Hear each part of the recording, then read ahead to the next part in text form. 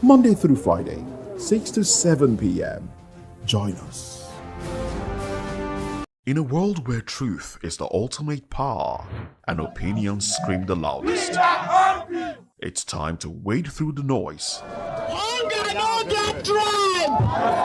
Hunger no get religion! And scan the human interest and trending topics that matter. Stay tuned to The Issues, your plug to the stories making the buzz, from politics to science and technology, social justice, and more. Let's tackle the tough questions and expose the truth. The Issues, on Voice of the People Television, Mondays to Fridays, 8 to 9 p.m. The Issues. Don't just react. Understand. Hey guys, what's up? How you all doing? They call me Lovisha Nelson One, your number one celebrity host, and you are watching Voice of the People Television, VOP. Stay tuned. Uyi Osarate is my name. I am a friend of the microphone, Voice of the People TV. That name is unique, and the brand is very sweet. I like the packaging. Picture qualities, camera qualities, and then of course, the quality of human beings that I see sometimes on your channel. I talk and get paid, and I look forward to being in your studios. Oh yes, you are on to Voice of the People TV, live here in Benin City, the cradle of black civilization. What are you waiting for? Tune in, bro. VOP TV. Now, you have more than a voice. From the views on the street, we go to bed empty hunger, to the blaring horns of a hustling city, the loudest voices of the common man got a medium to be heard. This particular administration, they were coming unprepared. It's not a bad thing to renovate the president's lodge. Through top-notch programming, unbiased reportage of news, sports, business, entertainment, and cultural documentaries, Voice of the People 90.3 FM became a symbol for 21st century media. And now, a new baby is born. Voice of the People Television, VOP TV, youthful, full of vigor and penchant for excellence in the continent's media space, exposing the wrongs, applauding the rights, dissecting the news without fear or favor, through factual and accurate stories and contents. Corruption kills three things that makes a society. Representing the interests of the people and giving them a voice. Voice of the People TV is here to stay towards building a fair society. VOP TV, Voice of the People Television, truly a voice for the people. VOP TV. Now, you have more than a voice.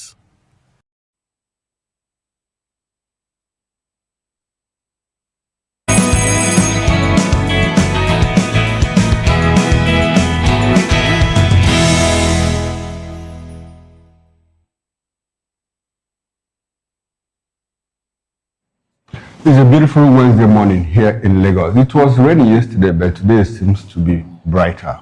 Well, good morning and welcome to VOP this morning on Voice of the People Television. I am Chukuma Okoro, and in the next 2 hours, we'll be going through very interesting stories to make you happy, to make you sad, to make you active for the day, and to make you think about what Nigeria should be in the future. Talking about the role, the part you should play as an individual. Well, soldiers raid ex-governor Timi Priscilla's Abuja home over alleged coup plot. Reps reveal threats from terrorists to bomb National Assembly complex. As Wala Edu reveals, federal government to expand cash transfer beyond 15 million households. Now, these are the major topics of discussion for today. All right, join us as we dissect that JC stories that my colleague in the studio have already read out to you. But if you can, for you to be able to do that, it's very simple. Kindly visit the website www.vop.ng. There you have fresh and trending news. And you can also join us on social media platforms. On YouTube, we are at Voice of the People Television. And on all the social media platforms, we are at VOP TV Live. All right, I am Fina. Okay, Chiku. And I'm Moses Humphrey. And so let's dive into it. There are conversations Nigerians are having. Let's dive into some of these conversations. I don't know if you've seen the commercial by Bokumat. It's a mini mart in Lagos. In case you don't know them, they're basically in a lot of places. Now, Bokumat, a well-known Nigerian supermarket chain, is facing intense backlash after releasing a now-deleted advert that many Nigerians described as racist. Basically spoke about ethnic bigotry and demeaning towards the Igbo ethnic group. Now, the controversial video shared on the company's social media pages featured an influencer saying she could buy beans and gari jebu at Boku without any Omo Igbo cheating her. Cheating me. That's what she said. Cheating her. Now, the statement triggered immediate outrage online, with thousands accusing the company of using tribal slurs to market its products. A social media user said the remark was not only offensive, but also exposed how deeply ethnic prejudice has crept into our corporate advertising in Nigeria. Several Nigerians describe the campaign as a reflection of corporate irresponsibility, and I concur, and the normalization of tribal prejudice for profit. In response to the outrage, Bokumat issued an apology, blaming the influencer for the offensive language. Okay, that's a copy of it. Well, okay, that's the influencer. You see, this is the problem we have when we now focus on using influencers who have no knowledge of PR. They haven't been educated in PR, but you just pick somebody because of the number of followers they have on social media, and you want to reach out to those people, so you just pick them and you put them out there, and they do advertorials for you. This can cripple companies in the coming days. It's really unfortunate. Now, it's not even the first time. We've seen some banks do similar things with religion. Talk about Easter, making a mockery of Easter and the likes. Very unfortunate. And I think they should be sanctioned. And I wonder what NBC is doing in this regard. They should be sanctioned, really. It's not just about apologizing. They should be sanctioned. There should be some sort of punishment to go with this. It's, I don't know. What are your views, guys? For me, I didn't see them to, whatever information they put out there for me is not an apology, because they're still blaming the influencer. Of course, they need somebody to You don't let someone take the fall, because you allow that particular message to be shared. It was vetted. Exactly, by someone also. And they shared it across their social media platform until when people started saying boycott the mart. That is when they come up to say, okay, we apologize. What are you apologizing for? What exactly do you want to apologize for, or you want to apologize? And I think things like this will continue. It will continue happening. If people are not punished. Now, if companies are not punished. Who do you want? Who do you want the relevant agency? Here in Nigeria, people have made some dehumanizing statement about other person's ethnic group, and they're working around freely. First of all, we saw someone that says if a particular tribal group couldn't vote, they should be thrown into the lagoon. And someone also again woke up to say, because of the religion this person practices, she is an infidel. All these things happen here in Nigeria on the soil. And what is happening? They are still moving around freely. So when someone will say if the head is rotten, every other part actually will be the same, because you don't expect a lemon to fall far from the tree. But what I'm saying here actually is a good thing that the people, Nigerians, actually managed to know how sensitive, that particular information is without being cheated by Omo Igbo. And that actually shows that maybe they're seeing Igbo people to be the people that cheat persons and all that. I am this person that I can tell you that I'm a full Nigerian, if I'm to check it that way, because everything about me could have crossed the whole the major tribes and even let's say the minor ethnic groups too. But all the same, Nigeria is, I wouldn't want to say at the verge of collapsing. No, we're sitting at the cake of gunpowder. Any little thing now triggers emotions. on a norm, nobody would have actually pinpointed that part that says, would have been cheated by Omoibo. But because some persons have been talking about how they are being marginalized all this while and no one is looking to that direction, it still speaks volume to how they feel about any little information actually put about them. That is all I would say. Okay, I think there are a lot of talking points around this issue. First off, it's troubling that this thing, our fault lines is gradually creeping into corporate Nigeria. Because Boku, the company at the center of the drama, no matter how you look at it, they are trying to, I think they are up somewhere in the confectionery business that they are doing. So it's troubling, deeply troubling that this is creeping into corporate Nigeria. Like my colleague here, Moses, said, sometimes you see banks, during festivities, Eid, whatever, Easter, Christmas, trying to, stereotype occasions and people. That is number one. Two, I have a problem with the word influencer. Who is an influencer? Who is an influencer? Because I look at the young lady, I don't even know her, I shouldn't know her. She doesn't know me either. Probably she doesn't know me. But what level of influence does she have? Is it somebody that, and it goes back to what Moses talked about the other day, about the algorithms that we have here, what we allow on social media. And I said there are a lot of talking points because what we put out there, you see a young girl come out, undress and flaunts herself around the camera, and she's getting 180,000 likes. Meanwhile, you are thinking very hard how to make this country better. And just what you get is like 200, 300 likes. I don't have a problem with that. Demand and supply. People are, demand and supply, basically. So this girl, what level of influence does she have? I've looked at her, she's not a person of means. And it speaks to the kind of fault lines that we have. I'm not sure that I have heard any Igbo person of means, say that, look, this place is no man's land, that place is no man's land and all of that. But when you put out there on social media, if you look at the people that comment, people who don't know the difference between their left and their right, and it goes into what we call stereotypes. There are a lot of stereotypes that are negative, in this country, talking about how the Omo Igbo is a cheat.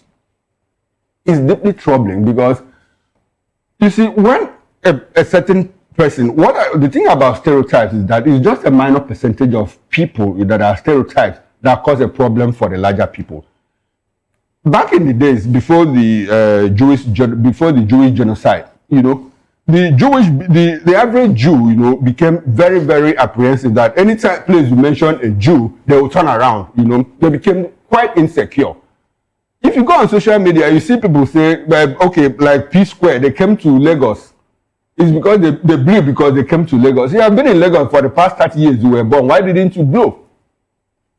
Other people of other tribes, Davido is here, Whiskey is here, they are blowing. But you have a problem with the fact that P Square came from Jos and they are Igbos and they came to Lagos and they had just had to blow. You have been here, why didn't you blow? So it speaks to the stereotype that we have that are negative. And I keep saying, see, when problem starts, it starts like this, little drops of water. Before Rwanda unraveled, it things like this, between the Hutus and the Tutsis. Yes. And if it remains unchecked, it could overboil. When there's always this constant friction, between the we and the them. And if it is unchecked, it could spin out of control. When it spins out of control, very little match, very little spark, and it becomes a very big conflagration. So it's unfortunate that we are at this level.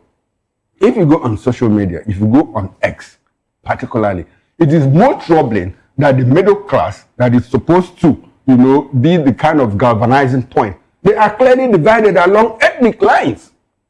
Clearly divided. You see somebody of Yoruba descent supporting somebody of Yoruba that has done something wrong, of Hausa, of Igbo, exactly the same thing.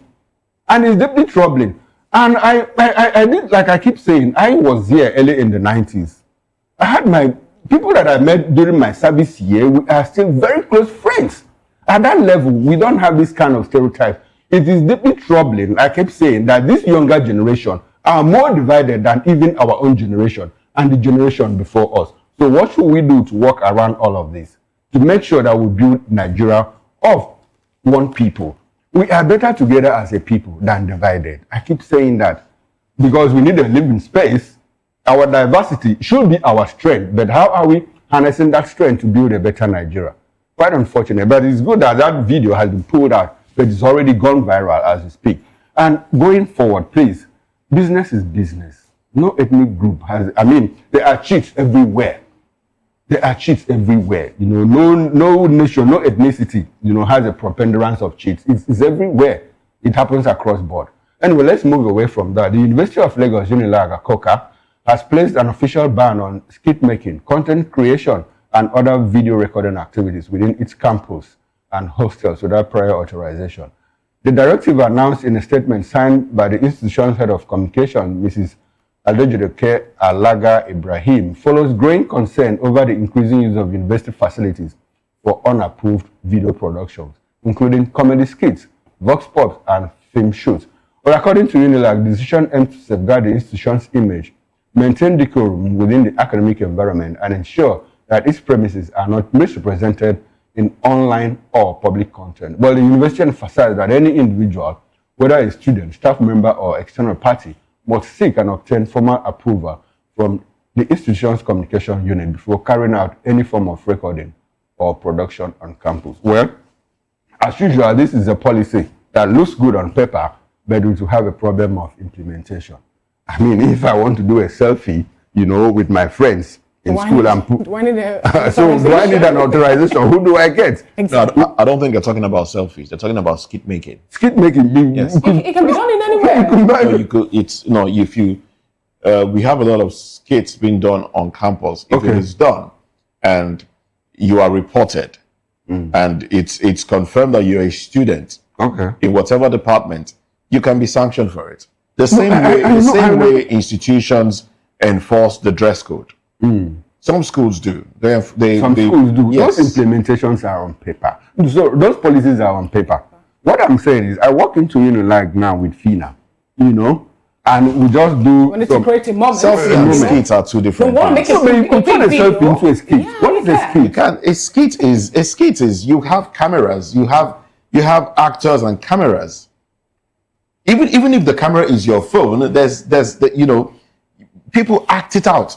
Now, that's what I'm saying. And I decided that's what can actually make it. Okay, we walked into Unilag now, and Mo, please help us take a video, a short video of us. I'm dancing, and Fina, I love what you're putting on today. You can be approached, and then you will explain yourself if what you're doing is just a video or a skit. Now you have brought us back to that issue of implementation. How do we implement? Someone was speaking in my ears, and that got me distracted. So how do you implement all of that? Because the university campus is wide, it's very large. So would you have a unit that will implement all of that? It is easier to say that, look, if you roll into Unilag with your camera, with a crew and all of that, and you start trying to record, start making a video like 5, 10, 15, 20 minutes, that one could be apprehended. It's possible to do that. But how about individual skits that people make? Anyway, personally, I think it's a good move. It's a good move. I was coming to that. It's a good move, because sometimes when these skits, are done, and you see a particular hostel, probably Moremi or any of these hostels inside Unilag, and maybe the Unilag gate and all of that, it creates impression. There's a perception that, is this what goes on inside the Unilag? Yeah. So it has a way of affecting the perception and image of the university, not just Unilag and other campuses too. I think that's what the authority is trying to avoid. And I like that. But like I said, I have a problem with implementation. How far can they go in ensuring, that they implement this policy? Okay. I think I will just have to trust the institution to implement it. I'm not going to question how far they can go. If it's something that they really mean, which I think they should mean, then I will trust them to implement it, because we see a lot of skits. Most of the skits that they do, they say kiss or grab, those kind of things. These things, they smear our moral value, And these things are done on campuses because that's where you find the people, that's where you find the young people. So if the university is saying, and I think it should go beyond that, really, it should go beyond that. They should have marshals moving around, ensuring, basically we need to put a stop to some of these things. And then there should be some sort of regulation to skit making in the country. People do skits, they scare people, people run. You really don't know the heart condition of some of these people. Maybe until somebody drops dead from a skit making, or somebody is sued or probably sent to jail for life, then some will have sense.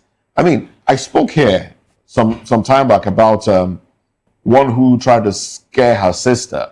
That was in the Western world. It was it's a video, exactly, okay, like a prank. Yeah, it was a prank. Okay. She tried to scare her sister with, I don't know, some guy, and the lady was so scared that she ran out of the house, ran onto the road, and was knocked down by a vehicle, and she died on the spot. Now, growing up, I used to be like you said, I used to be naughty. I used to derive a lot of pleasure from scaring my siblings and the rest. But the day I stopped was the day I scared some who, I mean, I was right there in front of them, and they didn't know I was there, because I'm one who would never drag my feet.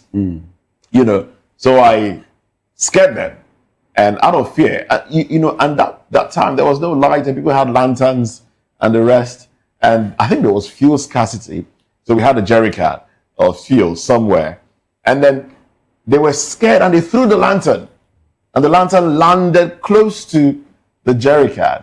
As God will have it, it went off. There was no fire. There was fuel. Okay, there was fuel. But the light went off, and my parents dealt with me. My mother dealt with me that day.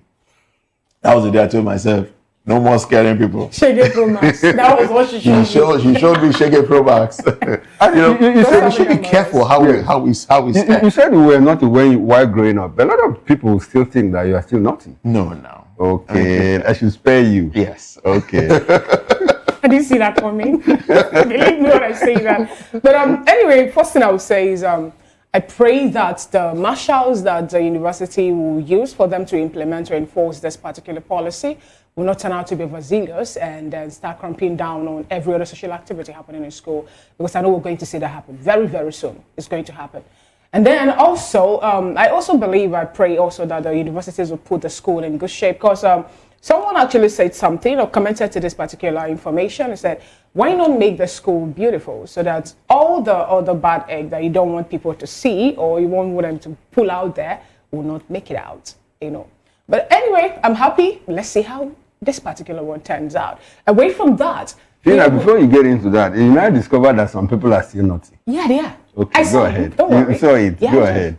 But the Ogun State government, led by Governor Dapo Abiodun, has said that the deplorable condition of several roads in the state were inherited from the previous administration. Oh, stop it. I don't want this blame. I don't think we need it at this point in time. Stressing that his government is committed to spreading development across all communities. I was expecting that he would have said all the deplorable state roads in the state, he or his administration, have decided to work them through, so that at least when he come up to say this is a picture of those roads before and this is how it is now, I think I will actually applaud him and all that. But coming up to tell us that this happened to be the action of the past administration, that is why you are there, to put things right. The governor's special advisor on information and strategy, Kaide Akinmade, stated in a Tuesday statement that the administration is currently working on 4 major highways in Ifo, Sangota, and the Diroko axis of the state to further warn the public to be cautious of political narratives aimed at misrepresenting the effort of the government.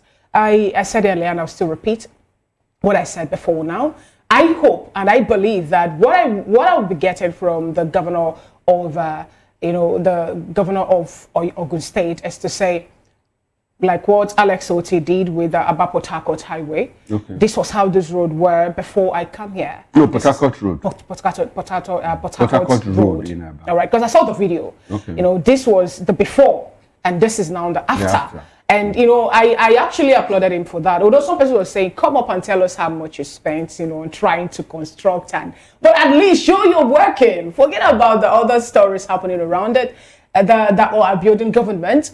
Go into Ogun State and make sure that the deplorable states or the deplorable roads that we have there are now workable so that people will give you your flowers, you know. But when you wake up and keep on pointing fingers and, you know, keep on apportioning blames, it will still look like another person coming over that will still say past administration. And this is the problem we have in Nigeria, where people or leaders or elected officials will keep on blaming people for their shortcoming. Do the right thing, do the needful, and people of Ogun State will applaud you for it. I also will applaud you for it.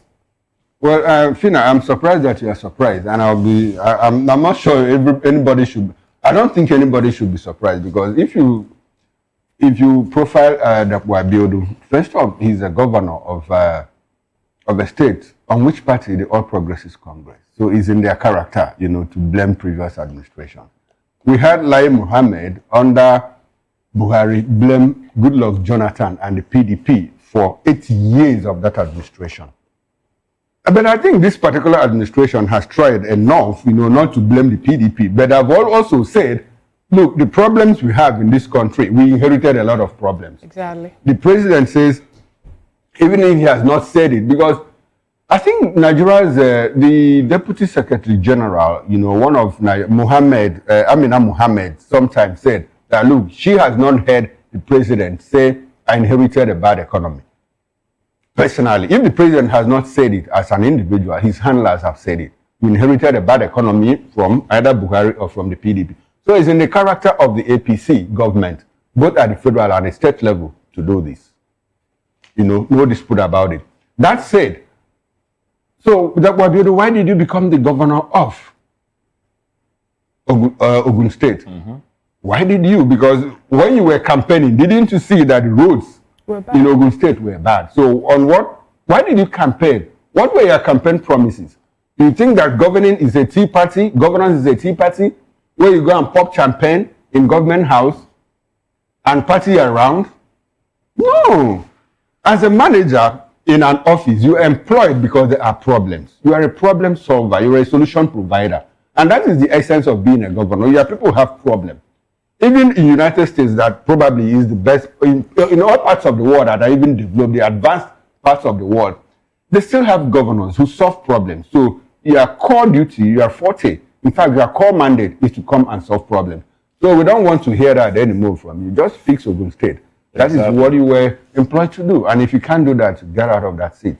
Exactly. Fix the state. I mean, stop pointing accusing finger. Do what you have been employed to do by the people. There are many bad roads in Ogun State, and you start to wonder. You go to some places and you're like, do they have a government here? Do they have a government in this place? You see red sand on some roads, water, gullies from erosion and the rest, and it's terrible sight. Well, Governor, it's your job to fix, and rather than go to China and sign contracts, get contracts from China, even if you're going to get contracts from abroad, China or wherever, ensure that the roads are fixed. I mean, some governments people might be saying, oh, they're embezzling money, they are building flyovers, but at least they are doing something that will outlive them. When they leave office, those things will be there to the benefits of the people. Anyway, let's run to the papers now. Let's look at stories from the cover pages, newspaper headlines, that is. From the Guardian newspaper, these are the headlines. First Bank vindicated. Arbitration Tribunal dismisses GHL's $718 million claim. And then the big story. Election year to test Nigeria's reform momentum, growth recovery.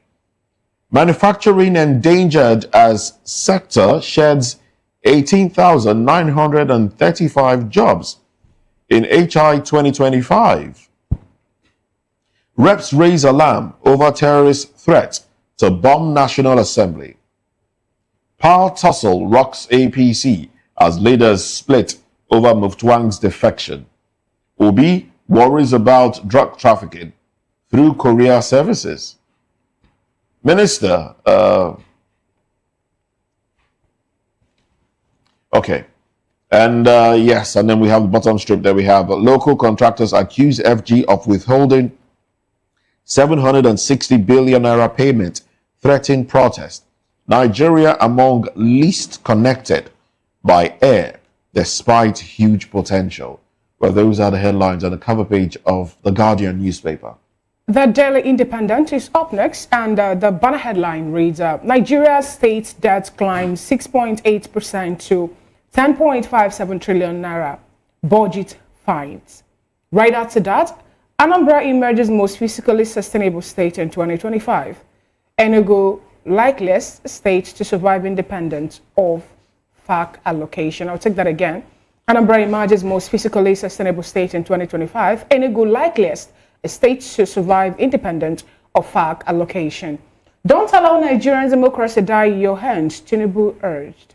Reps move to probe NFF over misuse of $25 million FIFA CAF grants. FG targets 2 million meters annually with 700 billion naira funding. NSA vows tough action against violence in Anambra poll. Dangote Cement reports 165% surge in earnings per share. Right after that, reinforces market leadership across Africa. We have another bold headline on the cover page of the Daily Independent. Reforms focus on easing hardship for ordinary citizens. Edu. Nigeria needs long-term capital infrastructure investment. That's coming from Ote. Sanusi blames decades of inaction on fuel subsidy for hardship. And the last but not the least of the headlines, Reps panel moves to impose green tax on plastic producers. Those are the stories on the cover page of Daily Independent today. Okay, and from the first Daily newspaper, beside the nameplate, Senate to screen Tinubu's new service chips Wednesday. That's today, I guess. The big story, terror threat rocks Abuja. Reps raise alarm over plot to bomb National Assembly. Security agencies on high alert. Lawmakers demand immediate fortification of complex. Beautiful. Nel Fund disburses 116.4 billion naira student loans to 624,000 beneficiaries. That's a lot. Ribadu warns violence in Anambra poll will be met with force. Does that look like some kind of interference from the National Security Advisor? Anyway, well, female politicians struggle because women don't support them. Guess what? From Akpai Bio. They say experience is the best teacher. I'll take that again for emphasis. Female politicians struggle because women don't support them. Godswill Akpabio, Senate President.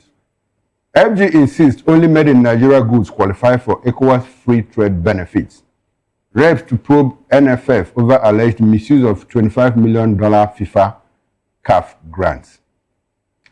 INEC deploys 24,000 ad hoc staff, promises credible Anambra election. And the bottom strip headline, NDLEA smashes Lagos drug party, arrests club owner.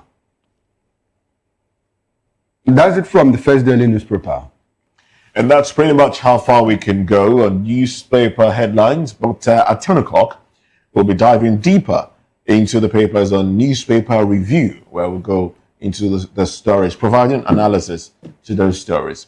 Soldiers raid ex-governor Timothy Silva's Abuja home over alleged coup plot. Arrest brother. Okay, let's talk about this when we come back. Join us again.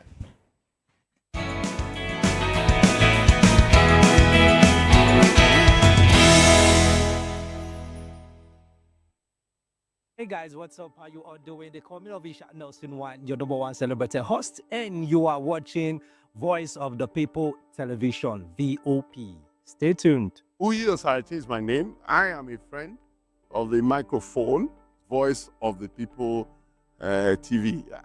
That name is unique, and the brand is very sweet. I like the packaging, picture qualities, camera qualities, and then of course, the quality of human beings that I see sometimes on your channel. I talk and get paid, and I look forward to being in your studios. Oh yes, you are on to Voice of the People TV. Live here in Benin City, the cradle of black civilization. What are you waiting for? Tune in, bro. VOP TV. Now. In a world where power shifts its every headlines, news breaks and events happen, we bring you unbiased and explicit information on politics, economy, and state of the nation. We break down the chaos, Facts, not fluff. Truth, not speed. We discuss not just politics, but a glimpse into the future. Join Moses, Chukuma, and Fina on Voice of the People TM. Voice of the People Television. Now you have more than a voice. This is African News on Voice of the People Television, where we don't just bring you the news, we bring you Africa's heartbeat, the policies that shapes our world, and the economy that determines our future. African News on Voice of the People Television. Stay with us. In a world where power shifts with every headline. In a nation full of questions. In a world filled with noise, the truth needs a voice. The policies that shapes our world and the economy that determines our future. Every hour, every day, the grapevine keeps buzzing. And together, we are committed to telling the stories that shape our world, because your voice is our focus. Don't forget, our voice matters the most. Let us come together and share our concerns.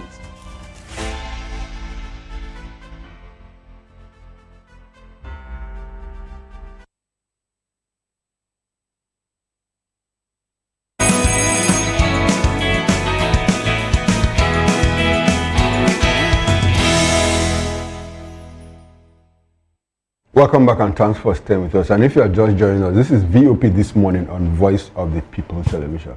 Armed personnel of the Nigerian Army have reportedly stormed the Abuja residence of former Bayelsa State Governor and ex-Minister of State for Petroleum Resources Chief Timipre Silva over an alleged link to a coup plot currently under investigation by the Defense Intelligence Agency, DIA. According to multiple security sources, the operation was carried out by a special military team in the early hours of Tuesday at Silva's residence in Maitama, a part of Abuja. It was gathered that the raid followed intelligence reports linking the former governor to a series of secret meetings allegedly held with some of the detained military officers accused of plotting to overthrow the government. A top security source familiar with development disclosed that the operation also extended to Silva's Bayelsa home, where his brother, identified as Paga, was arrested. But according to media reports, another security insider confirmed that while no official statement had been issued by the military, the raid was not random but followed what was described as credible intelligence linking certain political figures to the alleged plotters. This latest development comes amid heightening tension within the armed forces following revelations that at least 16 senior military officers from the Army, Navy, and Air Force had been detained by the DIA in connection with the same plot. Well, joining us to make sense of all of this is we have in the studio here with us Mr. Dele Fanimo. Dele is a seasoned reporter and political affairs analyst. Good morning, Dele, and thanks for joining us. Okay, we also have Mr. Somi Uranta. Mr. Somi Uranta is a philosopher. He has a PhD in view. He's an activist as well as a social and political affairs commentator. Good morning, Mr. Uranta, and thanks for joining us. Good morning. I always call you the Port Harcourt boy. Good to have you, sir. Great. All right, thank you. Now, we'll also be joined in the course of the program by other guests virtually. Now, Dele, let's start with this. What do you make of this? And this cool thing is getting traction by the day. At a point, we heard information that, look, there was nothing like that. Then a few days later, we see arrests being made, you know, including a former governor who was also former Minister of State, Petroleum Resources, Timipre Silva. They searched his home in Abuja, his home in Bayelsa, like his younger brother or brother Paga has been arrested. And we also have rumors that he might be on the run. You know, what do you make of this development, given the, you know, within the context of there was no coup by the Staff Chief of Defense Staff, and the fact that we are hearing that some military officers have been arrested and investigations are ongoing? Can you help us untie, you know, some of those discrepancies within? Let me start by saying that even before the news broke out, it was rumored that there was a coup but the report laid credence to that fact. And as at that time, arrest had been made before that report came. So it was difficult for the Directorate of Information in the military to outrightly deny. What they were saying was that they made arrests routinely for certain investigation that is not related to coup. But let's take it that they said there's no coup. But to what end are we having arrests? So it's information coming in lately has shown that there was actually an attempt. We won't say it's a coup, but an attempt coup. And when you look at the pattern of coups in Nigeria, either successful ones, unsuccessful ones, there is usually some civilian elements in some of these coups. You recall the, was it Gideon Okal coup, where it was straight to Great Ogboru's fish farm. And there were some coups in the past, in the 70s and 80s, that were linked to now late Chief M.K. Abiola. So most of these coups are linked to civilians because of two things. Most coups are executed by middle-level officers in the military. They only drag top senior officers into it. And those at that level of captain, majors, lieutenant colonels, they don't have the financial capacity to execute a coup. So they needed civilian collaborators that would provide funding. And that is the allegation against Silva now. That he might have bankrolled. That he might have bankrolled this unsuccessful attempt at toppling the government. Now, as it is today, there are many colorations to this attempted coup. Political, ethnic, and even some bringing in religion into it. Political in the sense that opposition may also have a hand in this. Religious said the preponderance of the 13 arrested are Muslims. Then ethnic, except for one from Imo State that was mentioned, and another one, the rest are northerners. Now talking about the preponderance of officers from the north, and also the religious coloration to it all. 13 of them, you said, are Muslims, but we also have a Muslim president and vice president. That's on one side of it. Majority of them are from the north. Does it look like a continuation of some kind of discontent, coming from the north against the current administration? The north has been kicking, for the past year, in fact 2 years, since the life of this administration. Since this administration made 6 months, the north has been kicking. You have pushed us out. We have been shortchanged. We are not getting our due. Does it have anything to do with the political angle to it, like the north trying to? There is this funny side to what you are raising. The north are still aggrieved. About what? An average northerner is not counting the number of years the northerners has ruled since independence. When they want to talk, they will start from 1999. As if you are erasing history altogether. And they will say, out of 26 years of the Fourth Republic, they said they have only experienced 10. Buhari 8, Yar'Adua 2.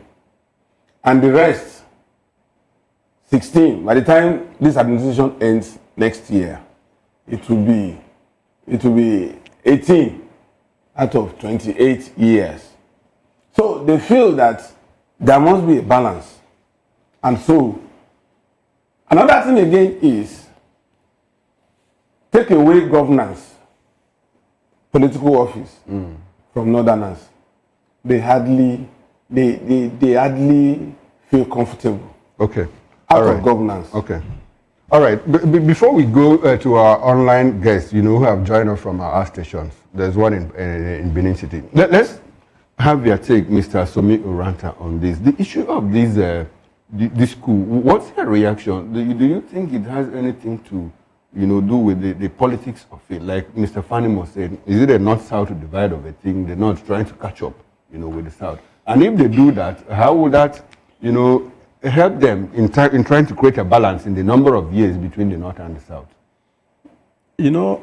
As for me, when this rumor started gaining traction from the onset, I was looking at it. Then every other day, you see things, activities, actions being taken, to give credence to that rumor, to the point where we are today. But my concern is that in this whole scenario, what is the reason behind it? What would be the possible reason behind that kind of action? That was the next question I wanted to ask. What is really happening? Why are we going to a school when we've gotten that, looking at the political space, the APC ruling party actually have like 30, or by 2026, according to what someone projected, will have 30 governors. In the National Assembly, the Senate to be precise, they have 2/3. So when people are moving over to the party, how come we're getting a plot for cool? You see, when there is satisfaction, I really do not even see see it from the purview where my colleague here, Mr. Dele Fanimo, was looking at it. I'm looking at it from the area of, the life of the average Nigerian. How have they fared before, now, and now? And I may even want to jump the ship to say that whatever thing that is the cause of it, which I don't want to start hazarding any guess, democracy must come with dividends to the people.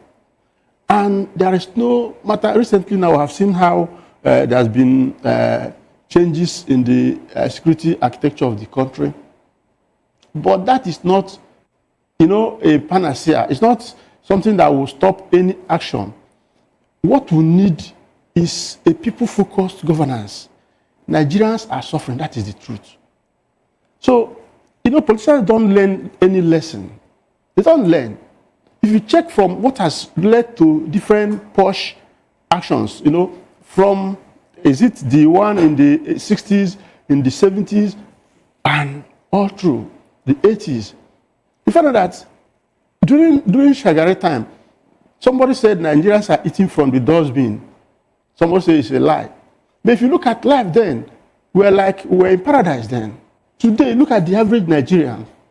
The 1,000 naira you have cannot buy you food from a buka by the roadside. All right. So Nigerians are disaffected. So the only way out is for the government now to begin to look at beyond the changing, tweaking the security architecture, is to quickly rally around and start giving Nigerians hope, real practical hope that they can take home. Thank you so much for your submission, Mr. Somi Uranta. Let's take the conversation to Comrade CRIES Ojekere, who is a public affairs analyst and a political commentator. He joined us from our Benin studios. Good morning, Comrade CRIES Ojekere. Good to have you join today's conversation. Now, what do you make of the particular news that we just heard about soldiers invading the house of the former governor, Simi Silva? And just suppose over the fact that before now, Nigerians were talking about the cabinet and how it should be rejigged. And, we didn't really see much coming up.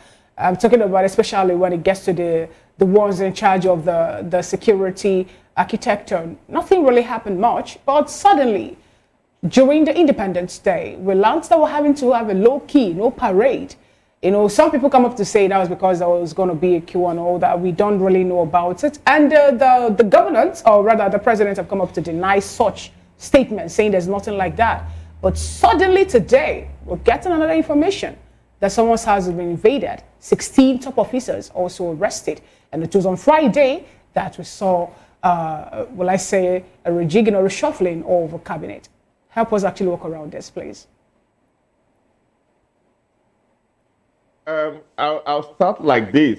This is a price on incompetence and opacity that you can never get to pin down any consistency with respect to information dissemination, for their actions.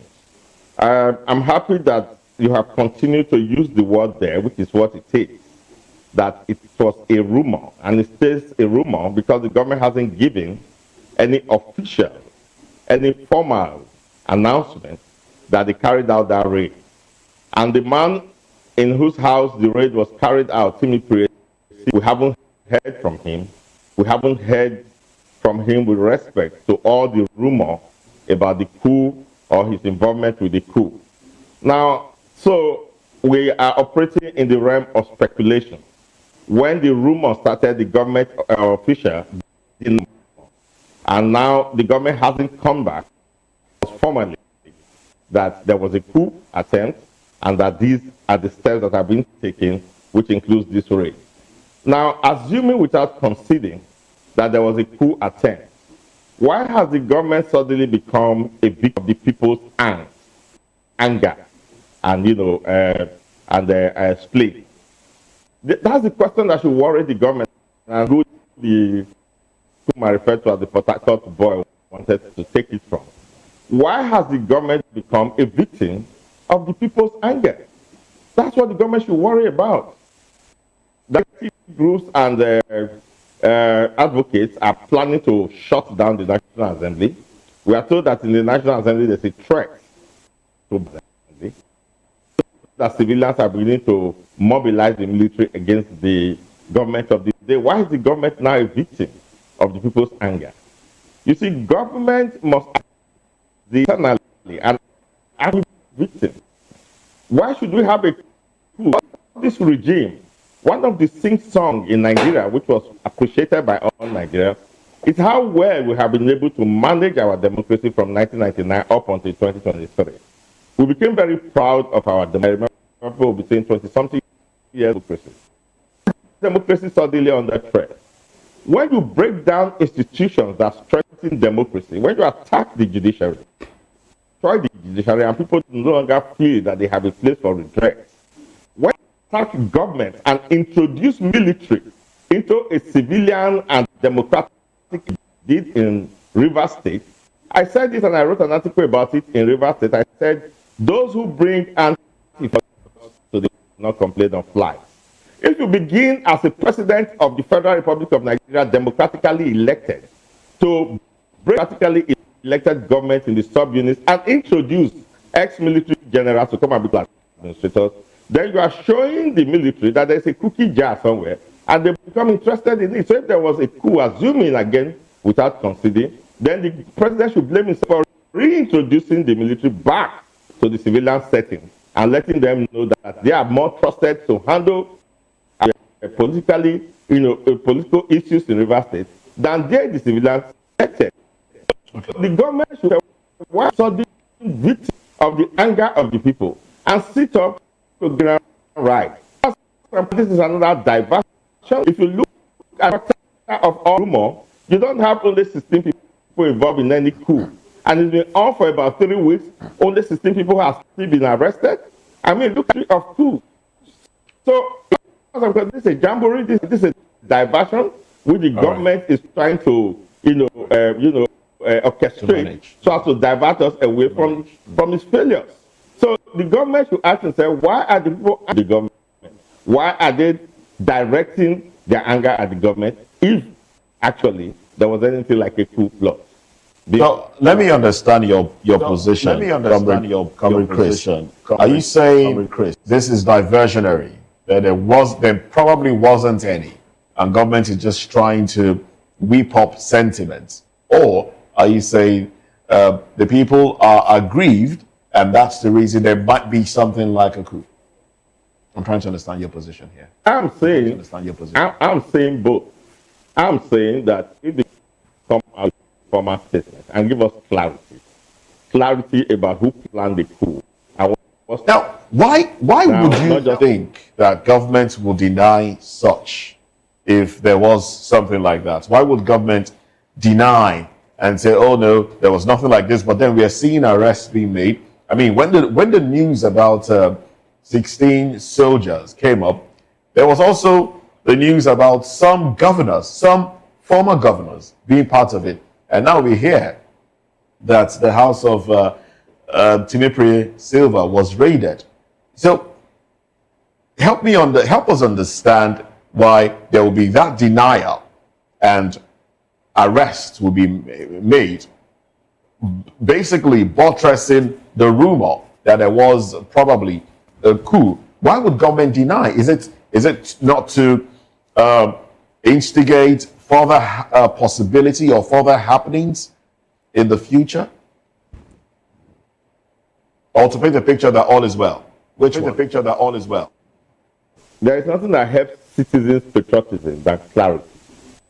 You have a badly written script that was poorly thought out, and then everybody wasn't carried along about the script. And so you have officials of government not aware of what the script was. You could have denial, and then you're having actions contradicting those denials in another quarter from the same government. So you have opacity, you have vision, and you have income. If it was badly written, everybody wasn't carried along. Now, if it is, that's why I say, assuming without considering, if it is real, then the actions being carried out would have been more pronounced. We would have seen much more people arrested, would have got much more details, and they will all be coming official formally from government. They will be left in the rumor, in the realm of speculations and rumor. The fact now is that government has allowed for, fifth columnists and conspiracy theories, because the government have not shown anything. So whatever theory anybody is putting out there is acceptable, because once you have a rumor in space and the government is giving credence to certain actions that are completely unexplainable to the citizens, then you accept that is being put out there. So there are several theories. We are working on all the theories.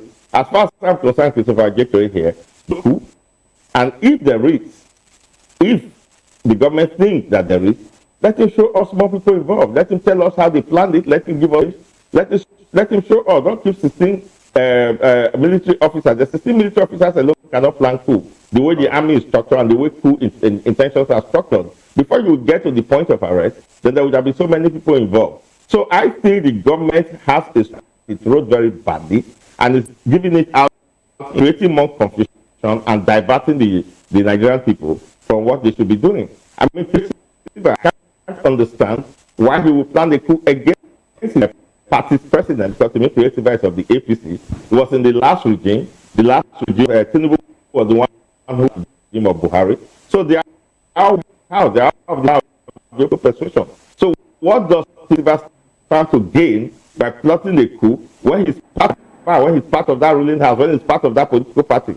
So it's all very, very senseless to me. I think the government has to come out cleaner and let us know why all he's orchestrating all of it. All right then. Thank you very much, Comrade Chris Ojekere. So government really should save Nigerians the stress of having to think it might be this or that. But with history, let me come to you, Mr. Fanibo. With the aid of history, we've seen how coups were carried out in the past and how announcements are. I mean, basically some other people within the military may not even know until there's an announcement on Radio Nigeria specifically, that the government has been taken over by certain individuals, and that's it. And then that's how information is shared. But now that we have information everywhere, I mean, people can just get news from bloggers and Instagram and the rest of them. You think coups can succeed in Nigeria up to date, the way things are? Well, the little I know is that as enforcers of the law keep changing the law as much as we experience certain things that are non-part of our culture, the same way the criminals also evolves. The criminal will always evolve. One way or the other. And so, I'm sure most Nigerians will say because of the proliferation of radio stations, TV stations, that where would you announce that will be effective? But the military would always evolve with time and the dynamics of the society. From the snippet we got from reports out there and from other sources, any coup that will be planned now will not be the scale of coup that IBB planned to remove Buhari from office. You know, it was said to be bloodless. Some said palace coup and all that. But any coup that will be planned now, because of this proliferation and diverse nature, is likely to result to mutiny. And we were told after the arrest of these men that they had earmarked some top politically exposed people for elimination. And that is bordering on mutiny. And so that's why any right-thinking Nigerian should detest and discourage a coup. Because any coup that snowballs into mutiny, mass killing, would already, is like we are sitting on a keg of gunpowder. Imagine a section of the country planning a coup and targeting another section of the country. Already the ethnic lineage, cleavages had already been established. So we might just see a repeat of the Civil War if care is not taken. Right, something greater than the Civil War. And that's not what that's not what we pray for now. And that's not what we wish. So it is better for us as well-meaning Nigerians to denounce this. Because sometimes you may know the beginning of a crisis. You obviously can know the end of it. Yes. All right, now let's look at information available to us and you know, how to help government act better. I'm coming to you now, Mr. Uranta. Now, service chiefs were changed. We saw that those that were removed have been given some juicy package. $60,000 as announced, $60,000 medicals, bulletproof car, $6,000 annually, bulletproof car. The previous ones were given $20,000, you know, bulletproof car and all of that. Now, with the information of how a certain part of the country is involved in this, we've seen the Chief of Defense Staff being changed. Some have said, oh, it's the president wants his own kinsman there to protect his interests, which of course, I mean, it's not out of place if you feel there are threats to your reign in, you know. Is this the end? Has this been nipped in the bud? Is there a possibility that there might be something else? What can government do to ensure that the people are not, you know, aggrieved to the point where they will call for such? Because during the hunger, what's that, the protest? End bad governance. People were calling, Nigerians were calling the military to come and save them, which of course is bad, in bad taste. Is this the end? What can government do? Is it too late for the government to redeem itself? And I would like, as you respond, I would also like Comrade Chris Ojekere to respond to the same question. Comrade Chris, if you can hear me, please. I would like your reaction after that of Somi Uranta. Go ahead, please. Yes, you see, it's never too late. In fact, it is better late than never. There's a saying in our African setting that when you blame the hawk that came to swoop on the chick and take the chick away, then you come back and you blame the chick for wandering away from the, you know, circle of, you know, there are many with the mother hen. So wander straight, because the hawk won't have the strength the capacity to come down to the place and take, you have to kill the mother hen. So it's one that wandered away from the, cycle that it will attack. So if after blaming the hawk that came to take it, you also blame the one that wandered. So now what I'm saying is that the government, I'm insisting that the government must address the issues of hunger in the land. Hunger knows no tribe, no ethnicity, no religion. The people, the worst thing you can do to governance is when people are complaining and you want to shut them up. That is the worst thing you can do to yourself. And also, this air of trying to stop people from, trying to create a system where there is no opposition. The opposition, your enemies, those who are your critics, are your greatest advantage, because there are special blessings you get from those who are criticizing you. They are your watchdogs. They are the ones that helps you, tell you if you are derailing. But if everybody is saying, clapping for you, you won't know when you are meeting, you're going to fall into a ditch.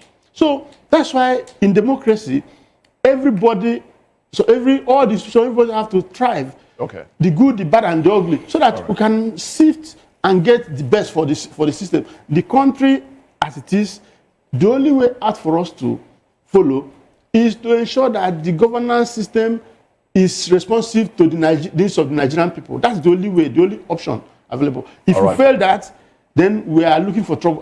The problem is not even the military, it is the people. The day the people will be pushed to the wall to the extent that who are the military? How many are they? If the Nigerian people decide to come out, and we are seeing it, what happened in Nepal. So we have to be careful. The handwritings on the wall are very ominous. We have to be careful. All right, then. Thank you very much, Somiranta. Comrade Chris, your reaction, and then we'll wrap this up. There's a verse in the scriptures that says, curse, costless, comes not. Curse, costless, comes. Life is all about cause and effect in relationship. If everyone's happy, in Edo State we have a parable. Say hunger will get hope, not the key person. But create a season of enemy. And you make that there's nothing to really hope for in your administration or in. Then people begin to look for alternatives. Survival is the first law of nature. So that is why you find that during that time, people were calling for the military. Because democracy is a promise. It's a promise of hope. It operates on the aspiration of people. And as long as people have aspiration and they build their ambitions around their aspirations, if you meet them, you don't meet their aspirations and ambitions. People have hope that tomorrow they are going to improve and progress. But if every time you dash their hope, their aspirations, you destroy the electoral system in such a way as when people go to the polls to vote and they already read that they have franchised on behalf of the person they have chosen. But when the results are beginning to come, there's a certain glitch, and that glitch now results in converting that result to the people they have rejected, and you make them to rule over them. Their hope is dashed. In Edo State, for instance, when we are transitioning from the previous government into the government that we have now in Edo State, we are the person we have trying to improve on the great work that was done by the former governor. For instance, we have a command and control system that became very efficient. As we could call emergency numbers, we could call in Edo State, and crime rate was reduced to the barest minimum. In the past 2-3 weeks, Edo have lost, or well, they didn't die, but at least we have had 2 of our daughters brutally taken into the forest, and you can imagine as good as mine happened to them in the forest. One of them is free and one of them is still there. There is angst here. There's angry because we had a choice to exercise our franchise on behalf of that choice, knowing that we have competence in that place that will take us to where we want to go and make Edo safer. So when you frustrate people, when you dash their hopes and you destroy their aspirations, what did Awolowo say? He said, it doesn't make peaceful change impossible, make violent change inevitable. So why we detest coup, and we should detest coup, I mean, democracy has its own way of correcting itself.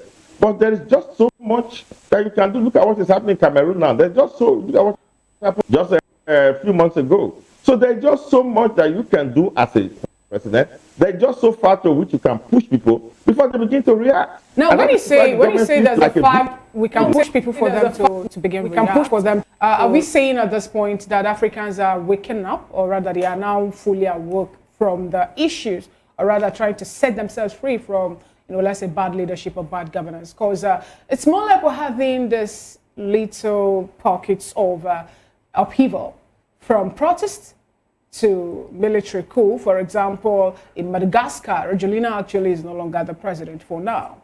We have a military head of state there. The same thing actually transpired in Burkina Faso, in Niger, in Mali, and also in Cameroon. It made mention of people are not really happy with the re-election of the president, Paul Biya, to the point that 4 persons, were killed just on Monday because of the protests that the people are bringing up. And in Nigeria today, where after 29 years of democracy, we're getting information, though allegedly, about a possible coup or plot.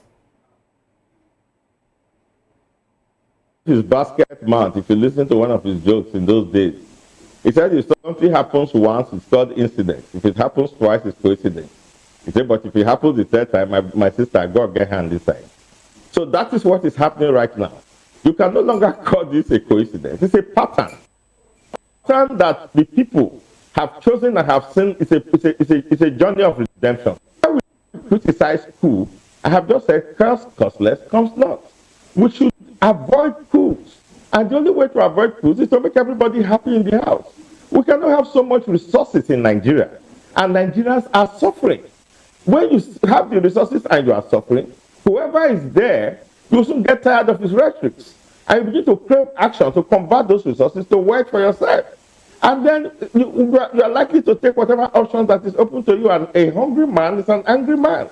So it is easy to say that we should think over, but it is something that will help the people. Let the people know where you are taking them. Let them know that they have hope. Let them know that they have a future. We can't say any of such in Nigeria. We can't say any of such in this regime. So I am not advocating for coup, but revolution is even worse. The spoke about anarchy. He actually meant that if you allow Nigeria to burst, it's not going to have direction. Some persons will still tell you that without revolution, you and I will not be enjoying what we have today, and all that. But thank you so much, Comrade Chris Ojekere, for your submission. And I also, the gentleman to simply with us as we dissect the second topic of conversation, where we'll have another information from House of Reps revealing threats from terrorists to bomb National Assembly complex. Also recall that there was also a DSS information made available that if care is not taken, the ISWAP would try their best to attack a certain state here in Nigeria. Let's look into this after this quick break. Stay with us.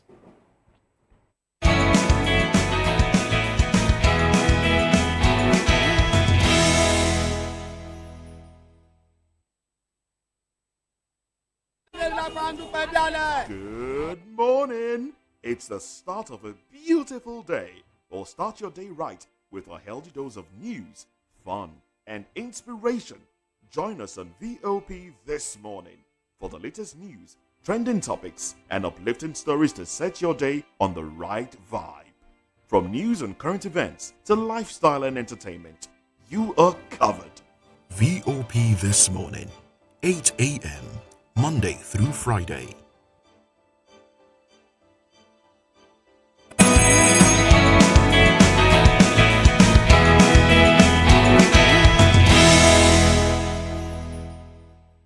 Welcome back. It's still VOP This Morning. Chairman House of Representatives Committee on Internal Security, Garba Muhammad, says the National Assembly has received threats from terrorists to bomb the complex.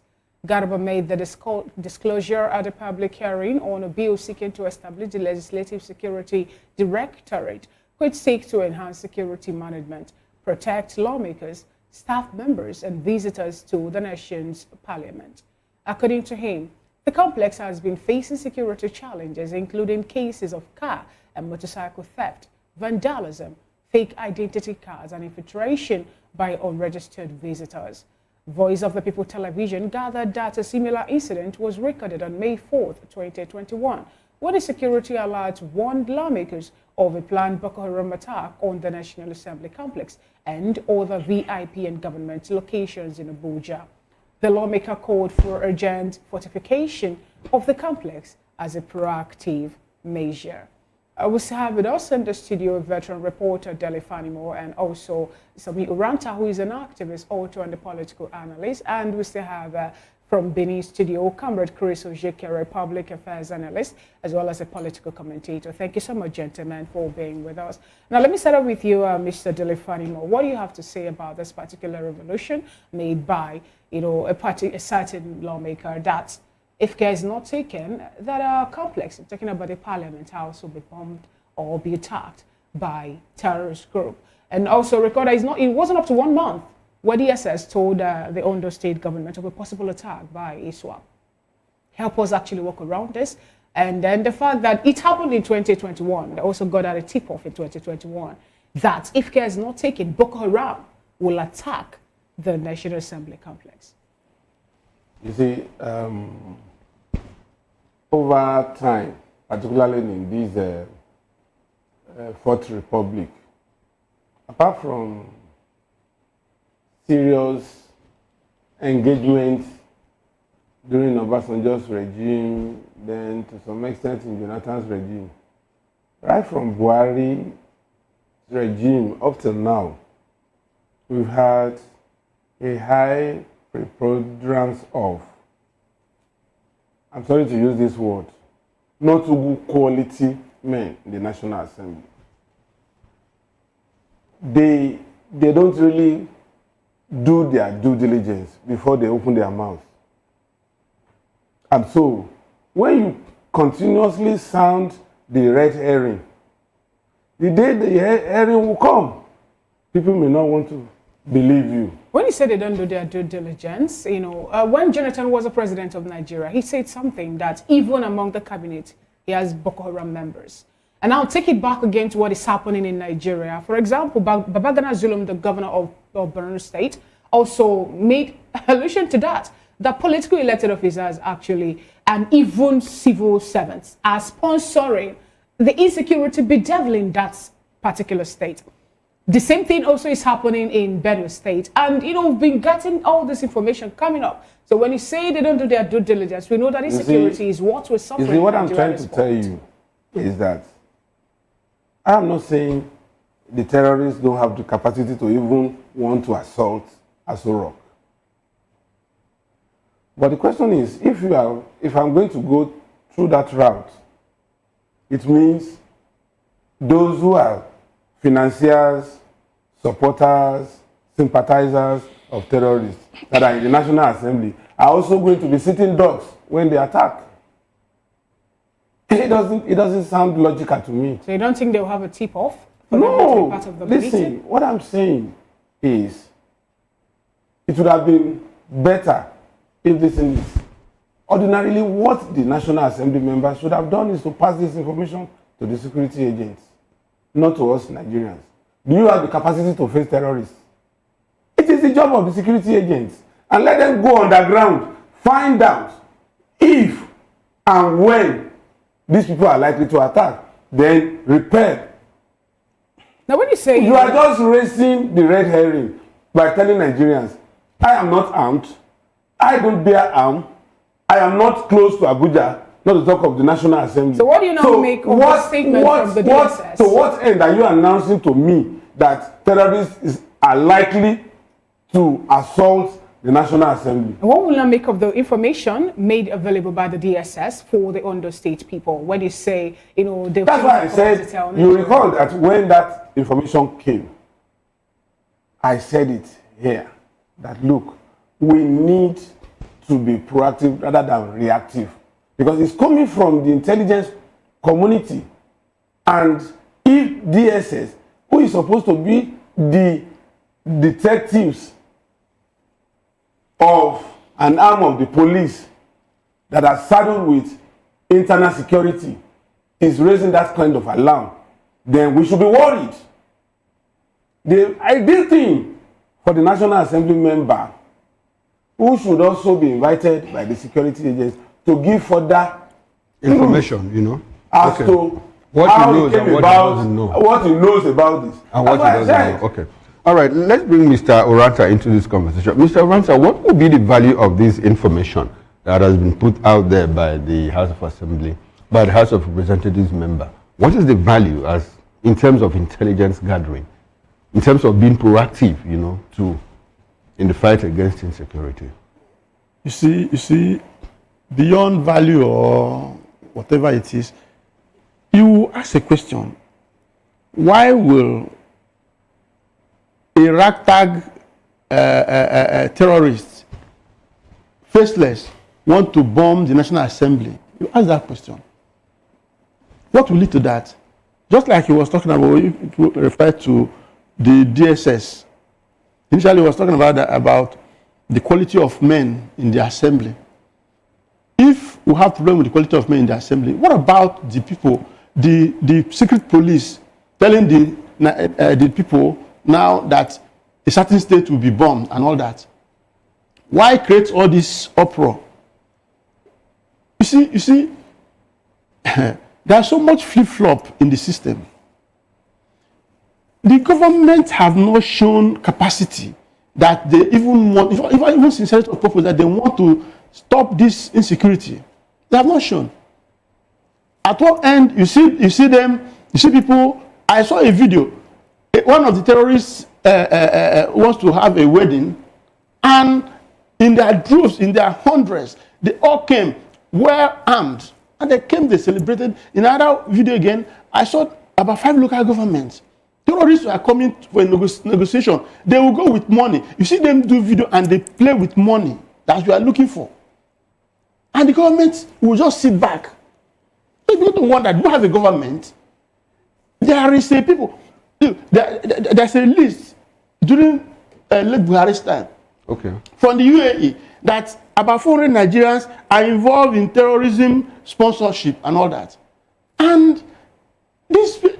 Nothing, nobody saw it. Mr. Aranta, you said that the government has not shown sincerity, some kind of intentionality in trying to fight insecurity. Now we have a member of this government, at least he's part of government, member of the House of Representatives, trying to help by availing information to Nigerians, to security agencies to act upon. Nigerians don't need that information. What do we need? It is useless to us. It is for them to in-house arrange themselves and do the needful. See, you know, when you begin to play cat and mouse over security, at one point you say even that policy alone, that when these people are caught, they will de-radicalize them, then they reintegrate them into the system. You are making a mess of the whole system. Okay. All right, making a mess of the whole system. Yes. Let's go to Benin, where we still have Comrade CRIES or Jekere, on standby. Comrade CRIES, we have information, availed us by a member of the House of Representatives that there are plans, by the way, he's the chairman, House Committee on Internal Security. And he has availed us information that, look, there are plans, by terrorists to bomb the National Assembly. Of what value is that information to you as an individual, as a Nigerian? I would like for us to take off from that point. What value does that information offer you? I think Garban, I think that's his name. Yes, Garba. is the one that yes, Garba. Yes, that has some values to why he gave the information. You didn't hear his recommendation. They should create a directorate of security for the national, which of course it will bring in charge. And there's a budget that's going to follow that in the next budgetary allocation. That's the value. Abroad, or let me go abroad, where things are done in St. Clair, security apparatus are the ones who report to the public the work they have done. What they give to the public is reports. They don't give problem. They give the public the report of the work they have done as a result of credible information that got to them. And that credible information is supplied by all sorts of people. So if we had credible information that Boko Haram was planning to bomb the National Assembly, as the first respondent they asked, of what value is that information to me, which is what you're asking me? If that has value from it, of security in the assembly, where there will be a budget that he will preside over. Simple. It is that kind of. Okay. That's the kind of value you attach to it. Okay, that's the kind of value you see. Now, Mr. Delefanimo here said something about the quality of people we have in the National Assembly. Can you look back between 1999 and this moment? How have we traveled in trying to ensure that we have people of quality, people of high intellect, get into government? Are we making progress or are we going backwards? If you look at people like Garba Ali, of late memory, you talk about people like Chuba Okaribo, talk about people like Ken Nnamani, talk about people like Benga Aluko. Aluko was a senator, sometime. Yeah. If you do some kind of, if you compare notes, are we getting the right people into parliament? Because as a matter of fact, the parliament is supposed to be, a parliament, a nation's prosperity and stability depends on the kind of parliamentarians that they have. How have we traveled in ensuring that we get people of high quality into parliament in Nigeria? To take that blame at those people of high quality that you say. When democracy was being fought for, society activists, men who put their life on the line to fight for democracy, after they were able to bring back democracy in 1999, they abandoned democracy. We had houses of our consisted of bike riders, shoemakers, and so on and so forth. Those who haven't tasted that kind of cookie jar decided to reintroduce the democracy of money. They formed a kind of cabal among themselves where they protect them. So the people you even have now, at least some have degrees to show. You have the president himself who doesn't even have a degree to show. So if we, who are the Nigerian people of quality, who want to govern, who are committed to patriotism, think that we can continue to sit back and begin to say them, and if you can't say we are against them thing, they will continue to buy forms, continue to rule over us. Plato said it long ago. The thing is that Nigerians of quality are. We can no longer begin to weep over how they got there. They are there already. They can manipulate the system. They were out in schools, and they know how they got their certificates, even when they were not passing in classes. So they have learned the street, tricks and the street arts right from their school days, and they are applying it in the political arena, where they outsmart you, lie, and you are playing the gentleman, and then they browbeat you into silence. You should come up with superior argument and superior intelligence. And the elite unite together, they should. There are vocal voices in this country, intelligent people. The other day we found a 42-year-old child had the temerity and guts of the Ezekwesili, a feminine icon, a living Africa should be proud about. He said he was a chief. Who gave him that title? He was wearing a red with a heavily, ill-bred youth. And I would do my use. I say you are a scoundrel, and that's exactly what that man is. I don't care whether he calls himself the senator, a senator. If I want qualifies you to be a senator of the Federal Republic, must start from your morality. So if you don't know your mother's mate, if you don't know to give respect to your elders, you shouldn't be a senator of the Federal Republic. I will keep quiet over that and will allow it to ride. No, elite must stand up to speak. You must let people know that we have grit, to have courage, because they don't have values. Okay. So we fold our arms and we allow them sitting down lamenting. We must get up. Those who have patriotism is ready to change this country. We must get up and ensure that we come together and remove the quality is too low. It's of random men in embrace and other things that we have together as an assembly. That's what we have. Okay, all right. Thank you very much, Comrade Chris Ojekere. I heard you said something like the president himself doesn't even have a degree. I'm not sure that you are right on that because I'm sure you don't have evidence.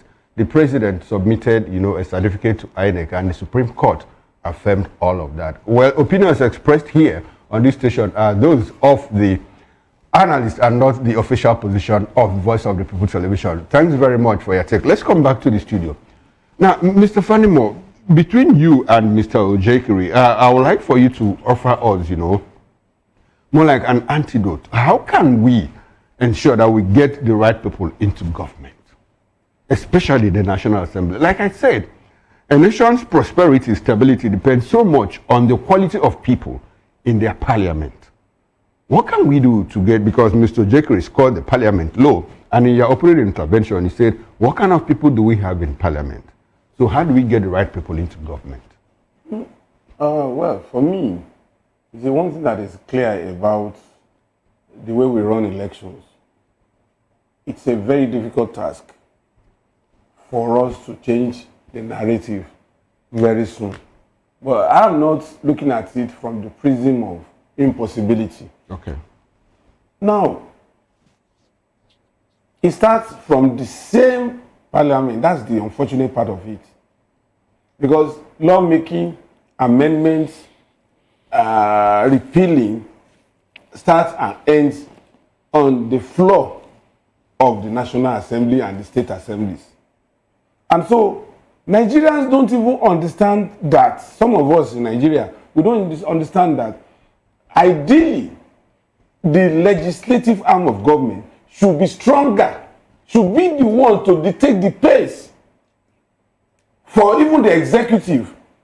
The executive cannot run without the parliament. The judiciary has limited power outside of the dictates of the National Assembly. The Bible of the National Assembly is the Constitution and other extant laws. Okay, so how do we get the right people into that place? Now, the unfortunate thing now is because of heavy monetization of the politics, of the polity, and then the low level of financial and economic power of the electorate, it's a harder task. But for us to get out of this, one, our values as voters would have to change. It shouldn't be the highest bidder. What quality of brain do you have to use on the floor of the National Assembly before I surrender my sovereignty, which is my ballot, to you? Okay. Two, what is your antecedent in terms of reach and community service that you are taking into the National Assembly to represent me? If all those parameters are not there, I shouldn't, in good conscience, decide to surrender my life for 4 years to you. Okay. And then, finally, the Constitution says each of the parliamentarians at the National Assembly is entitled to 13 aids, fully paid by the budget of the National Assembly. And these are not ordinary aids. They are not supposed to be your thugs. They are not supposed to be your son that you pay money as if you are doling out pocket money. These are quality brains. Okay, that should help you. Yes, among them researchers, lawyers, sociologists, psychologists, that will form a team that will propel you, research for you, and school you, tutor you on even what you bring as a bill. Okay, to enhance the quality of your delivery. Yes. Okay, but all right. Do we have all that? No. And the electorate, they are not even, they are losing grip of the understanding of what a parliamentarian should be, a senator or House of Rep member. All right, then. Now, Thank you very much. It has come to the level of constituency. The only thing you think about when you mention a senator or House of Rep member is constituency projects. All right, thank you very much, Mr. Fanimo. Now, Mr. Oransa, before we get into the next topic of discussion, you're a philosopher, and one of you, Plato, I think I'm correct, says until philosophers become kings and kings philosophers, humanity will not make progress. As a philosopher, how can you help us, raise the bar in terms of the quality of people in the National Assembly? Somebody, almost an unofficial spokesman of the government, once said that the humanities are not important. Was one to say, why would somebody go to the university and study sociology, study philosophy, and so you should have gone to, and I begin to wonder. And it's an unofficial spokesman of the government. You see, you must interrogate everything that comes up.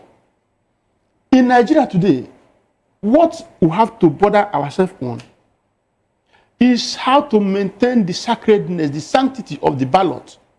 Because that ability to make, when somebody you did not vote for, or you have voted for somebody and then someone else is being switched, there's a switch. We must ensure that whoever is voted for is the person that will be announced. So, if we cannot get that right, then we are not going nowhere. We must begin to interrogate things. The way it is now is an all-commerce affair. Anybody can just come and do. Nobody is being held responsible, accountable for anything. And how can the people make progress in such a situation? So, what Nigeria needs is to find a way to strengthen our institutions. Because as it is now, we're talking about National Assembly. National Assembly are talking about, are they the ones who are always singing on your mandate to stand to the executive? Now, because they are doing it there at the high up there, those states have taken over, asking everybody that you must wear a particular cap and all that. So we have come so low. We have come so low, and this monetization policy, which was introduced by ex-president Obasanjo, has gone. It has created so much problem in the system that the young man on the street who has seen how monetized, the local government chairman, the councillor, the governor, his aides, the assemblymen, the people in the presidency, even the judiciary. Okay.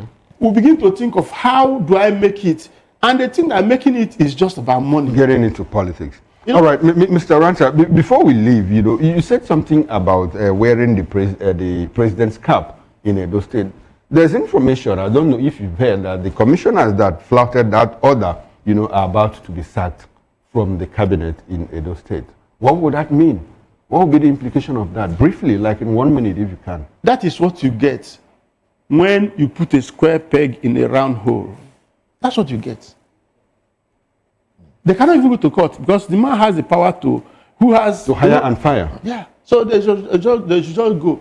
But it shows you how, look at Edo State, a state so cerebral, so great men, so many great people are from that state. Okay. And look at the level they have gone to.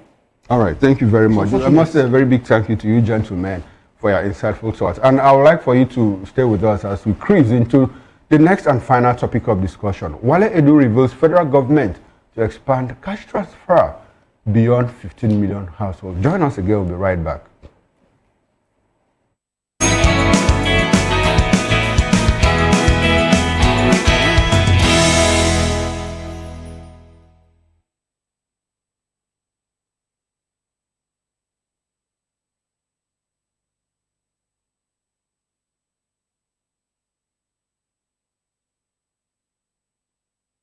Well, the federal government has announced plans to scale up its direct cash transfer program to include more poor, vulnerable Nigerians, according to the Minister of Finance and Coordinating Minister of the Economy, Wale Edu. Speaking at the Oxford Global Think Tank Leadership Conference and Book Launch in Abuja on Tuesday, Wale Edu said the initiative currently benefits over 15 million households across the country. He noted that while progress had been made in stabilizing inflation and the exchange rate, more needed to be done to lift Nigerians out of poverty and ensure citizens feel the positive effects of ongoing economic reforms. Well, we still have our guest with us, and let me quickly go to Benin. I was hoping that you would react to the cap wearing or no cap wearing policy that the government there has given out. But you may react if you choose, and if you don't, it's all good. But talking about cash transfer, that this government has introduced. Now we're hearing that there's an expansion to it. It's going to go beyond 15 million. And some would argue, or some would ask, how have we been able to determine the 15 million in the first place? Now that you're expanding, what are the measures that you're putting in place to ensure that more people get it? And the basic question is, what real measurable difference have the cash transfers made in lifting Nigerians, households, out of poverty? Comrade Chris.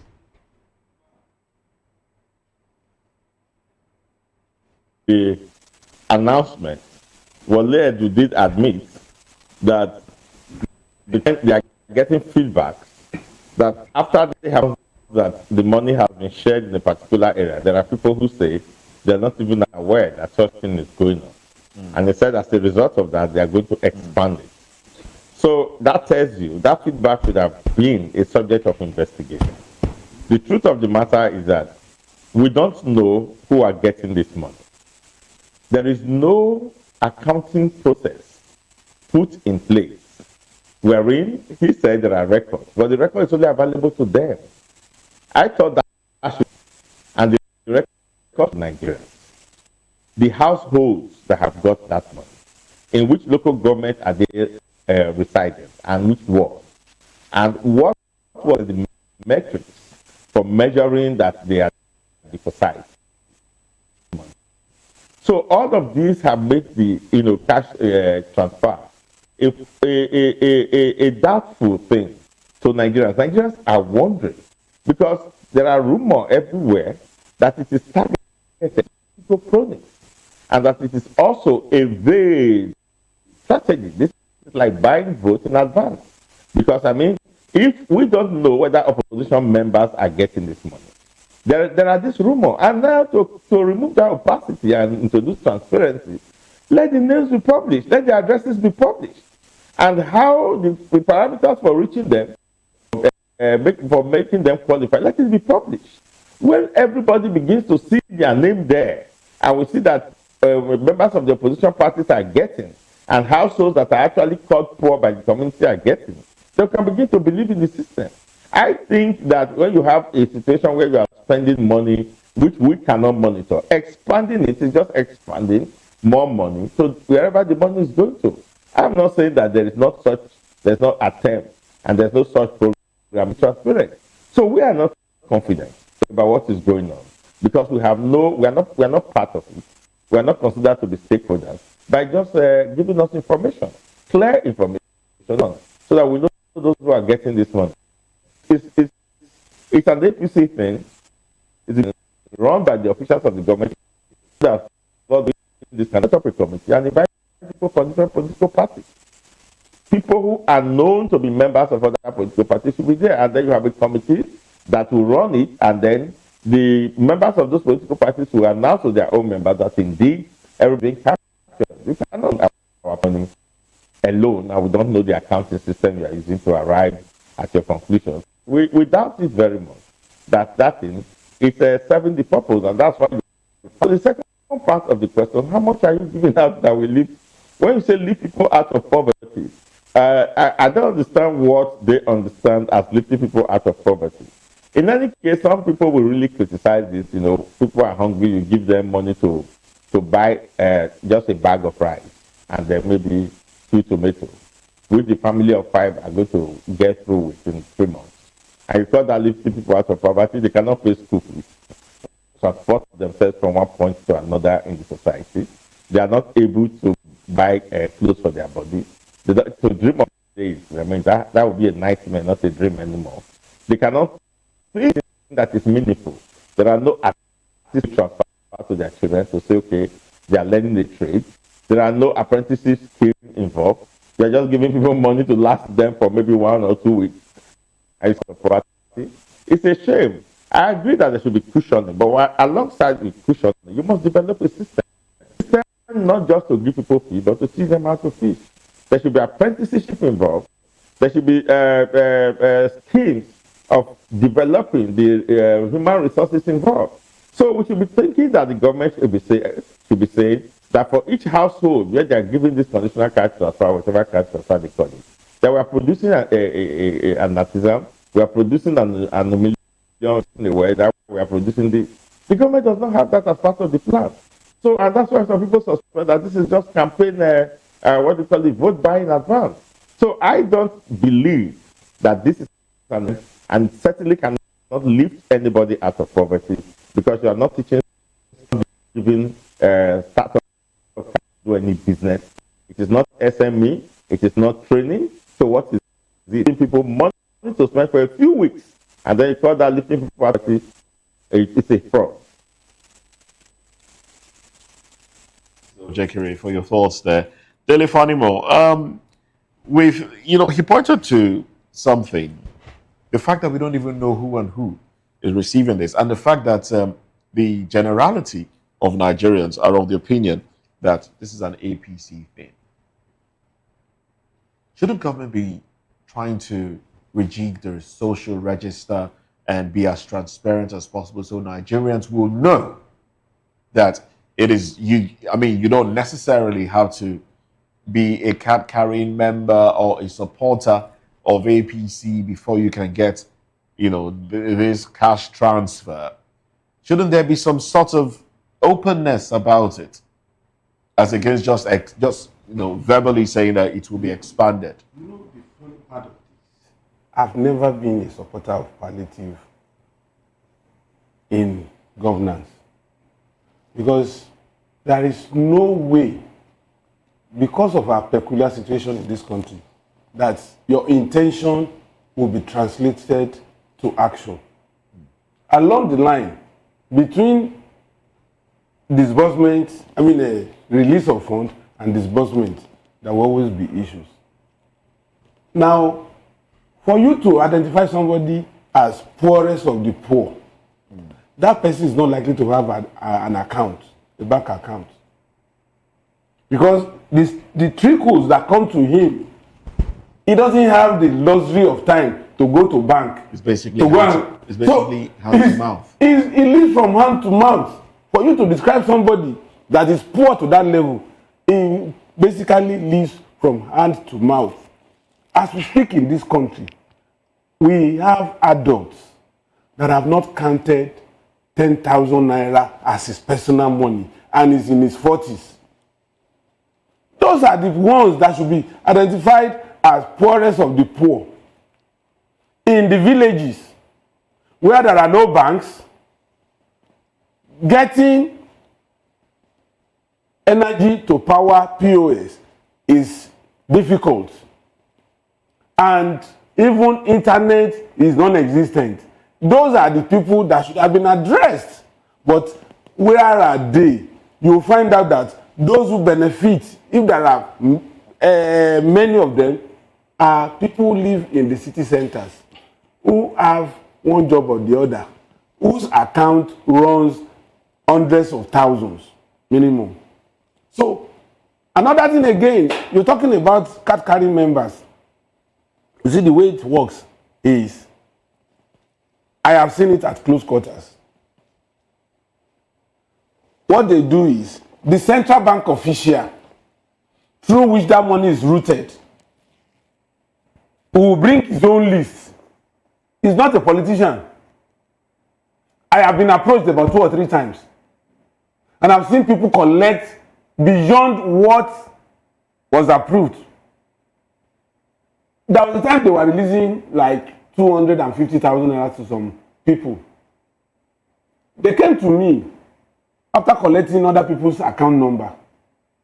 They came to me and said, this is free money, you come and enjoy you. And they showed me somebody who collected 500, somebody who collected 750. And that money was not meant for such a person. But because he's close, she is close to an official of central bank through which this money is routed, got that money. Now, when you want to evaluate, it is true that government may have released, but it's going to wrong hands. You recall that there was time I said something here that one weekend on a Friday afternoon, somebody came and rushed into my house and said, no, there was a call. And that person said, that person should come to the local government headquarters. Lo and behold, she got there. They hurriedly captured her biometrics and they were releasing bags of maize, pesticides, insecticides to somebody who has never been to farm. So the company that released would actually capture that I have released 100,000 tons of maize to farmers to assist them in producing. Whereas it's coming to somebody who eventually took those bags and those pesticides and immediately arranged for somebody in Agbeni market to come and take and pay. Because we're running out of time. Mr. Uranta, how do you think? I know you don't work for the government, but as a Nigerian who's been around, how do you perceive or think that government is going to raise these extra funds that will be used in this expansion?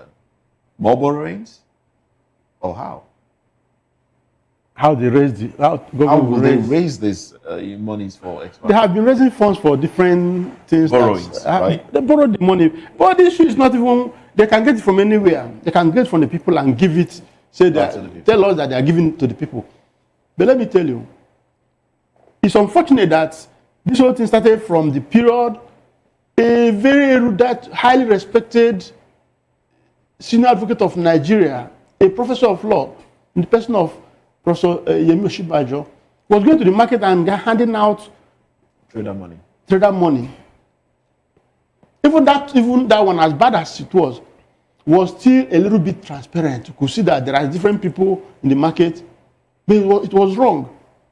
This whole process shows lack of thought, deep thought about the needs of the people. You don't give people handouts and palliatives and you make them lazy.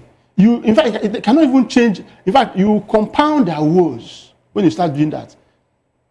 Can these guys who are in power, who are in government, who are always showing us that they have acquired a certain Solomonic wisdom, can they just think? If they cannot think, they borrow brains from people. How to, impact the society positively, the economic well-being. This thing is a cesspool of corruption, deep corruption. In my village, my local government, Queenstown, my village, Opobo Town, my local government, we've not seen it. No, I've not seen one person that have gotten it. You don't have porous of the poor in your village, do you? Who told you? I am from a region Nigeria love to cheat. Apologies to our hero, the great Ogoni leader, murdered by the Nigerian state. You see, Saruwa said it. Nigeria, the people who are ruling over our affairs, I can never call them leaders. They are not leaders. You are not poor. Your brother is the governor for the past 2 years. My brother is the governor. You are from Opobo. Sim is from Opobo. Is it not the same Sim who has been delivering dividends of democracy that have brought about a certain governance system in the entire Niger Delta? So your people are not poor. Okay. That they push him out of office. Okay. By force. So what I'm saying is that yes, this whole thing is a way of deepening the pocket of those in government. It's not for the people. That's the perception. It's the truth. Not just perception, it's the truth. Okay. And I will prove it if you ask me to. You will? Of course. Okay. Well, we'll probably create another platform for that because no problem. We're out of time. We're out of time right now. But I must say a very big thank you to you, gentlemen, for your time on the program. Big thanks to Daily Fanimo, who is a veteran reporter and political commentator. Also to you, Somi Uranta, an activist, the author, and political analyst. And Comrade Chris Ojekiri, the public affairs commentator. Thank you very much, gentlemen, for your time and your contribution on the program.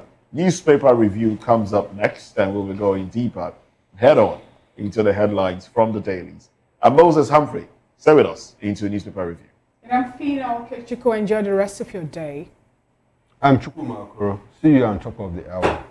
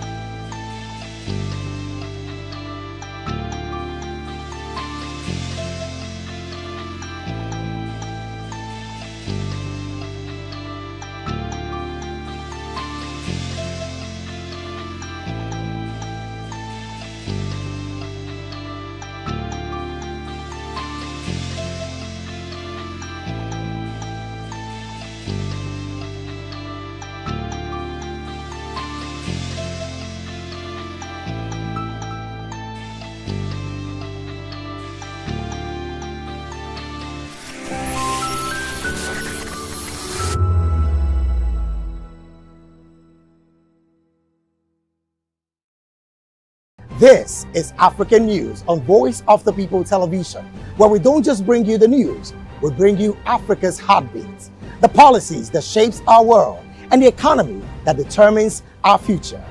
African News on Voice of the People Television. Stay with us. In a world where truth is the ultimate power and opinions scream the loudest, it's time to wade through the noise. Hunger no get tribe. Hunger no get religion. And scan the human interest and trending topics that matter. Stay tuned to The Issues, your plug to the stories making the buzz, from politics to science and technology, social justice, and more. Let's tackle the tough questions and expose the truth. The Issues on Voice of the People Television, Mondays to Fridays, 8 to 9 p.m. The Issues. Don't just react, understand. Behind every broken desk lies a broken promise. Education shapes the nations. But who is asking the right questions? Introducing Edu Dialogue, the show that goes beyond the surface, exposes the cracks, the corruption, and the silence in Nigeria's education system. Edu Dialogue, Saturdays, 3 p.m., only on VOP TV. We break the biggest stories, from missing funds to policy failures. We ask the tough questions and demand real answers. Edu Dialogue, this Saturday, 3 p.m. on Voice of the People Television. Mental health has increasingly become a global concern, affecting millions of people across age groups and background. World Mental Health Day, observed every 10th of October, serves as a platform to highlight these issues and encourage open dialogue. Across communities, organizations, and advocates are holding awareness campaigns, outreach programs, and counseling sessions, all geared towards breaking the silence around mental illness and fostering understanding. Depression, anxiety, and stress-related disorder continues to rise, especially among young people. Due to social pressure, economic hardship, and the fast-paced digital world we live in. Let's hear from an expert who is a clinical psychologist and family life therapist, Dr. Miracle Ihuoma. The reason World Mental Health Day is important is for awareness purposes. Really, it's the same thing with any other day that we recognize, so that people can understand that there's something called mental health, and then awareness can be intensified, and then people can learn more about mental health and how to seek support for their mental health. The most common mental health challenge people face or condition is anxiety, followed by depression. So anxiety is number one. Depression would be the next most common mental health challenges people face. We must be a source, we must be sources of inspiration, we must be a source of support for anyone who is dealing with mental health support. You must see mental health as physical health. So the same way you'll be there for someone who is down with malaria and typhoid, cancer, HIV, or STD, or any other form of physical health challenge, the same way you need to be there for people who are dealing with mental health challenges as well. You must be a source of succor. You must be a shoulder for them to lean on. You must be there for them. My advice for anyone dealing with any mental health condition, whether it is depression or anxiety, is to seek support or to seek help, because help is available. Like I would always say, help is always available. So reach out to a professional today. Talk to someone today. I know a lot of the times we say, oh, depression will be African man sickness, and all of that. But that's not true, man. As long as you have emotions, you have cognition, and you have behavior, you can be affected by mental health issues. So reach out and seek the necessary support that you need. The message remains clear. Mental health is just as important as physical health, and everyone has a role to play in promoting empathy, inclusion, and care for those struggling silently. This day is a reminder that mental well-being should be everyone's priority, Let's continue to create safe spaces, show compassion, and support one another, because good mental health builds stronger communities. Victoria Ogbaki for Voice of the People TV.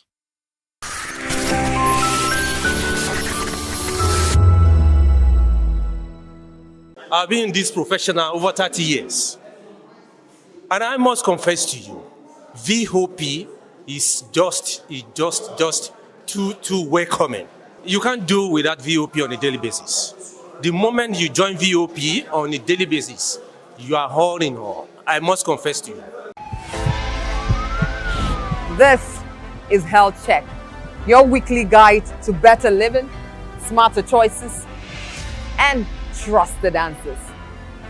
From everyday wellness to urgent health issues, we've got you covered. Health Check, only on Voice of the People television, where your health has a voice.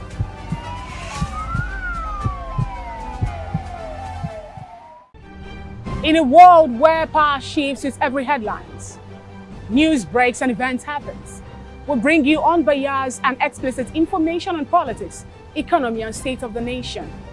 We break down the chaos. Facts, not fluff. Truth, not spin. We discuss not just politics, but a glimpse into the future. Join Moses, Chukuma, and Fina on Voice of the People TM. Voice of the People television. Now you have more than a voice. The red carpets, awards, the razzmatazz, music, fashion, interviews, and more. Spotlight on Voice of the People television. Let's feed you with all the juicy stories in the global entertainment space, bringing you the glitz and glamour as it is hot. Stay tuned to Spotlight, 1 p.m. Monday to Friday. Spotlight on VOP TV. Entertainment like never before.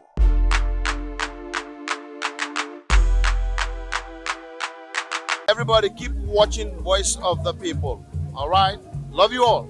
Hello, sweetie. What's going on? My name is Kiki. Keep watching VOP TV. Thanks. Hey guys, what's going on? Olumide Oru, the Fresh Prince of Lagos here, and this is VOP TV, guys. Hello guys, I want you to please keep on watching VOP TV. Ladies and gentlemen, my name is Hafiz Oyetoro. Please keep watching VOP TV. Shout out to VOP TV. Very big shout out to the fans and lovers of VOP TV. My name is Tayo Fanyuro. I'm an actor that you are going to live to love. Keep watching. Cheers. Hi everyone, so shout out to VOP TV. VOP TV. Now you have more than a voice.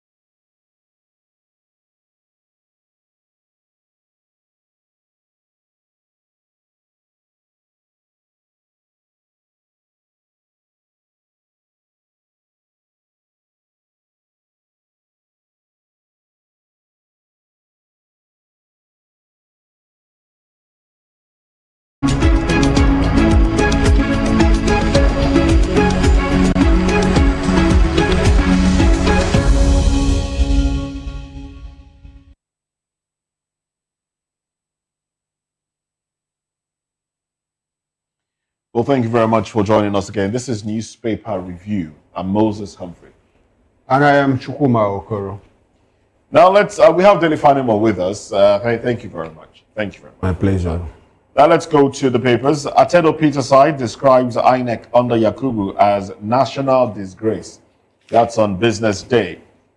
Big story, state debt mounts. Lagos, Edo exceed 100,000 per capita. Six sectors to watch as Nigeria opens for investment.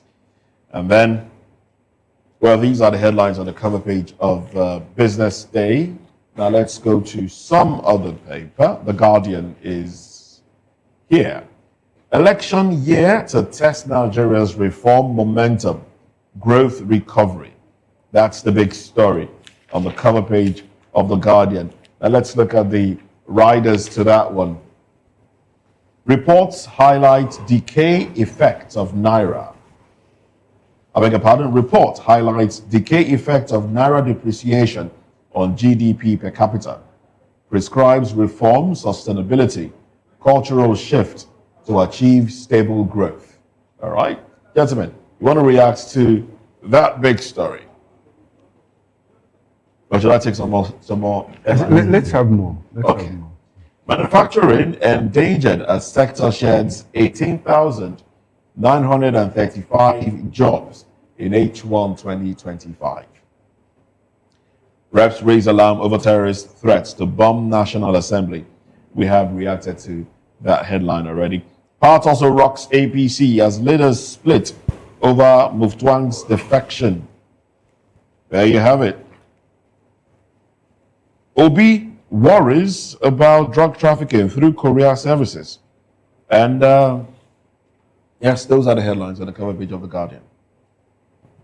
I'm particularly interested in these private sector statistics that 18,900 and something jobs were lost in Q1 of 2025. It is incongruent to the statistics of economic growth that have been reeled out in the last few months. Because if the real sector will be shedding close to 20,000 in 3 months, it shows that our economics is not rebounding as it's being touted using statistics. And it should be a source of worry. We should be adding more people into the sector, not shedding as much as 18,000. 80,000 is a crowd, a big one. Because when you look at the multiplier effect of throwing 18,000 people out of job, an average worker has minimum of 3 dependents. Let's not look at our social values that embraces communality. If you want to live, me, my wife, or me, my husband, and my children, at least you have maybe 2 children, and then you have your wife or your husband to cater. Now, when you now add those 3, you multiply it with this 18,000, you know how many people that are going to suffer as a result of this. And then even the market woman that sells goods in the market, because that purchasing power that empowers that person to patronize her is lost, that trader is also stranded. So it has a lot of multiplier effect. Sometimes in nature, even when you are constrained to sack people, you consider some of these multiplier effects.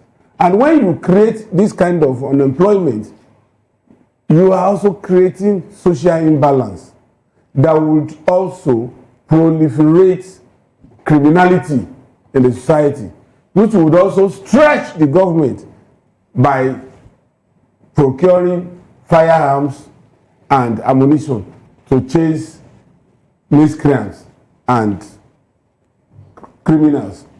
You recall that in Switzerland, almost on monthly or bi-monthly basis, they close prisons. Why? There is social balance, nobody's committing crime. So why do you keep an empty cell?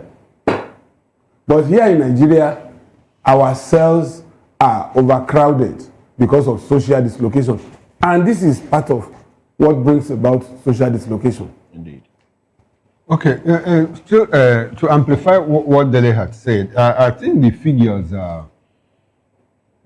are troubling more than 18,000. That's about 19,000. Yes. Almost 19,000. You know, in first half of the year, H1. You know, that's between January and June of 2025. That's huge, especially given the fact that these figures come from the formal sector. Because if you look at the informal sector, you know, there's been a lot of dislocation. You know, people that borrowed money to invest in farms, the farms have been destroyed by cows and all of that. People have been chased out of their communities. You know, they no longer go to farm. They are resident in IDP camps and all of that. So the number is likely, if you put together the formal and informal sector, well, I think we should be talking in excess of 100,000 or more, as a matter of fact. But the figures captured here, you know, reflect the private sector, like the banks, fintech, you know, manufacturing concerns and all of that. And I'm also thinking that even if you look at the figures closely, you know, you will discover that it is much more than this within the formal setting. Yeah. Now, that said, it's also in conflict with the figures that are banned, with the rebound that we hear that the economy has made. Like on 1st of October, the president said we have turned the corner and our worst is over. This figure doesn't reflect that. You know, we are supposed to. And Afe Babalola the other day said that, look, because of our high debt profile, you know, external debt profile, in fact, high debt profile, that it is carrying away investors. Because when some of them come, they have difficulties, you know, having to repatriate profit and all of that. And they are also scared that they might be, you know, caught in the web of, you know, the dollar-naira fluctuation. And within this H1, you know, we were also told that about 652 billion naira, you know, we share that amount of weight in our stock market by foreigners, you know, having to divest, you know, people that had brought money into the stock market and all of that. They had to take out their money. So if you put all of this together, you know that the figures, you know, should be much more than this. And it is not reflecting on the renewed hope agenda, the promises that we made. And the government keeps saying, look, inflation is coming down, prices of food items are coming down, we have turned the corner. There's a display, you know, it depicts some form of contradiction. And it goes back to tell us, like what the ADC said the other day, look, that the government is putting out figures for political reasons, you know, trying to, you know, bring the public into saying that the economy is making progress, while in actual sense, they are not making progress. As a matter of fact, in reality, if you go to the market, if you go to the stores, you know, if you go to superstores, you discover that the prices of items are actually not coming down. A bag of rice could come down, but how about other things? How about tomato? Groceries. How about groceries? They are not coming down. If you bought a sachet of, you know, refill, you know, for 1,800 last week of milk, you are likely to get it for 1,900 or 2,000.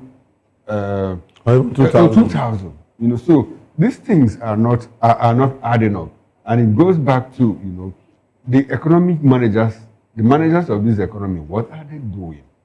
We just and statistics don't help us. These figures don't help us. What Nigerians want to see is a situation where our money will have value. I remember growing up as a young married man. I recall, you know, if I give my wife, that was some 22, 23 years ago. If I gave my wife 5,000 naira, you know, for a pot of soup, it would be enough. You know, it would be enough to even buy gari, swallow, and all of that. But now, that 5,000 naira cannot even buy meat for one pot of soup. That is to tell you, you know, how low we have gone, you know, in the economic decline. And it's quite unfortunate that we are traveling this journey, especially when other countries are making progress. Very unfortunate, I must say. Oh, well, let's go to another story now. This is from the Punch newspaper.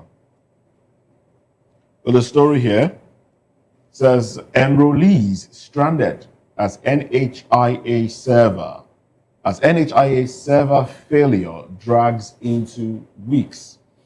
That's on top of the, right there, on top of that cover page. Which one is NHA? Nigeria Health Insurance. Okay. Yeah. So, for better understanding, let's go a little deeper into this.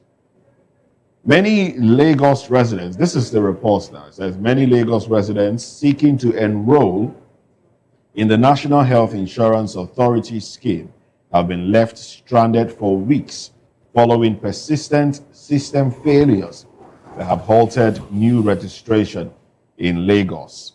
Now, these enrollees have said that they've spent days at the NHIA office in Yaba, Lagos, where they went to enroll. And reason they have been unable to enroll them is because their NIN, they've not been able to retrieve their NIN due to the fact that the system is down.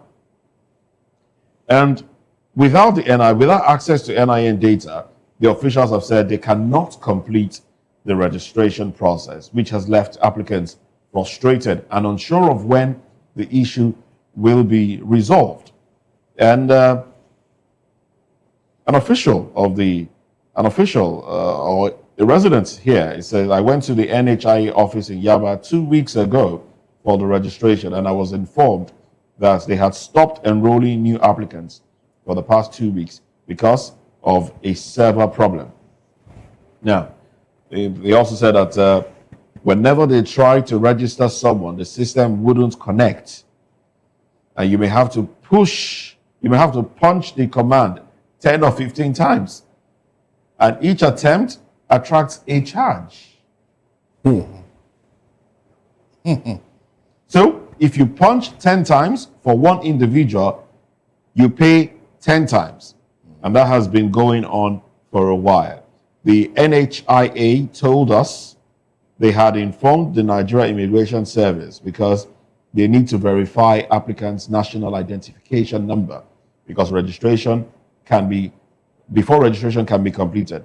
But they have refused to resolve it because they are making cheap money from it. Okay. We have Barrister Darlington joining the conversation. Barrister. Yeah, Moses and Kora and the Fanman.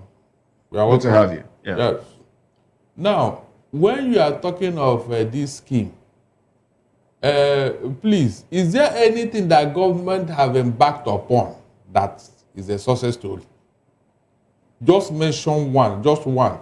Even when you register, do you get the medication you are asking for? Is there any drug in all those places? Even the serious ailment that is bedeviling Nigeria, did they treat it? Do you know that common malaria, anti-malaria drugs are not there? Do you know? Malaria, they don't have it. They are out of stock. And like a Nigerian thing, even when they supply it, the officials there will take it to their own private whatever. Nothing government put their hand into that works. But tomorrow they will come and blame you and I that you didn't register for the scheme. You didn't register for it as if the scheme is functioning. Thank God they have brought this in out now. Are you telling me that government is not aware? That money they are collecting will make that not to work. They will not register anybody. Tomorrow they come and blame you.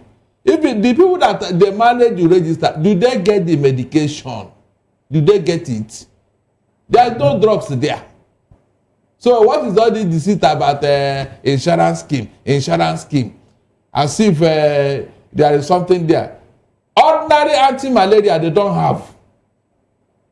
Moses, they don't have. I am telling you authoritatively, go and cross-check it. They don't have. So if you can't treat ordinary malaria, is it diabetes and high blood pressure and all that you have? I don't even think they cover those other ones. Oh, so what is the so and these are the things that is hitting Nigerians now: high blood pressure, diabetes. I'm going to address the system failure that will make people not have access to registering. There are two parts to it. The moment you don't press the button once to access, they should stop. Because it's not the fault of the subscriber, will be subscriber. The moment they press it. Once, and it doesn't work, you shouldn't charge for subsequent press. And if you automatically charge, you should be able to refund. That's the way I feel it should work. Okay. But that's not the way it's yes, I know. Now, the second part of it is, must we always go through biometric data at every turn? Don't we, are we not supposed to have a convergence where there is a national data bank that the moment you do your thumb printing, once any press of the button that says Moses Humphrey, everything about you should come up, like in Senate climbs. But now, my son, I wanted to procure driver's license for him. For over 2 months now, they said the thing has not dropped. I don't know what is dropping. Server is down. Server is down. Yes. There was a day I had to skip office to run down to Ibadan when they said, finally the thing has dropped. By the time I got to Ibadan, the thing no day.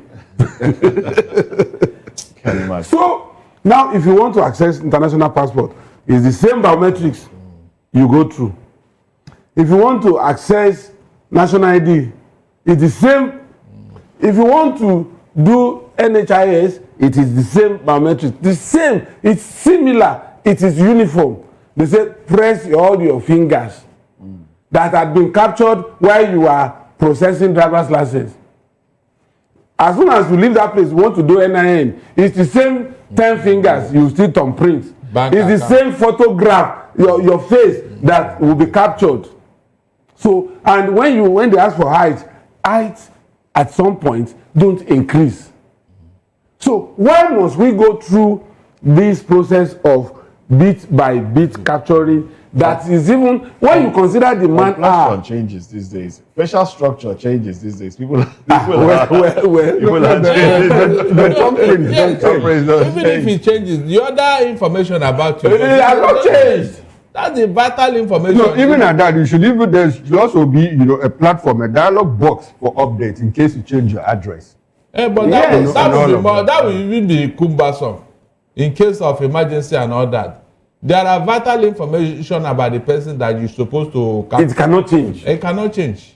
Your fingerprint cannot change. For life. Your name, your address. Your name can change. Your name and address can change. But your eye, your eye this thing. Your iris will not change. Why would your name change? Is it marital status? Marital status. Of course, your name can Chukuma can decide to bear his wife's father's name. Just like you're bearing your wife's father's name. Okay. Well, let's go to another story that got Nigerians talking yesterday when it broke. Visa cancellation. Why? Well, this is according to the Punch. Is why I snubbed U.S. Embassy's summons. Shoyinka, the Nobel laureate called the press conference. I'm sure you are familiar with the story. And he talked about how his visa was revoked by the United States. What are your reactions to that? My reaction to this is very simple. Perhaps at some point, Wole Soyinka felt it was applying to a system that nothing runs naturally.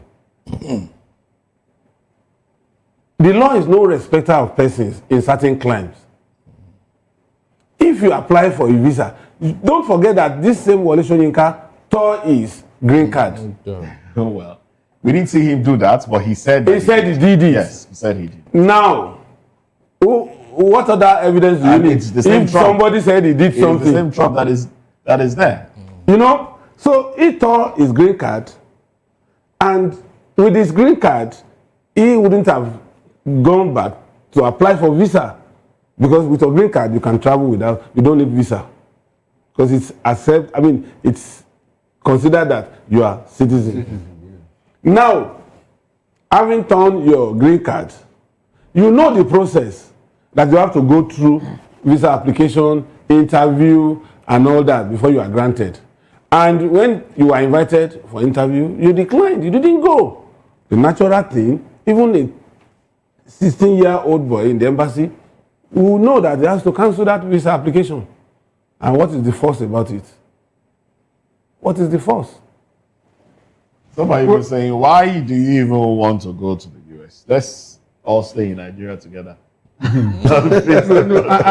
think it's they captured it a lot, you know. Yeah. But the angle I want to look at it is that, you know, I always say it here, and I'm sure you have heard it several times from me, that a society's stability is measured not by how it protects the strong, but by how it treats the weak, the vulnerable. Yeah. You know, that is in clear display of what United States of America has done. Yeah. Over there, they punish their big men. I mean, the law is no respecter of persons. Exactly. You want to travel to United States of America, you don't want to travel to United States of America, you have a green card, you don't have a green card. They invited him for an interview and he refused. For one reason, he said he doesn't have time. I already have my card and all of that, so why do I need to go to the embassy, you know, for another interview? And at that time, America had a reason for inviting him, not just him, but other people for re-interview, reassessment, you know, of their status in the United States of America. They felt so big. And he felt so big. Nobel laureate, I understand him, you know, very few of them in the world, especially in Africa. Here, one of our best sons, I must admit. But unfortunately, United States of America is not Africa. They don't have time for... So they had to, you know, measure for measure. You know, the way they treat the rich person. In fact, like Barrister said, they even penalize the rich and the wealthy because they expect that you ought to know better. You know, so that is, I think that is what that is why their society is good, making progress. I think that is what Kongi missed out. If it were in Nigeria, he was thinking that probably in some kind of press release from Astro Rock, you know, that from State House, that he Maybe that's why he organized the press conference that he organized, so that they will hear. But that is not going to change. In fact, if he tries anything, they will even put stiffer punishment. I'm telling you. On him. You know, that's the United States of America. If we have a United States of America that could. When Clinton was the president of the United States of America, in the heat of that Monica Lewinsky, Paula Jones, you know, crisis, the Leonard crisis, you know what? Janet Rano, the Justice Minister, Justice Secretary appointed by Clinton himself, was the person that set up the investigation led by Kenneth Starr. Yes. It was Janet Rano, her Secretary of Justice, that did all of that.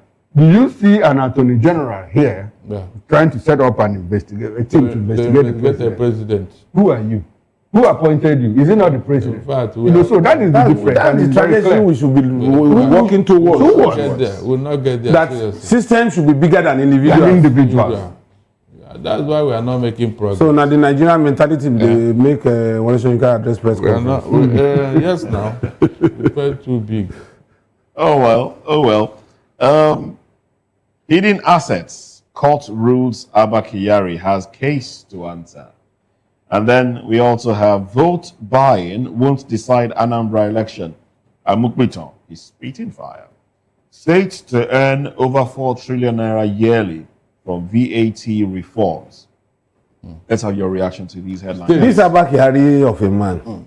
Okay, you want to go the But are we not supposed to have dispensed justice over these years?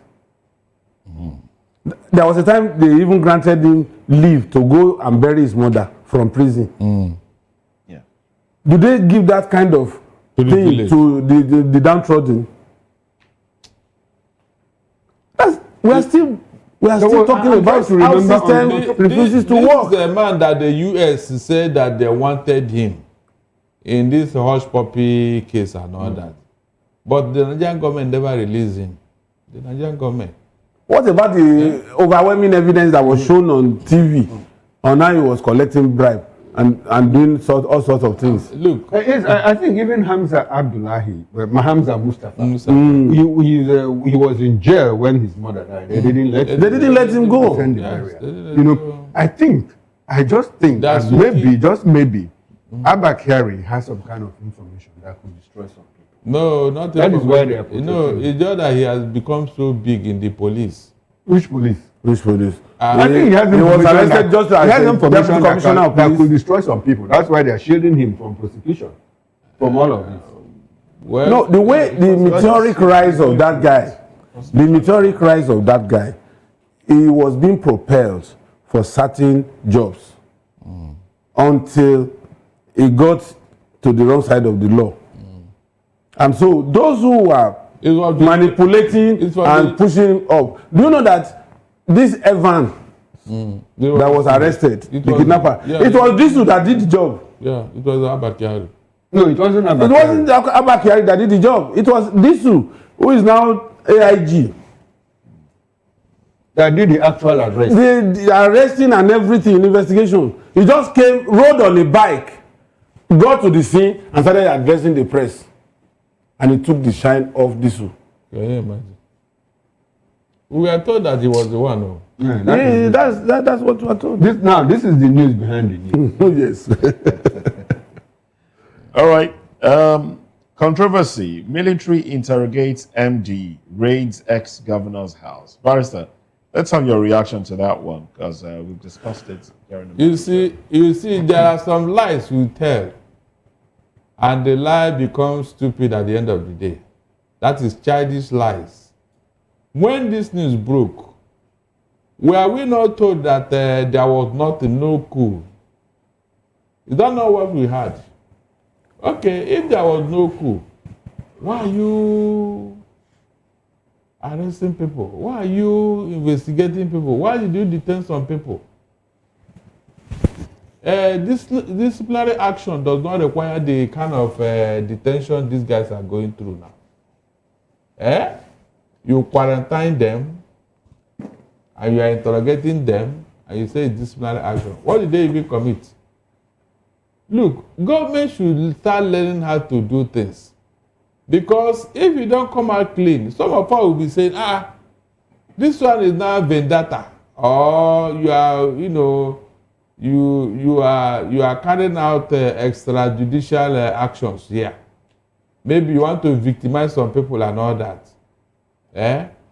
You don't like the faces of this guy, that's why you pick them randomly like that. Those such things will come up, but if you come out clean that, look, there was a coup, and the guy behind it have been rounded up, everybody will not, the kind of controversy going on now will not go on. Like this Timina you are pursuing all over the place.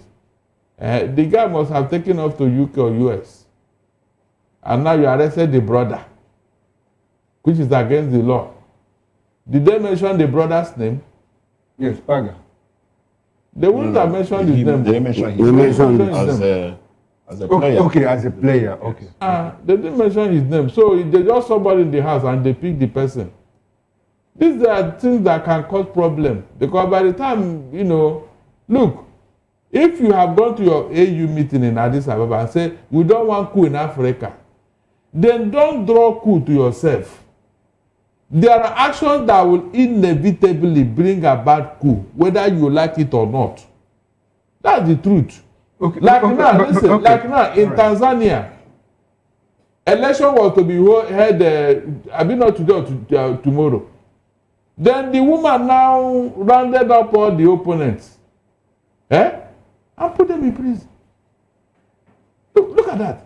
All the people that are supposed to contest with her, all of them inside prison as we talk.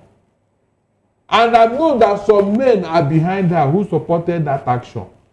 Please, is that not a recipe for coup? What have you carried out? Is it not a coup? So when you don't want coup, don't do coup. That's the truth.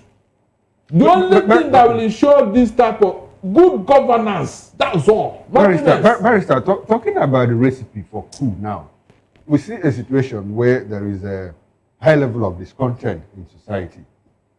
Assuredly, Because of what? Because of what? Because of, economic decline. Because of insecurity and all of that. But I want us to go back, 10 years, between 10 years and now. Is there anything that has happened 10 years between 2015 and 2023? Or is there anything that has happened between 2023 and 2025 that didn't happen between 2015 and 2023 to have also attracted some form of, agitation for some military officers to say, look, we don't like what is going on. So it might have happened, in the degree in the past 2 years. But what I'm saying that everything that has happened 2 years ago also happened 8 years ago. Did we have this kind of scare that some people were trying to remove the president?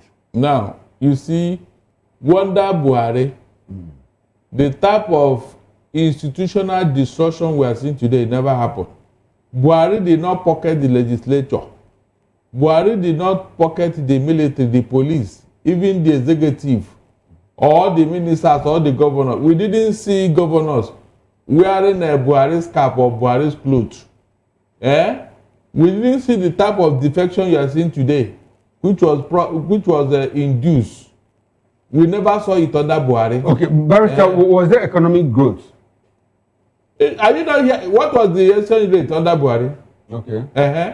What was the Buhari remove a subsidy?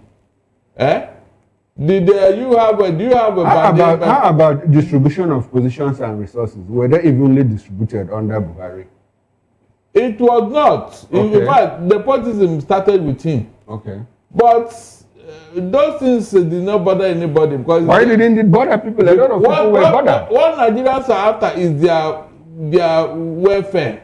Good. Now I'm happy that you brought us to this point of welfare. Their welfare, yes. I understand that things might have changed drastically in the past 2 years. You know, yes. But in the past 8 years too, you know, that is 10 years from 15 to 23. Was it that rosy? But things were not this bad now. But things were bad. Things were not this bad. That's what people. Don't you see? Don't you see? People are making comparison. Don't you see an ethnic angle? You know, to this. No. Because I'm coming, sir. If you look at the number of officers, you know, the preponderance of officers that are undergoing interrogation. They are from the north. They are all from the north. Yes. So for the 8 years that Buhari was in government and things took a nosedive, didn't they think it appropriate to say, look, we need some kind of regime change? Look, we are discussing this on, you know, the perception or the presumption on the speculation that there was a coup. As we talk today, there is a coup. The action of the government have displayed it. Whether they come out clean or not, it doesn't matter. Okay. So why didn't they make that attempt for the 8 years that Buhari you wouldn't know, because under Buhari, the military were not treated the way these people are being treated now. So who is done better? This killing. Who is done better now? The soldiers were killed under Buhari. In fact, this administration has done more for soldiers than the Buhari. It was this administration that gave each of them generals, $20,000 apiece, bulletproof SUVs and all of that. Look, Mr. Ogoro. Yes, sir. You know, when you are closer to government, you see things better. Okay. Do you know why a Dimka coup happened? This was the fastest coup ever in the history of coup making, under 2 weeks. And all of them were Christians. Do you know what would have happened if Dinka didn't take that action? These people that are closer to government, they have seen where these people are going. What did Dinka want to achieve? What does he want to achieve? What did he want to achieve? You want me to tell you here? No, you brought the Dinka in. Yes, because they are closer. They saw it. The story has been written and rewritten. They saw why they took that action, and all of them are Christians from the Middle East. Okay, because they wanted to restore Yakubu Gowon, who is Christian and they are kingsman. No, isn't it? No. So what was it? No. Okay, let us even leave that. Okay. What I'm saying is that there is somewhere that these people are going. You are talking of Paul Biya, talking of Museveni. Barrister, you are still amplifying my position. The route that they are traveling, why didn't they travel it in 8 years of Buhari? It wasn't like this now. Buhari never had this kind of mindset where everything has been pocketed. But he had a mindset where everything went to the north.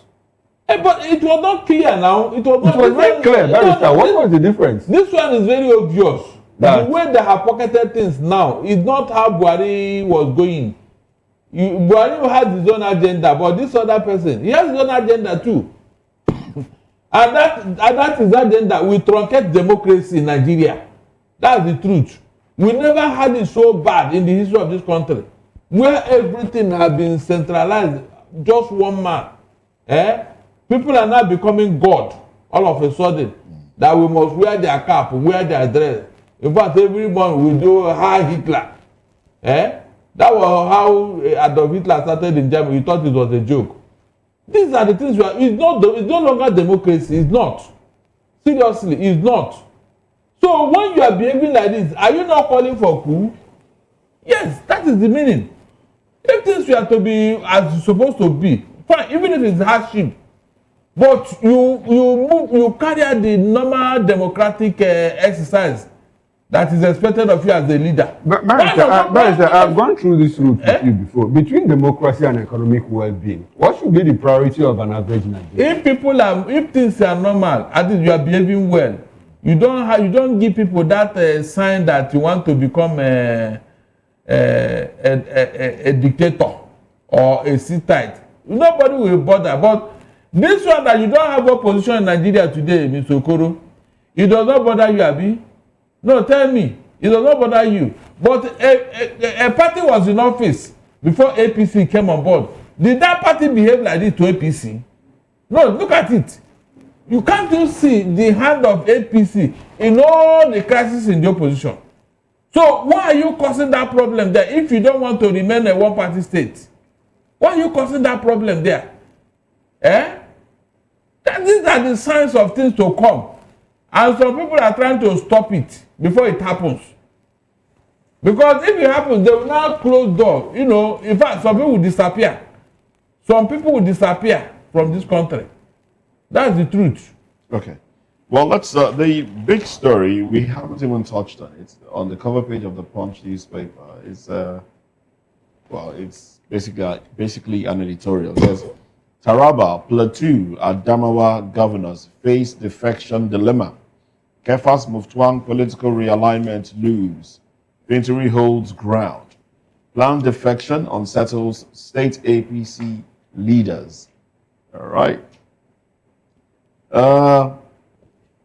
If you go into the story, it says, governors, now the ruling APC hinted at imminent high-profile defections from the PDP and the Labour Party, with at least 4 governors reportedly in talks to join the party. APC National Vice Chairman, Southeast, Dr. Ijoma Arodiobo, disclosed this in an interview with the Punch newspaper. And he stated that the governors of Plateau, Taraba, Rivers, and Abia, LP states, were among those being courted by the APC and could defect before the end of the year. It is a possibility that the Plateau governor will join us. Likewise, his Taraba counterpart. We are also looking forward to receiving Rivers governor, Stephen Alaye Kubara, and Governor Alex Oti of Abia State. Okay. Now, for Kefas, in Taraba, strong indications emerged on Monday that Governor Abu Kefas may soon abandon the PDP for the APC, a move that could end the PDP's 26-year uninterrupted rule in that state. Now, multiple sources within both parties with knowledge of the matter confirmed that talks were already at an advanced stage, with Kefas' close allies reportedly reaching out to key APC power brokers in Abuja. Gentlemen. Look, let's all call a spade here. This is no longer ordinary. In the issue of Kefas, he's the one who is reaching out. His allies are reaching out on his behalf. It's no longer ordinary. It's not ordinary. It's his fault. Yes. Is it juju? I don't know. I don't know because why if you are taking action against something, yes, you say this is the reason why I am doing this, and it will be justified. But how does anybody in the right frame of mind be running to APC now? On what basis? Is it the good governance? Is it the rule of law? Self-preservation. Is it obedient of court order that you observe that yes, this guy is doing well, you know, things are okay, you know? So you must step in removal of fuel subsidy. That's Peter Mbaz's reason. So was it actually removed? Well, that's his reason for joining the... That will tell you that they are latching onto something that is not there. Because you and I have discussed this in here. No fuel subsidy was removed. And I have been challenging them to tell me otherwise. No fuel subsidy was removed. Mr. Okoro and Moses, no fuel subsidy was removed. Even in Sanusi, this one is saying that it will be wrong for us to be borrowing money after removing subsidy. And that means you didn't remove it. You didn't. But you don't want to come out and tell us. You didn't remove it. I mean, is it not obvious? So all this thing that they are lashing onto is a lie. It's a lie. There is nothing to hold on to say, yes, APC have done so well in this area. This is why I'm doing this. So, elders of Nigeria, this is the time to ask questions. Because this thing is heading to somewhere. Look, I keep making this reference. When Adolf Hitler started, nobody took him serious. Nobody, until the man got so far in Poland. You know why they call the capital Warsaw? Go and see. It was when the world saw what he did in Poland, they woke up. And 64 million lives had to go into the bargain. 64 million lives to stop Adolf Hitler.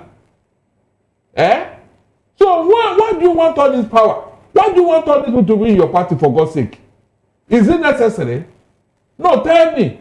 If you run this democracy the way it should be done, do your thing, seamlessly and all that. You mean a Jonathan that handed over is a fool, Abi? He doesn't know what to do with power. Nigeria, be wary of what you are doing. All these governors, be wary. Because we'll be here to say, I told you.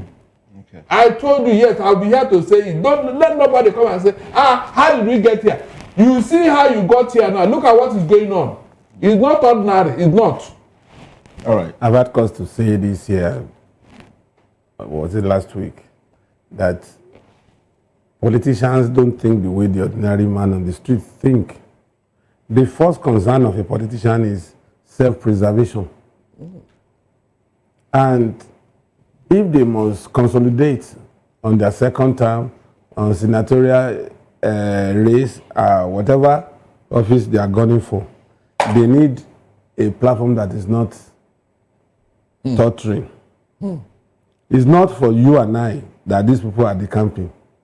It's for self-preservation. They want to preserve and also maintain that hegemony.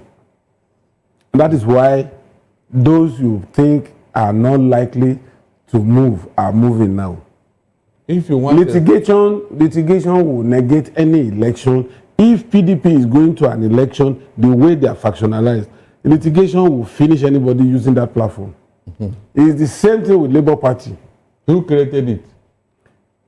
Who created it? When you say who created it, I am not holding forth for anybody. But the point is, if you are shouting that somebody is coming to sleep with your wife in your own home and the door is open, are you not supposed to close the door against that person? And that person comes in to sleep with your wife in your own bedroom, and you are now shouting that you see somebody. These are politicians. No. Wait now. Let me explain. When something is bad, I gave you the floor. Let me explain to you. Okay, go ahead. The point we are making here is that why are you shouting that somebody is coming to destabilize your home? Don't you have mechanism? Most of these people that are in these other new parties, they are not neophytes. They've been governors, they've been senators, they've been senate president, they've been House of Rep members. In fact, in all the new parties, the so-called new parties, you hardly find those people who are just coming into politics at this time.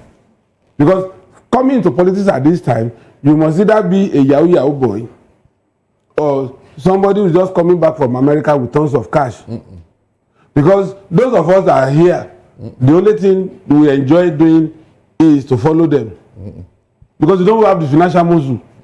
So it is still the same. Okay, PDP's 8 years or 16 years, they've not benefited maximally from it. The likes of Bukola Saraki benefited from it. Now they abandoned PDP. Why did they abandon PDP? Atiku benefited 8 years as vice president. Why did he abandon PDP to go to ADC? The moment they change their shirt, we don't look at the face anymore. We look at the shirt. PDP was supposed to be an opposition. But when Wike Who created Wike? When Wike started playing the Judas Iscariot in that party with the support of some people in Abuja, is that not when PDP scattered? No, tell me, did they leave PDP for Wike built why PDP? You have made it impossible for them to operate? We are blaming him now for dismembering PDP. Of course. Does it mean that one person equates the whole of PDP? Because look, one person giving the support that Wike is giving can do more damage than him. One person. Barrister, I think it's in psychology. What barrister? What they are doing is what we call external locus of control.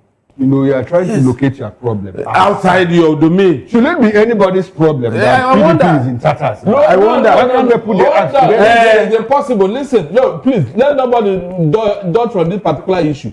Are we dodging? Wike has been giving support from Abuja, which you and I know. Who is collecting that support? I'm coming.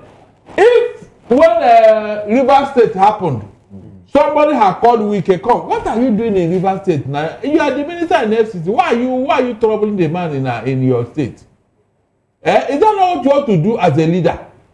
But you supported him, calling him to come and do peace with the governor. No, what other support do you? From what happened in Rivers, are you not supposed to know that somebody is behind Wike? So is it the fault of Fubara? Is the man tried, but when they use federal might against him, did he not surrender? Okay, PDP people, they went to a meeting where they want to the BOT to discuss about expelling Wike from the party. That very day, police. Barrister, you said this the other day, and I think we had an argument. BOT cannot expel me. Okay, leave it. They want to talk about it. It's an advisory body, yes. But they want to talk about, was it not that day that they scattered where they went for meeting that Bode George had to cry out? Why did they want to disperse them? So why haven't they reconvened that meeting? Leave that in the Tokoro, please. Look at it. Everywhere opposition want to hold meeting, they will go there and scatter the place. There was no fight in any of PDP meetings. But when the APC want there was no fight. No, you don't understand what I'm saying. Whenever APC want to do their own meeting, peacefully, they will do it. Nobody will disturb them. What does that tell you? No, are you not listening here? Because these people don't have the finance and the thug and the police and army behind them. You cannot. With all the stealings of 8 years. Who made them poor today? No, please, don't leave that in. I am talking of what is happening now. I said, who made those who have been super rich PDP never behave like this. Let us call a spade here. PDP never behave like this. We are calling a spade. You are not. The way you are saying you are not. It's like you are supporting what is going on. It's not good. It will cause problem for us. Yes. At the end of the day, the society will bear the brunt. Our democracy will not grow like this. It will not grow. It will not. Either we like it or not. This will be a good we cannot cry more than the belief. You cannot grow. Seriously. Because I know that very soon issues going on between the parties will continue to be the focus of conversations like this one. But this is where we have to drop anchor. Sports will be coming up next on top of the hour, 11 o'clock. But I must say thank you very much. Is it over? Yes, it is, Barrister. I thought we just started. Barrister Darlington Agawa, always speaking passionately. Thank you very much for your contribution on the program. And also, seasoned reporter, Daily Fanimo, thank you very much for being here as well. Well, Chukwuma Okoro makes a return at 6 p.m. on Political Lens. Probably want to tell us what to expect. Yes, I'll be joined by Comrade CRIES at 6 o'clock. And we are going to discuss the girl of defection in Nigeria, especially with the information that about 3 or 4 governors from the north are about to join the APC. Join me then, it promises to be quite interesting. Is it over for the opposition? It's over, yeah. Or are we going to see opposition rise again from God knows where? You know, the Labour Party rose from God, from somewhere. There just might be another one. There will be another P2B. All right then. Well, that's it on the show today. I'm Moses Humphrey. Have yourselves a beautiful day. Bye for now.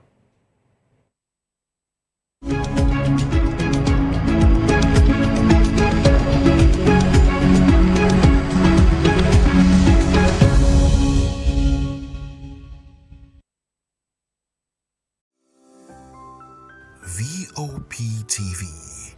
Now, you have more than a voice. Welcome to the locker room, the home of football talk that matters. I am Jerry Arpillon. Join us every weekday, Monday to Friday at 5 p.m. Nigerian time, as we share the hot takes and hot debates in the exciting world of football. And joining me are the usual suspects, Ikechukwu and Mayowa, as we break down all the hot takes and everything that's happening in the football. Don't just watch football, live it with us. Catch us on the locker room and Voice of the People television at 5 p.m. Nigerian time. And like I always say, if not 20 minutes off, with the sport. And it's Hakim Ziyech who puts the In a world where power shapes with every headline. In a nation full of questions. In a world filled with noise, the truth needs a voice. The policies that shapes our world and the economy that determines our future. Every hour, every day, the grapevine keeps buzzing. And together, we are committed to telling the stories that shape our world, because your voice is our focus. Don't forget, our voice matters the most. Let us come together and share our concerns.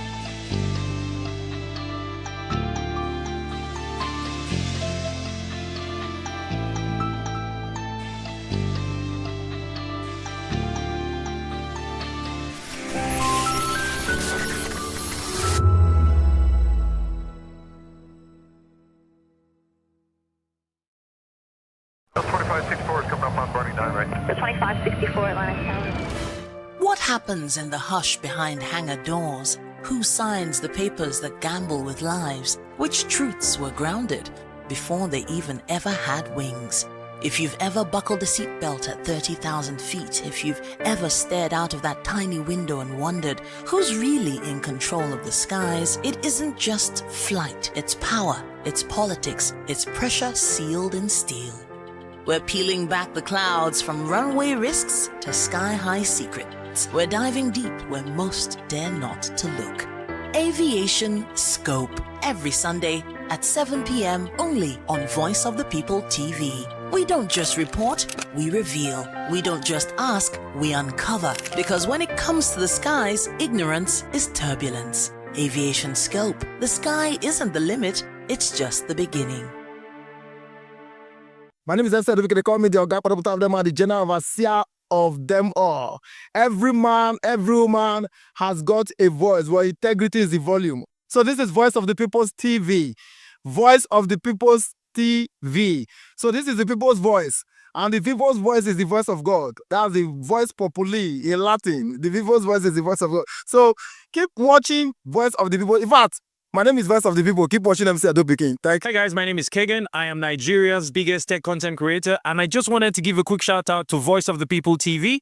Keep watching, enjoy, and you're welcome. My name is MC Alamano. They call me Enjoy Med Landlord. It's VOP TV. Keep watching VOP TV. Don't touch it down. Even if you want to touch it down, increase the volume. If you don't increase the volume, I told me. My name is Collins Agawabe, popularly known as No Maiden, but last, more than No Maiden. More. Not be all so the cook right at the fry plantain. We keep on watching VOP TV. The voice of the people, the voice of Edo. If you want to get the authentic news for Edo, the way it be, that's why they show and all the cut anything come on. A VOP TV.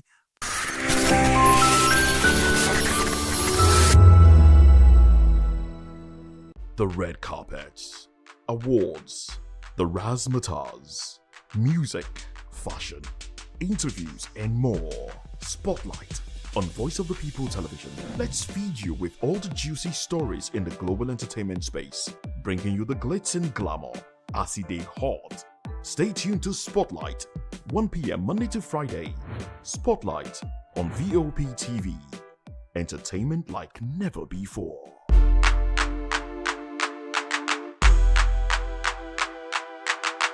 We encourage you to click on the like button and subscribe to our YouTube channel. We are Voice of the People TV. Also follow us on all our social media platforms. We are at VOP TV Live. Visit our website www.vop.ng for fresh and trending news. Also watch us live on SLTV channel 264. VOP TV, Voice of the People Television. This is African News on Voice of the People Television, where we don't just bring you the news, we bring you Africa's heartbeats, the policies that shapes our world, and the economy that determines our future. African News on Voice of the People Television. Stay with us. Are you ready for the extraordinary? Something big is happening on your screen. Introducing VOP TV, now streaming on SLTV channel 264. From breaking news to captivating conversations, news analysis, giving you all sides to the story. We break in-depth discussions on the issues that matter, from politics to sports, entertainment, and lifestyle. VOP TV on SLTV channel 264. Join us as we redefine what television means to you. Voice of the People Television, VOP TV. Now you have more than a voice.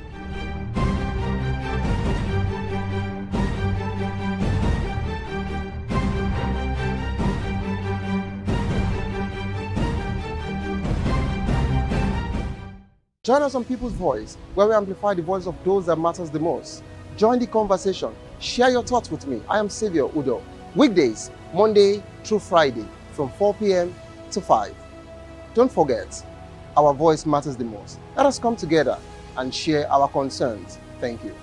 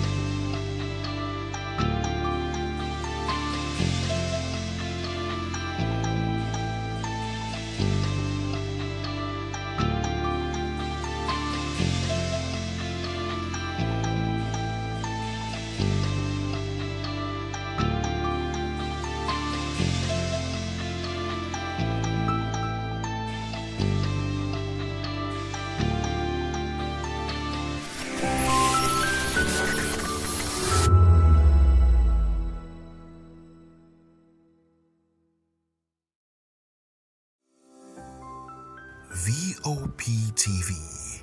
Now you have more than a voice.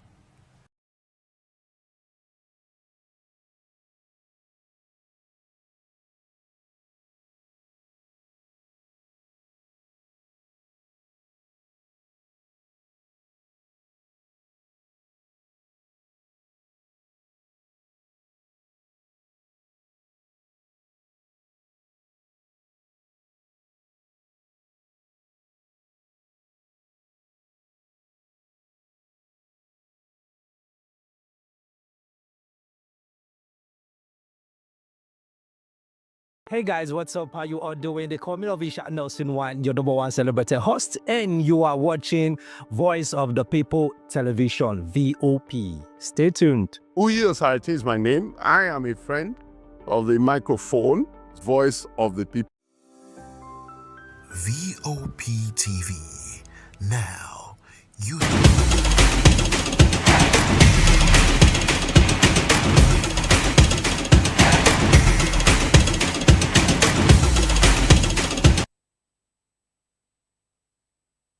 It's usually a very bad feeling when you start up a show with the Flamingos going out of the very big encounter that I felt like they would have won. Bad news to tell you that Nigeria Flamingos have been eliminated from the 2025 FIFA Under-17 Women's World Cup. suffering a heavy defeat 4-0 to Italy in the round of 16 clash at the Football Academy Mohammed Page Saleh on Tuesday night, and that defeat ends Nigerians' hope of winning the title for the first time, as the Italian proved too strong and very clinical on the night. Despite starting the match badly and keeping the Italian side at bay for most first half, the Flamingos fell behind just behind the break. But you could say before the break, our defensive lapse while trying to play out from the back allowed Anna Capelli to get the ball and fire home a brilliant opener for Italy on the stroke of halftime. Nigeria thought they had found a lifeline in the 56th minute when Quinn Joseph slotted in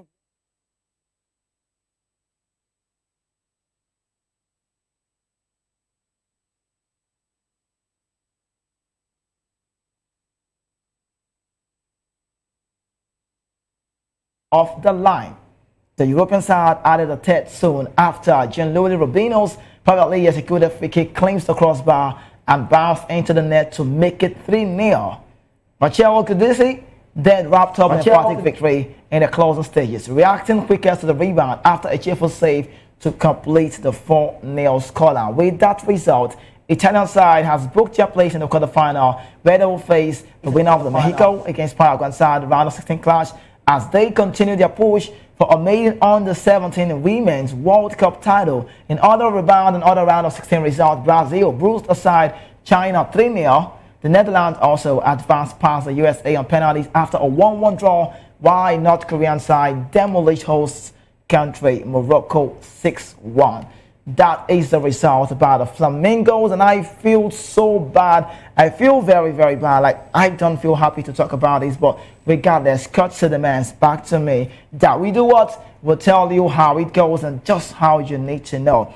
It's a very bad result for us, but good morning, welcome. Let's start the show this very day. Now we'll be we'll be connecting very soon to Edo State, yes, somewhere in Benin.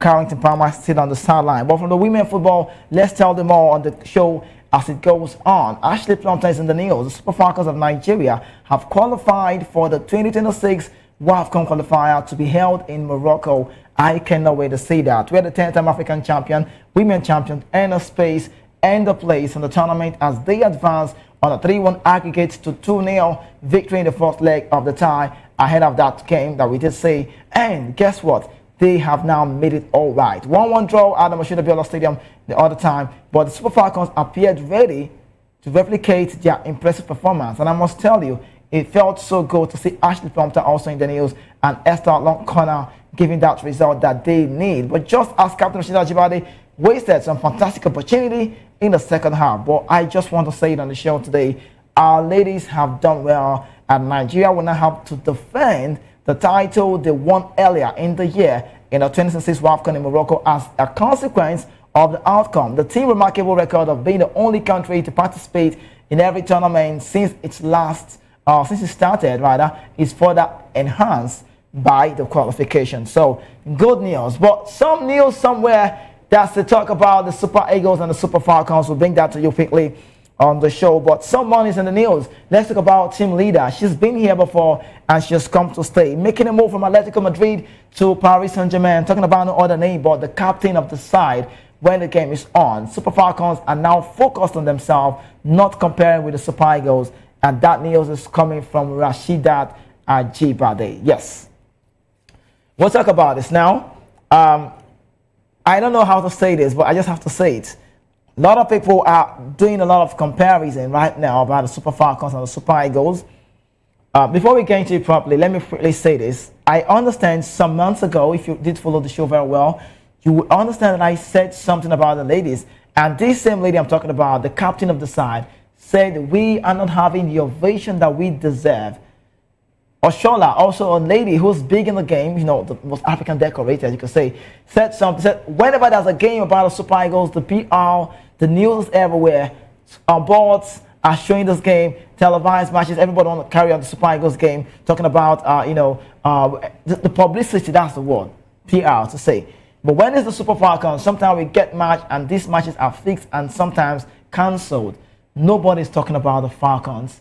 And Rashida, I recall, said something. She said, when we have a game, sometimes we have just 2 physiotherapists, or just like one sometimes, and this one person cannot be able, right, to massage all of the ladies if you know the game well, positively, not the other way around. Now, when we say the Super Eagles, you would agree with me that the Super Eagles in Nigeria is the biggest brand. More reason I say, yes, I know they are the biggest brand, but we want to see other sports out. The boxing, if there's a Formula One in Nigeria, we can have that as well. Boxing, the tennis, the lawn tennis, all of those sports, the rugby, we hear them, but the facility is not top notch. We want to see all of those things out. But regardless of that one, we have one that's out, which is the Super Eagles, with all of the publicity and everything that you know. But before we bring you Olokere, talking about the under-17 coach, he has got something to say. Let's tell them what Rashida Ajibade is currently saying at this point, so you can understand that you need to take it your pill, be calm in a bit, don't compare. Let's stop this comparison. There's no way you can compare, the Super Eagles and the Super Falcons. I said it, and I'm going to reiterate. I'm not saying, I'm not asking, I'm not advocating that they should get the same pay. No. Because I think the NFF president said something the other time. I recall he said, whenever we go for sponsorship, when we go meet sponsors, when we go meet big brands, and we say we want you to be part of what we do, can you join us? Please just get involved. And they're going to ask, what's the ranking of the Super Eagles? Nobody's asking the Falcons ranking. Nobody's doing that. You're asking about the Super Eagles. We want to know where they are so we can invest our money. That's a team that's got Osimhen, got Olukman, quality players on the shoulder of African football, quality players of the world recognized. You could reckon with this guy. So, no disrespect, but what can they do for the ladies? They should just be at least close. Make them happy. They've done so well. 10-time African champion. No other team comes close. They are the king of African football, the women category. So if you ask me anytime, I'll tell you, let what needs to be done for these ladies, because they've done well and they've put out the nation in a very big map. So I must say. But for the captain, she has come to say, she's saying very well that the team, they are currently focused solely on the upcoming WAFCON. And I'm liking to share with you that they are not losing anytime soon. Ajibade also dismissed any talk of comparison with the Super Eagles. In a word, she went as far as saying, we are not comparing ourselves to anyone. We'll bring you that video very soon so you hear from her. The Super Eagles are doing their job and we are doing ours. Our focus is to keep improving and deliver strong performances for Nigeria. The Paris Saint-Germain forward, currently who made a move, added that the Falcons still have work to do. Ajibade praised her teammates, the mentality, and also urged fans to continue coming out in numbers to support the team, saying that their energy always makes the difference. I tell you, we saw the coronavirus time, say, and coronavirus, the corona, whatever, that time we saw indoor games played. Football can never be done well without the fans. And if there's an ovation from the outside, that gives the team that standard game that they want for themselves. So when you're scoring goals, when you're playing well, teams are sharing you from behind and saying you're doing so well. So that's Ajibade. So let's bring you that video first of all before we go back to under 17. And right after that, we'll be connecting to Benin, Edo State, to say, yes, Carrington Palmer, just Ajibade right now. Watch.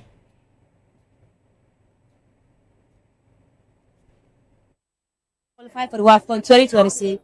Let us do it again. Hello, Nigerians. We've qualified for the WAFCON 2026. Let us do it.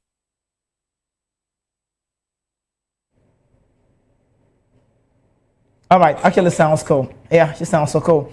Rashida Ajibade. I'm a very big fan of Rashida Ajibade. She said we've qualified, so let's keep doing it. Let's keep raising the momentum. That's about Rashida. But on this note now, we connect again, back again, and we do this quickly. Let's go talk about it on the 17 before we connect to Carrington Palmer, who is just on the sideline. The under 17 coach, Olukere, what did he say? Watch this. It's a painful something, we don't work to deserve this. We came into the game with mindset of doing something special, making sure that to make sure that we win and we progress to the next stage. Unfortunately, we hold the game up to 44 minutes before the painful goal came in, and subsequently on the second half, everything went off. So it's best try, It's one of those things. I give kudos to them. They give fight of their own, and their effort might not be good enough, but at least they tried. They tried. I guess the girls are pretty sad right now. What are you going to tell them now? Yes, the World Cup is over. The future is ahead of them. If World Cup is over, their future is there. The future is not end. so they can still pick up from there. Some of them say average on the side, some of them can say it's football. They choose to play football and they just have to learn lesson from there. I think they gather a lot of experience. Having come to the World Cup, having met many other nations, many other players are not together. Those kind of experience go a long way to help their career, to make them superstar in future. So I think that some of them are exceptional players that we hope to see them maybe somewhere covered under 20 or at the Super Falcons. So they are ready for the world. For sure. I look forward to seeing more of them. Thank you so much. Thank you. Well said, just well said, fair enough, well said. Oluwo Kerry, that's the under 17 gaffer. Well said, fair enough. Big tournament, World Cup, under 17 Flamingos. But I just want to say on the show today, I would love these ladies to emulate the Super Falcons. You watch Edo Queens. See, I call Edo Queens in Nigeria. If you follow the game, the women football very well, I call Edo Queens the Academy of Women Football. I don't know why. Because most of these players currently right now that will be joining the Super Falcons in the future, nearest future to say, will be coming out from that very team. No disrespect to other ladies, other team, but the NWFL, no. Maybe we'll have it to have some of the days to talk about this. But you see the under 17, please, I beg you, go keep watching the Super Falcons. That's a team that African football emulates. If you want to play well, you want to be like Ohale, you want to be like Damien Hinn, you want to be like, Ashley Plumtree, you want to be like Michelle Alozie, Ayinde, Abiodun, Echekene, all of those quality players, Oshola, these ladies who've done so well, Ajibade. You want to be in the shows of these ladies, you need to watch them. But let's connect now. Carrington Palmer, if you're here, let's talk. I should be starting with a comparison with you. Are we talking about Flamingos again? Good morning, Carrington Palmer, if you're here, let's have you. Good morning, Kizik. I can't hear you. Oh, you can't hear me. How about now? I can't hear you. I can't hear you. You can't hear me. I don't know. But we try to see how that works. You can't hear me, but I said good morning. But I'll say that again. If you can't hear me, we'll have to do something to say that we'll connect to Carrington Palmer. And before we move on, so we can talk more on the show. But quickly, let's get to the next phase. Why Carrington Palmer gets to wait till he hears me. That's the word. Maybe technical breach is just there. Let's talk about one man who I respect so well. Victor Osimhen is in the news and he's keen to help Nigeria qualify for the 2026 World Cup. He has expressed his desire to help Nigeria qualify for the World Cup. The Super Eagles' failure to secure automatic qualification for the Mondial after finishing second behind South Africa in the Group C. Eric Chelsea will, however, compete in the playoff with Gabon, Cameroon, and Democratic Republic of Congo, so many called DR Congo, and that game is for next month, November 13. We'll be saying that. And the West African side will face the Panthers of Gabon in the semi-final of the playoff. Victor Osimhen scored a hat-trick in Nigeria 4-0, dropping off Benin Republic in that last game. He's a forward who does well for Galatasaray and is really determined to help his country qualify for the global soccer fiesta. And in the words of the man, Victor Osimhen, he said, "We need to work hard and fight for these goals. I want to be in the World Cup with my country. I'm giving my everything there too. My focus is here now. Next month is the World Cup playoff. I will help my teammates with my goals, my assists, and my everything."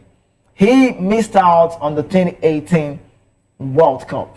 Slight miss. And we saw Victor in the AFCON 2019.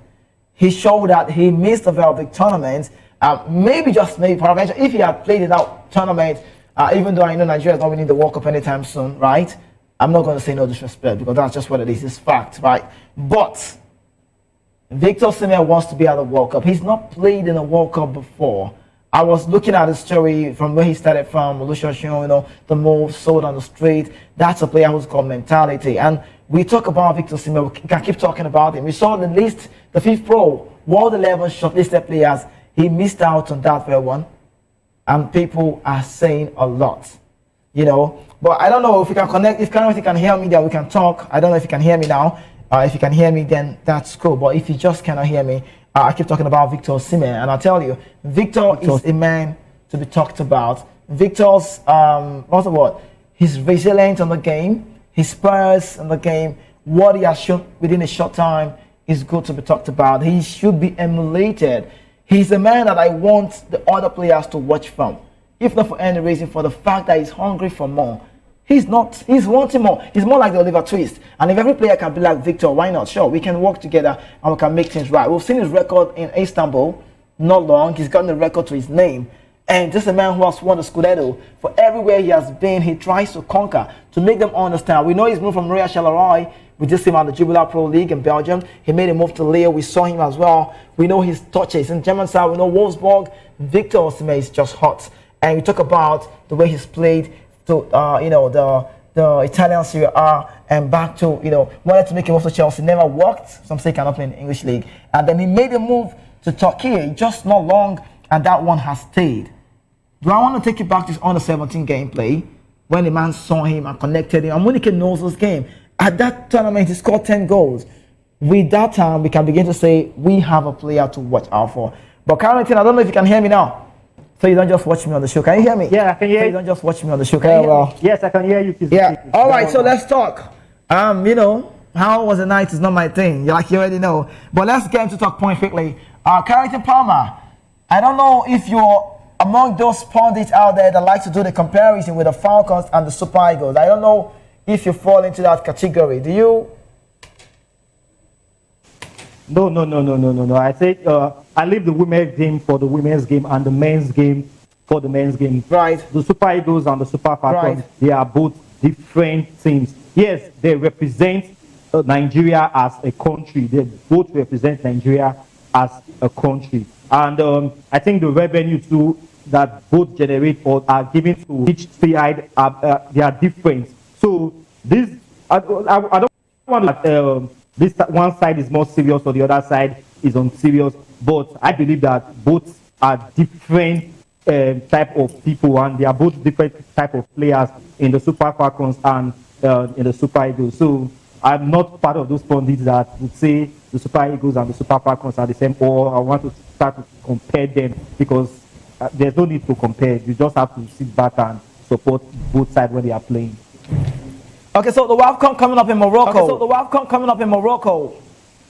Should I give it? Can we just give it to them? Just take it. Is their right? They've owned the game. They've shown the world that they are good to go. African Charles to say. Should we just give it to them?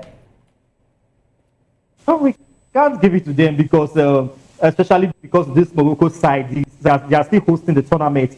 In the last this year's edition, we saw how good they are, and Morocco is growing in football, not just in Africa, but in the world generally. So the Super Falcons, I know that they are a very good side. They are the best side in women's African football.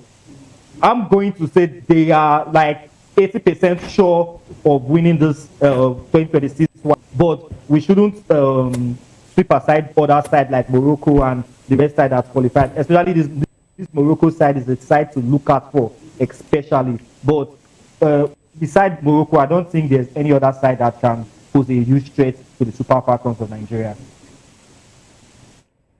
Okay, that's your opinion. Let's see how it goes. The Moroccans, we did see them losing that game on the 17th. But let's talk more. Victor Osimhen is in the news.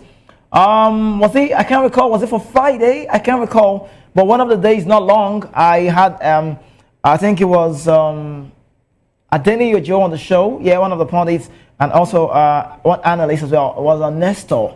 We talked. We comprehended and we did a lot of comparisons. We talked about the Super Eagles and we look into the way they are right now. You would agree with me that Victor Osimhen is a very different player. He's a special talent. But let's look into the part people are saying he's got a very different mentality compared to the rest of the guys in the team. How true? Yes, if you see it, it's very true. I will have to agree with people that say he has a different mentality. Very true. Yes, I would have to agree. Because, okay, take a look at the games in these World Cup qualifiers that Victor Osimhen missed.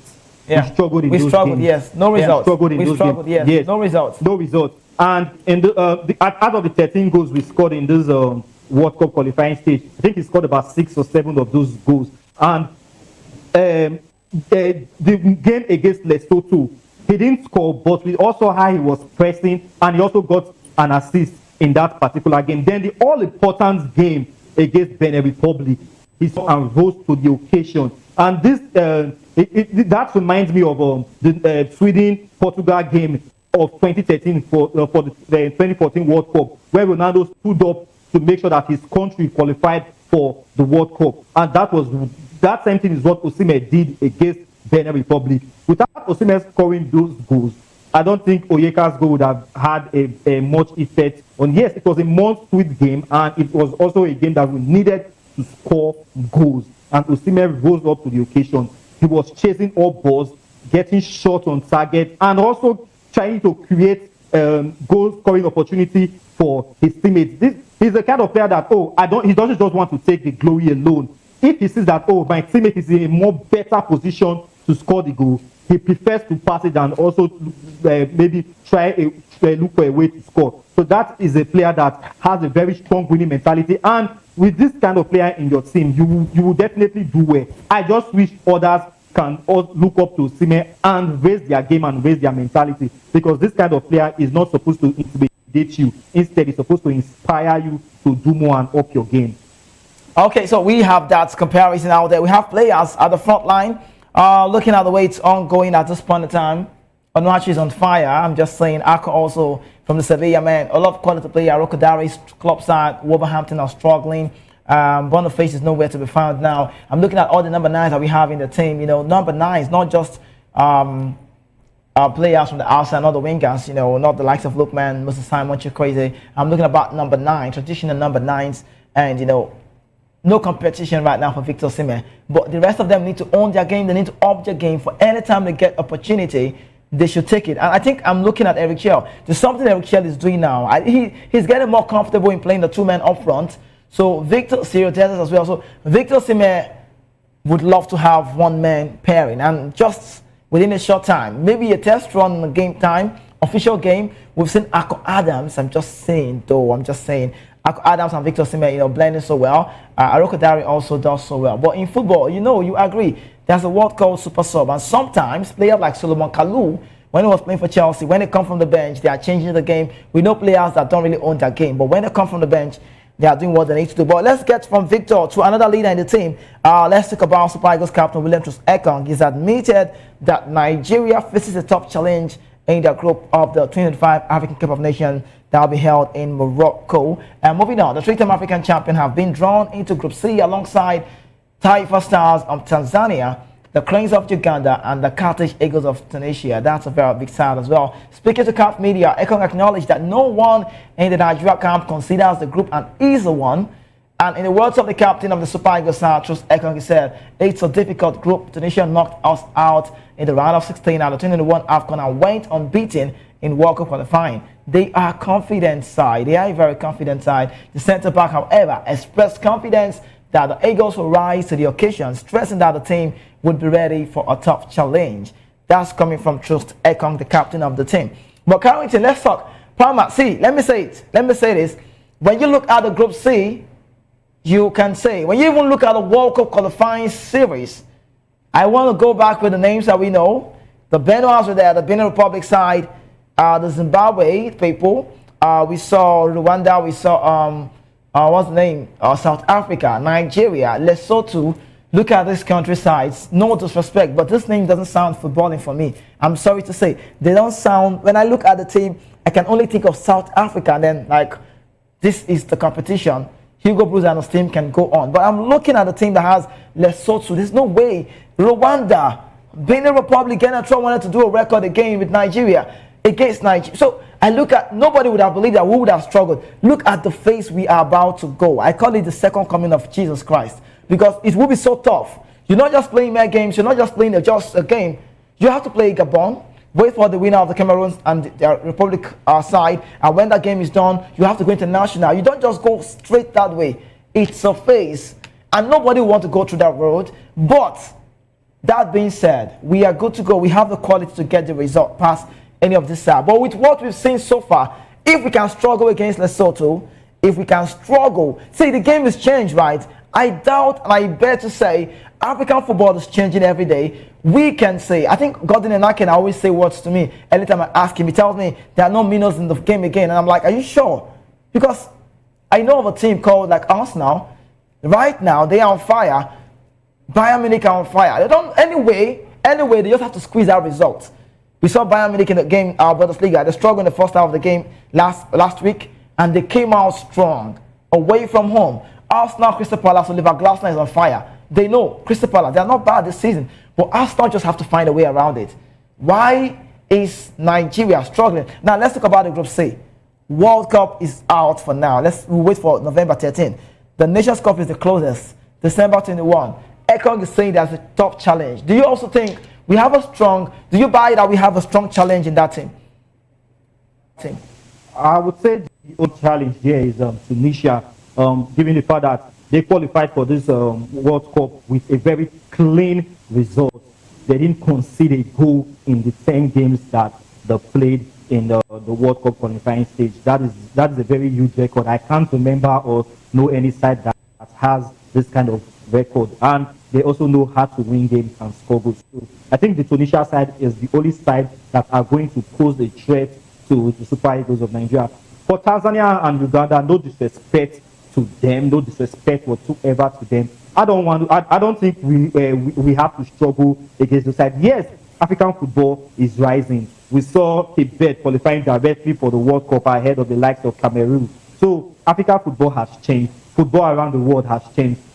Weaker side are not getting stronger. They are not inviting their foreign-based players back home, with them a chance to play for their nation and also play in an international competition. And I believe Tanzania and Uganda, they are also doing the same thing. But take a look at the Super Eagles that our players abroad and the way they play well in their respective clubs that they represent in Europe. If we can blend those players together, I believe Eriche is doing his homework currently now, well, not just for the foreign-based players, and also maybe for the few good home-based players. He will try to definitely to mix them and see if he's going to get a proper team for this AFCON. Yes, we have a friendly against Egypt before the competition starts, and I think that is going to actually give us a show us something that we'll know if Super Eagles they are ready for the AFCON or not. Besides Tunisia, I don't see any other side like Tanzania or Uganda giving the Super Eagles a hard one. But the Super Eagles, they always find a way to make things difficult for themselves. But I don't want to see that happening again. Okay, so let's shift attention. Let's talk about one side of the bandwagon on the show. Today, you can say the dream was palatable. Yes, a historic fate hovering just 90 minutes away for the Benin national team. The Cheetahs' of final victory against the Super Eagles of Nigeria would have sealed, you could say, their first ever trip to the World Cup. That would have been a destiny entirely in their own hands. But let's tell you, that dream dissolved in the devastating final defeat, a result that left not just a loss, but a profound sense of what could have been. Under the guidance of one man, the tutelage of who? Governor Charles, the German international, the team has been surprised, a very big surprise package of the Group C, perched at the top and at the corpse of immortality. Instead, they were left to confront their heaviest loss under his tenure, a match dominated by Nigerian striker Victor Osimhen's hat-trick. I don't want to talk about this so much, but Kenetra said it's true that the heavy defeat in Nigeria caused a lot of frustration within the staff and the dressing room since we saw this World Cup very close. In the wake of such a closing exit, the path forward requires a clear-eyed assessment. For Kenetra, the lessons are stark and point directly to the back line. The coach has already identified primary areas demanding attention, stating that the areas for improvement are mainly defensive discipline. There are still a lot of mistakes, he said. With the World Cup dream extinguished, the focus must now abruptly shift. The horizon host on the 2025 African Cup of Nations, where Benin Republic finds itself in a challenging group with giants like Senegal, the Senegalese, the Teranga Lions of Senegal, the Democratic Republic of Congo, and Botswana. The journey to recover from this heartbreak and build a more resilient side begins now. Okay, let's talk about this quickly, right? We just talked briefly on this, Palmer, just short one. I'm looking at Kenetra and I'm saying he's the man with the longest run as a foreigner, as a coach as well. You could say foreign coach in Nigeria that we've had. He's a German international. Kenetra is good. He has made his mark. He took Nigeria to the 2018 World Cup, even though we know the story, and he almost did the same thing. I don't think he's sleeping well now, because if you lose a game where you feel like you're already on top, even the South Africans are surprised to see that result.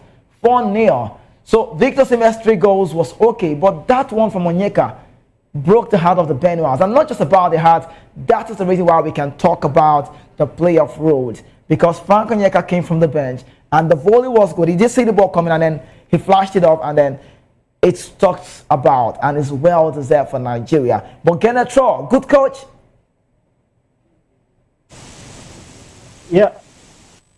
Yes, Governor Charles is a very good coach, and it's so sad that the Benin side, they were very, very, very close to qualify for the World Cup. But that's football. Sometimes you play well and you don't result. But in that particular game against the Super Eagles of Nigeria, there's so much deserved to lose. And I was asking myself, how did this Benin side defeat the Super Eagles in their first leg before? How did this happen? Because with what I saw that they were not a side that could have posed any threat to the Super Eagles of Nigeria. I know, yeah, the Super Eagles came with a different mentality to that game, but it has happened. They don't need to sit back and start licking their wounds.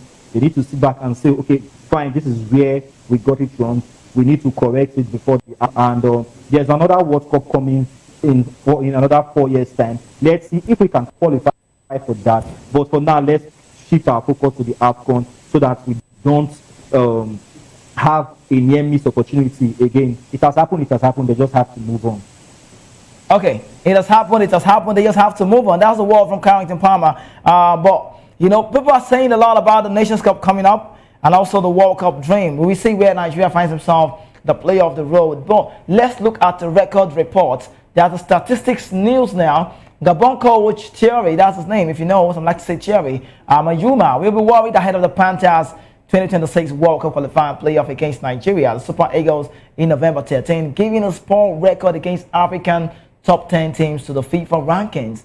Africa top 10 currently comprised of the likes of Morocco, Senegal, Egypt, Algeria, Nigeria, Ivory Coast, Tunisia, Mali, Cameroon, and then South Africa. Since his appointment in October 2023, Mayuma has yet to defeat any of these countries, recording 4 defeats and 1 draw in an international friendly against Senegal in March 2024. Gabon were defeated 3-0 before losing 1-0 to the Elephants during the 2026 World Cup qualifiers. Moving on, heavy losses followed against Morocco, the Atlas Lions of in AFCON qualifying with a 4-1 and 5-1 scoreline. The only time the Panthers of Gabon avoided defeat under Mayuma was in a goalless draw against Ivory Coast in September 2025. These statistics highlight Gabon's struggles against Africa's early teams since Mayuma took charge. Nigeria, on the other hand, will be aiming to extend their 36-year unbeaten record against Gabon. I say it again, 36-year unbeaten run, 36-year unbeaten record against the Gabonese. But when the two sides clash in the sport, we will know who will take it. In 9 previous meetings, the Super Eagles have won 5 and drawn 3, with their only defeat coming in the World Cup qualifier on June 25, 1989. I wasn't even born at that point in time. But I tell you, at the stage taken about the report says, Bongo side, they are really keen on those very one. And you need to know, let's tell you, at the State of Maine Sports President Omar Bongo in Libreville, Vico Sontenonot and Michael Miniko gave Gabon a 2-goal halftime lead before the man that we brought on the show the other time, Samson Siasia, pulled one back in that game for Nigeria in the 57th minute. Palmer, I'll have to leave you very soon, but before I leave you, let's talk about Siasia. Well, Siasia, he has done his record. But Gabon, let's keep Siasia on the sideline. Let's talk about Gabon basically. When there's a Gabon side, there's also an Aubameyang. He's in his 30s. And we've seen him play in Marseille. We've seen him well with a very quality team. Marseille is good to go. Mason Greenwood, I like their team. I can watch them play. Emerson Palmieri, they got quality. But what comes to your mind when you talk about Nigeria Gabon? Could this be history repeating himself, or would they break the chains this time? Well, this kind of a person that I like to be very, very. One thing, I like to be very optimistic, and I also don't like talking about records, because records are meant to be broken, and it can be broken at any time. Right. So this one of statistics, his record against the top side is not that good. The record against Nigeria too is not good. I don't want it to get into the Super Eagles of the players' head. I don't want it to get to their head. This one, the record is not talking. It's the way you play that particular day. That is what will give you the results. if you go on banking on a record that it might come out, it might have an effect. It will definitely not get an effect. It's what you give. That's what you get. That's what in computer they call it garbage in, garbage out. So you put in the work that day. Press the work best, very good. Take your chances to score and defend very well. Then you get a victory. I don't like talking about record or statistics because it can be destroyed at any time. So what the Super Eagles of Nigeria need to do is to focus, forget about who their striker is, forget about who the coach is or the calibers of players that they have. Just put it to your mind that, oh, I'm coming in with a mindset of winning this game because I want to play at the World Cup. So it's at the end of the day, the side that wants the victory the more is the side that will definitely get it. Okay, so Eric Chell, wrapping up with Eric Chell, Neil's a Super Eagles story. Eric Chell, he's saying a lot, and he's saying this team has improved ever since he took on the job. That's true, you can say that. Eric Chell has not done bad. He's not lost a game. He's yet to lose a game. For those asking questions about Eric Chell, the Franco-Malian has done so well for himself. Head coach of the Nigerian team, Eric Chell, has maintained that his side has improved under his watch. Since he became the head coach earlier in the year, the Franco-Malian, who became the head coach of the Super Eagles in January, helped his side secure a victory, a place in the World Cup qualifier playoff after a slow start. Speaking in the chat with former Nigerian international Shegun Digbami on his Eagle 7 FM on Saturday, Eric Chell touched on a variety of things, especially his time with the Super Eagles so far. And Eric Chell said, I think the team has improved since I took over. It's difficult because you don't have enough time to work. The FIFA window is usually short and you have a small time to work with. So focus is on one of the two principles of play. I can judge the 10 months with the Super Eagles because we have improved every game. We were focused and we are still focused on the game and not after 1 year. We take it game after game and we are focused on it. The job is positive coming from the Franco-Malian. He said, I was a bit disappointed because of the chant side, but with the Super Eagles 14 points plus Unity Cup win, so I think it's positive now. It's just this feeling. The most important thing is November and we have 2 games. The reality is that the job starts now. Chell went on to dismiss talks about him being lucky with the sound qualification for the playoff. He also urged that he came to work and the result is down on the hand and the hard work of his team and the technical staff. He said, this isn't a luck.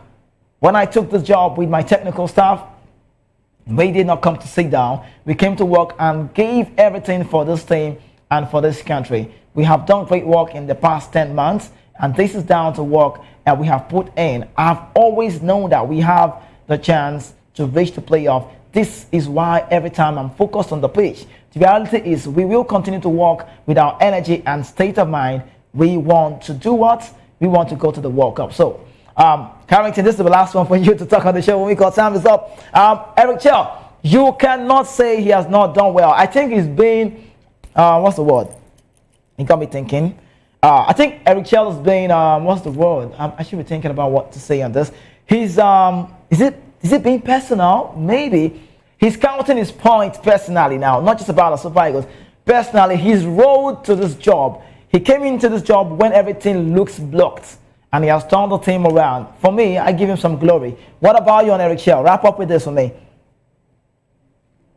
I give Eric Chell some glory too, because when he came, nobody actually gave him a chance because of the AFCON tournament of last year, and he has done marvelously well. He came in a time where there was little or no chance of us qualifying for the World Cup. So we have to give Eric Chell some. He deserves it. All right, so Carrington Palmer, Nigeria, Gabon. Who wins? Nigeria wins. Nigeria wins that game. I'm not going to put a scoreline, but Nigeria wins that game. Nigeria qualify for the World Cup, yes or no? For the World Cup, yes or no? Oh yes, Nigeria will qualify for the World Cup. All right, that's your opinion anyways. Thank you so much, Carrington Palmer, all the way from Edo State, Benin, to be exact. Thank you so much, guy. Thank you so much. I appreciate you on the show. Thank you. We'll talk more. Hopefully, we'll talk more. All right, so we will go on a quick break. When we return, the show continues. We'll tell them more what's really going on. Carlos Alcaraz in the news in the boxing world. There's a lot to be talked about. Please don't go anywhere. Just stay with us. We'll be back shortly.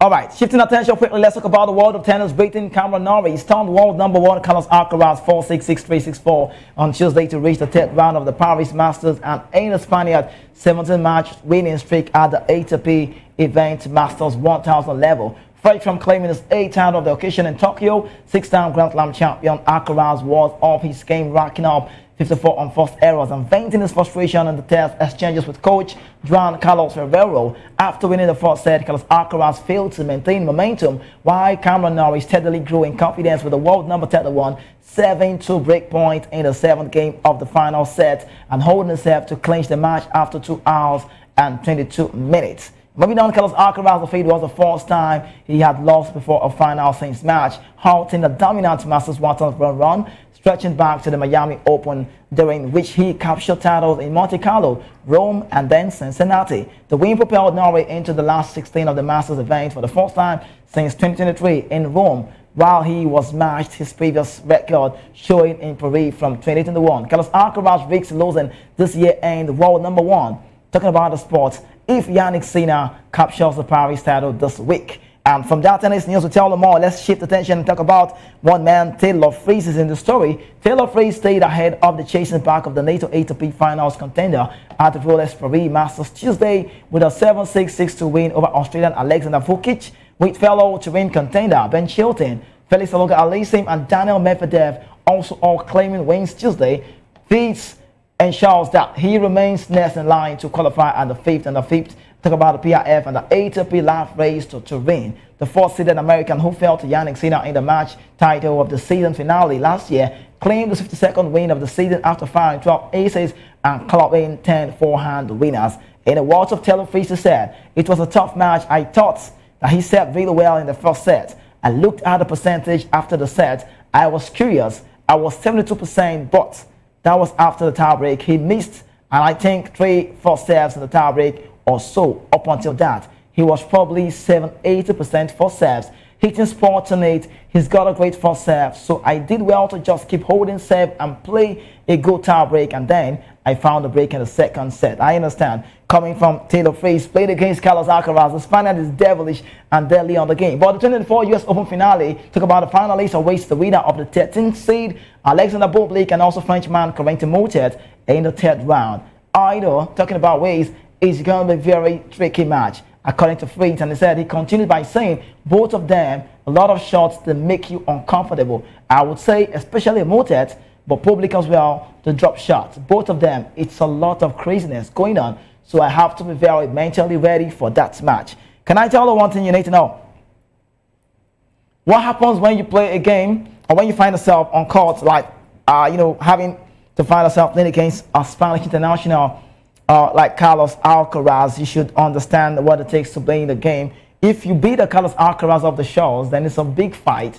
You are anticipating for something very big. So I just want to say, maybe a special advice from me to, Taylor Fritz. He needs to own this game. He needs to keep making the momentum go high. The intensity right now is not shallow, but so high. So possibly all of the best for that man. But shifting attention, running off, let's go. Let's talk about the world of boxing. Ajagba maintains 10th place in latest ring boxing ranking. That's about a boxer who everybody knows right now. Nigerian world heavyweight boxing title prospect Efe Ajagba retained his position as the 10th best fighter in the category of the latest ring magazine ranking, but there is no place for former world champion Anthony Joshua in the top 10. World heavyweight champion Alexander Usyk is still the #1 heavyweight, followed by another former world champion Tyson Fury, since Joshua lost to Daniel Dubois in the world championship bout earlier this year. The London 2012 Olympic gold medalist has gradually faded away from the ranking, with such a new prospect as Moses Tuama and Fabio Wale coming into the reckoning. The big challenge in the heavyweight division just arrived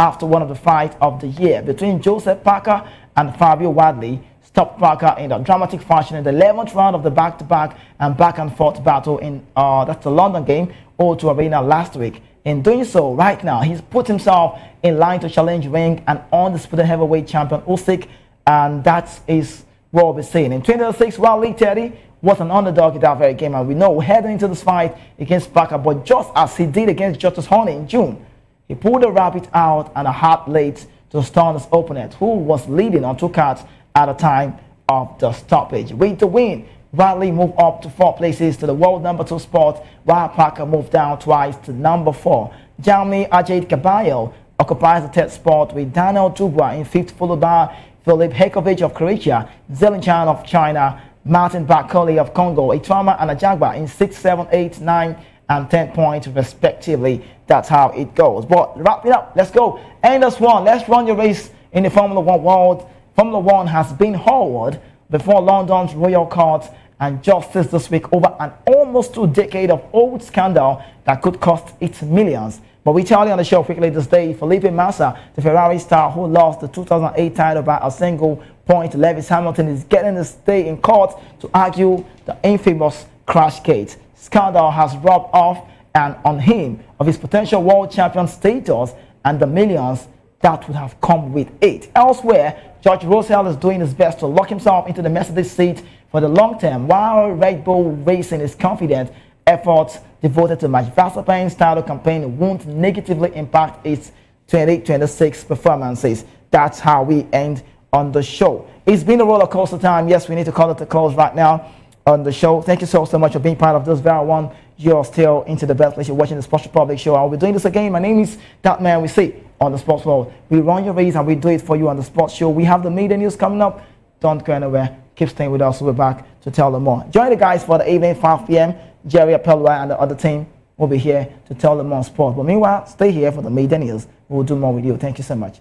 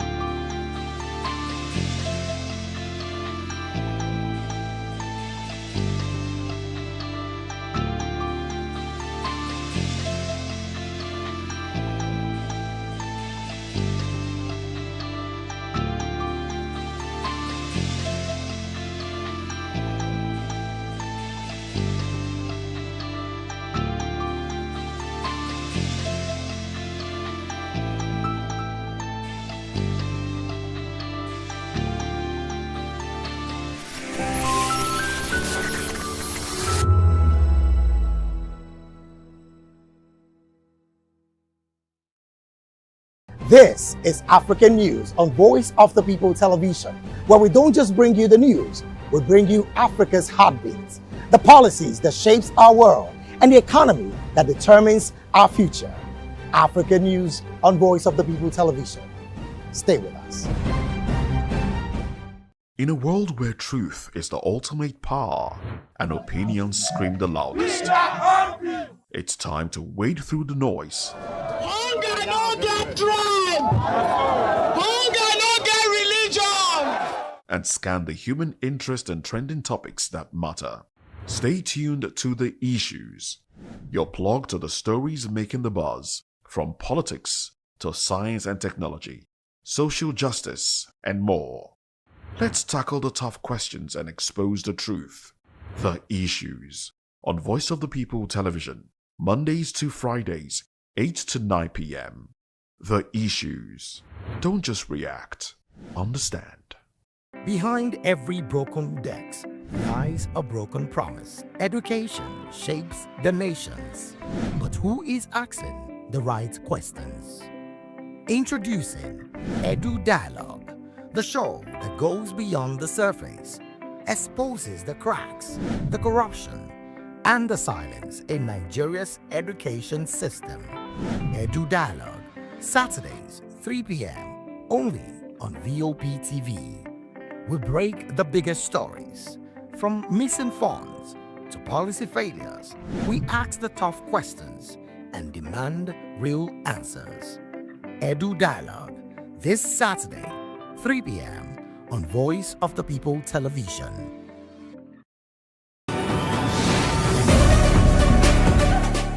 poverty remains one of the greatest challenges facing the world today. From rural communities to urban slums, millions of people continue to live below the poverty line, often without access to clean water, education, or decent housing. This year's theme for the International Day for the Eradication of Poverty focuses on dignity for all in practice. It highlights the importance of empowering people to take control of their lives and create sustainable livelihood. Experts say tackling poverty requires collective efforts, from government policies that support job creation and education to community empowerment initiatives that build resilience among vulnerable groups. I would say that poverty is something that we inherit based on our mindset and then the government. There are two factors that affect poverty, basically. The person and then the economy. The economy doesn't favor someone to come out of poverty. I was trying to interrogate our parents back then, how the country favored them during education. They were paying for their school fees. They were even paying them while they were in school. Why some, after school there is job waiting for them, and then basically you can save money, and within a few minutes or a few days you've already acquired. If you have targets, you've already gotten some things you need to get. But right now you see yourself laboring, toiling day and night, and then all of a sudden you can't even it's okay. Back then, someone that was serving can actually buy a bag of crayfish. Like one of my auntie, when she was serving, she could actually buy a bag of crayfish for her mom when she was serving back then in Calabar. Then I now imagine even those that they are collecting 77,000 now. They can't even buy a quarter of that crayfish. So it's so bad. And then I was listening to one woman who was like, now to get rich is easier. I'm like, these people don't even know what they are saying. How will you say to get rich now? Then you know, these are our current government. What they are making us suffer, they enjoy it while they were younger, you understand? So a lot of things. And then also on our own point, part of the thing is that a lot of us are lazy. We don't want to work. We don't want to put the efforts. But then even though things are not favoring you, you have to put the effort because it's only you have to take care of. If those in government know that people are hungry, because it's very easy to get into office and it's very easy to also get detached from the people. They don't feel the pain of the people. If they feel the pain of the people, they will know that people are seriously hungry. Just empathize with people. If I tell you, if you go to the average hospital now, a lot of people can't afford health care. Go to school, go and look at the level of deprivation of parents who was paying their children's school fees. You will be alarmed. Government schools that is affordable, how many people can really afford it now? Virtually almost all the prices are hitting the rooftop. How much are people taking home? Except for the private sector that is even supporting. What else is government doing for people? You go around all the people here now, when you hear their complaints, you'll be shocked. Thank God we are around Mafoluku area. Enter into the hinterland of Mafoluku, you will be shocked. Let there be reduction in price of goods and services. If you are increasing, okay, recently, minimum wage came up. Everybody start talking of minimum wage. Between that period when that minimum wage was adjusted, go and look at the price increases of all goods and services in this country. The last time I traveled to Ilorin, when I used to travel to Ilorin, how much was? But go there now, 15,000 naira from the park. 15,000 naira to go, 15,000 naira to come back. 30,000 minimum wage is now 70 naira. So by the time you go and check your old folks twice, your minimum wage is gone. No feeding, no nothing. How much is the bag of rice? They should just try, let the price of commodity come down. If it can come down, people will not, nobody cares whether on your mandate we stand or your mandate we sit. Let people get food to eat. Once they get food to eat, somebody walked into the hospital that I walked into today and they gave the person the price of drugs. The person walked away. He dropped the card and walked away. Not because it doesn't want health care, but can't afford it. Sustainable Development Goals, particularly Goal 1, aim to end poverty in all its forms by 2030. But achieving this requires more than just economic growth. It calls for equality, social justice, and inclusive participation of all citizens.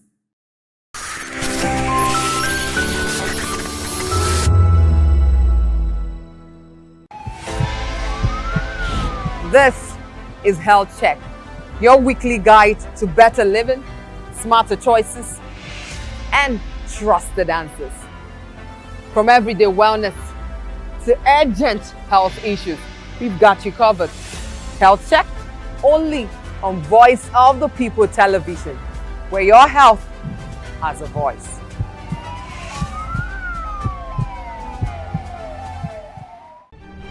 In a world where power shifts with every headlines, news breaks and events happens, we bring you unbiased and explicit information on politics, economy, and state of the nation.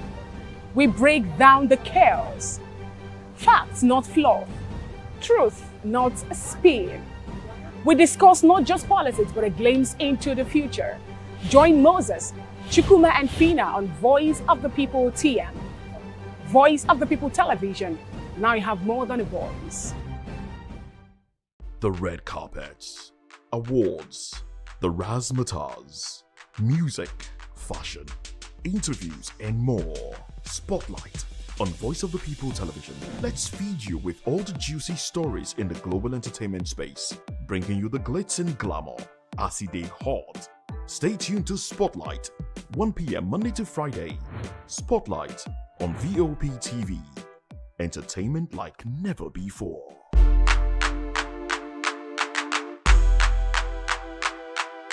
Everybody keep watching Voice of the People. All right? Love you all. Hello, sweetie. What's going on? My name is Kiki. Keep watching VOP TV. Thanks. Hey guys, what's going on? Olumide Oru, the Fresh Prince of Lagos here, and this is VOP TV, guys. Hello guys, I want you to please keep on watching VOP TV. Ladies and gentlemen, my name is Hafiz Oyetoro. Please keep watching VOP TV. Shout out to VOP TV. Very big shout out to the fans and lovers of VOP TV. My name is Tayo Fanyuro. I'm an actor that you are going to live to love. Keep watching. Cheers. Hi everyone, so shout out to VOP TV. Join us as we drive into the world of politics through insightful interviews with prominent political figures, both serving and former governors, ministers, senators, legislators, party chieftains, activists, and analysts. Get first-hand information into the decision-making processes that affect our daily lives. Highly engaging one-hour program that brings political discourse into focus. I am Chukwuma Okoro. Political Lens, Monday through Friday, 6 to 7 p.m. Join us.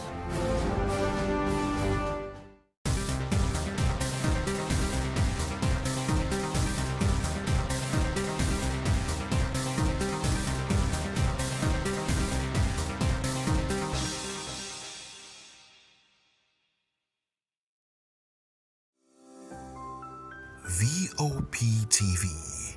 Now, you have more than a voice.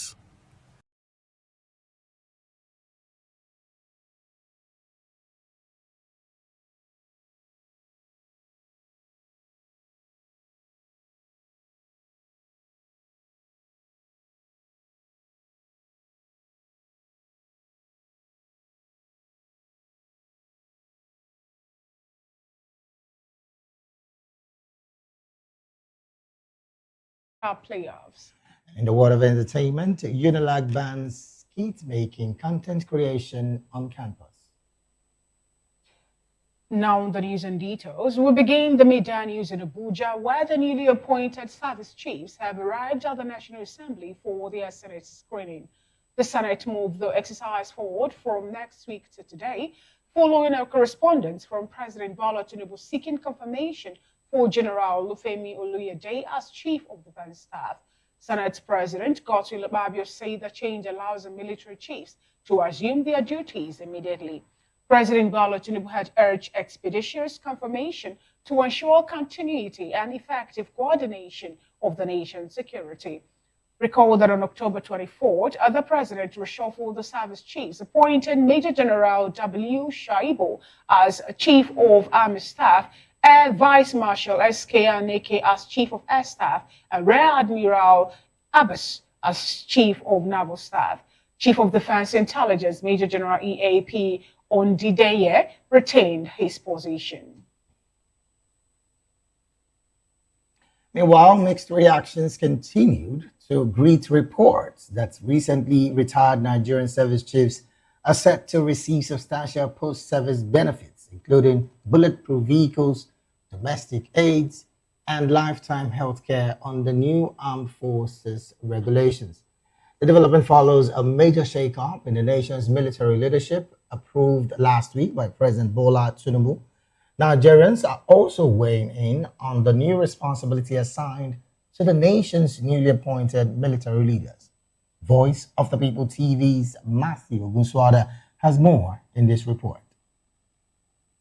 This week approved a sweeping reorganization of the Nigerian Armed Forces, announcing the disengagement of top military chiefs, including General Christopher Musa, who served as Chief of Defense Staff, Air Marshal Azan Abubakar, former Chief of Air Staff, and Vice Admiral Emmanuel Ugala, former Chief of Naval Staff. In their place, the President appointed new service chief to lead the nation's military commands. General Olufemi Oluyede now assumes role as the Chief of Defense Staff. Major General Waidi Shoaibu becomes Chief of Army Staff. Air Vice Marshal Sunday Kelvin Aneke is the new Chief of Air Staff, while Rear Admiral Idi Abbas takes charge as Chief of Naval Staff. The Chief of Defense Intelligence, Major General Emmanuel Undiendeye, retains his position. Under revised Armed Forces regulations, the outgoing service chiefs will enjoy a range of post-service entitlements, including bulletproof, official vehicles, domestic aids, and lifetime healthcare coverage. According to the President's Special Advisor on Media and Public Communications, Sunday Dari, the shake-up is designed to strengthen Nigeria's national security architecture and ensure a more effective response to the country's evolving security challenges. As Voice of the People Television, we are on the street to get the opinion of Nigerians towards this new military shake-up. Now we have a new security officer and we are praying that things will get better. But when a new person comes in, he will try to do good. He try to do better. We're expecting the new service chief to do good for Nigeria in terms of securing life and properties. And that's the most important thing for human life. When life is secured and their properties are secure, people will be happy. That's not necessary. Giving him a bodyguard and the limousine and other things, because making things to be more expensive to Nigerians, I don't think is necessary. Without them, we cannot get enough security, because they are the ones that are armed and then be able to take care of us. I believe maybe in terms of security issue, maybe it can be better a little bit, because I believe when a new government, like a new personnel, take over his particular position, if you like to make a record that may be different from what is been happening before, and all these when that retire, this they give him personnel, this armories and this and that. I don't believe that one is necessary. This is not the solution to the problems on ground. Everybody knows how the security in the country has been for a very long time now. The security has not really been good like that, you know. But I believe by the way of changing this the security chief, I believe there's going to be improvement. I believe there's going to be improvement because I believe the new security chief is going to have his own strategies, his own security strategies that he's going to use or something like that. So I believe things are going to get better. I just believe that this is a welcome development, because I see it as a kind of reward for the good job they have done or something like that. Yeah. With the task ahead for the new service chief, many Nigerians are calling for long-lasting efforts to combat insecurity among different parts of the country. We will continue to monitor this development closely, providing you with further updates. Reporting from Lagos, I'm Matthew Ogunswada For Voice of the People Television. Thank you so much, Matthew Ogunswada, for that reportage. Away from that story, the Nigerian Air Force has been commended for its professionalism and operational excellence by the Chief of the South African Air Force, Lieutenant General Simo Mambo. General Mambo gave the commendation during the official visit to the headquarters Tactical Air Command in Makurdi, Benue State. The visit aimed to strengthen bilateral relations, enhance professional cooperation, and deepen regional air power synergy between both nations. In a statement on X, the Nigerian Air Force said the South African Air Force chief praised the NAV's innovation, discipline, and strategic growth, describing it as a proof of Africa's capacity for homegrown air power development. He was received by the Air Officer Commanding Tactical Air Command, Air Vice Marshal Patrick Ubeya, who described the visit as a symbol of unity and professional solidarity between the two leading forces on the continent.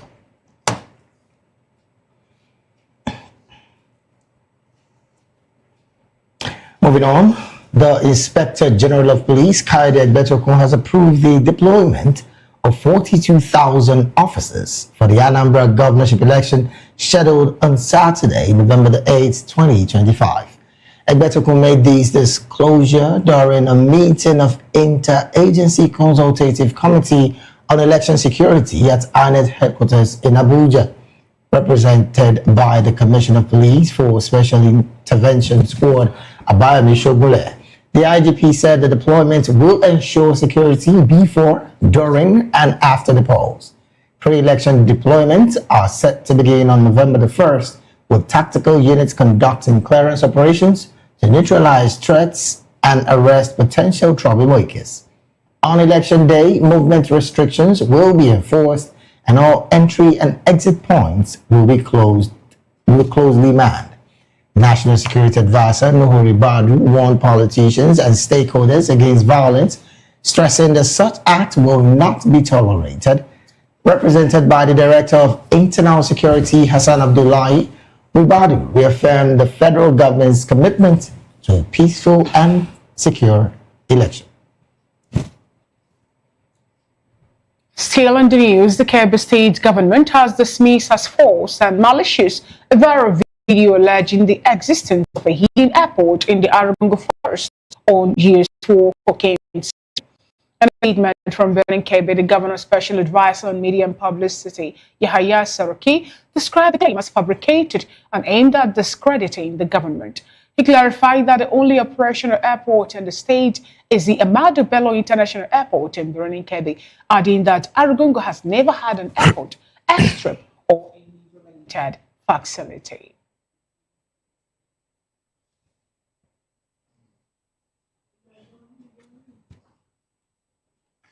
Moving on, there are reports that says that a total of 170 foreign nationals have applied for Nigerian citizenship. Minister of Interior Olubunmi Tunji-Ojo revealed this on X after chairing a meeting of the Citizenship Advisory Committee in Abuja.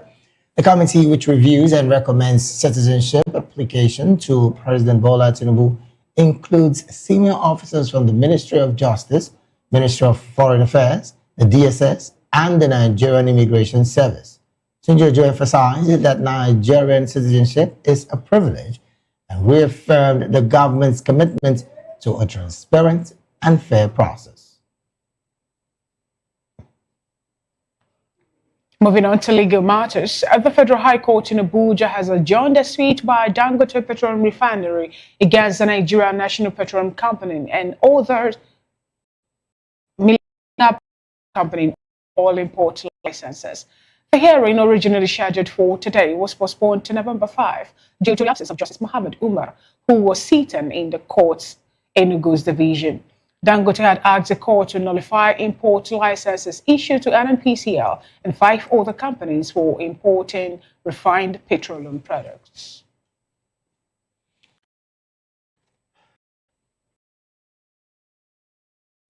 Elsewhere, the First Lady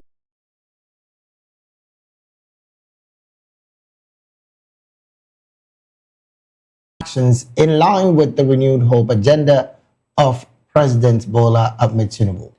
In a statement by her media aide, Busola Kukui, the First Lady delivered the message as special guest of honor at the 39th Stop TB Partnership Board meeting in Manila, Philippines.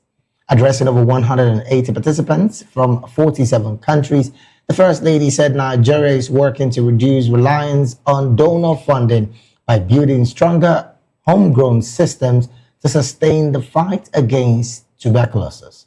She emphasized that lasting progress depends on national leadership, community involvement, and effective coordination. The chair of the Stop TB Partnership Board and Philippines Health Secretary, Teodoro Hebosa, described TB as not just a health issue, but a development challenge. Executive Director of the partnership, Lucika Dichu, also expressed the need for better data integration with governments to meet the 2030 target.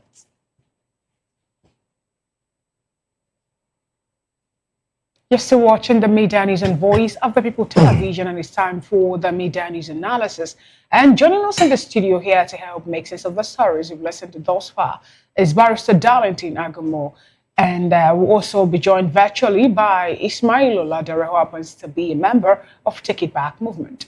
Good afternoon, Barrister Darlington Agumo. Good afternoon, Finn and David. How are you? Fine, well, thank you. Good All afternoon. right. Good afternoon, Mr. Ismail Oladere. To know if you're there, we'd like to get your own audio so that we'll know we've already established communications with you. But in the meantime, let's start from the studio. We'll have Barrister Darlington here. Barrister, what do you have to say about this particular statement or revelation made by the First Lady, Senator Oluremi Tinubu, reaffirming that Nigeria is committed to ending tuberculosis in 2030? Do you think that we have the necessary things put in place for us to be able to achieve this particular renewed hope agenda of the president that by 2030 we'll no longer have tuberculosis in Nigeria? Barrister Darlington, if you can hear me. Yes, I can hear you. We have. What we don't have is the political will. That's just it. We have all it takes to do this job. All you need to do, give them a sincere order. A sincere marching order, and you will see it done. Now, who are we going to give the marching order for us to be able to achieve this renewable agenda, or rather, renewed hope agenda, come 2030? Recall that it's more like we're bringing up some innovation. Look. For example, NACO and the West African Examination Council also is saying something about going for CBT, that's computer-based test, come 2026. Do you think we have all it takes, for us to sustain such innovation? Well, in a modern world, technology is the in thing. Why can't we? Why can't we? This is possible, Fina. Don't deceive yourself.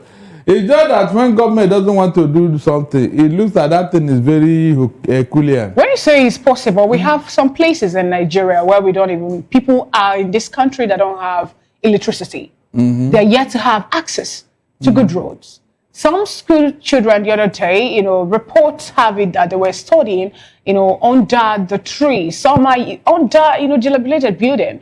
Some teachers are not even computer literate. So how are we going to achieve this? Recall that while I'm actually asking this is, in line with what the First Lady is talking about, that by 2030, Nigeria will be a tuberculosis-free nation. Barrister, if you can hear me, please. Now, if you are looking at when everybody will join you when you start something, Fina, it will never happen. The important thing is, have you got the political will to say, let us do this thing? When you start it and sustain it, with time, it will circulate. Everybody will key in.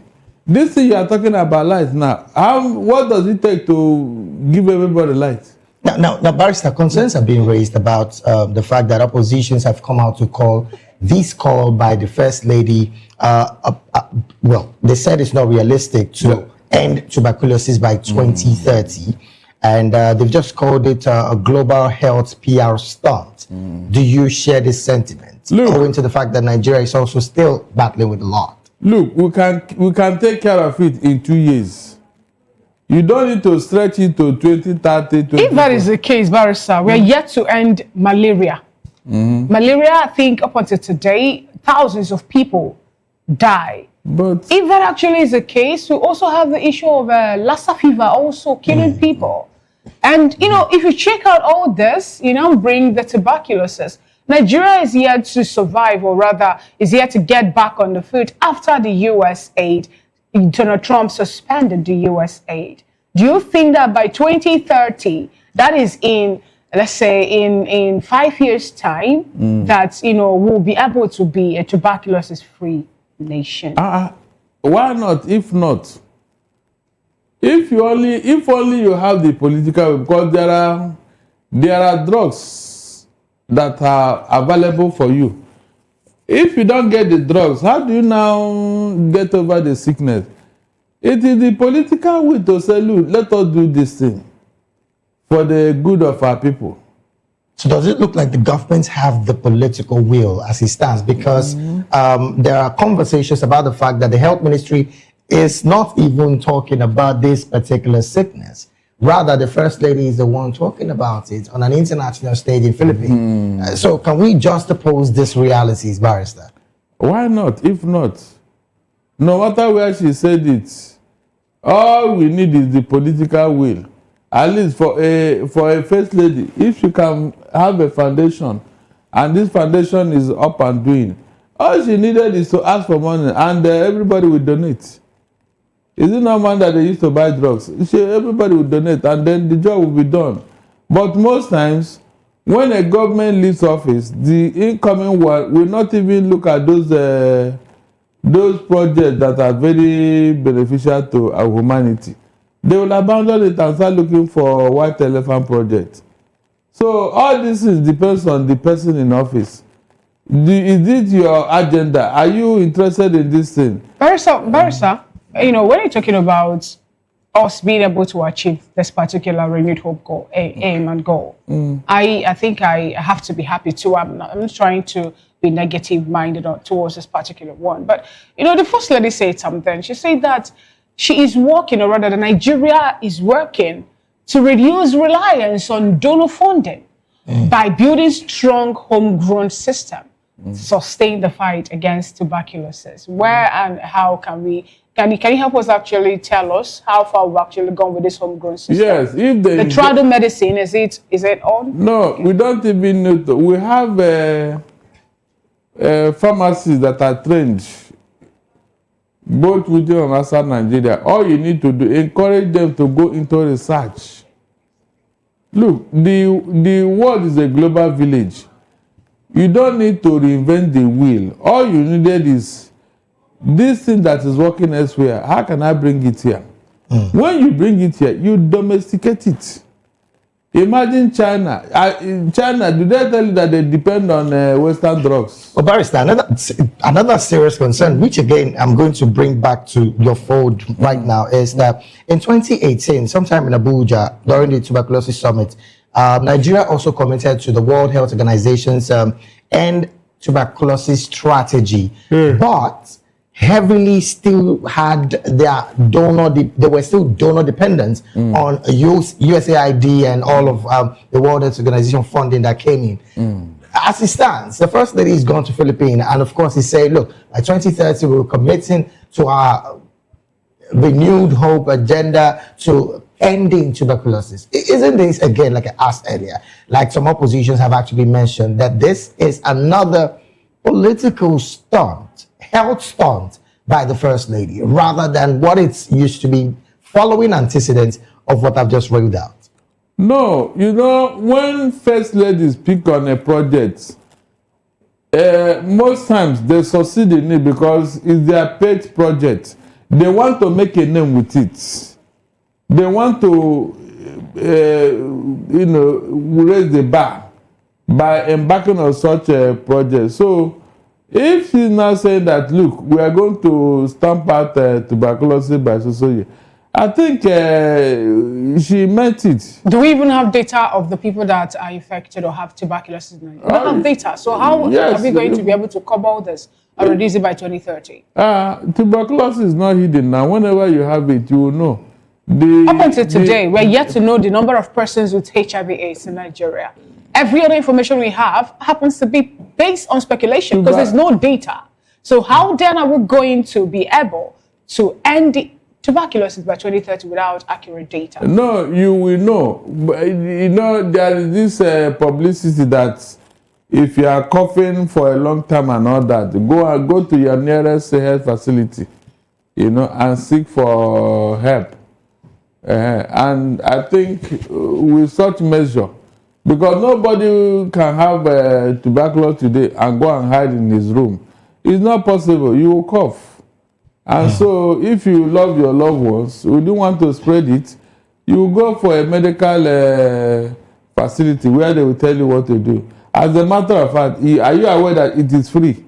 The medication is free. Are you aware? It's free.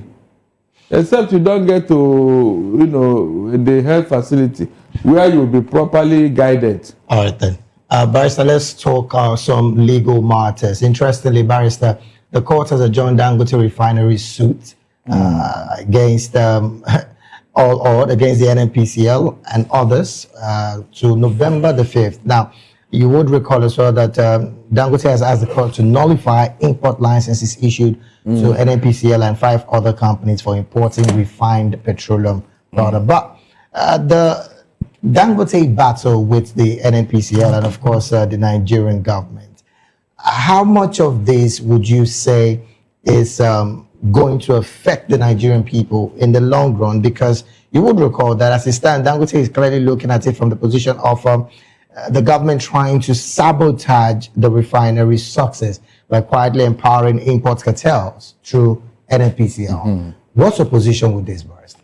My position is that government policy is not sustained in Nigeria.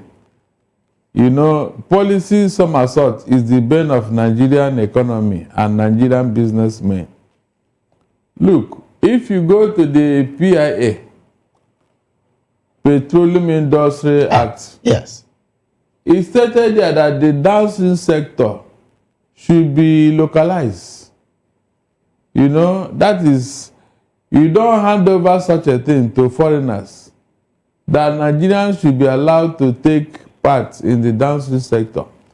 And that if you don't need to bring in a product that a Nigerian can supply or offer. These are part of what is in the PIA.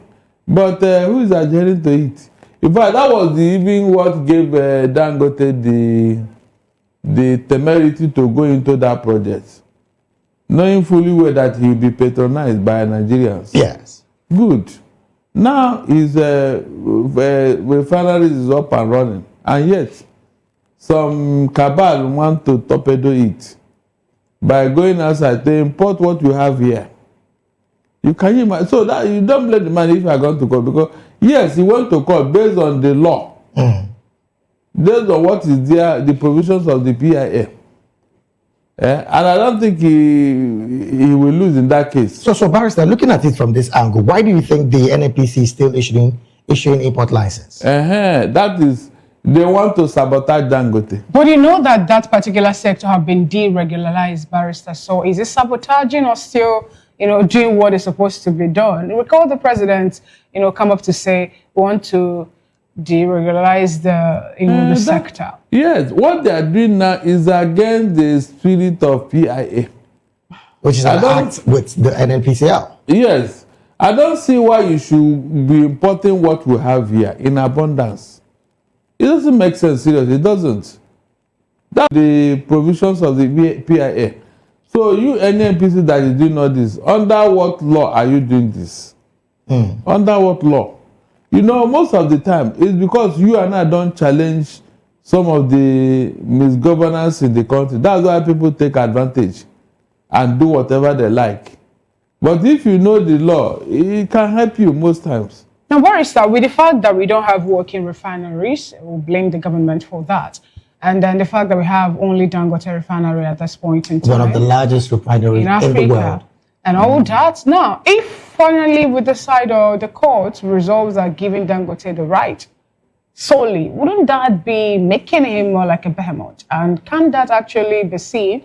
Maybe he might wake up one day and decide to use the monopoly you have in that sector to shut down the whole nation. He didn't ask you not to build your own refinery. So what are the other measures and check we need to bring on board at this point in time? It's for you to go and prepare and then bring in your own refinery like what is doing.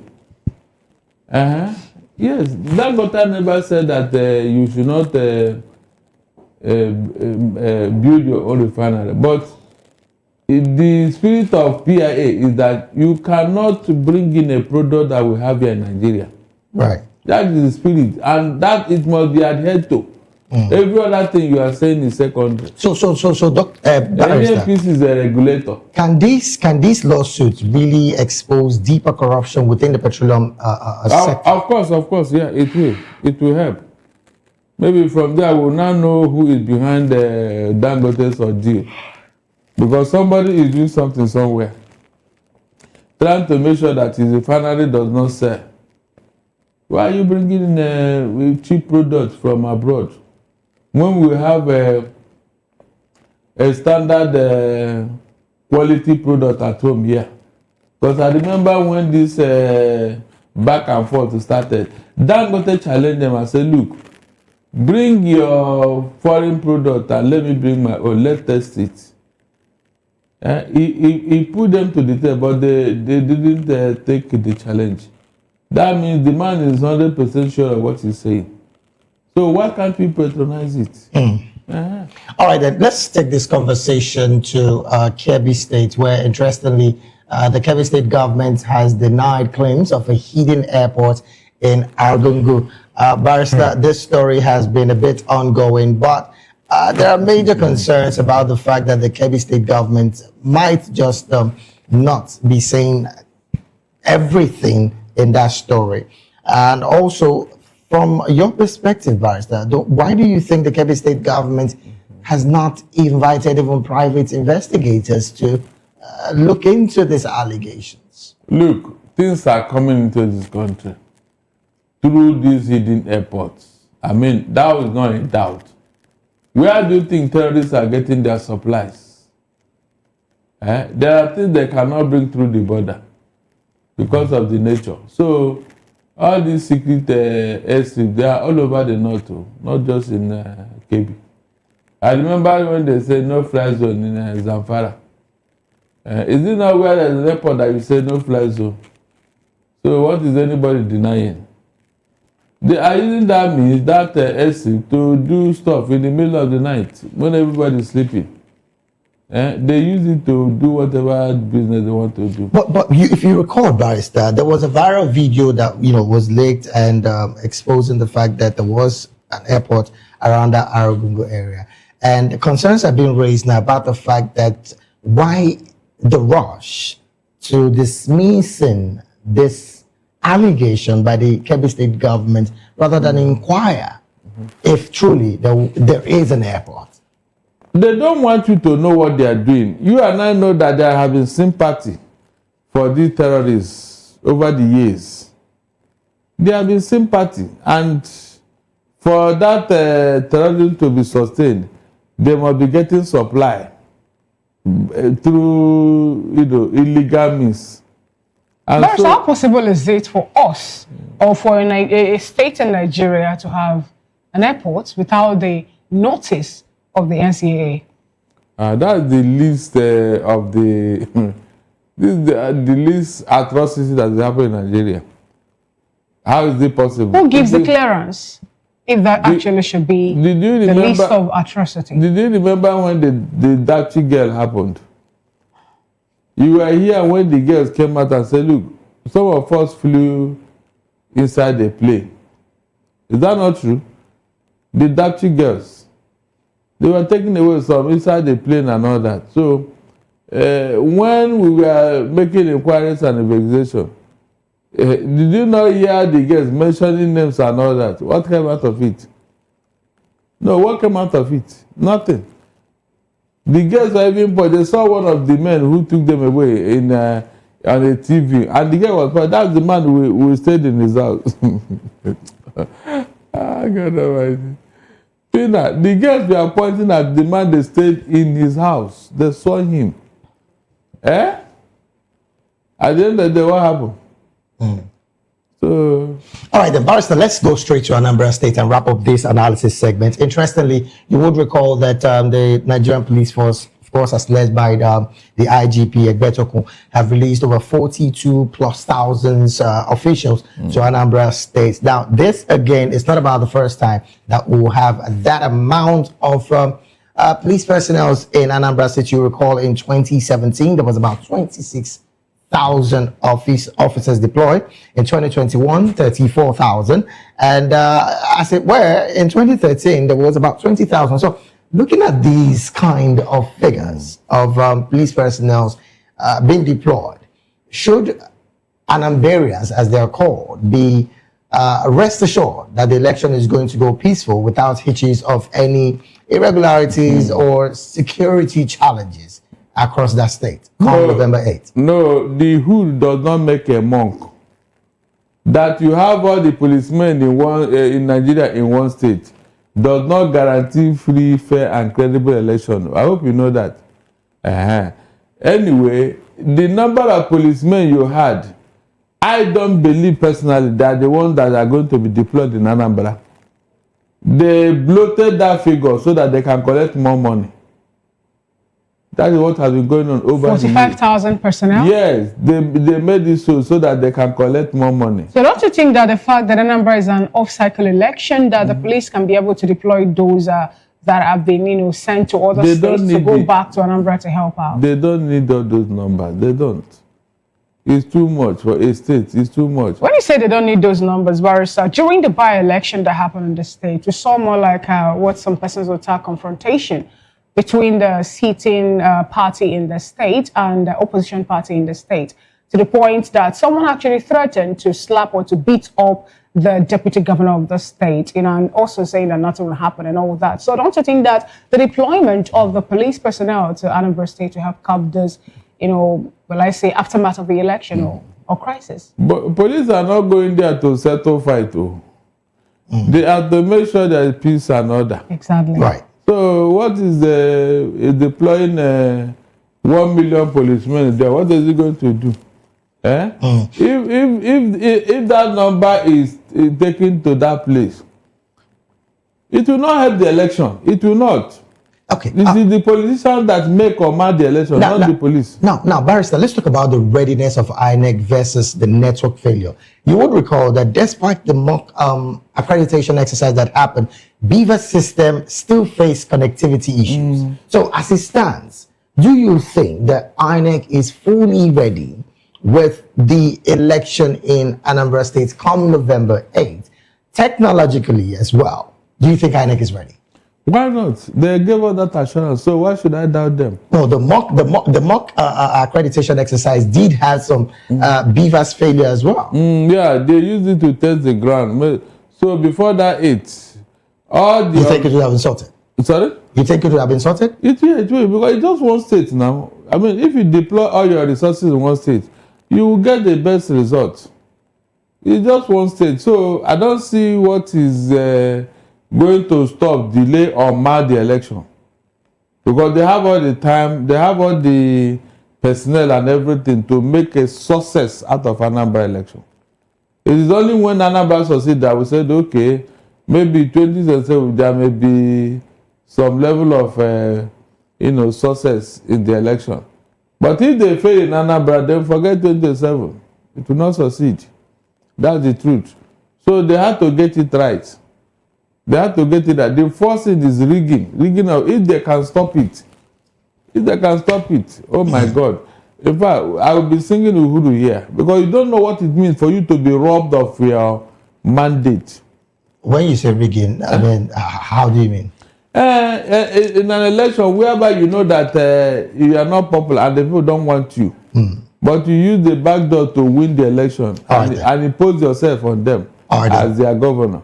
Well, thank you so very much, Barrister, for your submission there. This is where we have to draw anchor on the analysis segment of the Midday News. We've been talking with Barrister Darlington Agumo, who is a legal practitioner and a political and public affairs analyst. Once again, thank you so very much, Barrister. It's my pleasure, David. We'll take a quick break right now. When we return, more stories on the Midday News will be up next. Please do stay with us.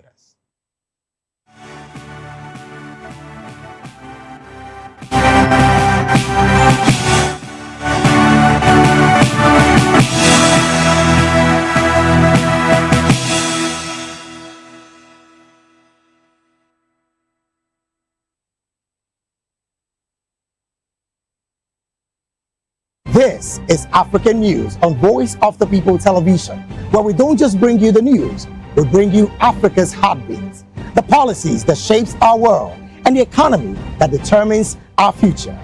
African News on Voice of the People Television. Stay with us.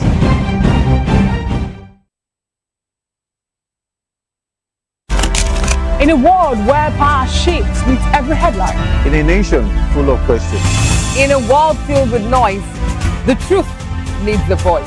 The policies that shapes our world and the economy that determines our future. Every hour, every day, the grapevine keeps buzzing. And together, we are committed to telling the stories that shape our world, because your voice is our focus. Don't forget, our voice matters the most. Let us come together and share our concerns.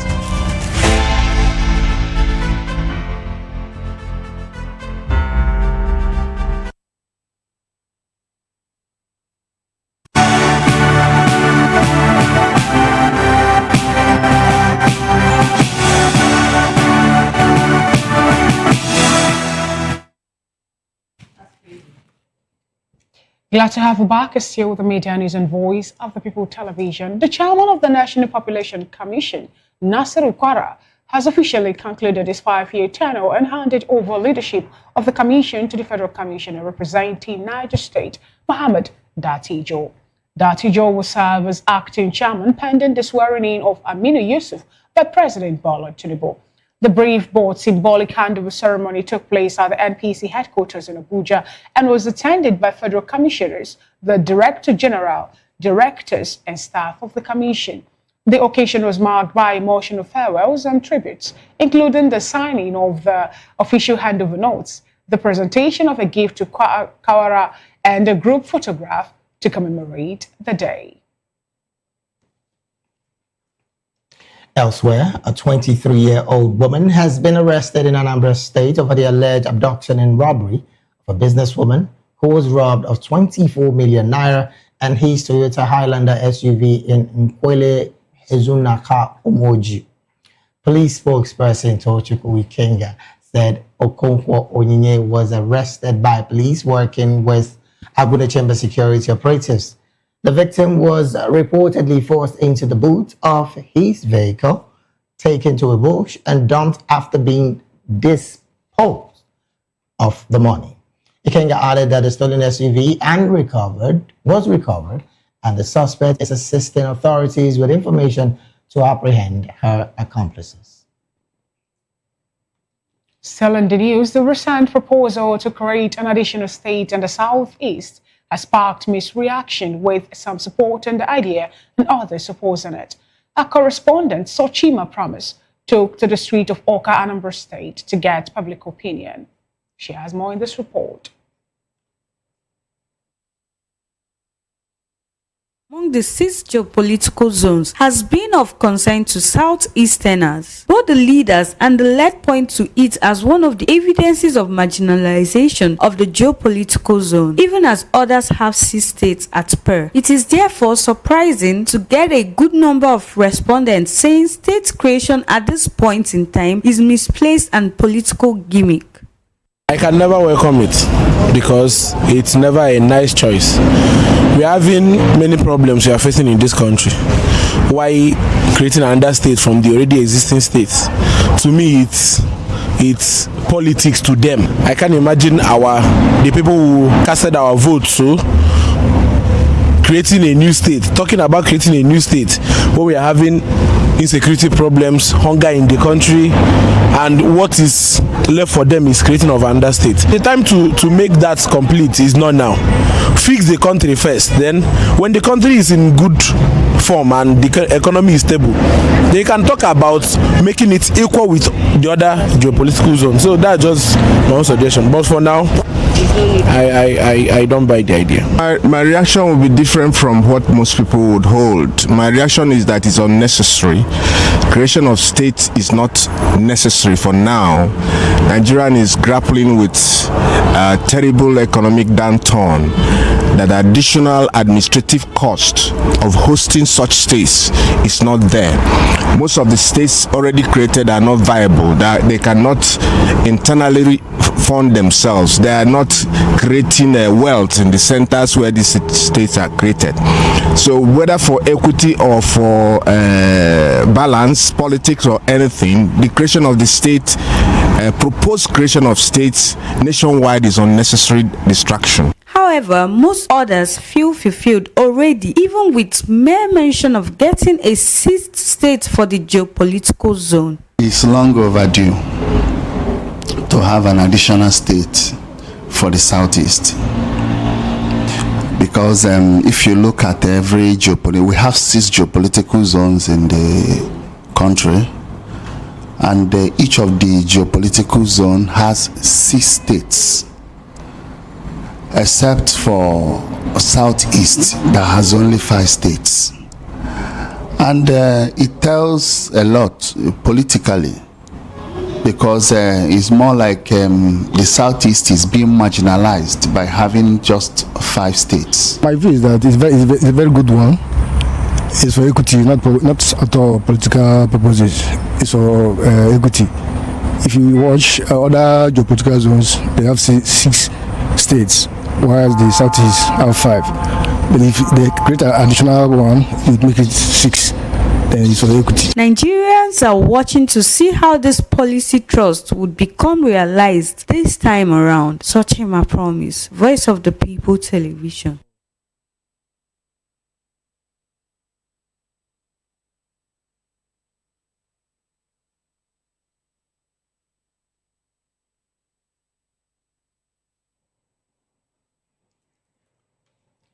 Thank you so much, Sochima Promise, for that coverage. The Edo State chapter of the People's Democratic Party says it will rebrand its communication strategy and strengthen collaboration with the media to promote transparency, accountability, and credible information sharing in the state.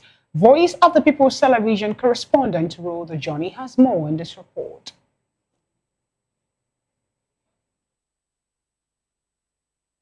To rebrand its public communication strategy and strengthen partnership with the media to promote transparency and credible information. The party made the pledge during an inaugural media briefing held at its secretariat in Benin City on Tuesday, October 28, 2025. Addressing journalists, the PDP leadership said the party would reposition itself as a people-centered political platform and restore public confidence through consistent and issue-based communication. The PDP also announced plans to hold regular press briefings, media parleys, and digital outreach programs to ensure closer collaboration with journalists across Edo State. The party reaffirmed its commitment to deepening democratic values and building public trust ahead of future elections. Now, from the secretary of the PDP, I said, look, we are ready for the task ahead. But we want to join the government to make Edo truly better. If we see reasons to advise them, if we see reasons to criticize them, we will also criticize them. But we will not criticize for the sake of criticizing. We will not. We will criticize constructively. We will not insult them.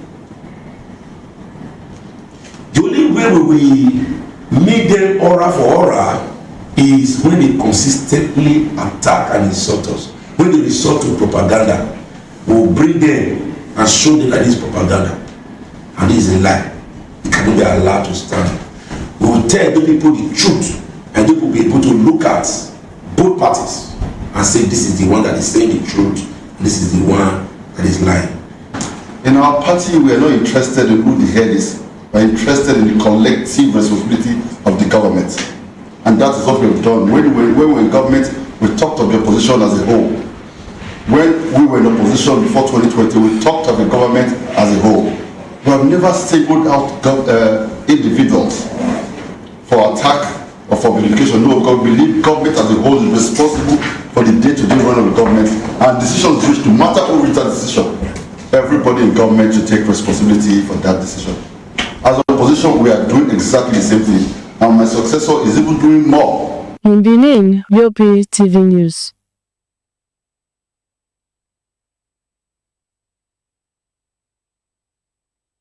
Thank you so very much, Rhoda Jenny, for that report. Straight to go to the business stories. The federal government has launched a single window trade facilitation portal for all import and export activities. The new digital platform serves as a one-stop shop for international trade, enabling importers and exporters to submit documents, obtain permits, and meet regulatory requirements in one place instead of dealing with multiple agencies.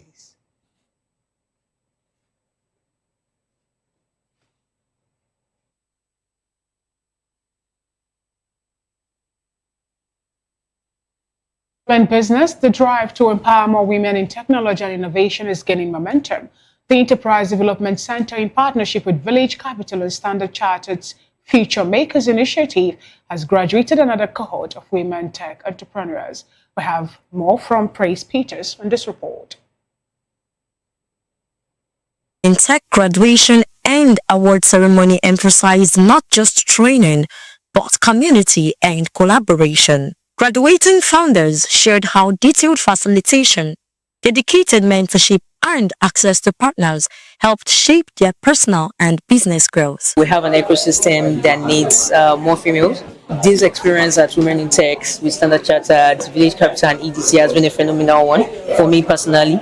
The experience has been quite transformational, and looking forward to making everyone proud and contributions to the next generation of females. So, I mean, if a free play, the world needs more women. Implementation is a big deal for me in this program. So, at the beginning, every single class, you had a list of things that you did not have. You're able to see the gaps, and then the list of things that you need to do, and then implementation would actually just follow through. During the fireside chats, speakers highlighted the need for stronger female networks, urging women in tech to seek clarity of purpose, be visible, share their stories, and collaborate intentionally. As a female founder, when it also comes to partnership, you need to be open-minded. In as much as you have to be clear about where you need to be open-minded to, the possibilities of new things, innovations, and all of that. And with all of this, I believe that you'll be able to find those that you align with, and those that you don't align with, for you to determine the kind of partnership that you should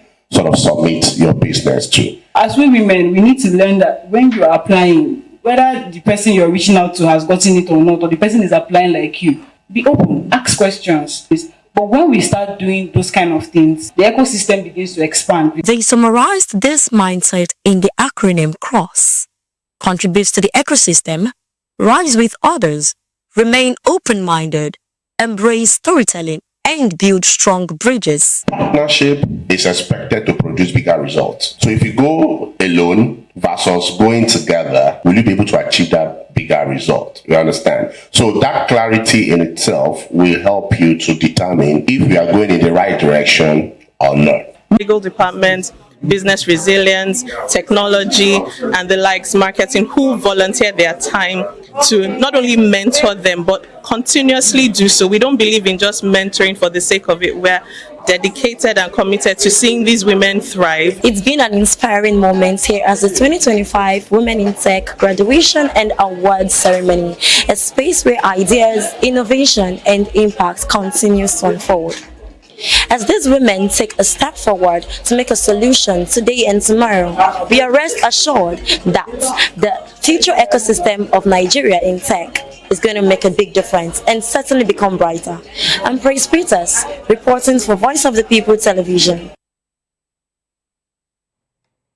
Thank you so very much, Praise Peters, for that report. Straight we'll go talking sports. The Confederation of African Football and host nation Morocco have announced the venues, dates, and kickoffs times for the African qualifiers of the FIFA World Cup 2026 Intercontinental Playoffs.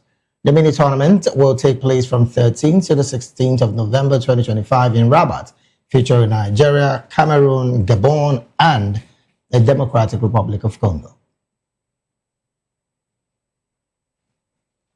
In entertainment, the University of Lagos has banned skate-making, content creation, and all video recording on campus, as also in the hostels, without prior approval. The directive signed by the school head of communication, Adejoke Alaga Ibrahim, comes amid growing concern over the use of the university facilities for unapproved shoots, including comedy skits, vox pops, and films.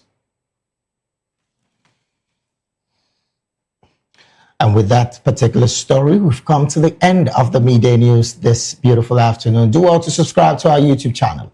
On YouTube, we're at Voice of the People TV, and on all other social media platforms, we are at VOP TV Live.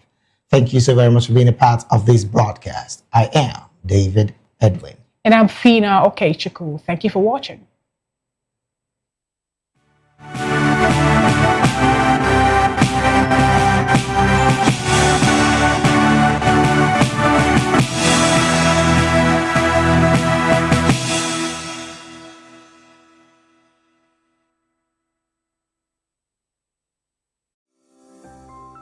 VOP TV. Now, you have more than a voice. In a world where power shifts with every headline. In a nation full of questions. In a world filled with noise, the truth needs a voice. The policies that shapes our world and the economy that determines our future. Every hour, every day, the grapevine keeps buzzing. And together, we are committed to telling the stories that shape our world, because your voice is our focus. Don't forget, our voice matters the most. Let us come together and share our concerns.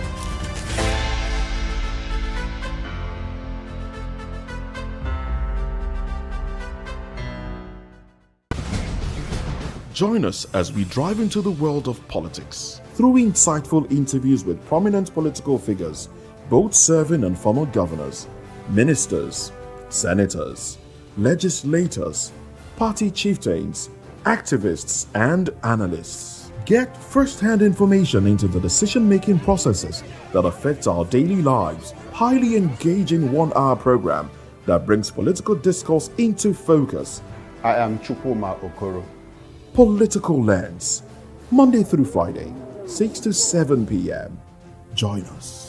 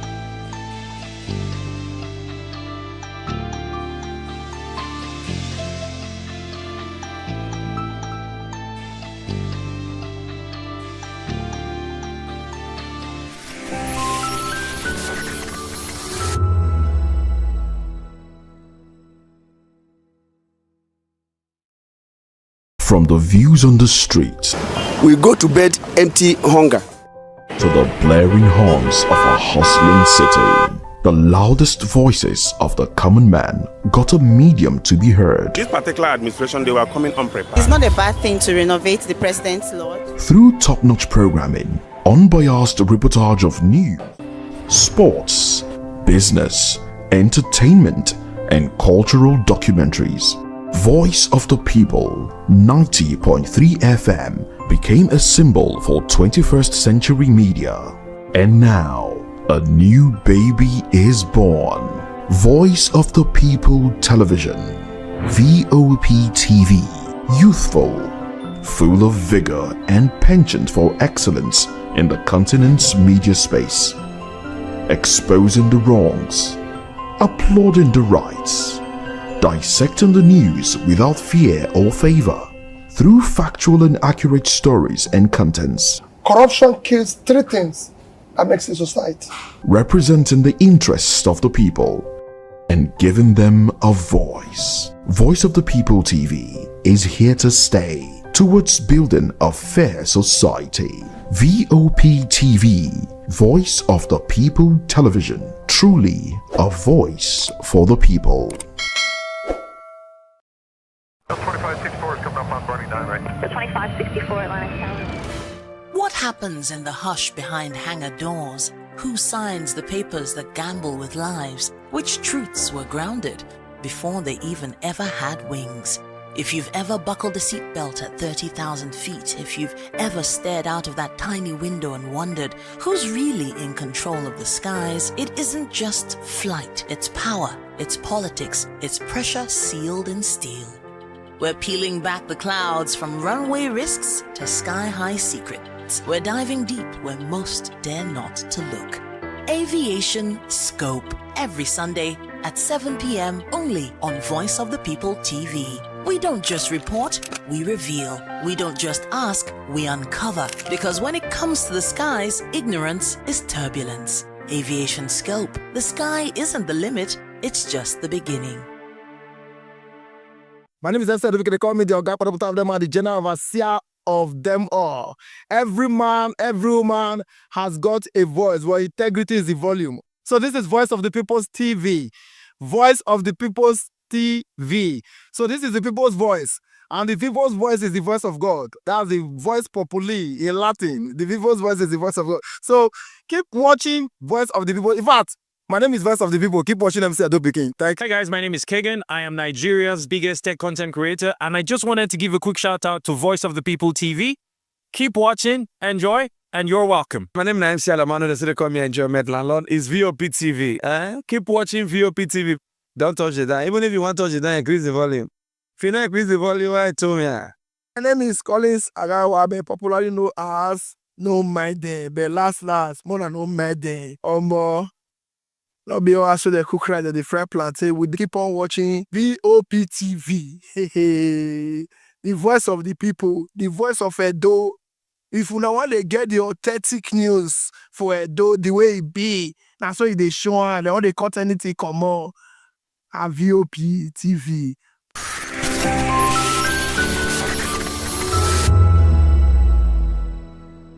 The red carpets, awards, the razzmatazz, music, fashion, interviews, and more.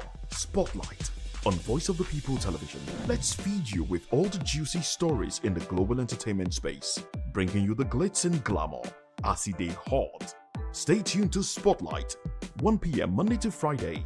Spotlight on VOP TV. Entertainment like never before.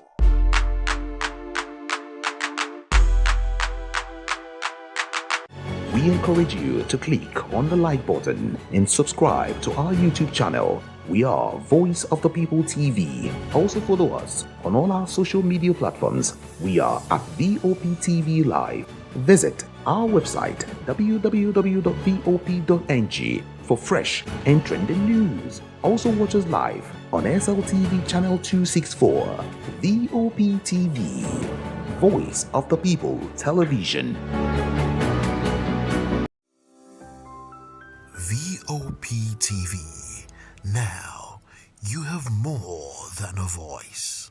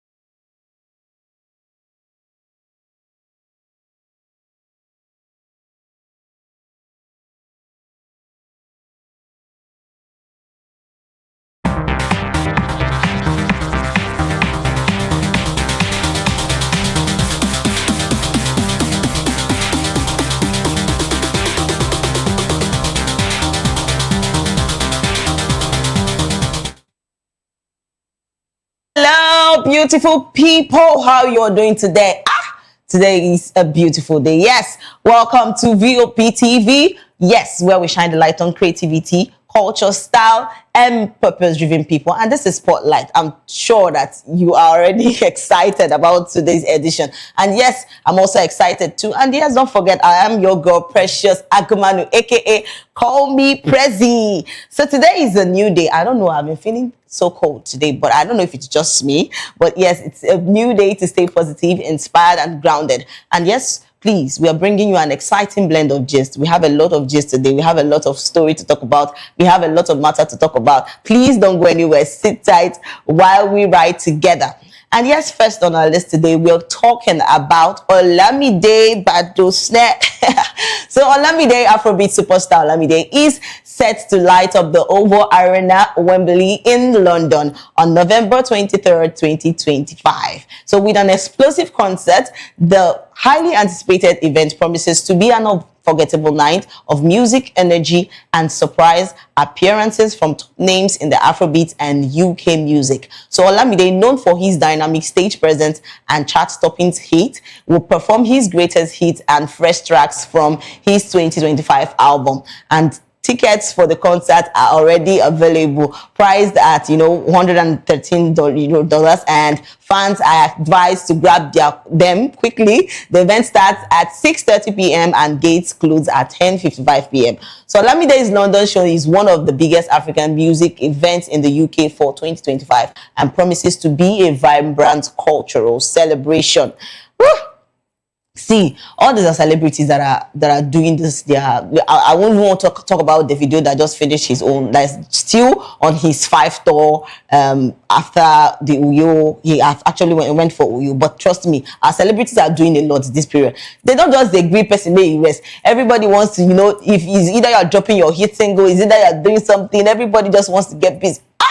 This 2025 is just too busy, and I'm like, please, we need some space to do something. We need some space to breathe at least. But seriously, everybody's just dropping their songs. Everybody wants to do their go for their concert. They want to do their concert, and a lot of them. And trust me, it's actually beautiful seeing stuff like this. And yes, we're talking about Olamide. Olamide is not just a song person. He's this Afrobeat superstar that is big.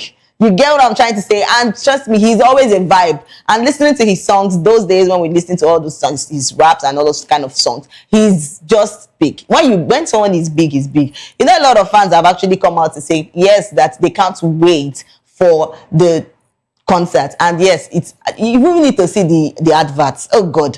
The ads just said everything, because if ad be like this, I wonder how the concert itself could be. But then let's see this video, because the ad just finished show. You need to see this. Let's see this video, because the ad just finished everything about the concert is set. And let's see this. It's out already. Yeah.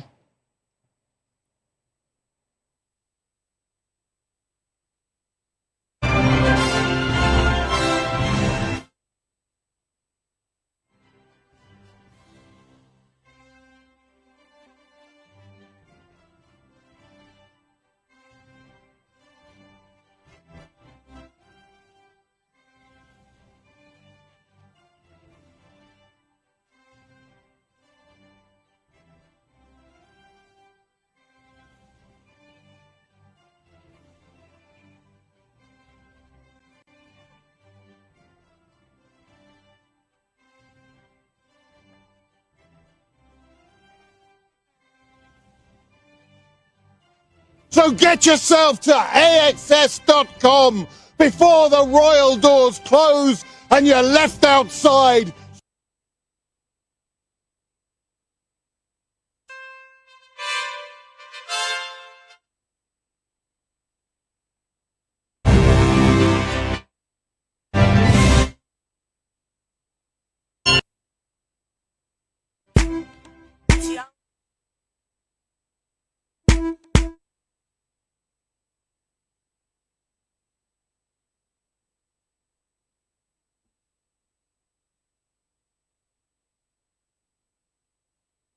See, this video just says a lot of things, because if ads like this, where they advertise this concerts like this, day like this, I wonder how the concert would be. But yes, it's another time for, you know, this kind of concert, and I'm sure that people there are already expecting that what's gonna be, but it's gonna be a hit. You don't even need to miss it if you're there. You just need to buy your tickets and go see this.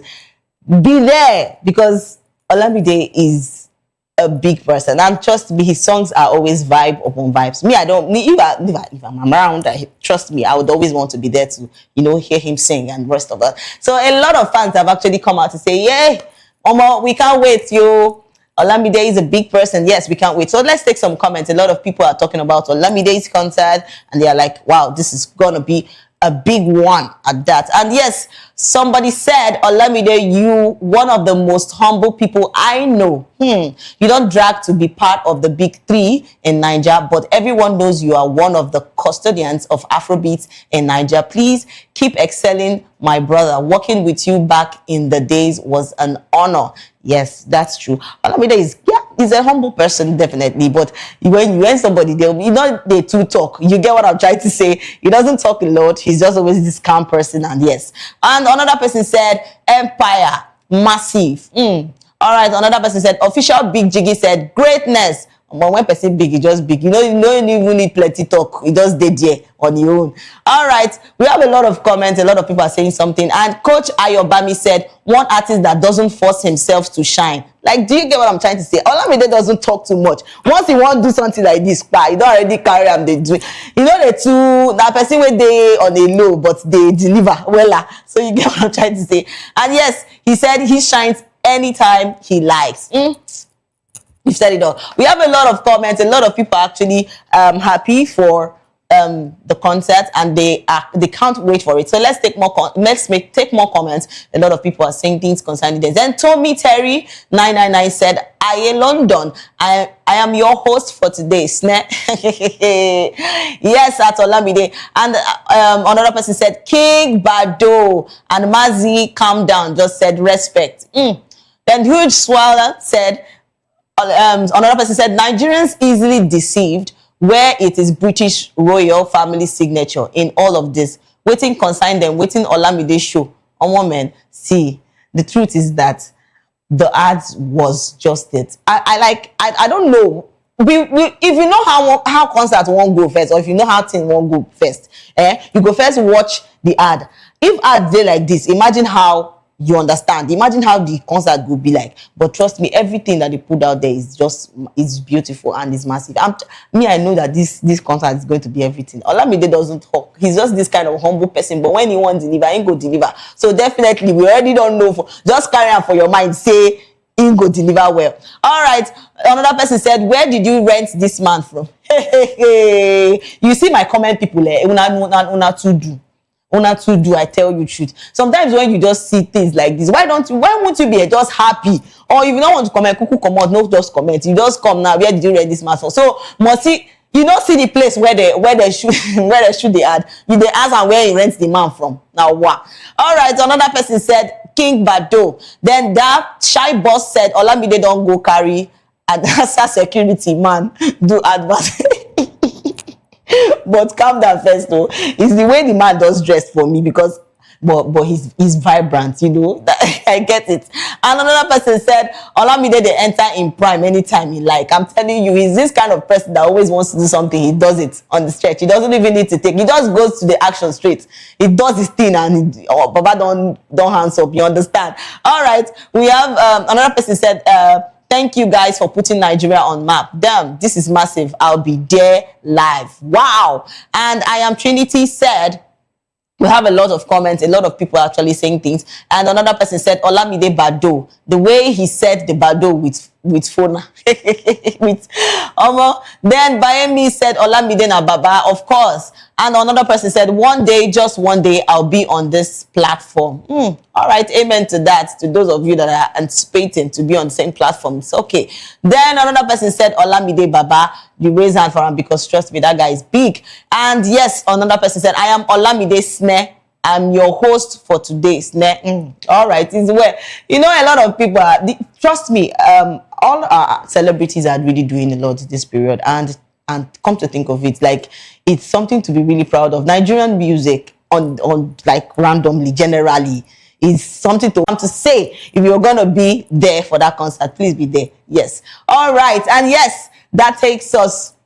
We're talking about a lot of things, and trust me, we have a lot of stories today, and I'm sure you don't want to miss that. And yes, our second story, we're talking about Nigerian skit maker Lord Lamba has revealed how young men can achieve financial success early in life. Now, sharing that he made his first ₦1 million at the age of 18. In a recent interview, he attributed his success to hard work, determination, and leveraging social media to build a personal brand and resonates with audience. So his journey from a budding content creator to a wealthy skit maker serves as an inspiration for young Nigerians aiming for financial independence through creativity and entrepreneurship. You get, so Lord Lamba's advice aligns with insights from other popular Nigerian skit makers. For instance, Brother Shaggy disclosed earning of $40, emphasizing consistency and quality content creation, while Ashimzi expressed her ambition to become a billionaire before 30, underscoring the importance of financial independence and goal setting. So together, this experience highlights the significant opportunities for young men to attain wealth by honoring skills, leveraging digital platforms, and maintaining a strong work ethics. So Lord Lamba is trying to say to us that people that that wants to make it in their 20s, that they should reduce the fact that they are, I don't know why, so they should reduce the fact that they always go out with women. So I don't know why everybody wants to now start blaming women for everything. God. But then I think I align with him. I agree with what he said, because most people now, you just feel that once you are this successful, you are always, you can enjoy yourself, carry all the ladies around and stuff like that. But then Lamba has already given you the information before time. See, if you want to be making money on your 20s, because everybody wants to work hard. Nobody is just looking dull in now. Nobody they do. So everybody wants to work hard to make that money. So that he's trying to say, he's giving you the advice that you should focus more on your work than doing the other things. All right. Trust me, I don't know.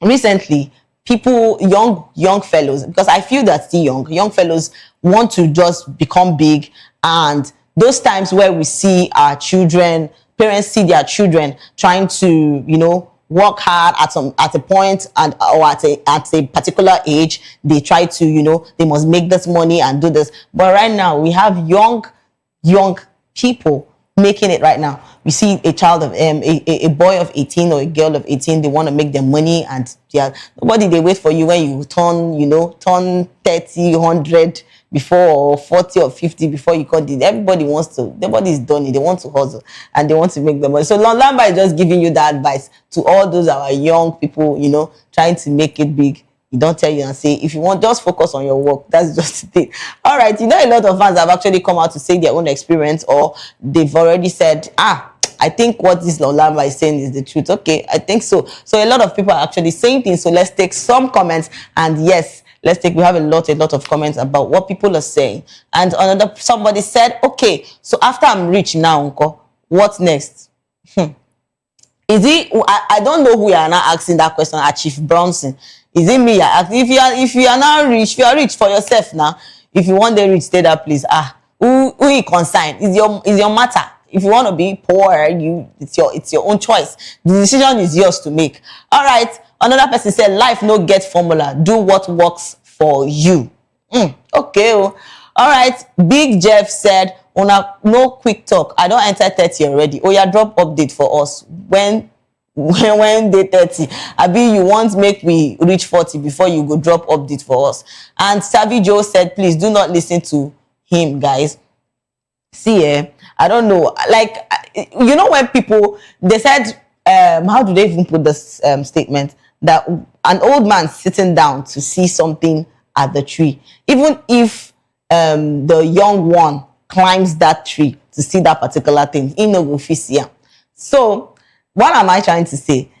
Lord Lamba just give us advice. Basically, he's not old, yeah, but a lot of people have been in that position they've experienced life more than, they've seen life more than, you know, the young ones. So they've already come out to say a lot of things.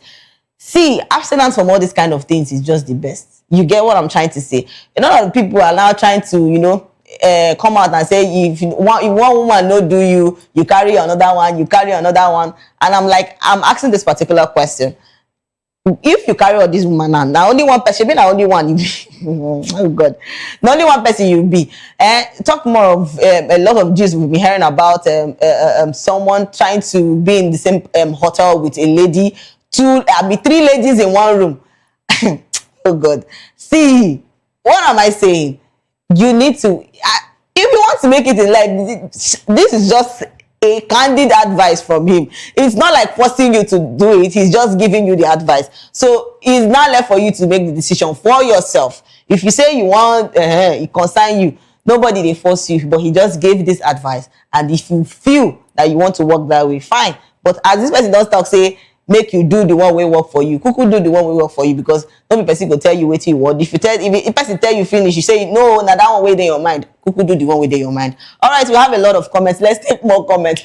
A lot of people are actually saying what Lord Lamb has said, and they agree with what he has said. And yes, another person said, "Una quick, okay." We have a lot of comments. A lot of people are actually coming out to say things concerning this. Then Benny Oji said, leave broke girls alone. A rich woman can make you rich quicker.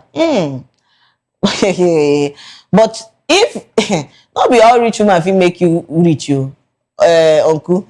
You feel go marry rich woman, they inside problem. They inside trouble. So even the broke girl self, where you walk on date, say, feel help your life, make you get money. So don't even categorize this by saying leave broke girls and follow rich woman. Oga shift. All right, we have another person. Another person said, if you want to be rich in your 20s as a woman, leave broke. Delia, no be small thing. All right, it's Liz done. He said, why I never come rich till now? Okay, now you can't know what you they do. Maybe you want they rich, you can't relax for your chair. You have to put in the work now. They expect if you're consistent with what you do, and yes, you put in the work, then one day you go shine. You might not be now, might not be tomorrow, but then definitely there will be an evidence of that which you desire to come to pass. So baby Lulu said, how about we women that want to get rich before we are 30? What do we do? So see, is your choice. Like I said before, it's your choice. If you want to, get to what he has said, then fine. What you want to do with your life now, it's not, nobody is forcing you. Nobody is putting a gun on your head and saying you must do this. And you get what I'm trying to say. We have a lot of comments. Let's take more comments. A lot of people actually coming out to say what Lord Lamba has said. And if you ask me, trust me, I'm just saying this. I'm this kind of person that likes this one woman, one man. You understand? A lot of people, even this polygamy thing, and everybody is going into, trying to get this one, to date this one, you want to date this one. I'm like, how do you even share yourself in how many places because I like, even God, we can't die for ourselves. Now he sent the only son. we can't die for us. But trust me, I don't know how that. Even for the Bible, God said he make Adam sleep. Come on, rib, give Eve. Now one woman he give Eve, no be two. But then it's not choice. His decision is your own. I don't know. You get what I'm trying to say? Yes. So somebody said, but you give woman belle in your 20s. More life no get manual. I beg. All right, though. Then Nora Okeke said, this one na Lamba Abi. Then Isabella Lee said, he's not saying you shouldn't date someone, but don't let them be a distraction to you. Okay. Then another person says, special advisor for women affairs.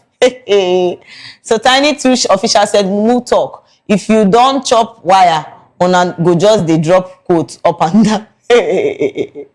See, everybody for this country, everybody the advice is safe. I tell you truth, everybody don't turn to special advisor. They don't turn to they don't turn to advisor. Everybody just the advice up and down. But then he is the good one that you will take. The bad one should be you will shave it off.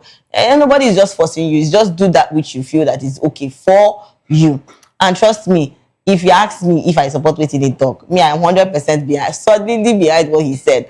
So yes, that takes us to our next gist, and we are talking about a man enviable has revealed how he discovered that the iPhone 17 he ordered from abroad was an upgraded iPhone XR. So my question to those people that are, in fact, since this iPhone 17 came out, everybody just did shout, I want to get it, I want to wait, see.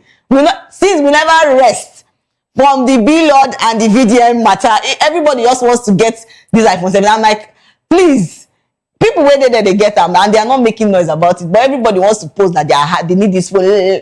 Beg, no rest. Maybe when I don't, they go buy the upgraded one now. All right, let's see what this man has to say, because he has actually come out to say that he actually thought he bought the iPhone 17, and then it was the upgraded XR that he bought. So how do you guys now know? Like, I was even asking, like, how do you guys now know that, okay, that this is upgraded iPhone XR, that is upgraded iPhone 17, that you had to upgrade it to that, to your XR to that. So let's see what he has to say, because a lot of people are actually coming out to say things concerning this, because it was a tweet where he said things. Let's see this. All right, so me, if you ask me, sir, because everybody want to buy the iPhone 17, they want to get an iPhone. Once you just buy them, see all these things, iPhone, they are always doing the most. If you buy the iPhone 17 this year, next year another one will come out, you will still change them. But we, all right. So people just do this one way. See, I tell you, even if you change that today, you change them tomorrow, definitely they will still, iPhone will still do another one way past that one way you will. But then it's your choice, you get. So, but to all those people where they buy the iPhone, say make una just watch you. Be very careful with you they buy. Don't be say you go buy finish now. Upgraded XR you go buy. Then you go come the. All right, we have a lot of comments. A lot of people actually coming out to say things concerning this. Let's take some comments. And yes, people are saying, so how am I going to know that I just bought the wrong the wrong phone? And trust me, you get one what I just see recently. Somebody actually said he bought the iPhone 17 and he was just jubilating and the rest of them. But they just scrape the back. It be like saying that paint they use to paint the body.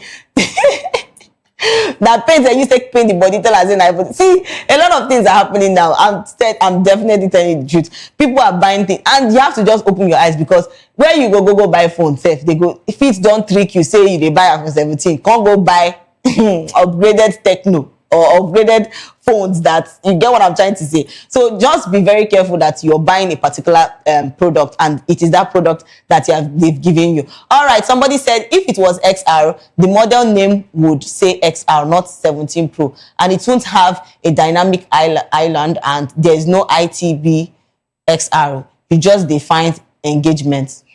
All right, but I don't think this is engagement though. If you ask me, at kids 10, it's not an engagement, because when I saw that video, there was a video I actually saw that they painted the body, because the new iPhone 17 is, it has this color of orange color or something like that. So they painted the body, and everybody wants to get, now seeing the phone and seeing what came out, they had to scrape the back. You know, when his phone is iron now, it doesn't clean or wash away. So when they now saw the phone, they had to just touch it a little. I think the thing was like, it was wiping away or something like that. So I'm like, if people don't, they paint the iPhone 17. You get what I'm trying to say? So my own is that whether you won't buy the iPhone 17, shall know the product where they buy, and just take care, because a lot of things are happening this period. People just want to make money, and they want to just get money from out of you. So if you're going to buy a particular thing, open your eye, may you know say they buy that particular thing. You get what I'm trying to say? So a lot of people are actually coming out to say their own experience,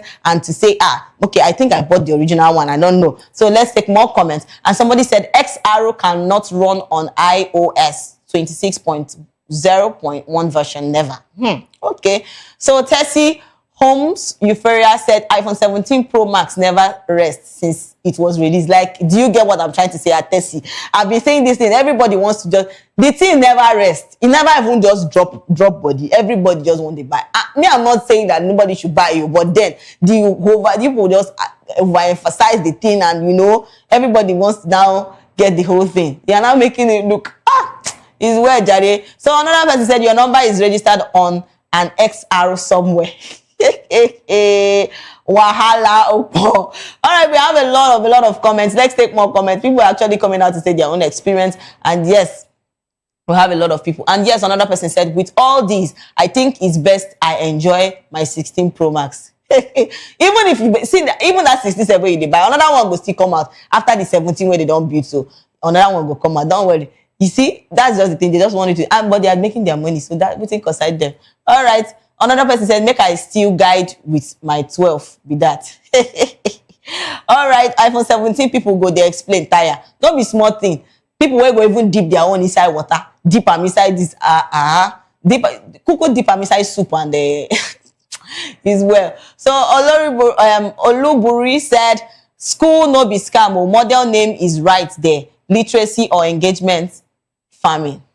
Okay. Hair by Tosin said, make I just hold my 16 well. Me, my own is whether you're holding your 16 or holding your 15, holding your 14. Shano say, even if you want to buy the iPhone, if you want to get the iPhone, they will still bring another one that is way more higher than that one. Hey, my guy, don't go drop B-Lord picture. I know there to all these my comments people. When I don't start on another one. So EMM said, obviously you bought a China phone. Apple can't make such mistake. You didn't buy from Apple. And that's what I was trying to say. Like, people now try to, you get a particular phone and you felt in your mind that you just bought a phone. You just need to know the places you get your gadgets. That's just the thing. Know the places you get your gadgets. Because a lot of people are actually, faking things right now. And they will tell you that, this is the product you're buying, and you understand that kind of a thing. And then you are going to buy something that is not what you actually paid for. It's heartbreaking, you get. Talk of the amount you got that particular thing for. And yes, another person said, I never see phone where suffer like that phone does to suffer. The phone they cry. Do you get?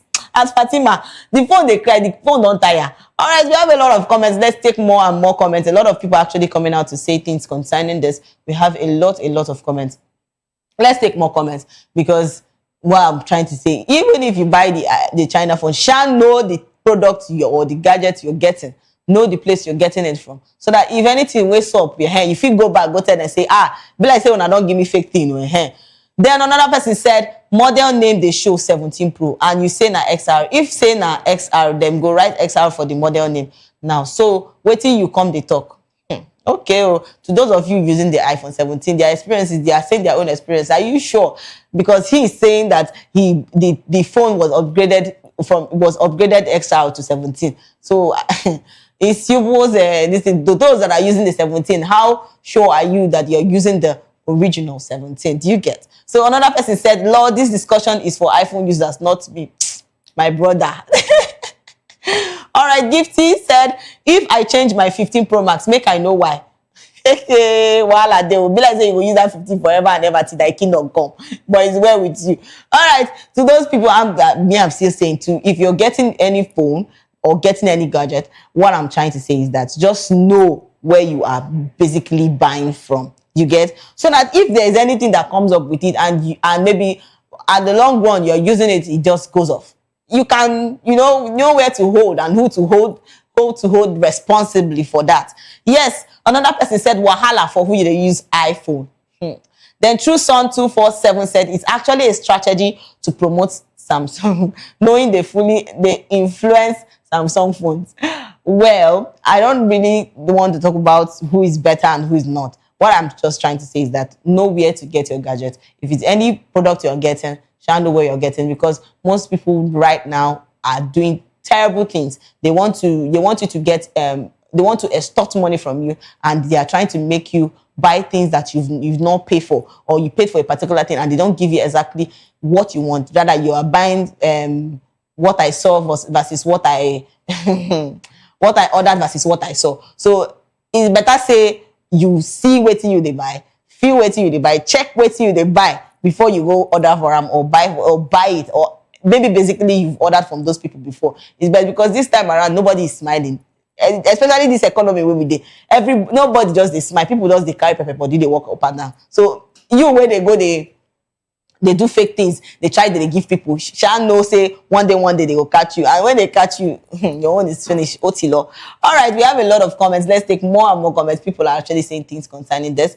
Yes, we have a lot of comments. And what I'm trying to say, yes. Another person said, just viewing comments with my white XR.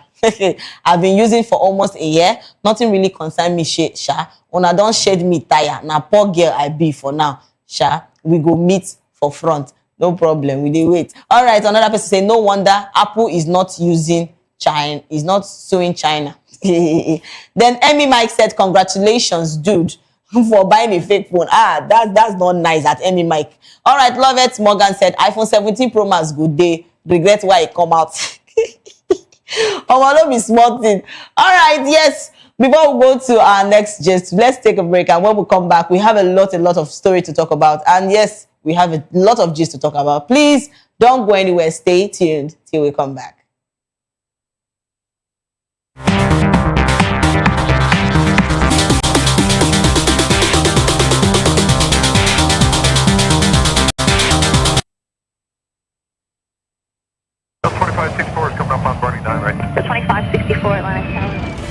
What happens in the hush behind hangar doors? Who signs the papers that gamble with lives? Which truths were grounded before they even ever had wings?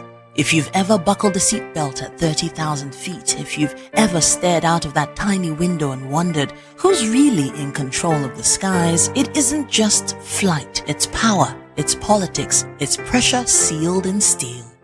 We're peeling back the clouds from runway risks to sky-high secrets. We're diving deep where most dare not to look.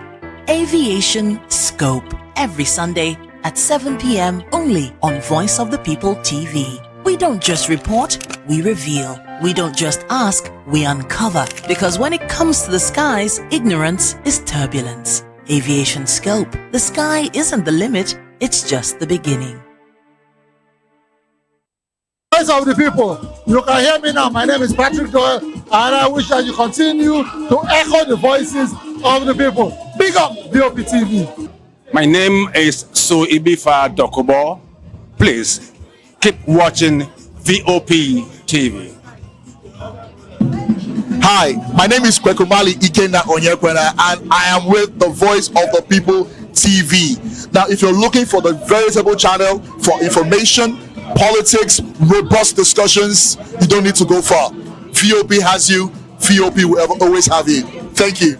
Hi, my name is Patrick Diabwa, aka Ibani Chuka, Amayanabo the Eagle King, and you are watching VOP TV. Stay with us.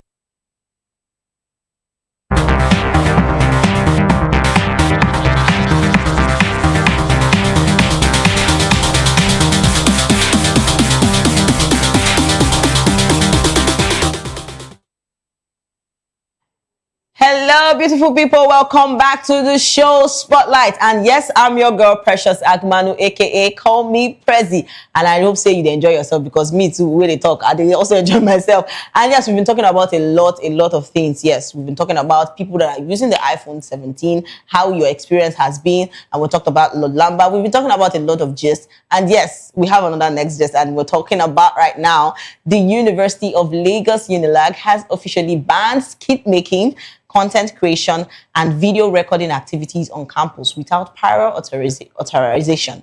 The decision, announced by the institution head of communication, Ms. Adejoke Alaga Ibrahim, aims to protect the university's image, maintaining decorum, and prevent misinterpretation of its premises in online or public content. So the ban applies to students, staff, and external parties with all video projects requiring clearance from the university's communication unit, UNILAG, emphasizes that while it supports creativity, all activities must comply with established rules and procedures to ensure order, safety, and collective responsibility.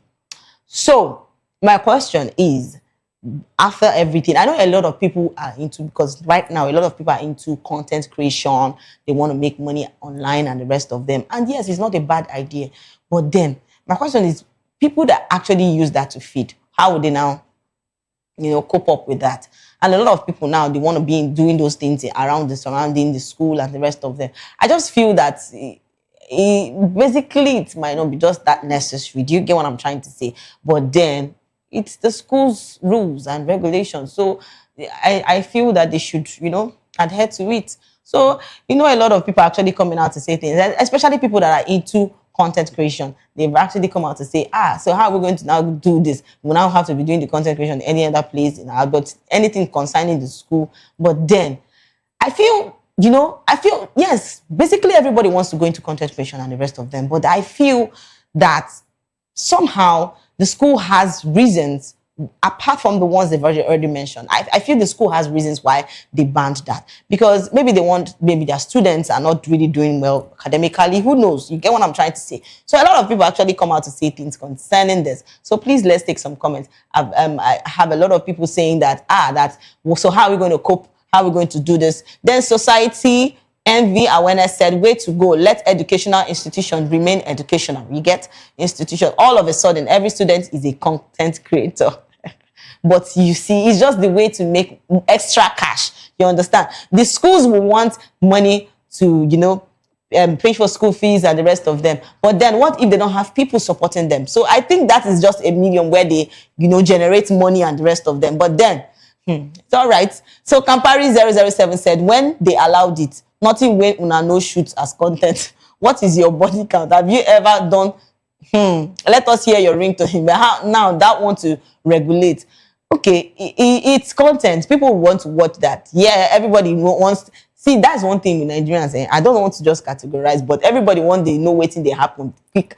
Like when they hear bad news like this, everybody na content creator don't turn. So I just feel that the easy way to make money like that is just doing this. You get so the content creation, but then most of these contents are supposed to be scrutinized, scanned, know how to do all those kind of things. So we have a lot of comments. Let's take more and more comments. A lot of people actually talking about this. They've come out to say their own experience that they don't like the idea and the rest of them. So somebody said Nigerian universities and misplaced priorities is where. All right. Somebody said misplaced priorities. Hey God.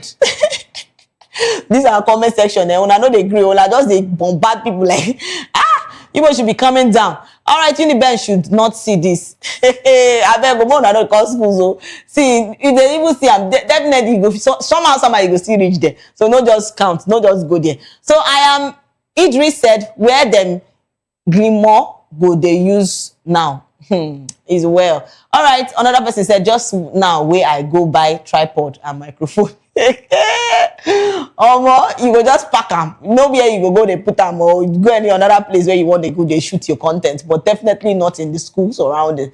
And then no could carry your belongings. All right, we have a lot of comments. Let's take more and more comments. A lot of people actually coming out to say things concerning this. And yes, we're taking more comments. And people are saying, I accept this thing where they don't do. But then how will people want to make money? The little cash they make, how would they go about it? And yes, another person said, Chai, but in their father's house, they are killing their king. Hey, God. What it concern Regina Daniel Matana with this? You see some of these my people, when I know they, is well with you. At Kunle Capture, he said half of the students are content creators. For why? But everybody wants to make money. Yes, except you don't want to make the money. People are looking for how to make the money in a good way. So me too, I don't even blame them. Yeah. So another person said, how Chase and his group go take survive now? It's well. All right, another person said, wanting to take the source of income that we created for ourselves. You see, right from our months in is wild. Right from our mouths is wild. Yes, everybody wants to make that extra cash. So it's that work that they put in. I just feel that it's too much. For me, if you ask me, it's too much. I feel that the school should have, found another way to actually crop this. But then this is where people, content creators try to feed from, little cash they get from, extra cash they get from, to, paying school fees and the rest of them. Because a lot of them just depend on this online thing. And yes, online, like the online is really making a lot of things. You're doing things online. People are making money online. People are buying things. You're selling. You're doing your stuffs online. So this is where people actually, generate their money. So I just feel that this is too much. They should just reduce. My own candidate, little talk about the whole thing, but I just feel that they should have reduced, the whole matter. But then people are, the school will still be the school rules. So there's nothing, I don't think that there's anything they can do. All right, a lot of people are actually still coming out to say things concerning this. They've already brought out their own experience. They're like saying, how am I going to survive in this economy? How am I going to do this? So let's take more comments. A lot of people are actually saying stuff. And yes, Ijoba just said just now, okay, we have a lot of people saying things. And Fit Black Coffee said, wanting to take the source of income that we created for ourselves right from our mouth. Yeah. Another person said, content creating where they suppose open departments or even college for. Is well. So Glimmer, Oluches, and Trenchy Boy. All of them, they are going to survive now. Is well. So another person said, they will be releasing seasons movies for us. I trust Unilag. Maybe those people where they don't already ban, as they don't ban it, everybody go they release movies. So it's well. All right, we have a lot of comments. Let's take more and more comments. We have a lot of people talking about this. Yes. Another person said, Trench Boy and Glimmer, how una go take Rona? Don't worry, they'll fix that. And I am Tori one said misplaced priorities somehow. Is well. A lot of people actually coming out to say things concerning this. We have a lot of comments. And Maximum Place said, thank God. So you're even happy at Maximum Place. So how will people now survive? That's not nice. All right. Another person said, he turned 8 lorry and one. Okay, at Ikorodu Mafia. Is well with you. Then another person said, can you tell us why? Just why? But my own is, I'm just still saying this, that please, I don't know how you are going to do this, but this is where people, young ones, are trying to, get their source of income and the rest of them. But then it is well. I just wish that there's something better they can do and just leave these people creating content. Maybe they can, that is where they get their money from. And I think it's better to just, for them, for now, that they should be left alone, but then it is well. All right, yes, that takes us to our next gist. We've been talking about a lot of things, and trust me, and I'm sure you're enjoying yourself. A lot of people, yes, are here and watching, and I'm sure you enjoy yourself too. And yes, our next gist has to be an engineering candidate shares how candidates failed an oil and gas job interview. So he actually came out to say that he went for an interview with some people too that also came for the interview, and it was an oil and gas interview. And so going into the interview place where they told them to come up or something like that, they asked them to use the stairs, and it was as if using the stairs, they didn't use their hand to hold the rail down to the stairs. So they just went up like that without using the stairs, and that was how some of them failed. That was how some of them failed the test. So my question is, people that actually go into, this engineering things about fire, things about engineering, there are ways you need to, you should have that consciousness actually, that you need to be very careful. They are all safety tips. You get what I'm trying to say? They're all safety tips. So Baba don't already come and say, see what you pass through. Say now, be like it's in the test where they run. So as they don't fail those people now into, I think he passed because he used his own he used the rail to help him climb the stairs. So let's see this, because a lot of people are actually saying things of what he tweeted. Please, let's see the tweet. He actually came out to say that he went for this interview, and funny enough, this was the test that they gave for the interview, and trust me, it was something else. And yes, Memorable said, imagine someone that jumped 2 staircases each to reach the top without holding the rails.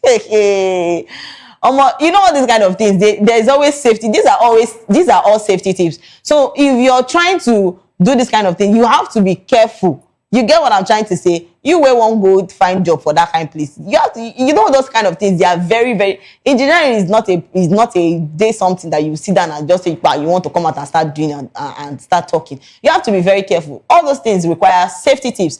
You need to know what you're doing, need to know how you're going about it. And it's not something you just will come out one day. And trust me, that test was really important. All right, we have a lot of people talking about it. And Official came out and said, that was why it's so important to always pray for God's favor. Is well. All right, another person said, the little mistake could easily have been overlooked. Yes, little things like this really matter. We feel that we can just, it's things that we overlook, but they don't overlook it. The little things that the little things people see, it's not what you understand. So the little mistake could easily have been overlooked with maybe just a warning given. All right, another person said, I would have failed. I do not touch things like that. Gems are real. And that's true. When you go to place like this, gems are really real, actually. All right, another person says, since COVID, I know they touch handrail. So, wahala. A lot of people, see, the truth is that anything concerning, fire service, all those things, engineering, the rest of them, they are all tips. And trust me, I know that all these kind of things, you guys have been taught already. So you that is going for an interview, you're supposed to have all the ideas. You get what I'm trying to say? The idea that this is how I want to do, this is how it's supposed to be. So common sense needs to just tell you, say, see, that's how it's supposed to be. But then it's all good. The little things actually matter. I'm telling you, a lot of people have actually lost job opportunities like this because of little things that really matter. But then we should just be careful in case of next time. And yes, we have a lot of comments. A lot of people actually come out to say things concerning this. We should take some comments before we go. We have a lot of people saying this. And yes, oil and gas companies and manufacturing plants don't joke with safety from the gates. And yes, it's very important. You don't see like 300 signboard. Even where you go, waka safe, they go draw line. And it's true. For floor, like that guy said, job, now 1% safety, now 100%, 99%. Yes. Safety is always 99%. You just have to be very careful because anything will happen like this, anything will stop like this is well. So if anyone said, me, where they jump step, now if you continue to the jump step, I be like say, don't they work also. So Peace Mike said, gosh, so many of you in the comments are gems that hand sanitizers can deal with. Vice versa. Switched face, crooked tooth, broken tooth. Let it make sense, though. That is the criteria for the job. They take it or stay in your beauty and skincare world. How about now? And come to think of it, a lot of people now, like Zeke Saloma came out the other day and said because of his look, somehow he missed opportunities for him. But I feel that another thing that people need to stop is the fact that they body shame people because of the way they look and they can't get a particular job or get a particular position. It's actually wrong. Do you get? I feel that, we just create ourselves. Do you understand? You don't need to come and start body shaming somebody because the person doesn't look okay to your standards and you feel that the person doesn't have that position to get the job. It's well. I just feel that, see, when it comes to things like this, if it comes to the engineering stuff, you need to already have the idea that you have to be careful. They are all safety tips. You need to put all those things intact. Know the way things work around there. And yes, that's just it. All right, this is where we draw the curtain. And yes, I'm sure you enjoyed yourself because me, I did too. Thank you so much for staying tuned with us on Spotlight. And yes, this is VOB TV. Thank you so much for staying with us. If you know you're going viral or you're going global, please stay true to your journey and don't forget to follow us on all our platforms at VOP TV Live and subscribe to our channels for more exciting episodes. And don't forget, I'm your girl Precious Agumanu, aka Call Me Prezi. This has been Spotlight, where voices meet purpose. So bye for now.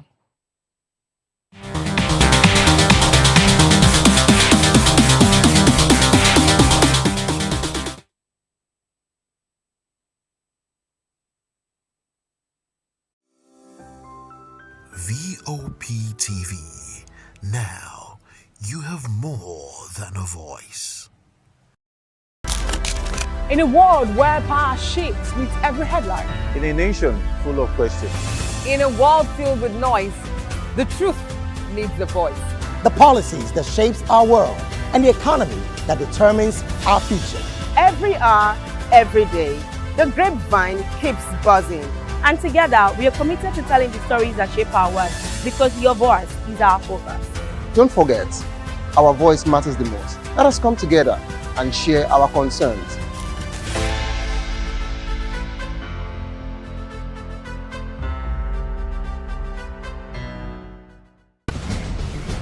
Join us as we drive into the world of politics through insightful interviews with prominent political figures, both serving and former governors, ministers, senators, legislators, party chieftains, activists, and analysts. Get first-hand information into the decision-making processes that affect our daily lives. Highly engaging one-hour program that brings political discourse into focus. I am Chukwuma Okoro. Political Lens, Monday through Friday, 6 to 7 p.m. Join us.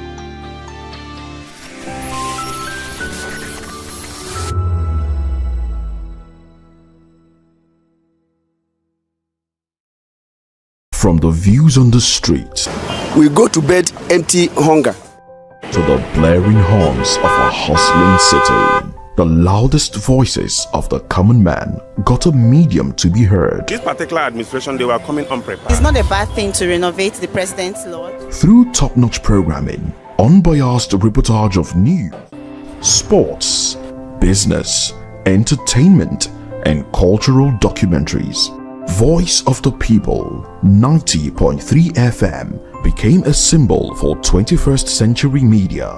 And now, a new baby is born.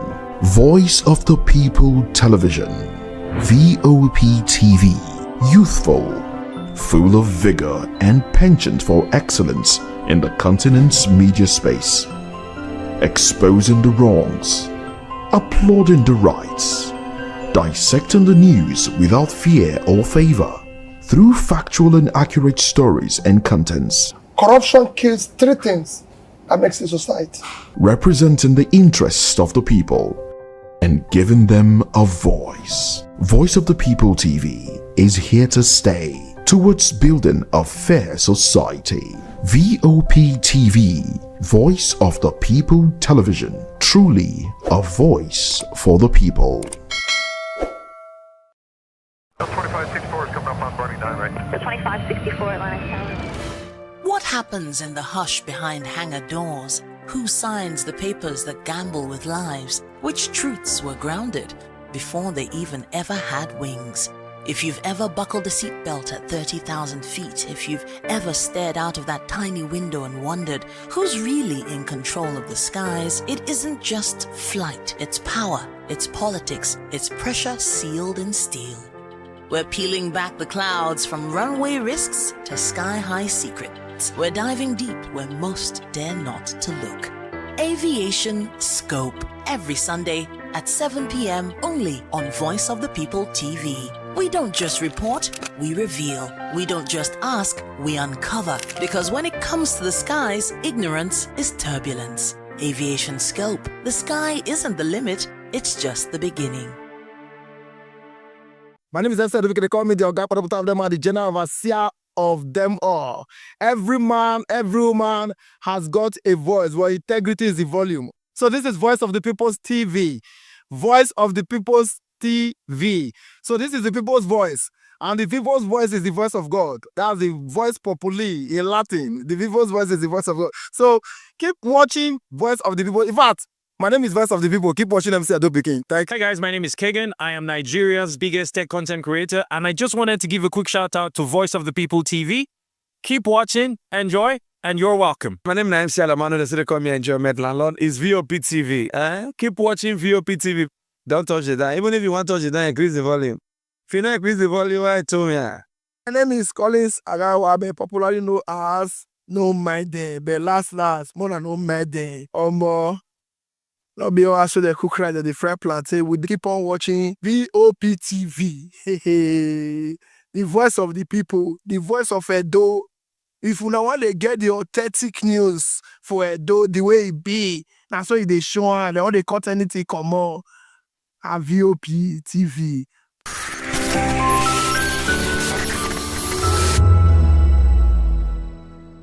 The red carpets, awards, the razzmatazz, music, fashion, interviews, and more. Spotlight on Voice of the People Television. Let's feed you with all the juicy stories in the global entertainment space, bringing you the glitz and glamour as it is hot. Stay tuned to Spotlight, 1 p.m. Monday to Friday. Spotlight on VOP TV. Entertainment like never before.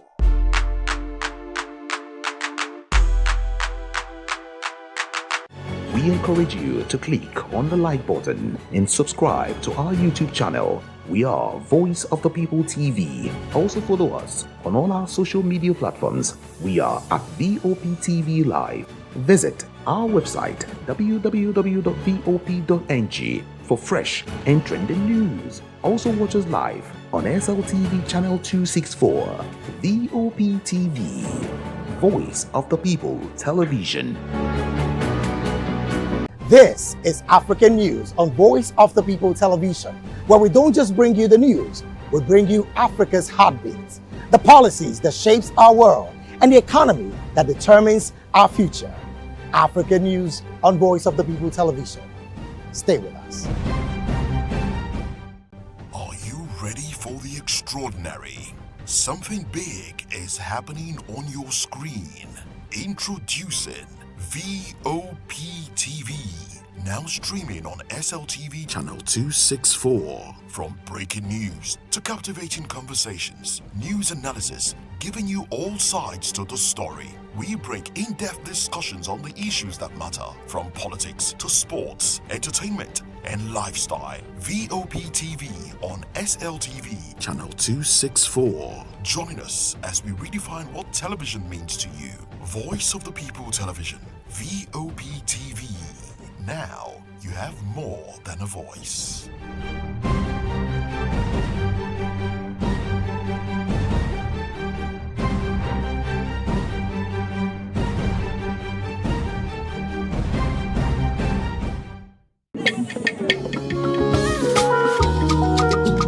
Voice of the People Television awuchiela onye nụ ya ka ọrụ ibe ya. Ị chọrọ ịmata akụkọ ndị gbara n'akwụkwọ akụkọ dị iche iche n'ala anyị kwa ụbọchị. Ị chọrọ ịmata ka o si afịatụ na ndọrọndọrọ ọchịchị, agụmakwụkwọ, azụmahịa, ime njem, ọbụladị egwuregwu. Mgbasonyere anyị n'oge ndị Igbo na Voice of the People Television.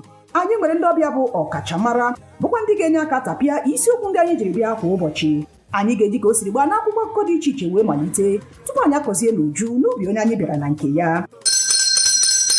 Ịgbamụrụ nzem ọzọ kedụkosi aga ya gaziere onye ukwu ma gaziere onye nta. Mkparịta ụka tọrọ atọ ka anyị ga-ewetara gị bụkwa nke ga-eme ka ịmata ka ihe si aga n'ala anyị bụ Naịjirịa, ọbụladị na mba ofesi. Oge ndị Igbo na Voice of the People Television ga na-abịara gị site n'ụbọchị Mọnde ruo Fraịde na SLTV channel 264. Ekwekwala ka akọrọ gị ya akọrọ. Chetakwa na ọ bụ na SLTV channel 264 ka ị ga-ekiri Voice of the People Television. Voice of the People Television. Ugbu a ị nwere karịa olu. VOP TV. Now you have more than a voice.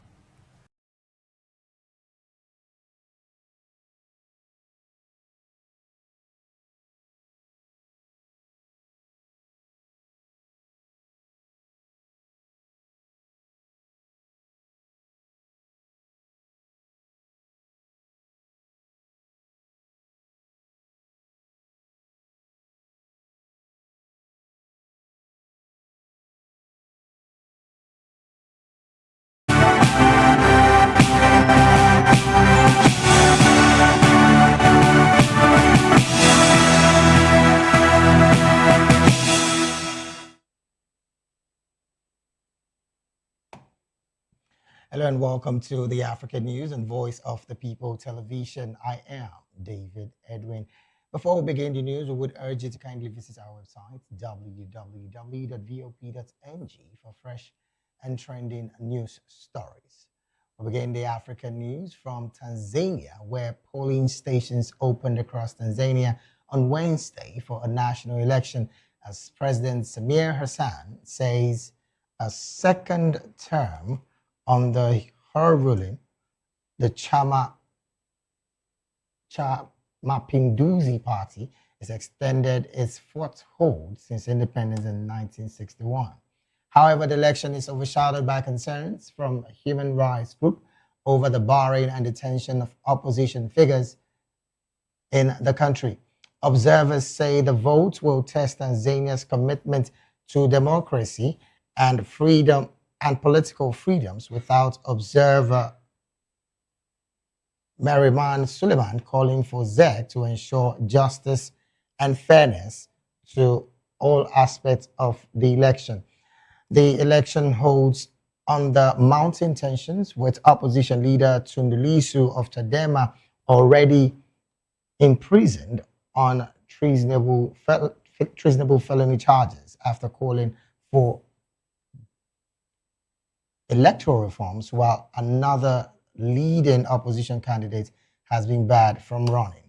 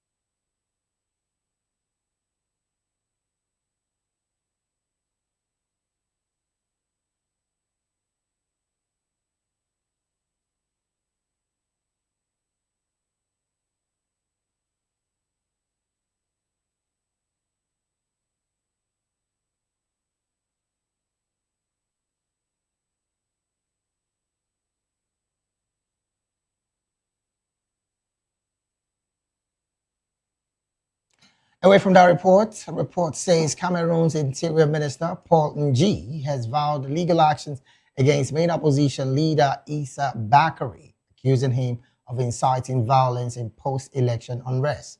Ng told newsmen in Yaoundé that the authorities were collecting social media messages and videos deemed false and disruptive to the established order. According to him, this will enable the government to bring the authors to face prosecution, just like candidate Issa Chiroma and his affiliates, who they also accused of insurrectional plan to plunge the country into chaos. Results announced on Monday by the Constitutional Council said President Paul Biya was re-elected with 53.66% of the vote, securing an 8th term and extending his 43-year rule as the world's oldest sitting president. Chiroma had claimed victory in October 12th election, while his supporters, responding to his call for protest on Sunday, were confronted by security forces ahead of the announcement, resulting in no fewer than 4 civilian deaths. Meanwhile, the African Union and the European Union have condemned the response to protests in Cameroon against the disputed re-election of 92-year-old Paul Biya, the world's oldest head of state, though it also congratulated Biya on winning on 8th term. The AU, in a post on social media, cited its chairman, Mahmoud Yusuf, as feeling gravely concerned about the reported violence, repression, and arrest of protesters and political actors in connection with the election results. Similarly, the 27 countries of the EU have expressed deep concerns over the situation following the proclamation of the presidential election results by the Constitutional Council on October the 27th. In a statement from Brussels, the EU spokesperson said the Union deplores the death by firearm of a number of civilians during demonstration on October 26th and 27th. It called on Cameroonian authorities to ensure accountability, transparency, and justice in addressing excessive use of force and human rights violations. The EU also urged the release of all those arbitrarily detained since the election.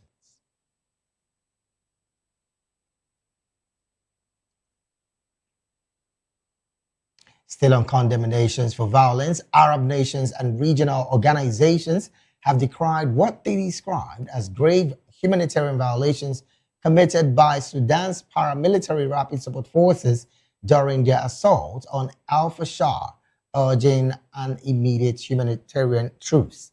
Egypt, Saudi Arabia, Qatar, Jordan, and the Arab League joined the Organization of Islamic Cooperation, that's the OIC, and the Muslim World League in calling for restraint and a ceasefire amid reports of mass killings and civilian sufferings in the besieged North Darfur capital.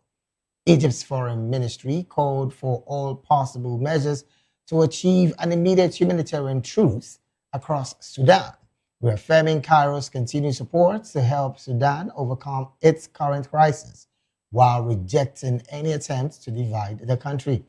Also, Saudi Arabia's foreign ministry urged the RSF to uphold its obligations under the Jeddah Declaration on the Protection of Civilians, which was signed in May 2023. Moving on, the Arab nations' position came as no fewer than 7,455 persons have been reportedly displaced from the besieged city of El Fashar in western Sudan in a single day due to attacks by the Rapid Support Forces. Making this disclosure, the International Organization for Migration, that's the IOM, said this brings the total number to 33,485 over 3 days.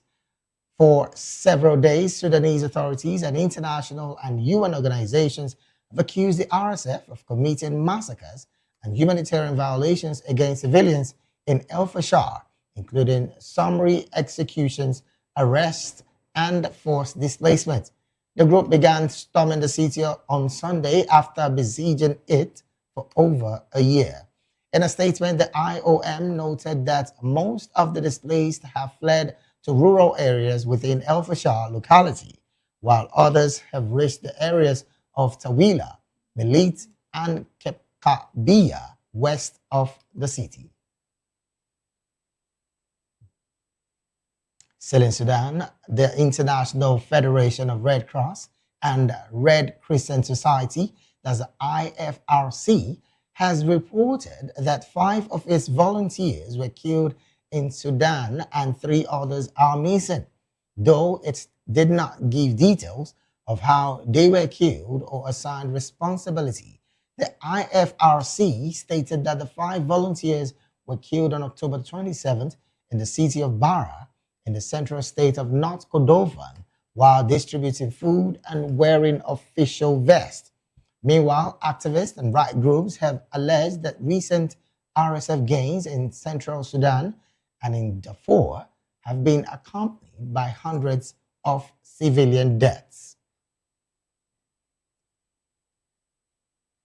And from Sudan, we'll go straight to Madagascar, where Madagascar's interim government has presented a new cabinet after a military takeover, with 3 prominent opponents of former President Andry Rajoelina's regime appointed to key ministerial posts.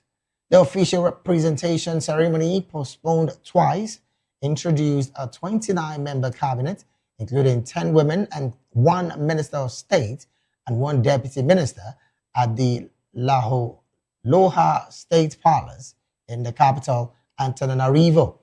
Interim President Michael Randravina said at the ceremony that the new government's priorities include fighting impunity, enforcing budgetary austerity, and creating a stable business climate. He charged that each minister must have concrete results within 2 months, warning that the absence of such results will be a sign of failure and could lead to an immediate replacement.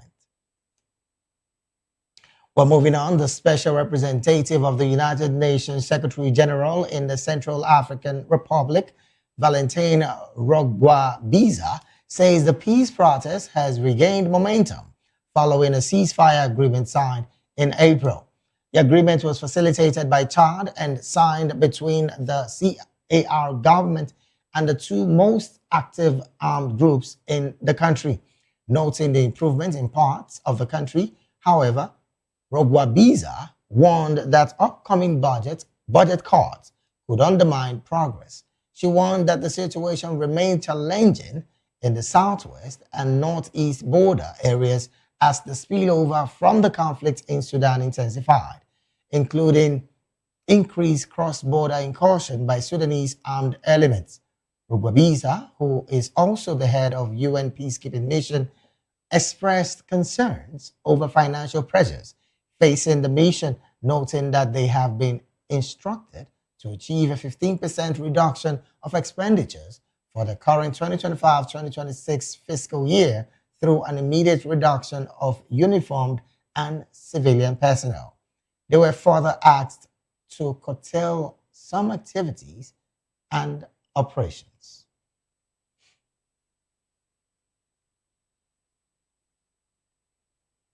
You're still watching the African News right here on Voice of the People Television. And now we go straight to the analysis segment of the news. And joining us now to make sense of these news and more in the studio with us is Barrister Darlington Agumo.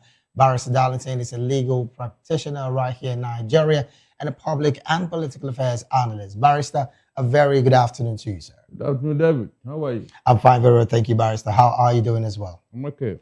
All right, then let's get to it almost immediately. Barrister, interesting conversations all around Africa. The U.S. envoy, I beg your pardon, the UN envoy has hailed the Central African Republic peace process and warns against a 15% budget cut. Now, interestingly, in the Central African Republic, there's been a major budget cut of about 15%, which again, concerns are being raised about the fact that the economy is being depleted, and looking at these kind of budget cuts, it might affect some key areas in the country. What's your position, Barrister, with these conversations, particularly the fact that the UN General Secretary in the Central African Republic is the one coming to make this statement? Well, most times when you hear this type of thing, there is a news behind it, or there is something behind it. They are not encouraging you for your own betterment. No, it's for their own selfish interest. All these colonial masters. Okay. Where we are there when Bokassa was there, the butcher of Bangui. Where we are these people that are coming to talk now, that they're giving them a budget cut. Well, will it improve the life of the people? Will it bring any development in that country? It's just on paper. In reality, they don't want you to grow. David, when they praise you like this, go and check. There is something they are collecting from behind you, and you may not even know, or you may know, you keep quiet. Why are they praising him now? Let them allow Africa to grow, for God's sake. We don't need all these praises. We don't. That's not what we want. This same man now, if you disagree with them now, he become a tyrant. You think that is what this praises is all about? I mean, what can they praise you for nothing? David, can they praise you for nothing? Do they even want you to exist? These are things African leaders should understand. All this is not necessary. UN is doing this, UN is doing that. Who is the UN and who is America and the other Western allies? Without them, there's no UN now. So what are you saying? All right then, Barrister, let's move straight to Madagascar, where, as you would recall, the military has taken over in that particular country right now, and as it stands, they have appointed some persons into government. Interestingly, opposition key figures get some posts in this new cabinet. First off, do you think this new cabinet is a new step forward, like towards a major reforms, or a calculated move to sanitize the military rule? Because some quarters have said this is what it's about. When Bangladesh people took their destiny in their own hands, I was very happy. Yes, at least let that president know that, yes, he is not God. You mean Madagascar? Madagascar, yeah, when it happened. Yes. Look, I was very happy. So now that the military have taken over, I'm sure the military will have learned a lesson or two from what happened. And they are going to bring a good governance into that country and then hand over as soon as possible so that the civilian administration will be in place. Well, Barrister, concerns are being raised about the fact that the same military that brought in the former president, who is presently being ousted now, I'm talking about Andrew Rajoelina, is the one installing another person in government. Why do you think that's happened? There are military with conscience. David, there are people with conscience in government. When they see what is going on, they will be grumbling, waiting for an opportunity to do something. That's the truth. Most of the time, the same military that sustain this C-type president are the same military that will remove him when the time is due. That's the truth. All of them. Mugabe is the same military. What's it called? Al-Assad in Sudan. The same military. So most times it is the military that will sustain him with them in power. And it is the military that will tell, look, your time is up, or go and sit down somewhere. Well, again, Barrister, the UN has called this takeover as unconstitutional, the takeover of Madagascar as unconstitutional. And of course, they have asked for a return to civilian rule, which again, the present military leader there is saying, look, we're going to have conversations and of course, hand over power. But there are concerns about the fact that, yes, they have decided that this new cabinet will take a 2-month ultimatum to see how best to return the economy into a very stable state. Do you think something can be done in 2? Of course. They know that they need the civilian place. And that's why they appointed them into place. Because the military can never administer a country. That's one of the reasons why people they want civilian. But if the civilian is behaving worse than the military, why not? If not, at least they have promised to take the country back to civilian administration. Right. Fine. But let the country stabilize. And all those men who kept that country in backwards, they should arrest all of them and prosecute them. Interesting, Barrister. You just mentioned all those men, and then I just, uncovered as well with this report that this particular military government went as far as including 10 women in this new cabinet shake-up, as it were. Do you think 2 months can be enough to have most of these women rejig the economy and get it back into maybe a stable state, owing to the fact that, yes, it's been crumbled for a while now? You mean they arrested 10 women? No, they brought 10 women into this new cabinet, giving them ministerial appointments. Good. To making sure that the economy gets back into place. Good. If they found them worthy, why not? David, the men have disappointed us. Serious, it's time we start making it equal. 50-50. Yes, it's time. And they should make it a law in that AU that every cabinet, every administration, there must be 50-50. Because the men have disappointed us. Is it not obvious? That woman in Tanzania now, look at what she's doing. Arresting all the opposition members. No, is it not what the men taught her? If not the men, will she have the audacity? Will she have the muscle to try what she did? If not for the support of men. You see these men. I don't know how God manufactured them. Well, they are full of evil. Before we get to Tanzania, Barrister, I would like us to just take a peep into Sudan, where there is a major ongoing conflict there with the rapid paramilitary support forces killing several persons. And unfortunately, 5 Red Cross volunteers have died in that particular attack recently. Looking at these kind of unrest in Sudan, Barrister, what do you make of this, and how soon do you think this would have to come to an end? Because the RSF controls territories and kills workers, and this is becoming one too many. Why hasn't the international community waded in and declared them a terrorist organization as well? I am waiting to hear what the ICC will say on Sudan. Like I've already told you, those actors, those who are leading this war, all of them should be prosecuted and jailed. Because this war is avoidable. It's unnecessary. Seriously, it's all about ego. Ego for what? If you are not the president and the vice yourself, at the end of the day, what happens? Will it take you to heaven? You see, look, when they say somebody is stupid, go and check. Go and check. There is something why people say so, because what is happening in Sudan is unthinkable. I mean, people who go delivering food. The latest African independent nation. Yes. You couldn't even wait for 1 or 2 years, and now you broke.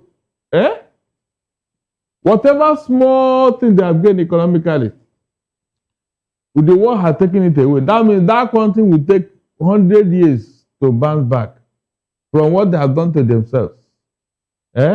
You are fighting the other Sudan, and now they gave you independence, and yet you couldn't manage it. So why would you even seek for the independence in the first place?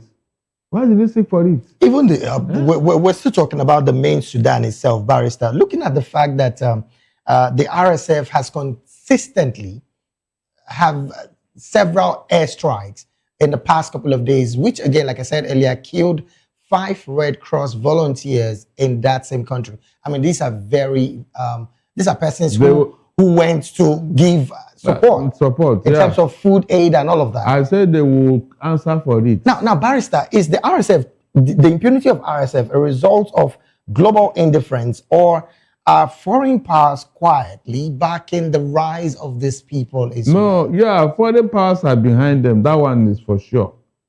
Foreign powers are behind the RSF. If not, where are they getting their supplies? Military supplies mostly. Where are they getting it from? There is a foreign power behind them, or these arms dealers, these rogue arms dealers. They are making a killing from that country because they will do their business, supply them arms, and they may be supplying both parties. So I hope you know. Really? Yes, one arms dealer. What is his own? You want to kill yourself? No problem. I'll give you the weapon. Don't worry. Just wait. He will go and bring in arms. He will not give this other people 50%. I give this other 50%. Oh yeah, you will go ahead. When you need more, you call me. Meanwhile, he's cashing out in the bank. Now, Barrister, with this situation in Sudan, some conservatives have really questioned the position of the UN, invoking its right to responsibility to protect a doctrine, which is in the UN Act and Charter. But why do you think the UN is still quiet to this point? How many civilians must die for the UN to clearly, at this point, invoke the responsibility to protect doctrine? You see, when the UN have tried for a ceasefire and you people refuse, what do you want them to do? The principle of sovereignty will not allow anybody, not even America, to enter into Sudan and begin to do stuff. No. It is when the warring parties now get tired and seek for help, that is when anybody can come in on invitation. But for you to come in there, say you want to be, nobody will do that. Because of the sovereignty of that state, they won't come in. But I know that at a point, they will get weary. Money will be exhausted, arms will be exhausted, personnel will be depleted. From both sides, maybe that time they will now ask themselves, what are we doing? So Barrister, as it stands now, with the killing of these Red Cross volunteers, would that be a tipping point for a new ICC indictment. But of course, if the UN should threaten them with this killing of volunteer personnel, yes, or the country where they come from begin to raise hell, it will make them to think twice. Oh. I'm telling you, if the country of origin of this personnel, if they should raise a serious hell, that look, this one you will not get away with it, and begin to make trouble with them. You see, they will wake up and say, "No, what are we doing to ourselves?" But Barrister, looking at the fact that this consistent battle in Sudan has made about 7,400 persons flee their ancestral homes, how much more would this get to for the likes of the ICC and, of course, the UN take a strong decision? They will not do anything. They will only place sanctions on those countries supplying arms. They will place sanctions. But sanctions cannot do anything. They may be getting it through proxies. Maybe neighboring countries that are not at war, they will now go and become a go-between. Maybe collect the arms from them, and you won't know than expecting a direct supply to Sudan. That's what is going to happen. So the UN cannot on its own enter into Sudan. Because they're a sovereign state? Yes, there is sovereignty of the states. There's nothing you can do. But if one of the parties were to invite, maybe the legitimate government of Sudan, we have to invite them to come and broker peace. Maybe you may be looking at it from that direction or from that angle. But you cannot on your own, say because of whatever reason, enter Sudan and tell them to stop fighting. They won't listen to you. They may even kill you. All right, then let's take this conversation to Cameroon. And at this point, the AU is talking. For the first time in, of course, all other elections, they definitely would have to bring out their findings.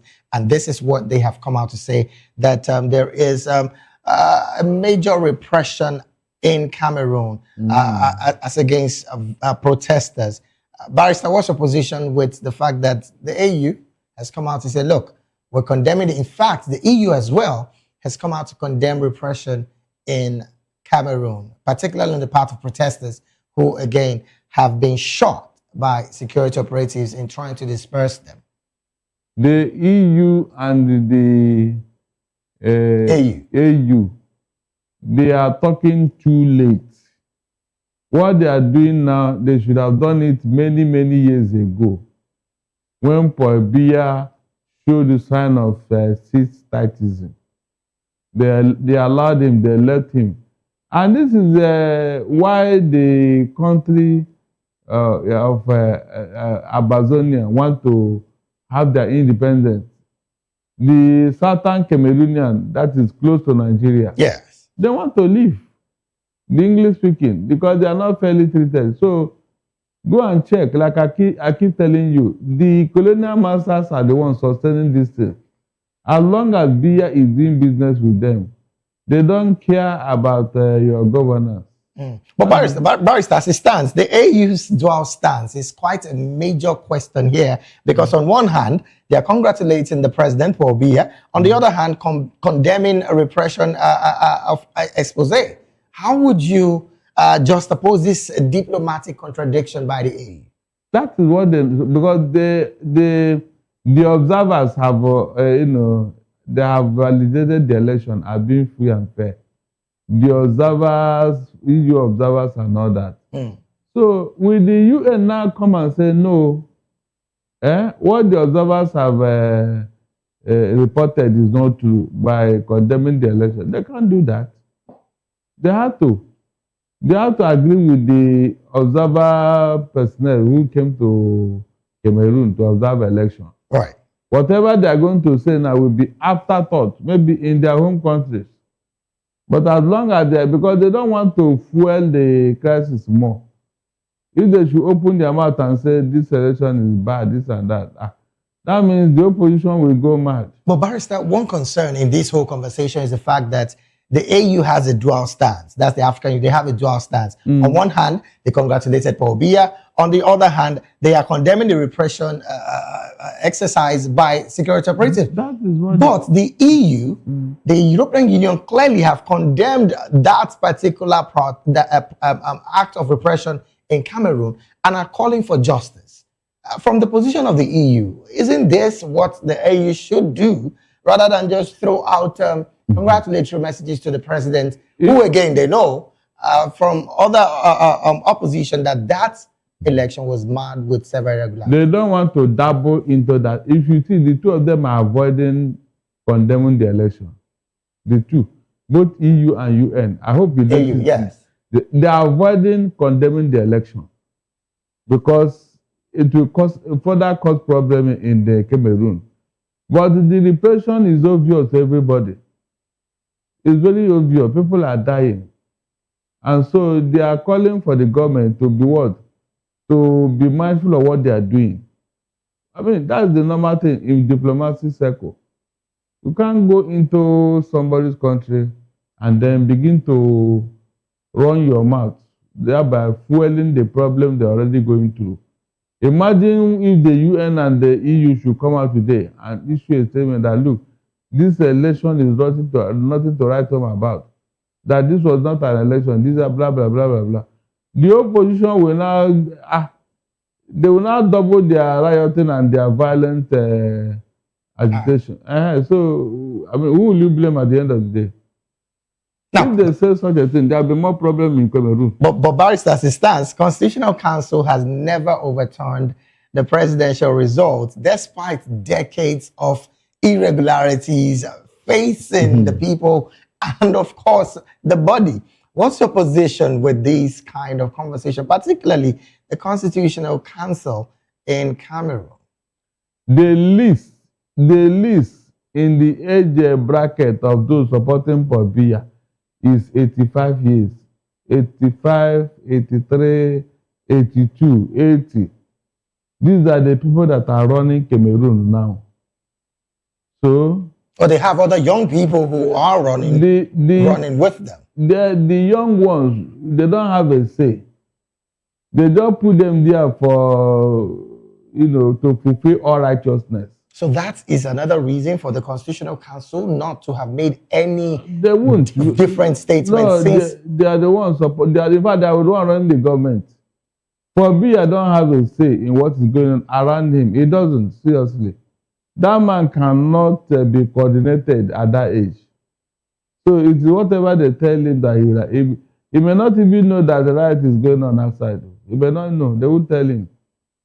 A man at that age, I learned that each time he goes to France or whatever, they normally carry him on wheelchair or something like that. The man is not even stable health-wise. So how will he now organize or run a country of Cameroon? You see? So it is the people surrounding them that most times support these C-type people. It is the people surrounding. They can't act on their own. They can't. In fact, they need the man to be there so that they can be doing whatever. Barrister, on his behalf. Officially, 6 persons have been declared dead as a result of the riot in the city, one of the cities of Cameroon, because of this post-election protest. And several others arrested by security operatives, one of which the EU is calling for quick justice if truly these people were arrested on the basis of just protest or because they were just pulling out their own aggression. From your perspective, Barrister, these kind of arrests during protests, what does it lead to? It's a normal thing. The police are meant to maintain peace and order. And so if there is any disorderly behavior, they should arrest it. Whether it is good or it is not good, it doesn't matter. The fact remains that there was a disorderly behavior. And so whatever caused the disorderly behavior, they are not interested. Their own is to maintain peace and order. whether the protest is justified or not, their own is to maintain peace and order. That's what that's their primary duty. So if they see anybody trying to misbehave for whatever reason, the police have their duty bound to, pull you in and then prosecute you. All right, Barrister, before I let you go, Interior Minister of the same Cameroon, I'm talking about Paul Njay, has said that they would take legal action against opposition leader Issa Bakari alongside Issa Chiroma. These persons have declared different results through their platform. They've called it trying to post-election unrest, trying to put the country in a very dangerous position. Yes. Should that particular legal action stand? Where lies the voice of opposition in a government? You see, it is a very... the first day this man announced the result... Issa Chiroma, yes. Did I approve of it? I condemned it. Because I know the implication. I was even telling you that, look, since you have won, why not wait until the election is exhausted and then you still be the winner if the evidence is there. So why do you go ahead to announce yourself as the winner of that election? Isn't it fair enough that he goes about talking about it because of the irregularities that he has seen over the decades? No, not that he has announced himself and then the Constitutional Court is saying another thing. You can see, in fact, that's even what caused the problem. That is the main reason why this fight is going on. Look, he should have waited. He should have waited. Paul Biya will not last this term of office. This 8th term, it won't last it because at 99, what else is left? What else is, so all you needed is, since what cannot be helped should be endured. You even were there when he entered the first term, second term, third term, fourth term, fifth term. You didn't say anything. 6, 7, 8. You now wake up and what are you doing after you were in that government before now? You were in that government. Maybe you stole your own money. You stole your own money and now you want to use it to challenge him. That's the truth. Well, the government has said that they are going to collect several social media videos that was posted by these individuals and, of course, use all of it to prosecute them.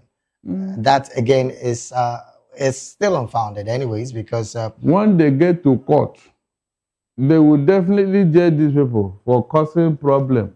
Announcing an election before the time. They don't have the right to do that. Look, when you want to fight for a right, do it in a positive manner. You announce an election that you have not won. Why? It's a serious issue. All right, then. Well, we'll keep our eyes on that particular situation and, of course, bring them to you as they progress.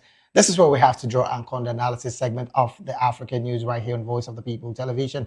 We've been talking with Barrister Darlington Agumon, who is a legal practitioner right here in Nigeria and also a political and public affairs analyst. Once again, thank you so very much, Barrister, for being here. It's my pleasure, David. Welcome. We'll take a quick break right now. When we return, the rest of the African News will continue shortly. Please do stay with us.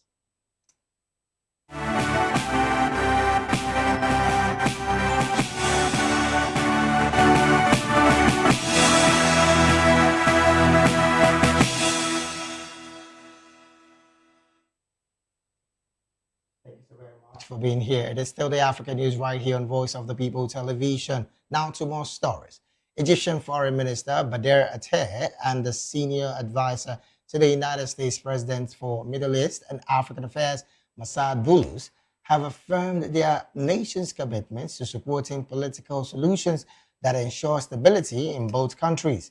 Egyptian Foreign Ministry spokesperson Tamim Khalif disclosed that both during their discussion on the developments in Libya and Sudan in a phone call, stressed the importance of unifying Libyan institutions as a fundamental step towards organizing presidential and legislative elections.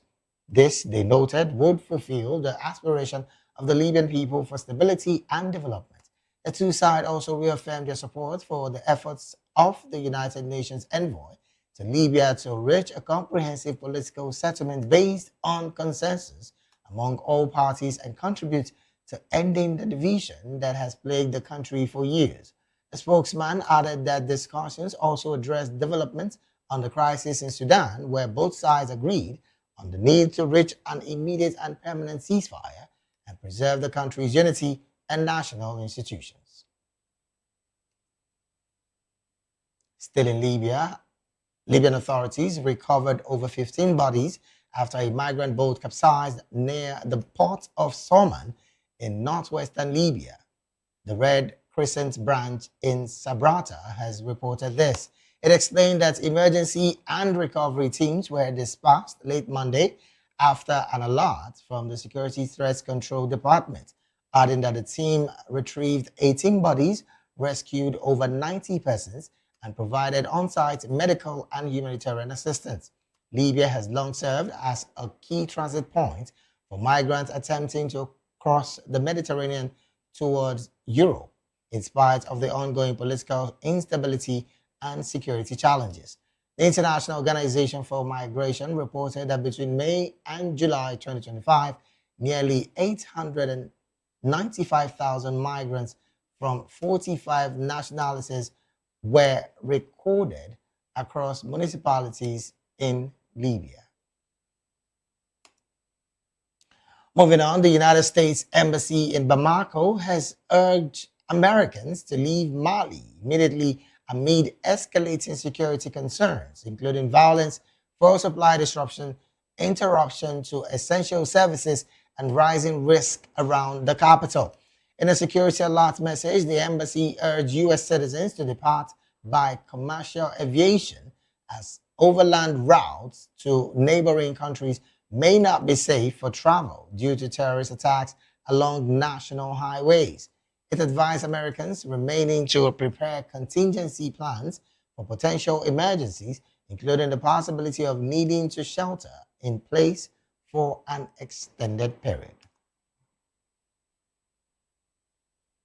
You're still watching the African News right here on Voice of the People Television. We'll go on another quick break. When we return, more stories in African business and sports will be up next. Please stay with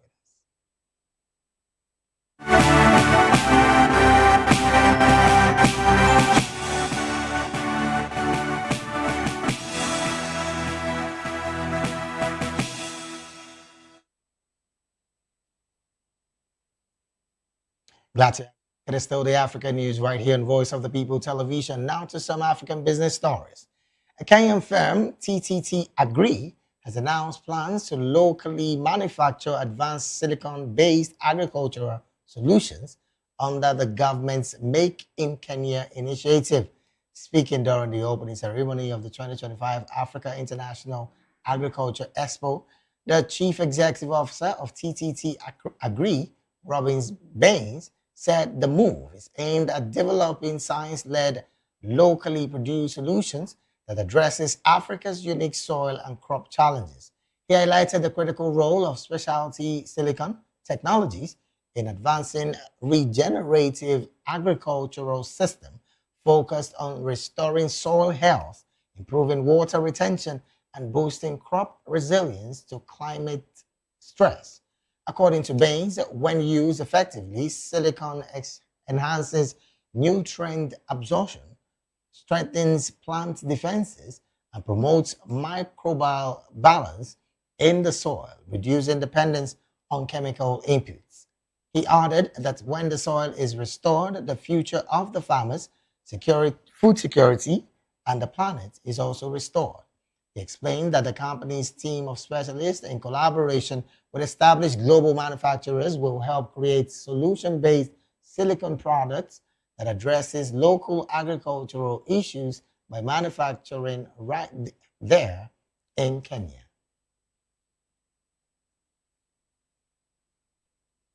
And to wrap up the African news, we'll go straight talking some sports. The Black Queens of Ghana delivered a commanding 4-0 victory over Egypt in the second leg of the Women's African Cup of Nations WAFCON qualifiers at the Accra Sports Stadium to book their ticket to the 2026 tourney in Morocco. Doris Boaduwa hat-trick in the second half, complemented by a Comfort Yeboah lone strike, sealed a convincing 4-0 win over Egypt. Ghana's impressive performance saw them build on their 3-0 first leg win in Ismaila, securing a convincing 7-0 aggregate victory to cement their place in the prestigious continental tournament. In another qualifier, South Africa's Bayana also booked their spot at the 2026 WAFCON with a 1-0 victory against the Democratic Republic of Congo in the second leg of their qualifier at the Dobsonville Stadium in Johannesburg on Tuesday. The women secured a vital away win in Kinshasa last week, securing a goal to head into the second leg tied 1-1. To reach the continental tournament, the hosts need to win or draw without conceding. And with that sports story, we've come to the end of African News right here on Voice of the People Television. Do well to subscribe to our YouTube channel. On YouTube, we're at Voice of the People TV, and on all other social media platforms, we are at VOP TV Live. Thank you so very much for being a part of this broadcast. I am David Edwin. Do have a good afternoon.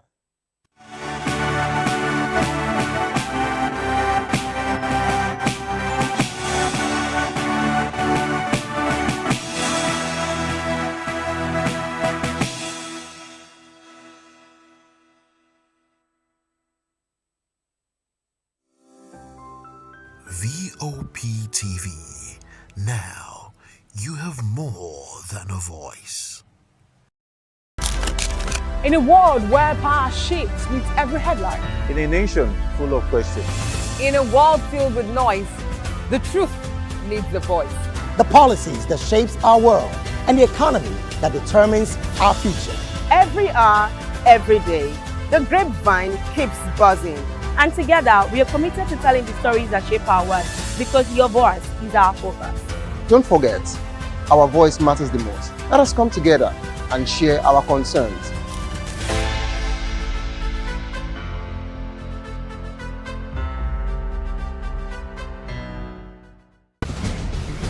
Join us as we drive into the world of politics through insightful interviews with prominent political figures, both serving and former governors, ministers, senators, legislators, party chieftains, activists, and analysts. Get first-hand information into the decision-making processes that affect our daily lives. Highly engaging 1-hour program that brings political discourse into focus.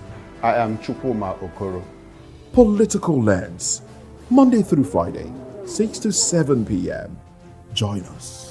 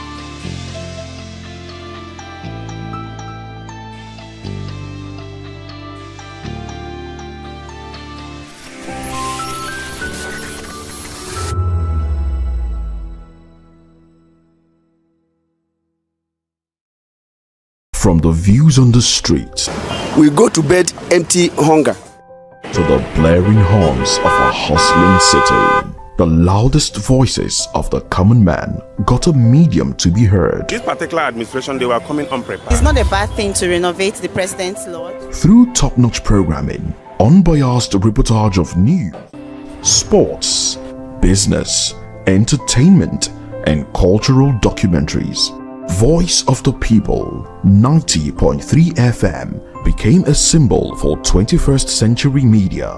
And now, a new baby is born. Voice of the People Television, VOP TV, youthful, full of vigor and penchant for excellence in the continent's media space. exposing the wrongs, applauding the rights, dissecting the news without fear or favor, through factual and accurate stories and contents. Corruption kills three things that makes a society. Representing the interests of the people and giving them a voice. Voice of the People TV is here to stay towards building a fair society. VOP TV, Voice of the People Television, truly a voice for the people. 2564 is coming up on Barney 9, right? The 2564 Atlantic Tower. What happens in the hush behind hangar doors? Who signs the papers that gamble with lives? Which truths were grounded before they even ever had wings? If you've ever buckled a seatbelt at 30,000 feet, if you've ever stared out of that tiny window and wondered who's really in control of the skies, it isn't just flight, it's power, it's politics, it's pressure sealed in steel. We're peeling back the clouds from runway risks to sky-high secrets. We're diving deep where most dare not to look. Aviation Scope, every Sunday at 7 p.m. only on Voice of the People TV. We don't just report, we reveal. We don't just ask, we uncover. Because when it comes to the skies, ignorance is turbulence. Aviation Scope, the sky isn't the limit, it's just the beginning. The name is Dr. Join us on People's Voice, where we amplify the voice of those that matters the most. Join the conversation. Share your thoughts with me. I am Xavier Udo. Weekdays, Monday through Friday, from 4 p.m. to 5. Don't forget, our voice matters the most. Let us come together and share our concerns. Thank you. My name is Esther. They call me the Oga of them and the general overseer of them all. Every man, every woman has got a voice where integrity is the volume. So this is Voice of the People's TV. Voice of the People's TV. So this is the people's voice. And the people's voice is the voice of God. That's the voice populi in Latin. The people's voice is the voice of God. So keep watching Voice of the People. In fact, my name is Voice of the People. Keep watching MC Adobe King. Hi guys, my name is Kegan. I am Nigeria's biggest tech content creator, and I just wanted to give a quick shout out to Voice of the People TV. Keep watching, enjoy, and you're welcome. My name is MC Alamano. They say they call me Enjoy Landlord. It's VOP TV. Keep watching VOP TV. Don't touch it down. Even if you want to touch it down, increase the volume. If you don't increase the volume, I told me. My name is Collins Agawabe, popularly known as No Maiden, but last, more than No Maiden. More. Not be all so the cook right at the fry plantain. We keep on watching VOP TV. The voice of the people, the voice of Edo. If you now want to get the authentic news for Edo, the way it be, that's why they show and all they cut anything come on.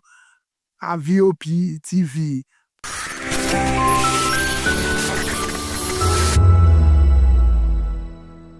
The red carpets, awards, the razzmatazz, music, fashion, interviews, and more. Spotlight on Voice of the People Television. Let's feed you with all the juicy stories in the global entertainment space, bringing you the glitz and glamour as they hot. Stay tuned to Spotlight, 1 p.m. Monday to Friday. Spotlight on VOP TV. Entertainment like never before.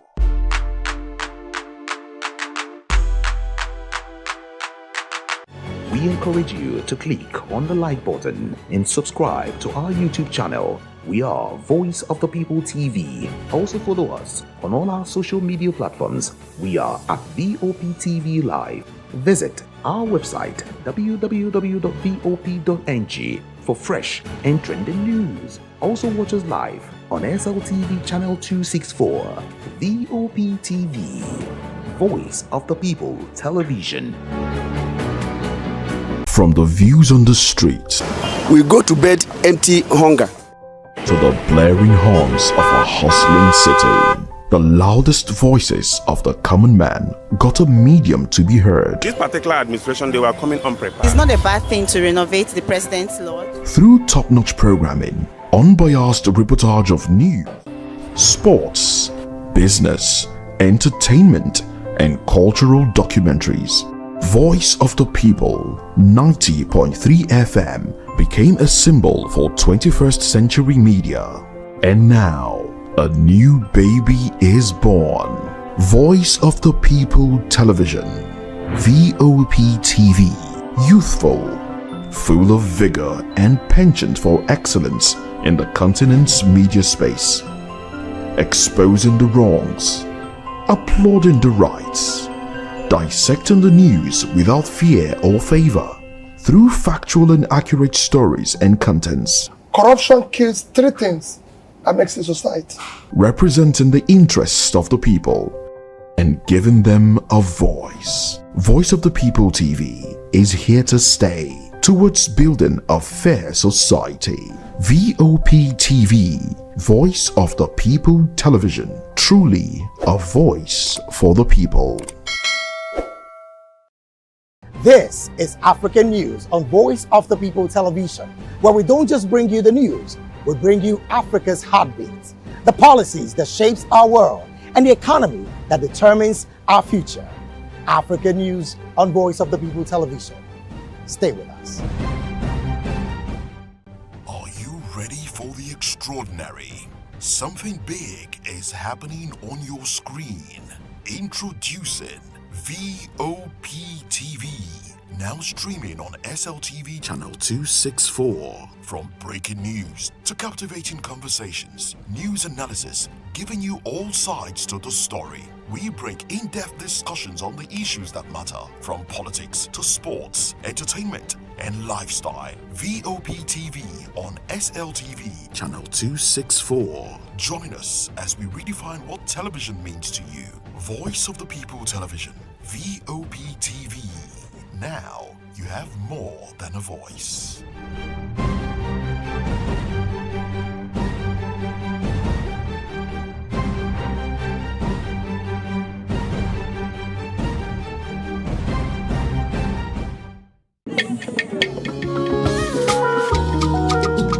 Voice of the People Television awuchiela onye nụ ya ka ọrụ ibe ya. Ị chọrọ ịmata akọ ndị gbara n'akwụkwọ akọ dị iche iche n'ala anyị kwa ụbọchị. Ị chọrọ ịmata ka o si afịatụ na ndọrọndọrọ ọchịchị, agụmakwụkwọ, azụmahịa, ime njem, ọbụladị egwuregwu. Mgbasonyere anyị n'oge ndị Igbo na Voice of the People Television.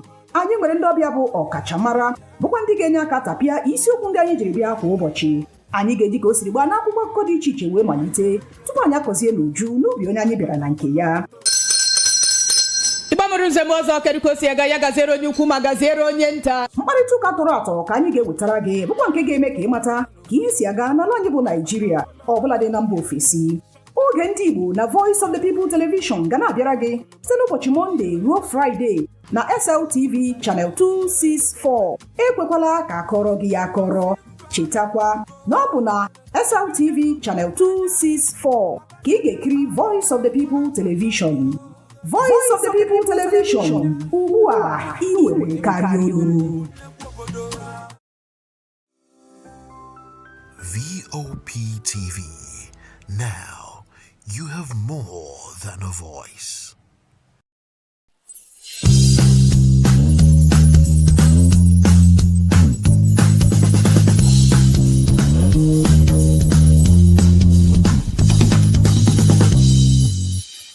Good afternoon, ladies and gentlemen. My name is Dili Utomi, and this is the Maritime Frontier Show brought to you on VOP Television. Today, we are discussing the role of trucking in the modern maritime dispensation, and we have a guest at the studio. His name is Mr. Colin Ekene DK, and he's the National Organizing Secretary of the Creek Truckers Association. We all know that trucking, as a business of trucking, it's a business that's done in every nation, every society. In Nigeria here, some of them refer to themselves as the movers of the economy. Well, we are going to find out whether really they are the movers of the economy or otherwise. Mr. DK, you're welcome to the program, sir. Thank you very much. Thank you for having me. All right. Yeah. Are you people really the movers of the economy? So tell us, what are the roles of trucking and truckers in modern maritime dispensation? Okay, thank you very much for the question. To answer your question straightforward, to be straightforward with you, we are definitely the movers of the economy because trucking on its own parts is the main artery and the main vein through which the process of maritime logistics transport is the last mile whereby goods and consignments gets to the final destination, to the warehouse, to the factories, to the markets, and even to the terminals that where these commodities, where these goods are being used. So you are right to say that we are the movers of the economy because anything that happens along the paths of these movements, you find out that it stores the whole operational procedures, the whole production lines, the whole market processes.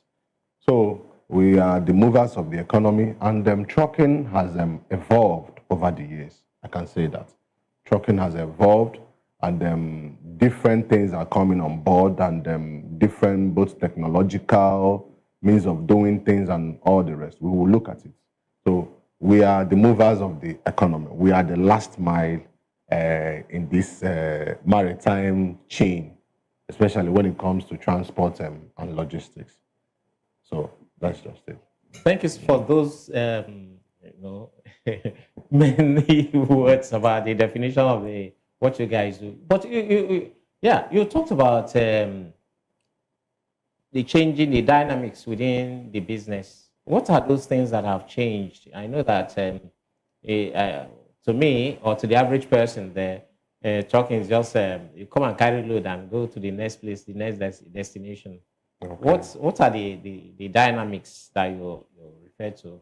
Okay, what I mean by dynamics, we've over the years we've had a robust expansion when it comes to technology, and technology has evolved and it has been infused into, and transportation itself is not left alone. Technology has been infused into transportation, maritime transportation, and breaking it down to trucking. And these days you can use an app to order for something, for services, or to order for movement of goods. We have so many companies doing that currently in Nigeria. In the past, it was not. So, and even these days, even at the seaports, we have the process of electronic call-up that is currently in vogue. So trucking has evolved, and we also have the aspect of GPS. The GPS has been infused into transport, into trucking, to the extent that we have, through the GPS, we have a process whereby you can monitor... That's a global positioning services. Services, so that you can monitor from the comfort of your home, you can monitor your truck, where not just the location, but the variables attached to the location. What do I mean by the variables? You can monitor the fuel level, the level of diesel or fuel in the truck.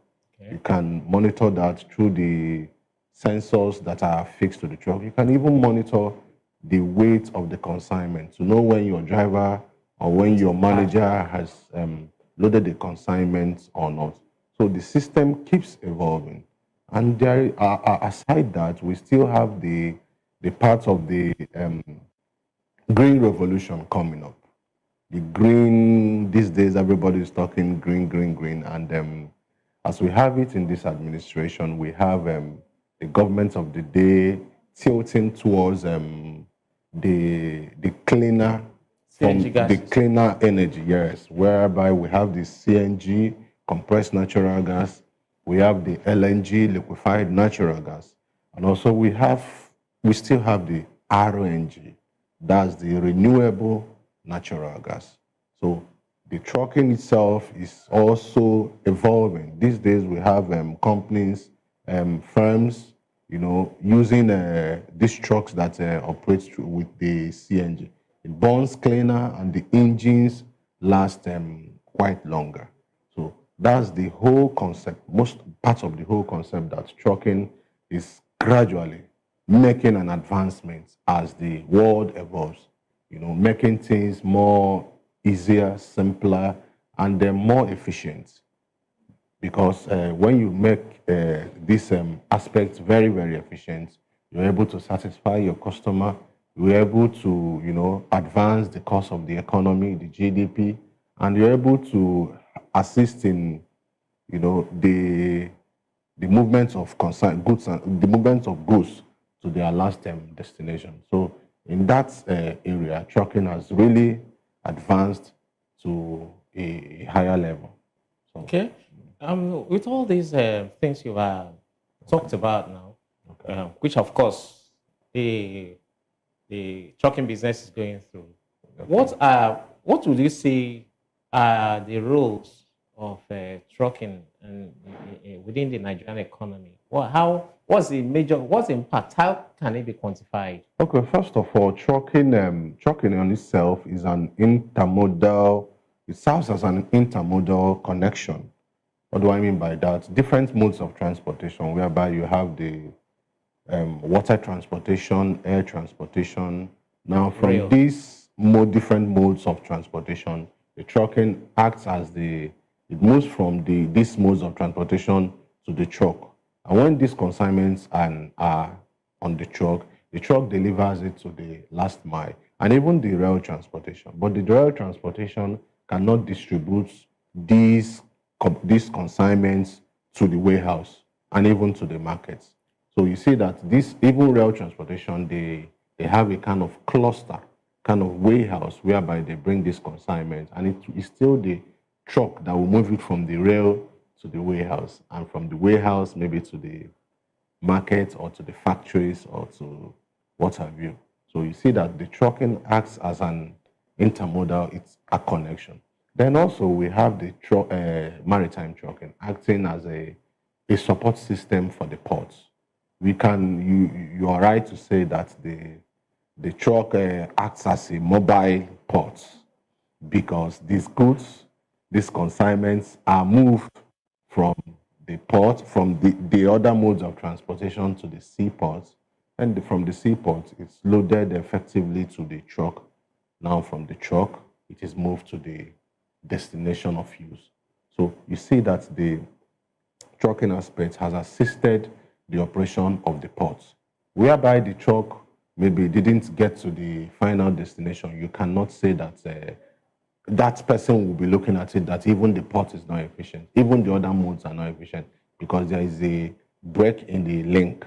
Then also we have the trucking system acts as a means of employment. It acts to the general the revenue. It serves as a general revenue generation, and also we have it boosts the GDP and serves as a means of employment, whereby both the drivers, both the mechanics, both the ancillary parts of ancillary services being rendered to the truck, even to the point of the insurance company that insure the trucks, the different service providers, even the electronic service providers, all acting within the trucking ecosystem.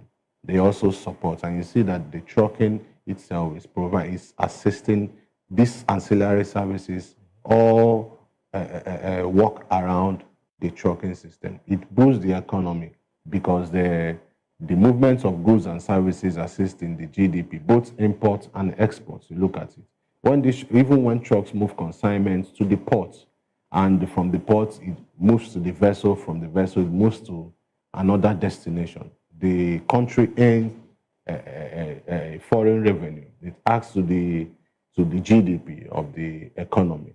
And also you have maybe different blue chip companies coming in to invest in different means of not necessarily trucking, but other ancillary services. You can say that it adds to the foreign direct investments of the country.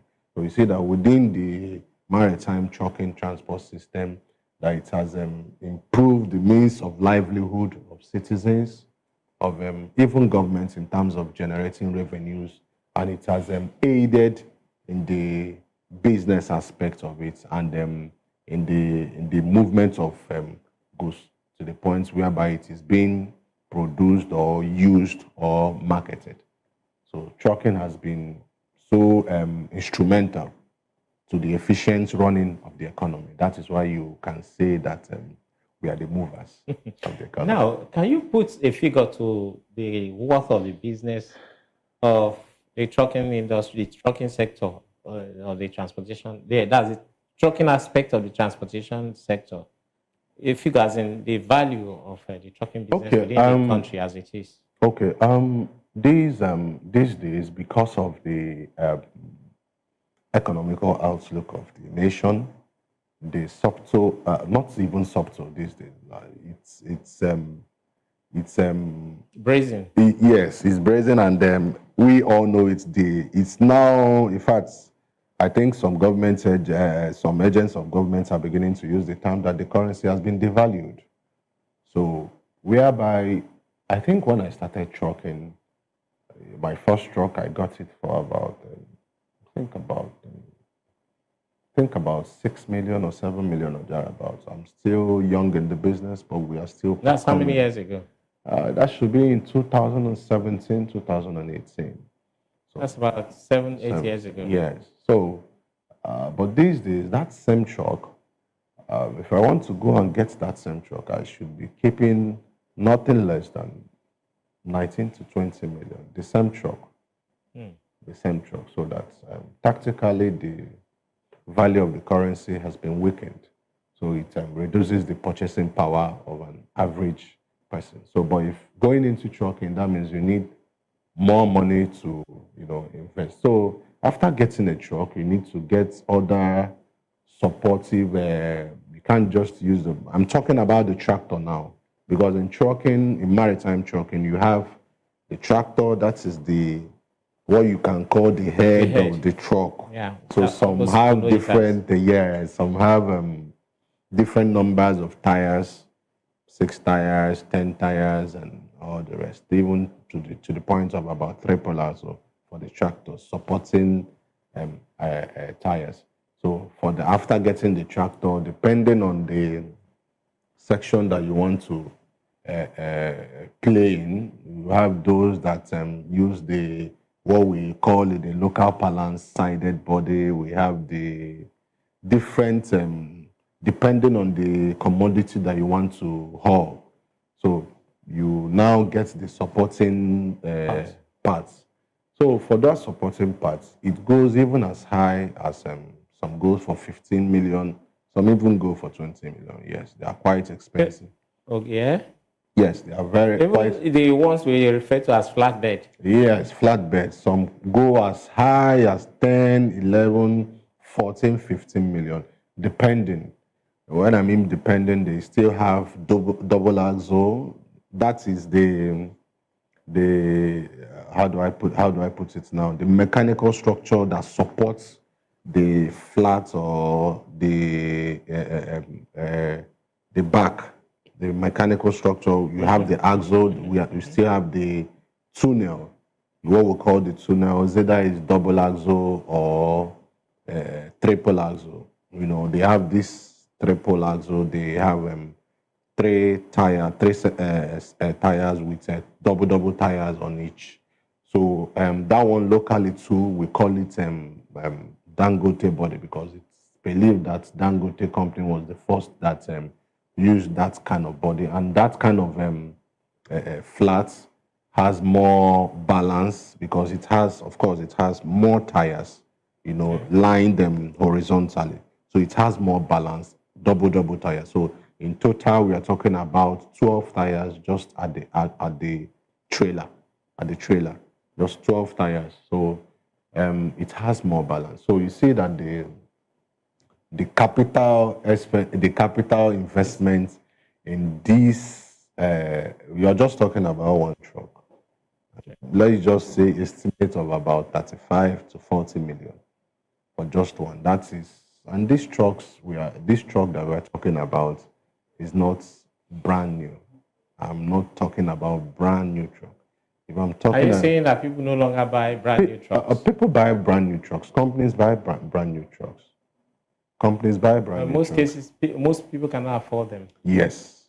A brand new truck for one of the popular brands, one of the popular Chinese brand truck, a brand new truck cost about 115, 120 million. Yes. Yes. Some even, okay. Now, if you're going, that is for brand new CNG trucks.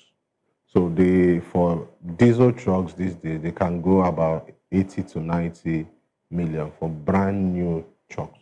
So these trucks now, including the trailer, that is the flats, or the body of the truck, you can, if you're still going for brand new, it's way higher than what the ones I've told you, because I'm completely hands in the field when it comes to all this. That's why I still find it able to know the current rates of this equipment.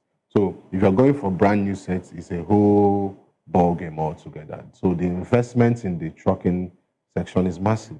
It's massive. Then we also consider the insurance, because it's advisable, and is always advisable, to ensure that your truck is properly insured, comprehensive insurance, because you cannot make this monumental investment and leave it to be running on chances or whatever comes out. So you have to ensure that your truck is insured properly, comprehensive insurance. And there are still other modes of insurance that we use in maritime transportation and general transportation. We have the goods in transit insurance, and we have the other insurances that are involved. So these are expenses that you still need to put in place. Then your proper trucking, your proper documentation, those ones are the license, trucking license, and proof of ownership, and all the rest. So all these things cascaded together, you see that the investment is really on the high side, and it's capital intensive. So that's why the services, because the services that is to be rendered are still essential services. That's why this much care is given into consideration. This much care is taken so that the services is rendered effectively and efficiently.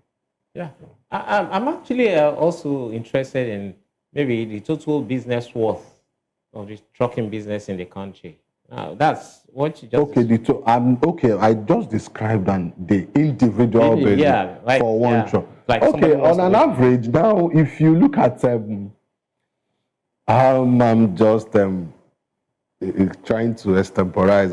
Okay, if we have, I think from a source online article, it was estimated that Nigeria has, I think, about 25 or 20,000 trucks running.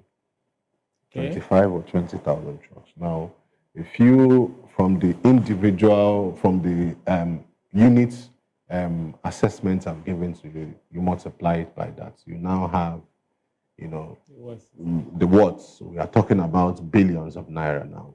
The total investments, and the margin of the investment, is essential to the economy. So that the business world also, you still have to do so many, detailed analysis to get the exact word. But what I've given to you is a round-up figure. Now, talking about the role of the trucking business, or truckers, or trucking in the maritime economy, there's what they call the predictability index.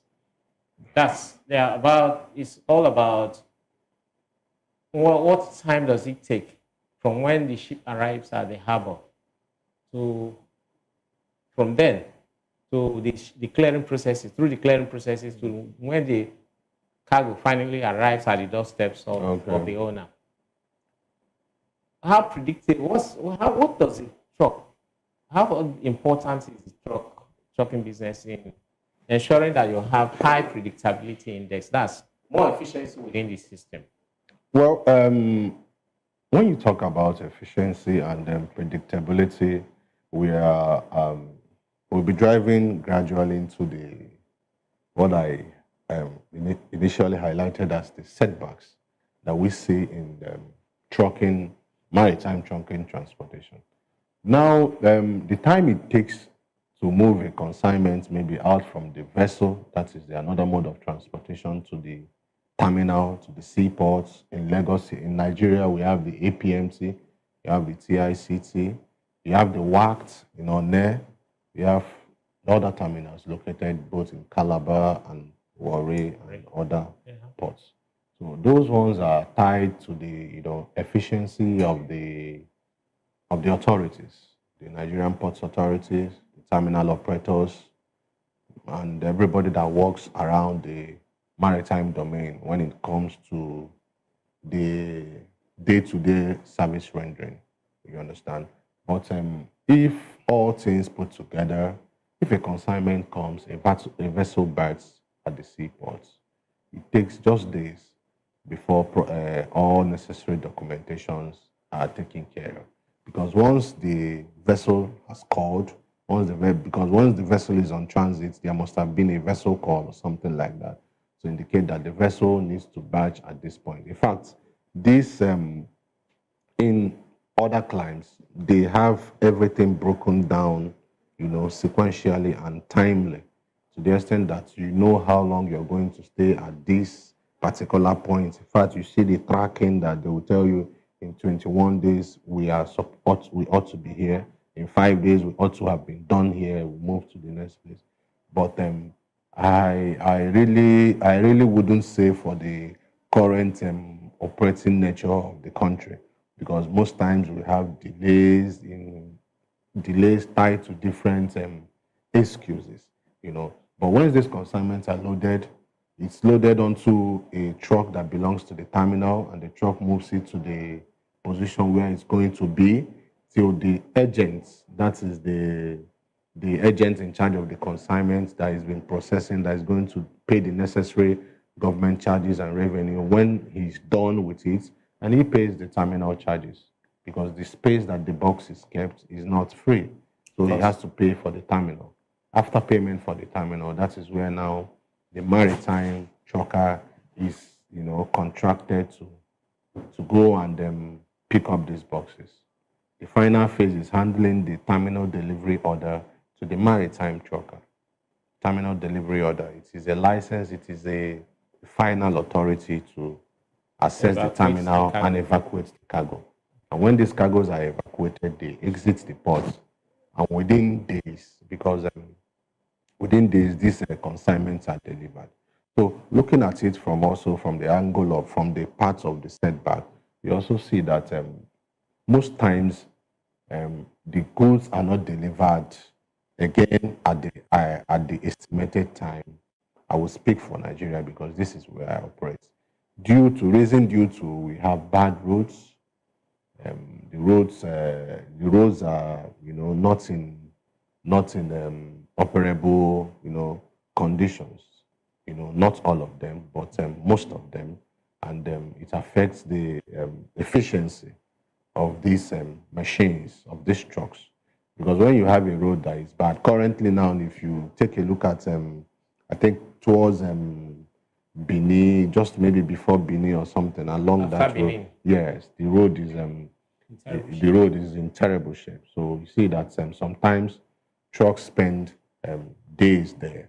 So even in just not too long, in this Apapa seaport, I think about 2, 3, 4 years ago, it was a different story. It took days for trucks to access the seaports, if not for the assistance of some private firms signing a contract with the government, and getting a remedy, getting a very laudable remedy, using paved concrete road to build a solid structure that leads to the port currently as we speak. So you see that bad roads, cause is part of the limitations of timely delivery of the consignments, because we are talking about the turnaround time now. So we also have both the factors. Another factor that comes in is the presence of both state and non-state actors along these corridors, along these routes, these travel routes. What do they do? How do they pick your business? It boils down to the same thing that we all complain in this country: extortion. Extortion, both states and non-state actors. Some of them masquerading under the name of union, one union or the other. You know, they are on the road. They are everywhere in Nigeria. They are everywhere in Nigeria. But it's more pronounced in Lagos. It is more pronounced. In fact, at a point, it looks like it has a government backing in Lagos State. Yes, it looks as if it's alleged that it has a government backing in Lagos State, because we find it extremely difficult to understand why the advancement, development, and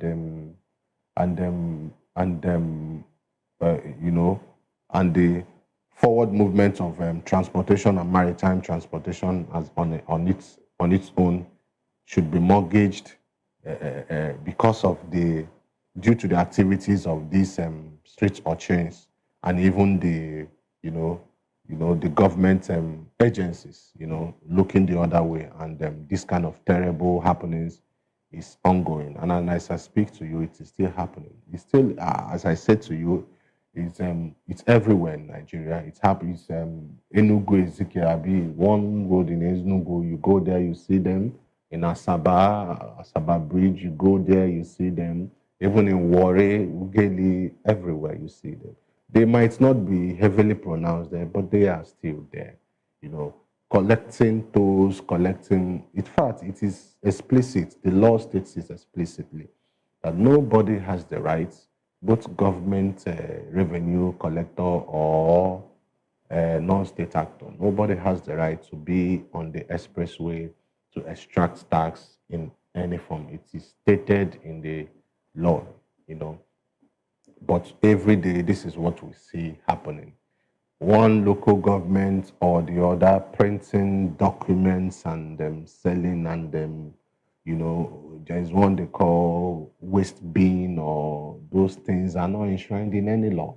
And you see that those things, and to a point that these people can delay vehicles for about 3, 4, 5 days if you do not, make those payments. And the funny thing is that these payments are receipted.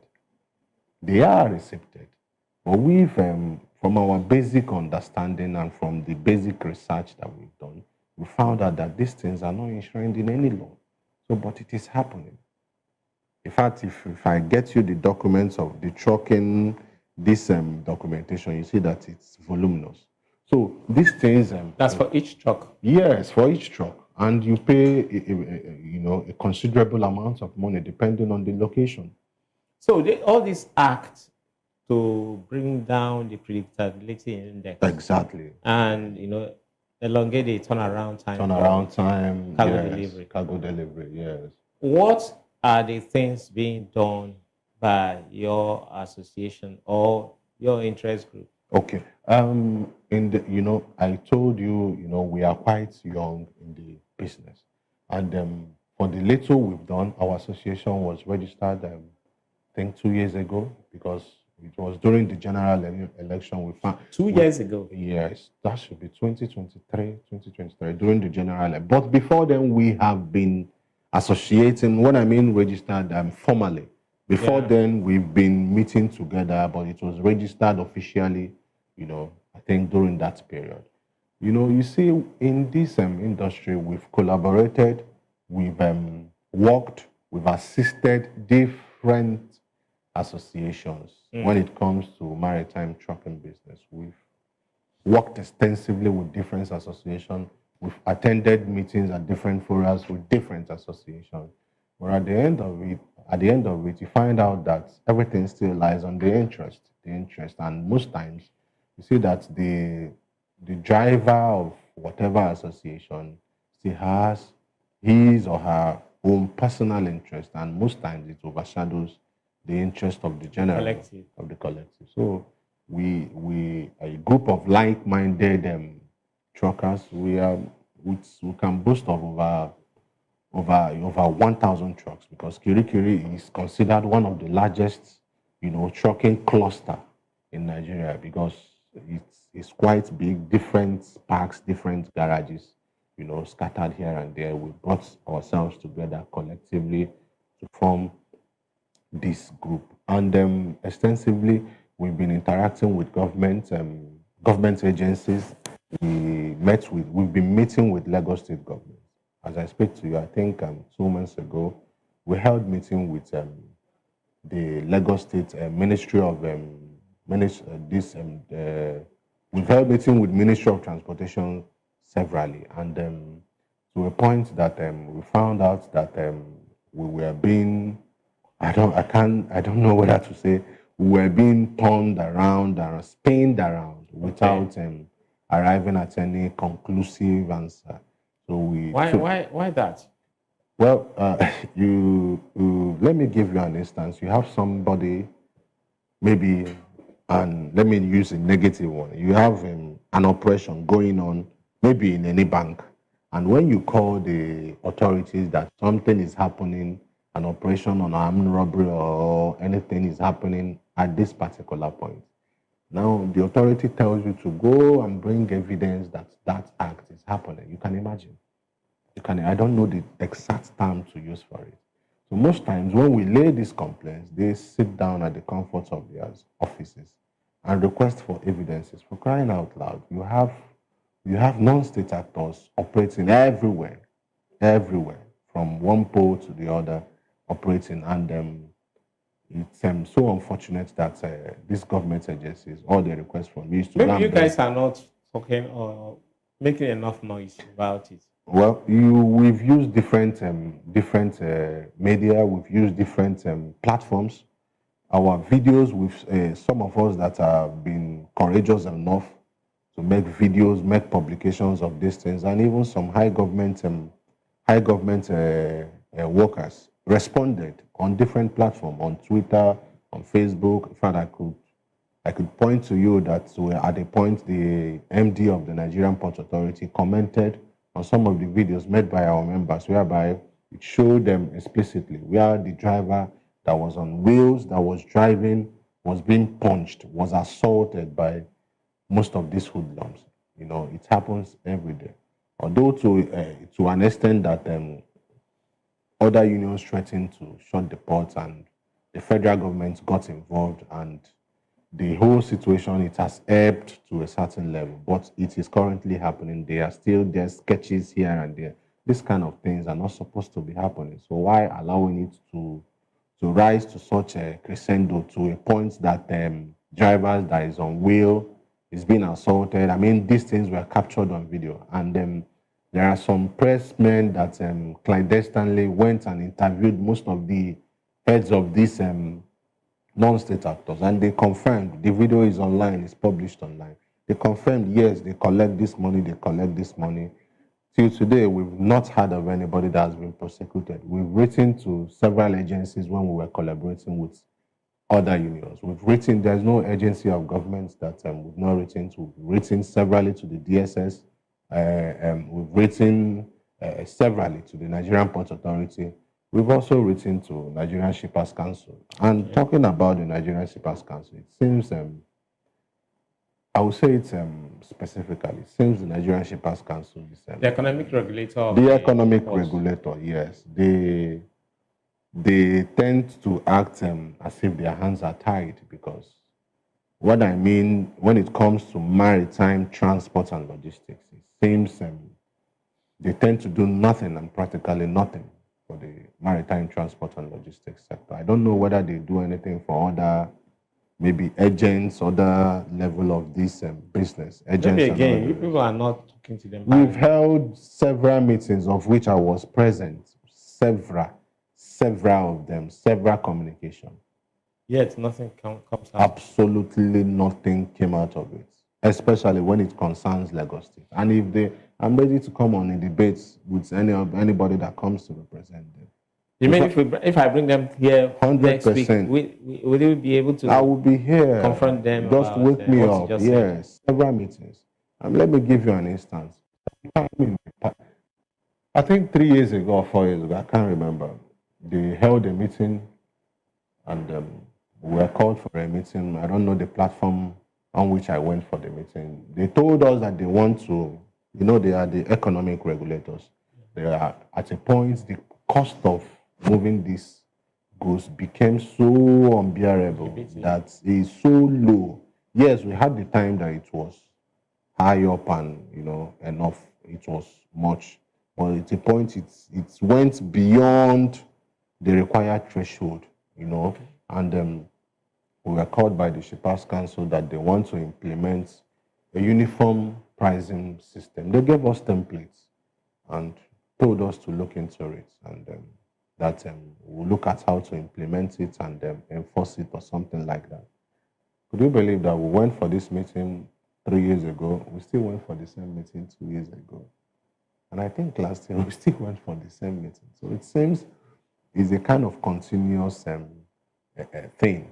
And maybe you see them on media, maybe publishing 1 or 2 wins. Yes, they do have some wins, but generally what is happening in the maritime trucking, do I need to go into what is happening in the, you know, the terminal section, dropping of empty container, loading of empty container? In fact, if I start that one... Did they tell you the reason why they cannot act?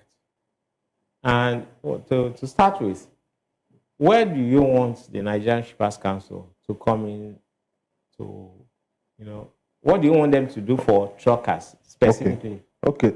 First and foremost, the Nigerian Shippers Council is the economic regulator. In fact, currently, I think they want to be, they are being transformed into, I think, the same way we have a transformation in the FIRS, Federal Inland Revenue Service, change of the, I think the name was changed or something. I think the same thing is happening with the Nigerian Shippers Council. Okay. Yes, I think they are waiting for currently they're waiting for the president's assent to be able to, you know, materialize everything. They've been holding seminars here and there at different parts of the country. Where I want them to come in first and foremost, let them act as let them bite. Let them not be, let them the bulldog that bites. They are not biting enough. Okay. For instance, this aspect of the electronic call-up that commenced with the Nigerian Port Authority in sometime in the past, I think 2021. It has been a strain on truckers. And the truth is that looking at it from the economic point of view, the job lies on the Nigerian Shippers Council, but they were there and NPA implemented this, and you know, it has been a thorn on our neck, because in the guise of in the guise of introducing electronic regulation into the ports, we are being roundly, massively extorted in different forms. Let's talk a little bit more about that. You mentioned it in passing, the electronic call-up system. It's been run by a private company under the Nigerian Ports Authority. Yes. What's your assessment of their performance, the cost that they charge, and everything about the electronic call-up system? Okay. In 2021, I think February to be specific, the Nigerian Port Authority, there was an impasse in the ports, whereby and what? An impasse. It was difficult to do anything in the ports, you know, loggerheads here and there, you know, fighting almost on a daily basis along the port corridor, trucks clogging the whole port access road and what have you. So the concept of call-up is a generic name. Electronic call-up makes it more specific to be an electronic system of FIFO and, you know, FIFO, that's first in, first out, and last in, last out. Yeah. So we were operating with manual call-up. Then, with whereby we just write to Nigerian Port Authority or submit your truck number, truck details, container number to their office, and you were allowed access into the ports. Yes, some of us were parting with, because then we were still new in the system. Some of us were parting through, we parted with some tokens, you know, that had been shrouded in complete secrecy, of which I don't want to go into that, but not a mere token, but allowing that to happen, caused us to be in this situation. Because when some things happen, let me just pay and go. But, you're giving room for a more flame that might end up consuming everybody. So we started doing that. And in 2021, Nigerian Port Authority introduced the electronic call-up system, in the sense that you can stay at the comfort of your home and book for queue. That's queue up booking and what have you. Yeah. And we started using it. My truck was the third, I think second truck or third truck that made use of the electronic booking system, and then it was working effectively, and to a point that we praised and lauded their operation. But on a second thought, we looked at it. Yes, you claim that these people were extorting 250 from us, yes, to pass our truck there.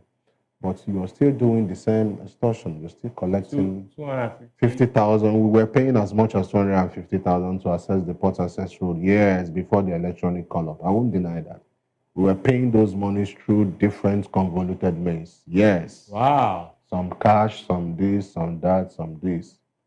And, and you say that today, why would, if you're not calling the ICPC or EFCC? Who said we didn't call anybody? Who said they were not called? You know the process. Everything winds up under investigation and nothing comes out of it. That's how things are done. So, with the advent of electronic, even till today, are we not paying something close to that amount? At a point in time in the past, did we not pay something close to that amount? More than that amount, even with the advent of electronic call-up. Oh, yeah? Yes. So, what's your assessment of the electronic call-up system? The electronic call-up system, yes, is a good and laudable feat. But the truth remains that according to the MPA Act, it is the responsibility of the Nigerian Port Authority yes, they have the right, as I have always said, yes, they have the right to onboard a third-party company, to use a third-party company to do their job, but it doesn't permit them to shift the responsibility of monetary payments of this third-party company to the trucker. They've shifted the responsibility in the sense that it is the trucking firm or the trucker, the owner of the truck, that brings out money from his pocket to pay this electronic company. Meanwhile, this consignment that is being loaded, the wharf landing fee has been paid.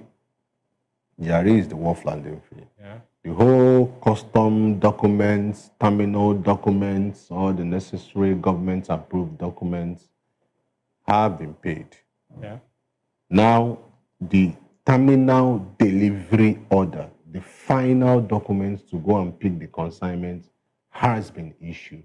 So, what is the moral reason for collecting that money in the guise of electronic arrangements from the trucker? And not just that, we now still have electronic racketeering, electronic favoritism, electronic, different abuse of this electronic call-up. It's easier when you have a manual process. When you're being cheated, you see, maybe you have a list, every day you go and visit the list and you see. Now, when you see the list and somebody at your back is now far ahead of you, you now cry foul. But this is an electronic. They are the only ones that say it. It's a database. Okay. So we don't have access to these things. At a point, they were giving top priorities to military trucks, Nigerian army trucks, and they were moving consignment, doing all manner of civilian jobs under the guise of moving Boko Haram equipment. It happened, and it's still happening. Okay. They give them the priorities to book. What I find difficult, that takes me about a week, they will tell me, oh, I'm on queue, oh, I'm on this, oh, I'm being delayed so because of illegalities were taking place. A whole complex, convoluted, that it's even very difficult for you to prove and to come and say, but it is happening, and it is still happening. Okay. Right, sir. We are coming towards the end of this program. What are your suggestions for the improvements of the loss of the trucking business within the maritime sector? Just in about 30 seconds to 1 minute. Okay. Tell us. The solution is the authority. It lies on the authority. The government established authority, different agencies that we've mentioned, Nigerian Port Authorities, Nigerian Shippers Council, even the Ministry of Transport, and recently the Ministry of Marine and Blue Economy and what have you. So the truth is that they have to be truthful, they have to be fair enough to themselves and to their conscience. These days we in different climes you can write to the ministry as a group, loans will be approved, whatever they should be approved, but nobody does that any longer. Okay. Most of these monies come out from individual pockets, and you have to tender your great-grandmother's birth and death certificate before banks issue you with a whole lot collateral. So the institutions have to perform optimally. Everybody now is a revenue generating agency. There is no day that passes by that we do not. Customs seizes 3.5 billion, goes up this one, NDA, this one 3.3 trillion of this one, so many. Everybody's now generating revenue. Now everybody gets a reason to be on the road and start extorting, frustrating the business, forgetting that this thing is a whole lot of vicious cycle. When you frustrate the business, the man passes it to the next man. The next man passes it to the next man. We have a situation whereby these trucks are being impounded by customs. When we operate this maritime transport, we do not know what's inside the container. These documents are handed on to us that, blind. When the goods are the containers are seized, they are seized as means of conveyance. Yeah, they see it as means of conveyance, and so these trucks are. Let me learn, please. These trucks are seized, but we've asked them, why is it not that you don't seize the vessel that brings the consignment, since the vessel is part of the means of conveyance? And you see that all this, they have this pattern of cherry picking the law. Whereby you cherry pick the one that favors you most, that is what you use, and use it against the operators and stakeholders. That is what has been happening. And each time we confront them, you are seen as a wet blanket that you don't want them to chop. But we are, looking at the larger perspective, the larger economic outlook of the country, because there is so much poverty, there is so much marginalization in the land. And when we try to correct these abnormalities, we are being seen as a thorn in their flesh. So many things, some of our businesses are attacked, individually. Some we are being frustrated. Things that are supposed to be normal and available to all, they now see it as a privilege. So you want the government to put a stop to all these illegalities. All these illegalities. To sit down properly and do what they are supposed to do. For instance, the Nigerian Port Authority, it is their duty to ensure that the arrangements of trucking is arranged orderly and not using a third-party company to extort truckers. Right. Thank you. Thank you so very much, Mr. Adike. This has been another edition of the Maritime Frontier Show with Dele Utomi. I've been talking for the past 40-15 minutes with Mr. Colin Kenedike. He's the National Organizing Secretary of the CRIES Truckers Association. Yes. Of course, he knows his onions. I hope you have been very well informed. We'll bring you another edition of the program next week. Till then, God bless you and take care.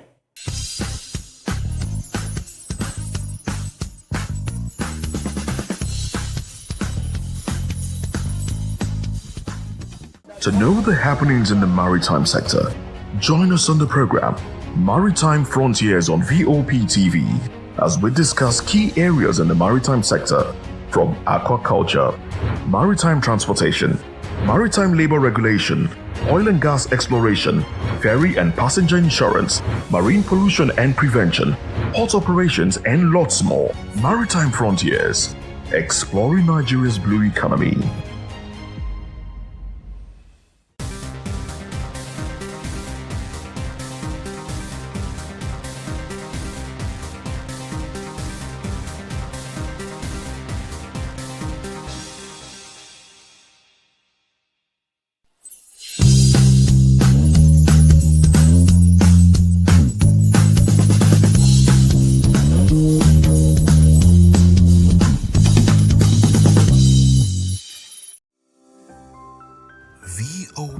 TV.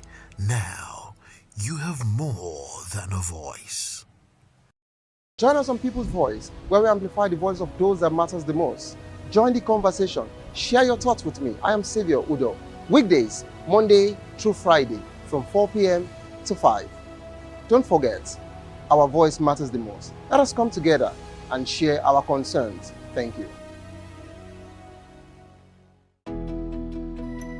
3 years ago, we lit the spark.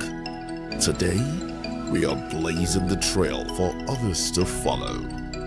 VOP Media is 3 years of breaking boundaries. 3 years of being that bold voice that echoes the thoughts of the people.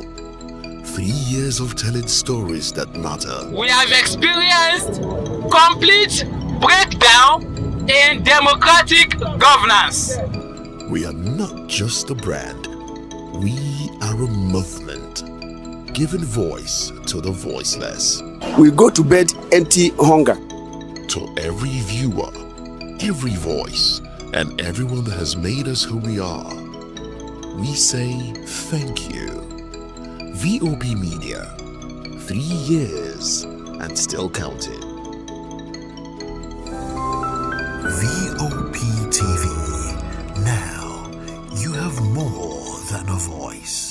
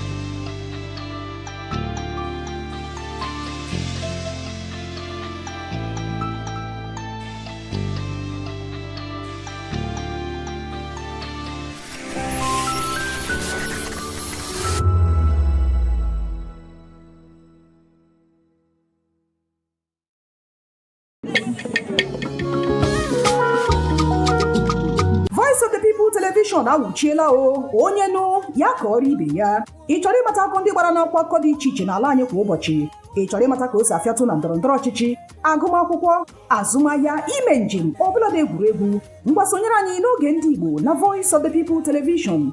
Anyị nwere ndị ọbịa bụ ọkachamara, bụkwa ndị ga-enye aka tapịa isiokwu ndị anyị jiri bịa kwa ụbọchị. Anyị ga-eji ka o siri gbaa n'akwụkwọ akụkọ dị iche iche wee malite tupu anyị akọzie n'uju n'ubi onye anyị bịara na nke ya. Ibamurunze mozo kerikosi ya gazero onye ukwu ma gazero onye nta. Mkparịta ụka tọrọ atọ ka anyị ga-ewetara gị bụkwa nke ga-eme ka ịmata ka ihe si aga n'ala anyị bụ Nigeria, ọbụladị na mba ofesi. Oge ndị Igbo na Voice of the People Television ga na-abịara gị site n'ụbọchị Monday ruo Friday na SLTV Channel 264. Ekwekwala ka akọrọ gị ya akọrọ. Chetakwa na ọ bụ na SLTV Channel 264 ka ị ga-ekiri Voice of the People Television. Voice of the People Television. Ugua iwere karịa olu. In a world where truth is the ultimate power and opinions scream the loudest, it's time to wade through the noise. Hunger no get tribe. Hunger no get religion. And scan the human interest and trending topics that matter. Stay tuned to The Issues, your plug to the stories making the buzz, from politics to science and technology, social justice, and more. Let's tackle the tough questions and expose the truth. The Issues, on Voice of the People Television, Mondays to Fridays, 8 to 9 p.m. The Issues. Don't just react, understand. From the views on the street, we go to bed empty hunger, to the blaring horns of a hustling city, the loudest voices of the common man got a medium to be heard. This particular administration, they were coming unprepared. It's not a bad thing to renovate the president's lodge. Through top-notch programming, unbiased reportage of news, sports, business, entertainment, and cultural documentaries. Voice of the People, 90.3 FM, became a symbol for 21st century media. And now, a new baby is born. Voice of the People Television, VOP TV, youthful, full of vigor and penchant for excellence in the continent's media space, exposing the wrongs, applauding the rights, dissecting the news without fear or favor, through factual and accurate stories and contents. Corruption kills three things that makes a society. Representing the interests of the people and giving them a voice. Voice of the People TV is here to stay towards building a fair society. VOP TV, Voice of the People Television, truly a voice for the people. Welcome to the locker room, the home of football talk that matters. I am Jerry Arpayon. Join us every weekday, Monday to Friday at 5 p.m. Nigerian time, as we share the hot takes and hot debates in the exciting world of football. And joining me are the usual suspects, Ikechukwu and Mayowa, as we break down all the hot takes and everything that's happening in the football. Don't just watch football, live it with us. Catch us on the locker room and Voice of the People Television at 5 p.m. Nigerian time. And like I always say, if not 20 minutes off, please the sport. Hey guys, what's up? How you all doing? They call me Ovisha Nelson One, your number one celebrity host, and you are watching Voice of the People Television, VOP. Stay tuned. Uyi Osarite is my name. I am a friend of the microphone, Voice of the People TV. That name is unique, and the brand is very sweet. I like the packaging, picture qualities, camera qualities, and then of course, the quality of human beings I see sometimes on your channel. I talk and get paid, and I look forward to being in your studios. Oh yes, you are on to Voice of the People TV, live here in Benin City, the cradle of black civilization. What are you waiting for? Tune in, bro. VOP TV. Now, you have more than a voice. In a world where truth is the ultimate power and opinions scream the loudest, it's time to wade through the noise. Hunger no get tribe. Hunger no get religion. And scan the human interest and trending topics that matter. Stay tuned to The Issues, your plug to the stories making the buzz, from politics to science and technology, social justice, and more. Let's tackle the tough questions and expose the truth. The Issues, on Voice of the People Television, Mondays to Fridays, 8 to 9 p.m. The Issues. Don't just react, understand. VOP TV. Now, you have more than a voice.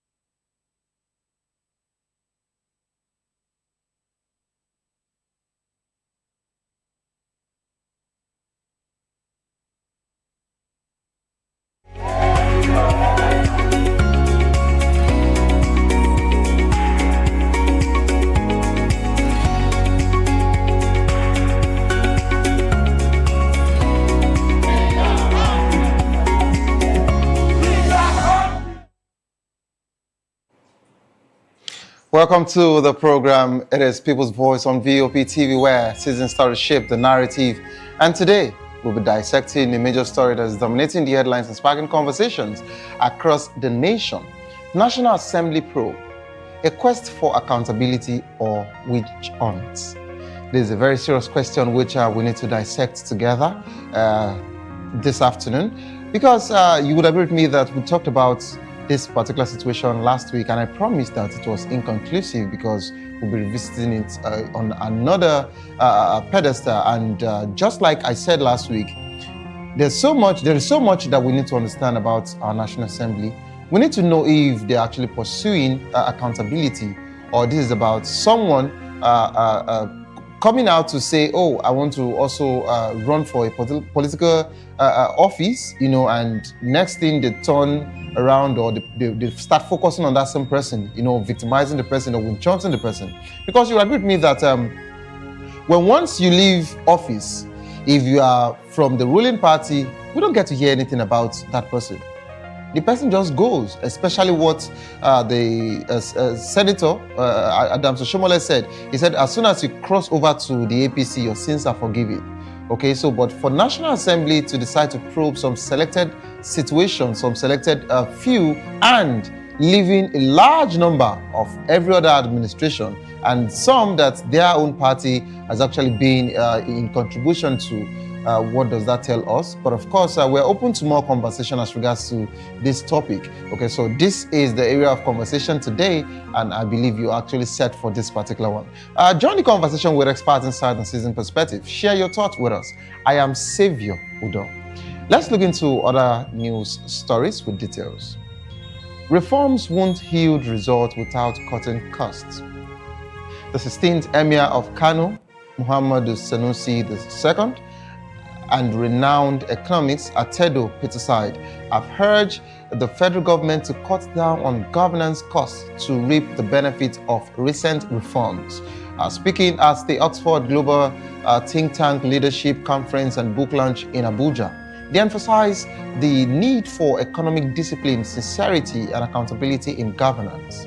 Sanusi questioned the need for 48 ministers and lavish convoys, emphasizing that unchecked public spending and bloated government structure are major problems.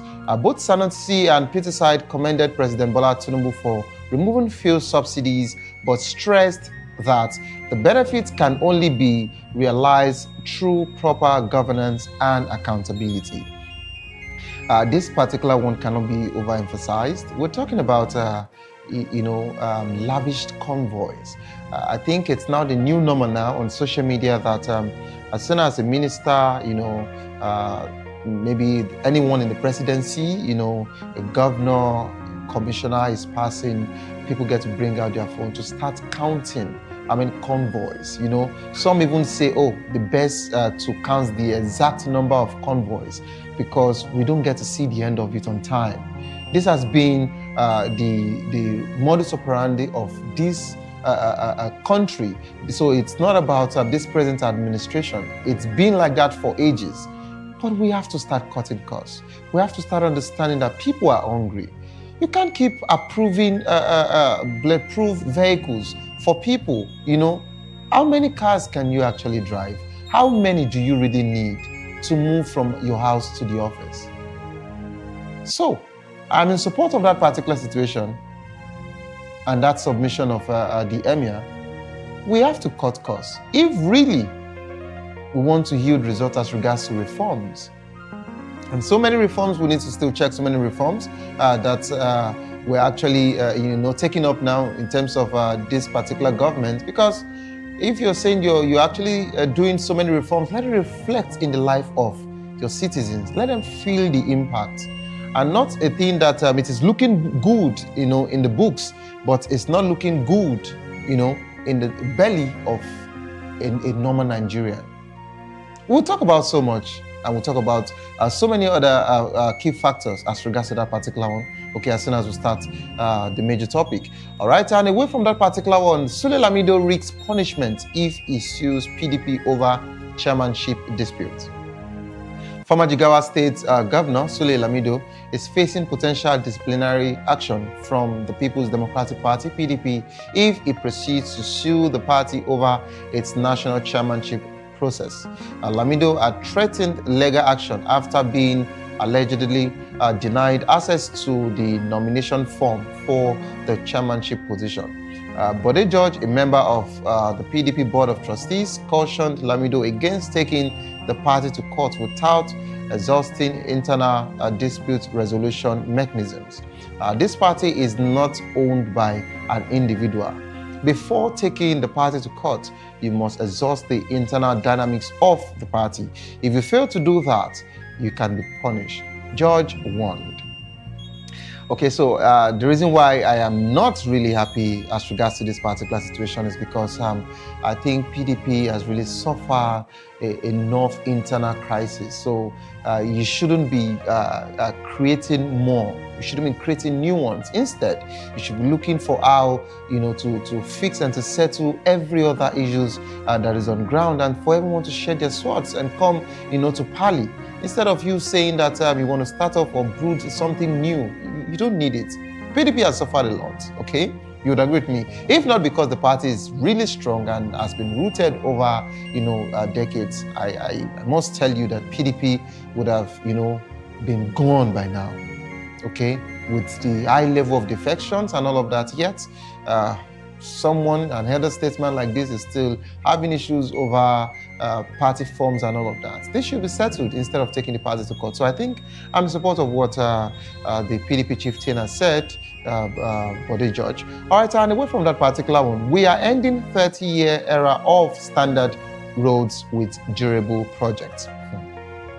I need to smile very well because the man that is actually saying this one is the same man that once you call him for accountability, he's not always ready to answer you, or you start feeling that you're over-questioning him. The Minister of Works, David Umahi, has stated that President Bola Tinubu's administration is putting an end to over 3 decades of substandard road construction in Nigeria. Umahi made this remark during an inspection of the Abuja-Kaduna-Kano Road project, highlighting the government's commitment to building durable and high-quality infrastructure. The federal government has adopted new engineering standards and technologies to ensure Nigeria roads last 50 to 100 years without major repairs. I love this particular one. This is, a welcome, effort from the minister. But Minister, this is from Nigerians to you, okay? So of course, I get to amplify their voices here. Please, you have been tagged on your social media handles. We have so many bad roads. I mean, so many bad roads across Delta, across Benin, okay, across Kogi states. You see all of that route?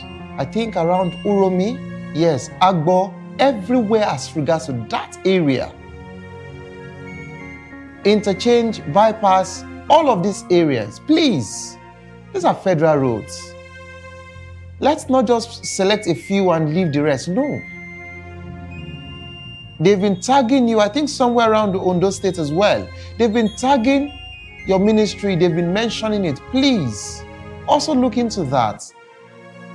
And if truly that the roads that needs to be constructed now, or that the government is constructing now, will last 50 to 100 years, allow people to also go and do their checks. Because sometimes when people go there, it's either they are being arrested and all of that, or saying that they're trying to sabotage. No.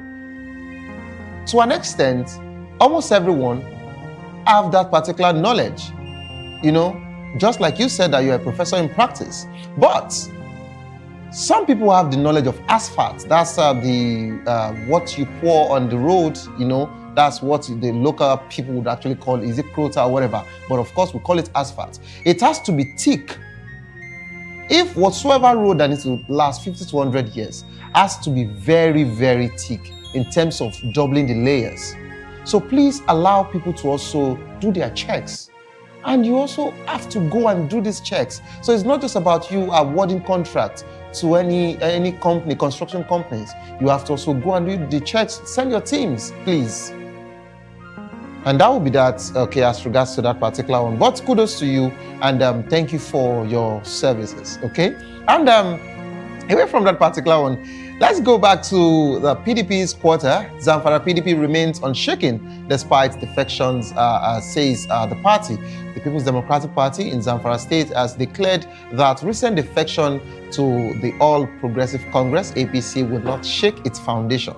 The party's publicity secretary, Aliru Andy, stated that the PDP remains strong, united, and deeply rooted in the heart of Zamfara people. Okay, the defection include Maharazu Faru, a member representing Maradon 2 constituency in the Zamfara House of Assembly, who cited Governor Dauda Lawal's inability to meet campaign promises and address insecurity as reason for his departure.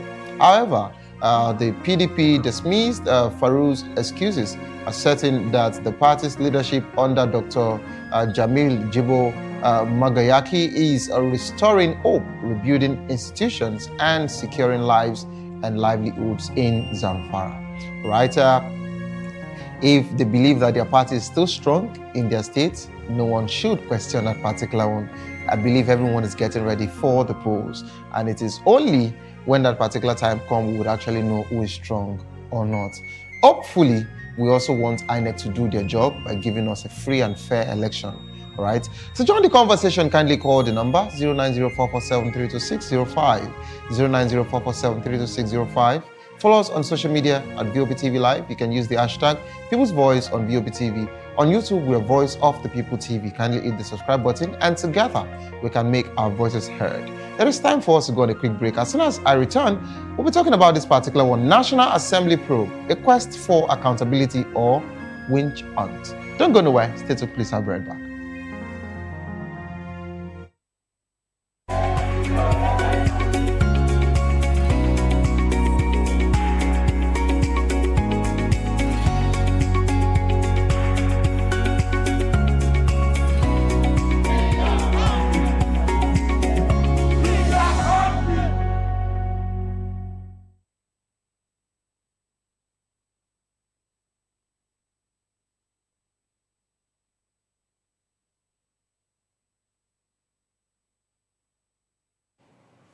All right, welcome back to the program. It is still People's Voice on VOP TV. Yes, the National Assembly's decision to probe the $460 million Chinese loan secured by former President Goodluck Jonathan for the Abuja Metropolitan CCTV project has sparked intense debate. While some view it as a necessary step towards ensuring accountability and transparency in governance, others sees it as a politically motivated witch hunt. The investigation aims to uncover alleged misappropriation and inefficiency in the utilization of the loan, which was intended to improve security in Abuja. However, critics argue that the probe is selective and targeted at embarrassing the past PDP administration.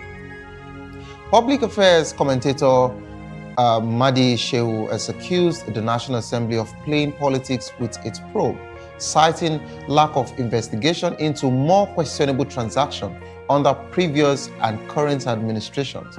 If the National Assembly has any sense of investigative decency, they should be probing Buhari's 30 trillion ways and means obtained in absolute secrecy, Shehu said. Now let's talk about the double standards.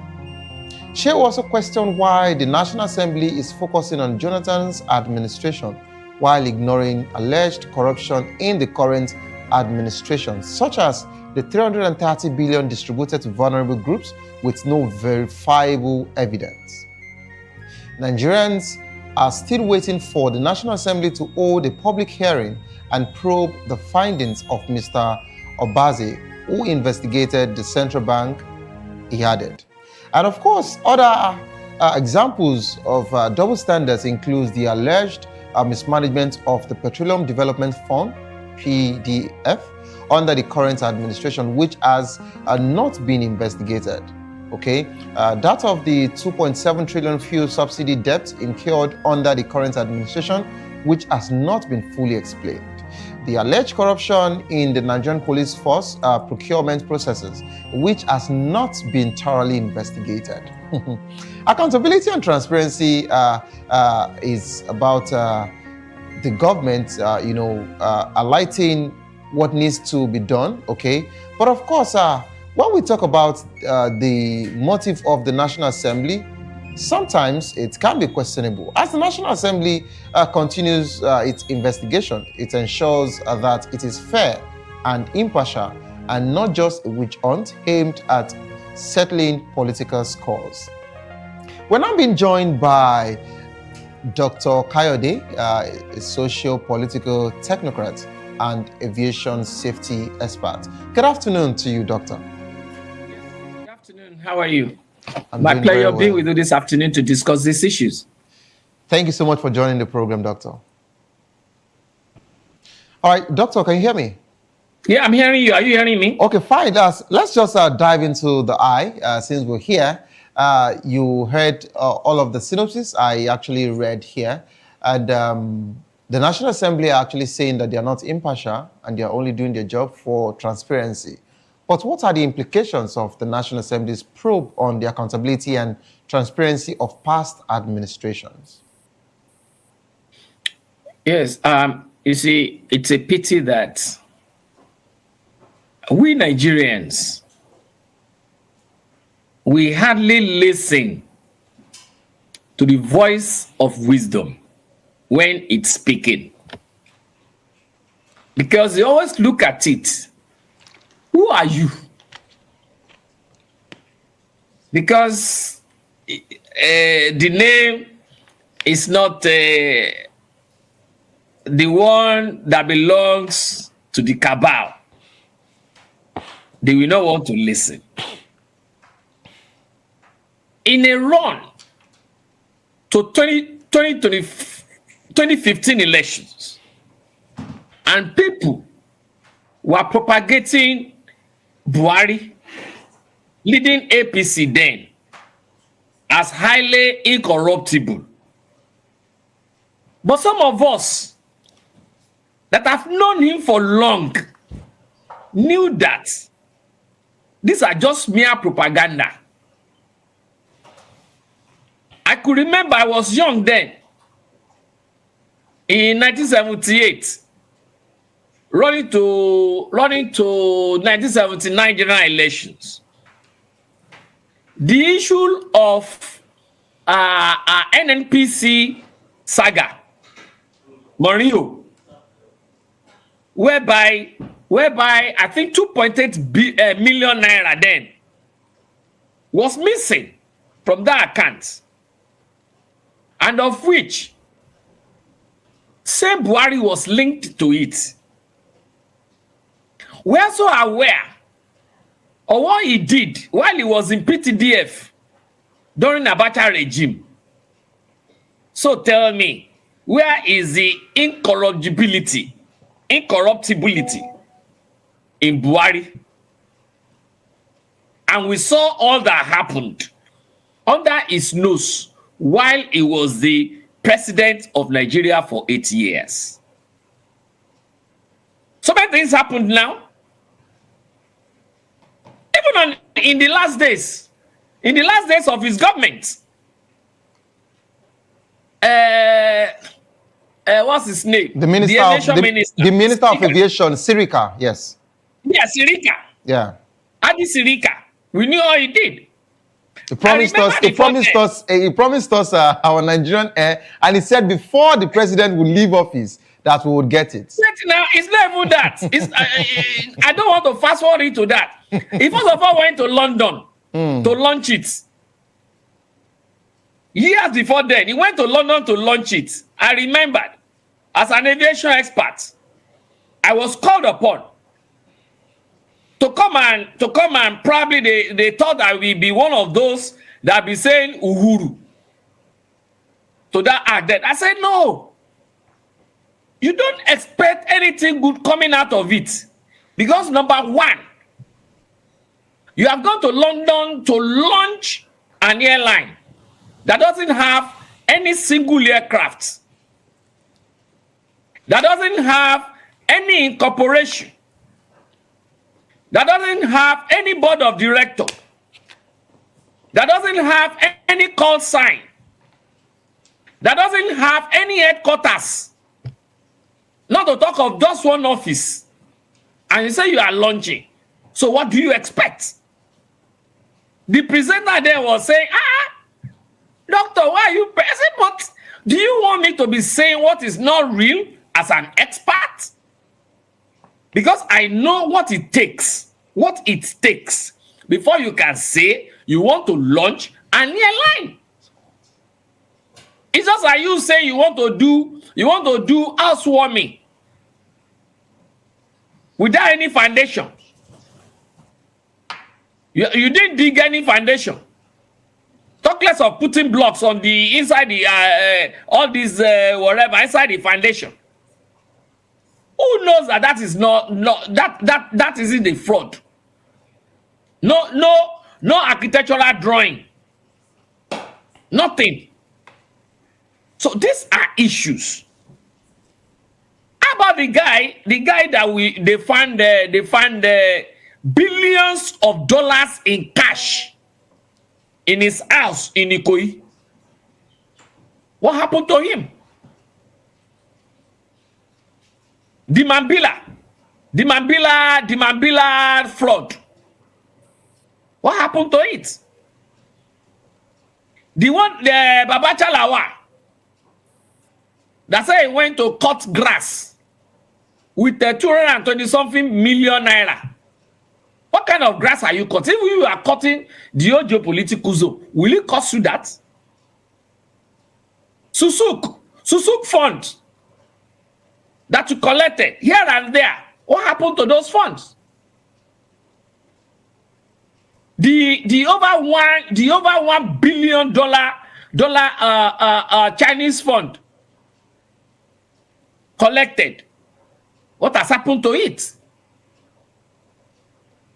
Now let us now fast forward to that aircraft. How on earth can somebody working with the so-called propagated incorruptible Buhari can defraud Nigeria to that level? You went to hire an Ethiopian Airlines aircraft and you repainted it to Nigerian colors. And you waited for this launching until few days to the expiration of the government. And you want to tell me Buhari is not aware? Coupled with all the fraud that happened in Central Bank. Not to talk of the unremitted monies from NNPC, from liquefied natural gas company. I mean the one in customs. Which one do you want me to talk about? Even this particular administration. What has happened to Beta Edu? No, what has happened to Beta Edu? What has happened to Yahaya Bello? They were creating all sort of sin that time. They are pursuing Yahaya Bello. AFCC is looking for him. He's this and that. Is Yahaya Bello not working freely now? Is he not working freely? Go back to the Senate. The present Senate president. The present Senate president. At the gate of prison. The gate had already been open. Just wanted to be pushed inside in the camp to APC. Because the then chairman of APC, Adams Oshiomhole, said, whoever, even if you are the devilish, if I'm allowed to use that in English, devil, you will become an angel. What happened to him? Allegation of 100 billion naira on his neck. And now he's becoming the Senate president. So tell me, what's his name? Inedo Okowa. EFCC followed him. That he was alleged to have embezzled 1.3 trillion, not billion this time around now. And they were dragging his name. Doctor. Later, wait now. Wait, just 2 minutes, just 1 minute, just 1 minute. Later, Right, he decamped to APC. He decamped to APC. Where is the FCC after him again? Now, because they had that Jonathan is planning to contest. He has not used his mouth to say it. You're not saying you want to probe him. I'm not saying you should not probe him. But he who comes to equity must come with clean hands. That's what we are talking about. Look at NDDC. This Apabio too was involved. Have you forgotten the scenario? Off the mic. Should I off the mic now? Should I also off the mic, or I should continue? All right, all right, all right, Doctor. I sincerely appreciate this wonderful submission. So, of course, also bringing the audience to speed as regards to some backstories in case some people has decided to have selective amnesias, okay, as regards to different conversations that is going on, in the government. Let me quickly cite this. You talked about that of Akpabio, being the Senate president now. Yes. Have you also forgotten that the same Akpabio was not part of any primary election for senatorial district? He only got a form to be a president, if you remember, and he stepped down as a den for the president, okay? And on returning back, it was... Yes, on returning back, we were surprised that Akpabio still had the form. How did he do that? Till date, we don't know. It was never. They never conducted any election, okay, in the senatorial district for him. Corruption? Is that not corruption? Now, aside from that, don't forget that. Anything that goes against the constitution.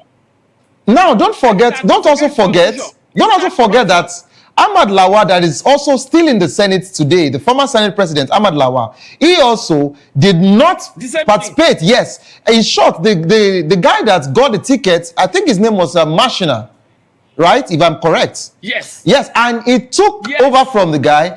It almost became a very serious issue, but the party died that situation down. Now, fast forward to that of Okowa that you talked about. Of course, I still read the news as at last week that EFCC came up again to bring up the conversation. But Adams Oshomole said a statement.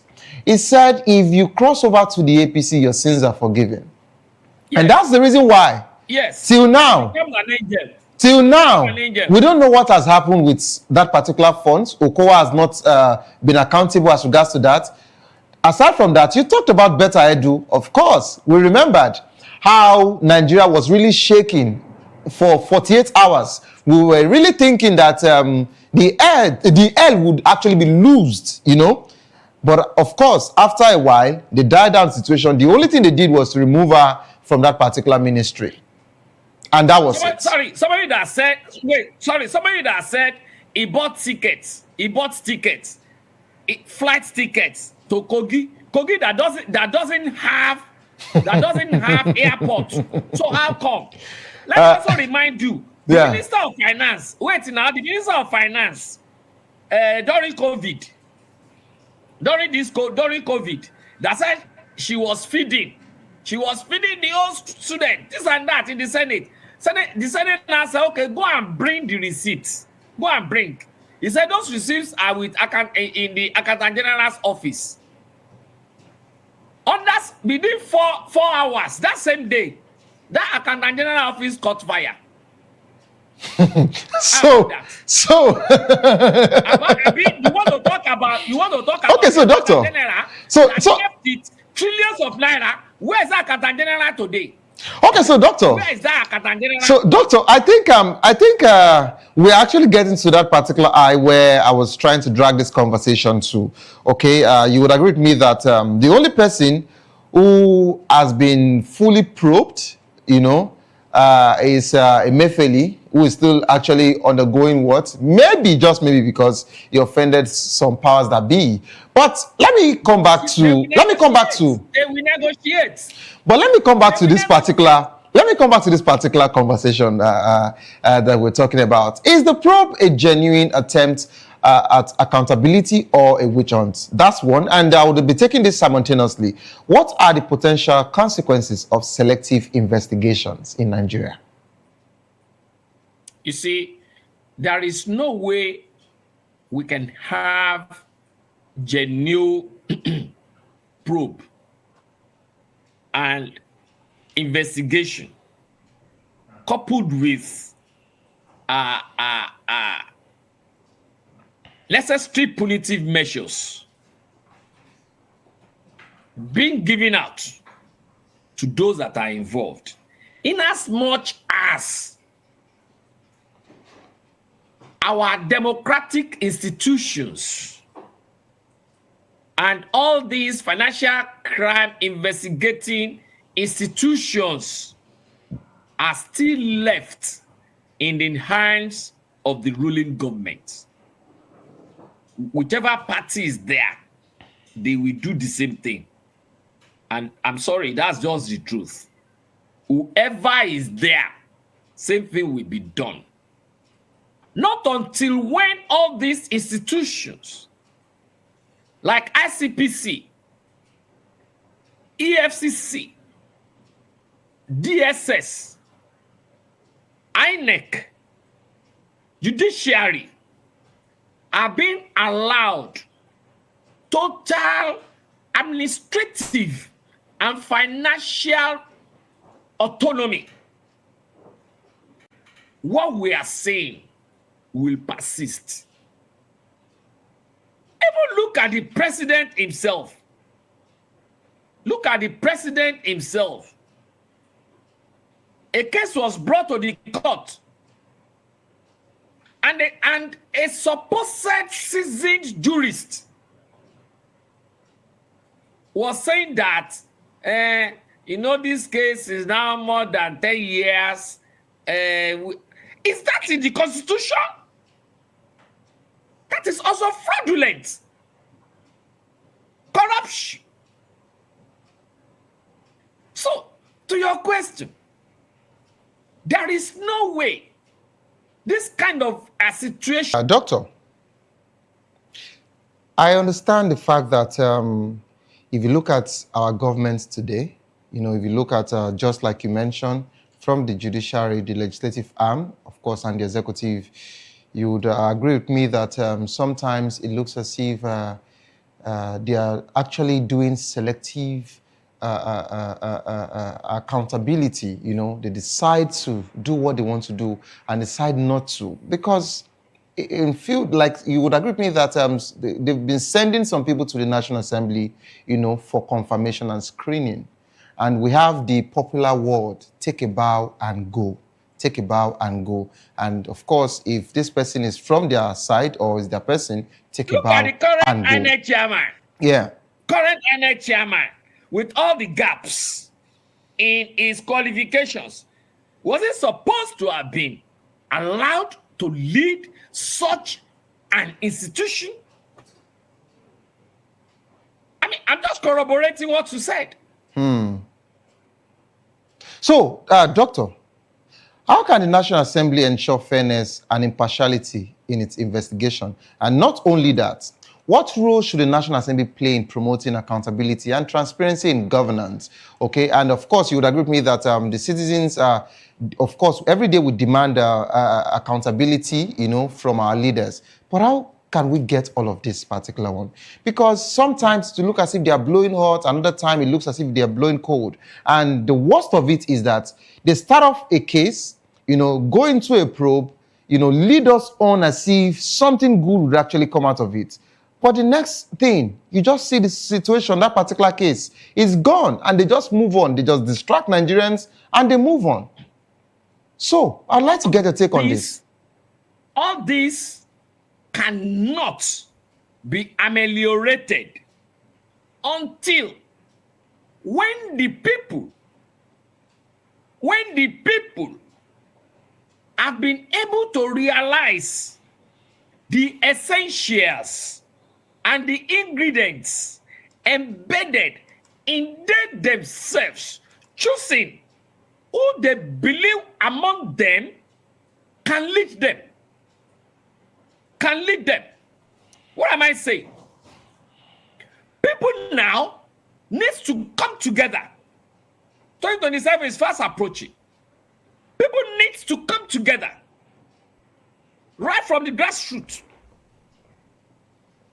and stay with themselves to say, no, there must be a stop to the obnoxious, dictatorial leadership recruitment from the so-called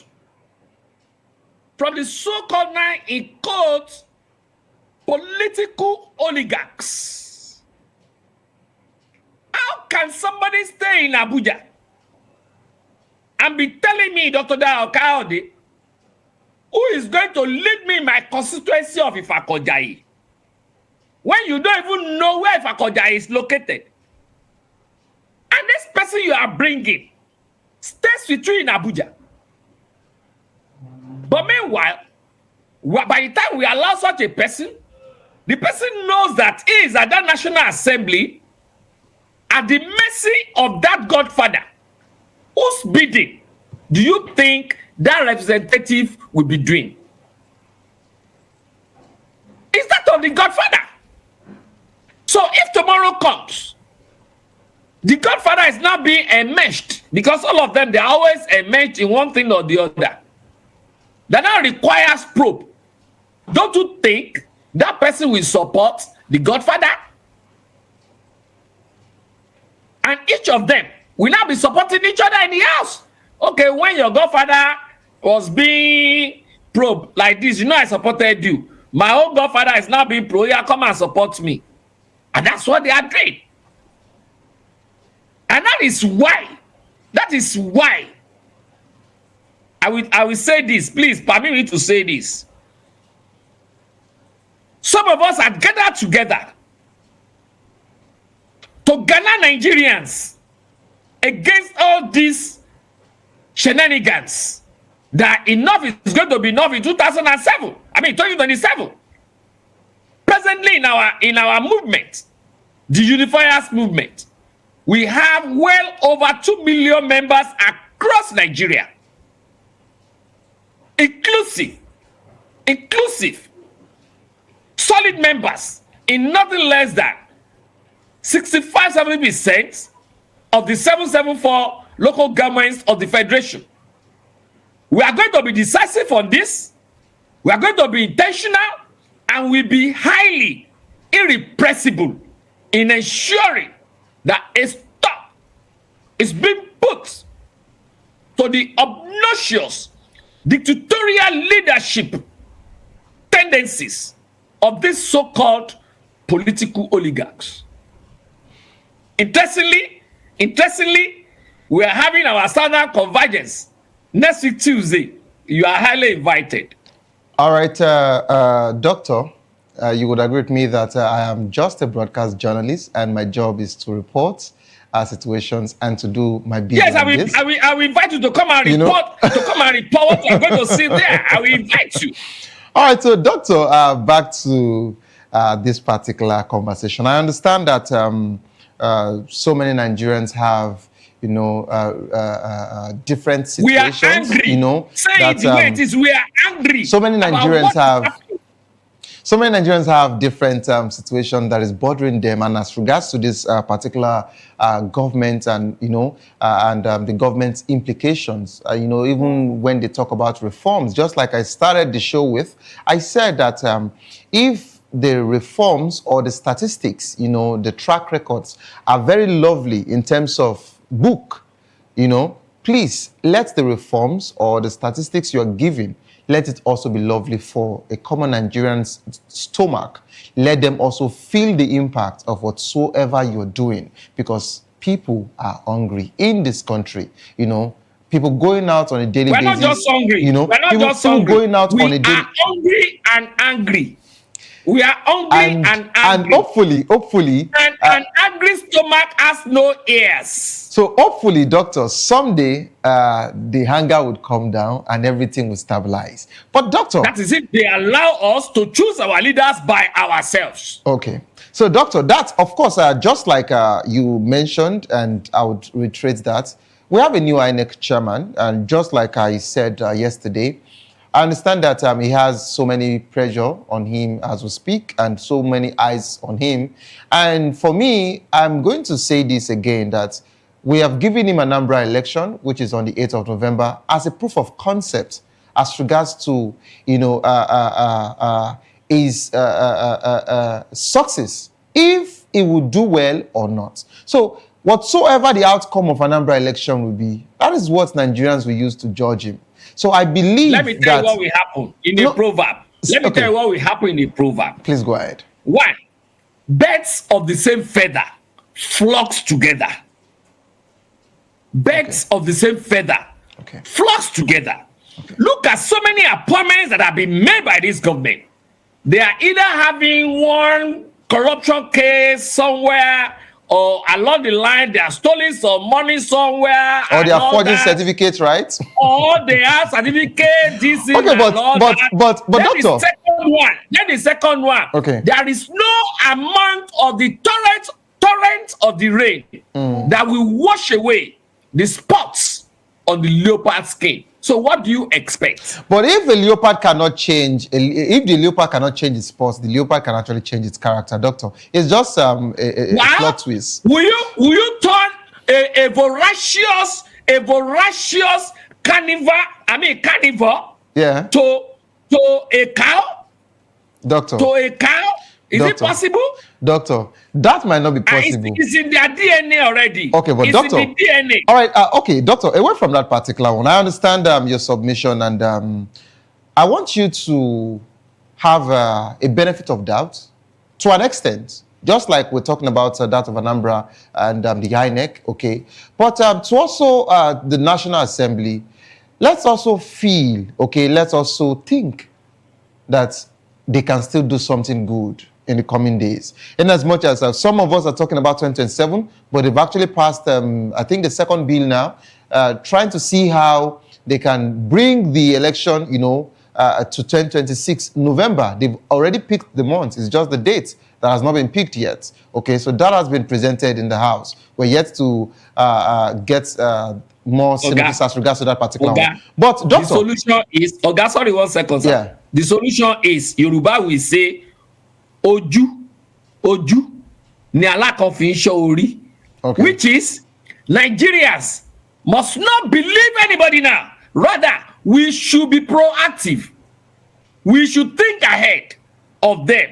That, okay, we are assuming you are going to do this. This is going to be the repercussion. The issue is, anything unconstitutional, any sport in Nigeria will not be allowed. Anything unconstitutional, anything taken out of our guidelines, anything taken out of our constitutional provisions will never be allowed. There is nothing like going to court. We will not allow it from the onset. But doctor, I understand that you said there is nothing like going to court, but you can also take the laws into your hands. Nobody is taking the laws into their hands. Okay. But the issue is, it's going to be an eye for an eye. The way you lay your bed, so also you lie on it. Nobody is preaching violence here. Okay. No, but we are now talking about wisdom. Use your wisdom. We use our own wisdom. Use your tactics. We use our own tactics. So, and the Yoruba says, "Tiriba kanrin, ikoma tefukan." That is when iron touches the iron. One is going to bend for each other. Okay, so doctor, who has that monopoly of wisdom? Okay, so doctor, talking about wisdom, not violence now. Okay, doctor. So in rounding off, I would like to take a few conversations which I would want you to respond to that. Talking about what are the challenges of investigating past administrations, okay? Because I understand that there can be 1 or 2 challenges from the National Assembly, and some of us are actually saying that maybe it's just a selective probes, but of course you are going to dissect that. And how can National Assembly balance its oversight role with the need to avoid winch hunts? Okay, and Aside from that particular, what are the implications of the probe on the country's economic and political stability? So I'll take this as your final thoughts as regards to the conversation. Please go ahead. Now, the issue is this. What do you expect from a group of skilled selection process? What do you expect from the National Assembly, whose leadership is not constitutional, like in the issue of APA bill? So what do you expect? Whatever the executive as such a National Assembly to do is what they will do, because he knows he got to that place at the mercy of the executive.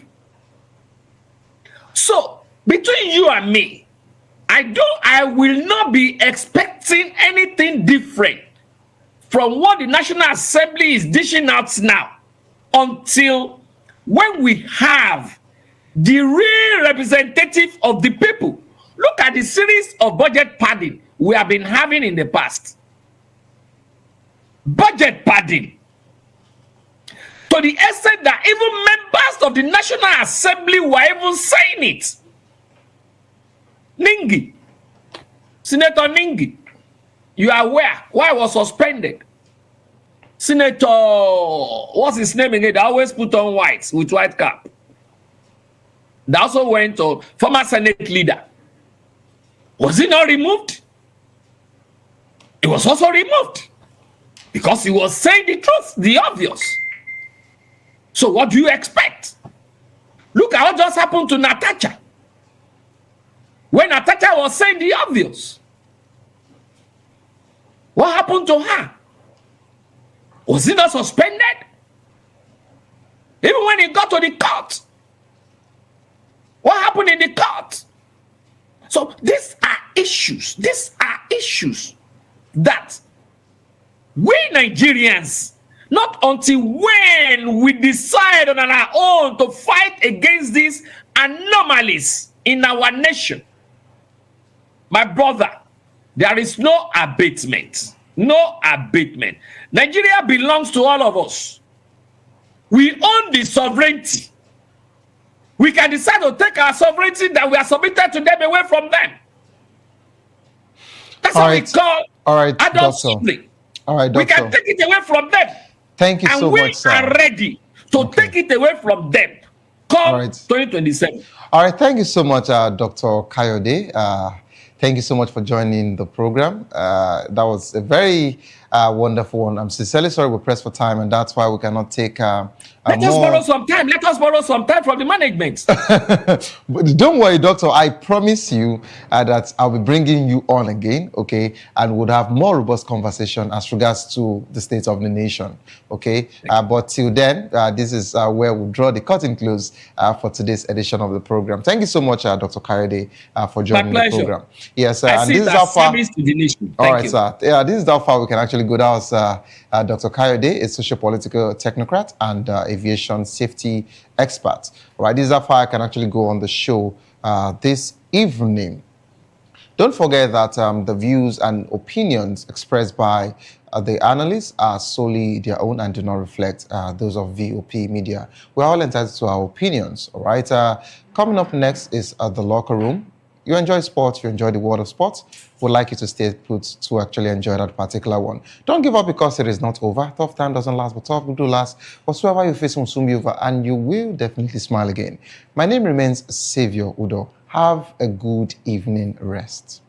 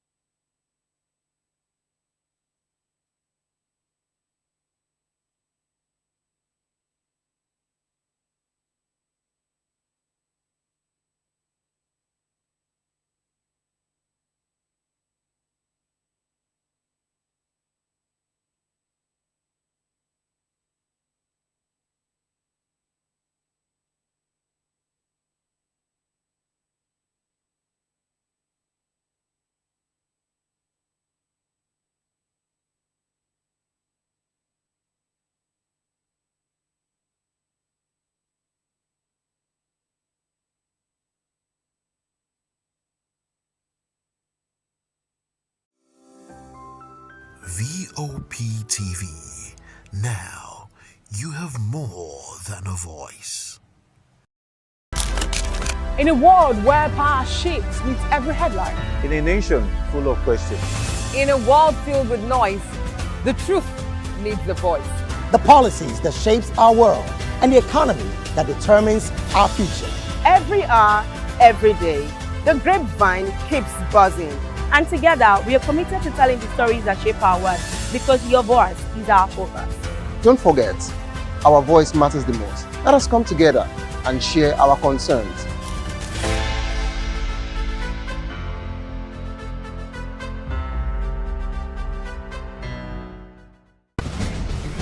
Join us as we drive into the world of politics through insightful interviews with prominent political figures, both serving and former governors, ministers, senators, legislators, party chieftains, activists, and analysts. Get first-hand information into the decision-making processes that affect our daily lives. Highly engaging one-hour program that brings political discourse into focus.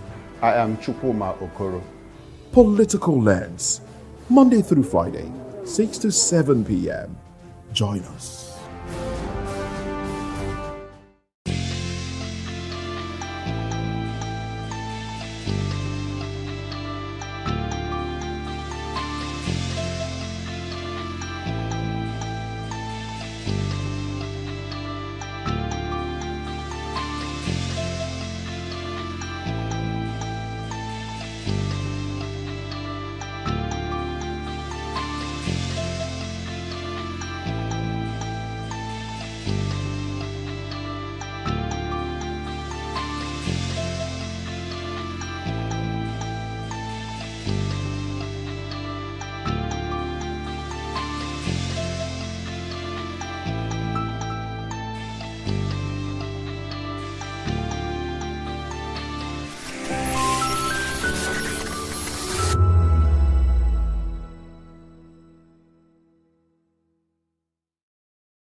From the views on the street, We go to bed empty hunger. to the blaring horns of a hustling city, the loudest voices of the common man got a medium to be heard. This particular administration, they were coming unprepared. It's not a bad thing to renovate the president's lord. Through top-notch programming, unbiased reportage of news, sports, business, entertainment, and cultural documentaries, Voice of the People 90.3 FM became a symbol for 21st century media. And now, a new baby is born. Voice of the People Television, VOP TV, youthful, full of vigor and penchant for excellence in the continent's media space, exposing the wrongs, applauding the rights, dissecting the news without fear or favor, through factual and accurate stories and contents, Corruption kills three things that makes a society. representing the interests of the people and giving them a voice. Voice of the People TV is here to stay towards building a fair society. VOP TV, Voice of the People Television, truly a voice for the people. 2564 is coming up on Bernie 9, right? 2564 Atlantic Tower. What happens in the hush behind hangar doors? Who signs the papers that gamble with lives? Which truths were grounded before they even ever had wings? If you've ever buckled a seatbelt at 30,000 feet, if you've ever stared out of that tiny window and wondered who's really in control of the skies, it isn't just flight, it's power, it's politics, it's pressure sealed in steel. We're peeling back the clouds from runway risks to sky-high secrets. We're diving deep where most dare not to look. Aviation Scope, every Sunday at 7 p.m. only on Voice of the People TV. We don't just report, we reveal. We don't just ask, we uncover. Because when it comes to the skies, ignorance is turbulence. Aviation Scope, the sky isn't the limit, it's just the beginning. The name is Dr. Silva. Join us on People's Voice, where we amplify the voice of those that matters the most. Join the conversation. Share your thoughts with me. I am Xavier Udo. Weekdays, Monday through Friday, from 4 p.m. to 5. Don't forget, our voice matters the most. Let us come together and share our concerns. Thank you. My name is Esther. They call me the Oga of them are the general overseer of them all. Every man, every woman has got a voice where integrity is the volume. So this is Voice of the People's TV. Voice of the People's TV. So this is the people's voice. And the people's voice is the voice of God. That's the voice populi in Latin. The people's voice is the voice of God. So keep watching Voice of the People. In fact, my name is Voice of the People. Keep watching MC Ado Pikin. Hi guys, my name is Kagan. I am Nigeria's biggest tech content creator, and I just wanted to give a quick shout out to Voice of the People TV. Keep watching, enjoy, and you're welcome. My name is MC Alamano. They call me Enjoyment Landlord. It's VOP TV. Keep watching VOP TV. Don't touch it down. Even if you want to touch it down, increase the volume. If you don't increase the volume, I told me. My name is Collins Agawabe, popularly known as No Mind Day. But last, more than No Mind Day. Or more. Not be all so the cook right at the fry plantain. We keep on watching VOP TV. The voice of the people, the voice of Edo. If you now want to get the authentic news for Edo the way it be, that's why they show and all they cut anything come on. A VOP TV.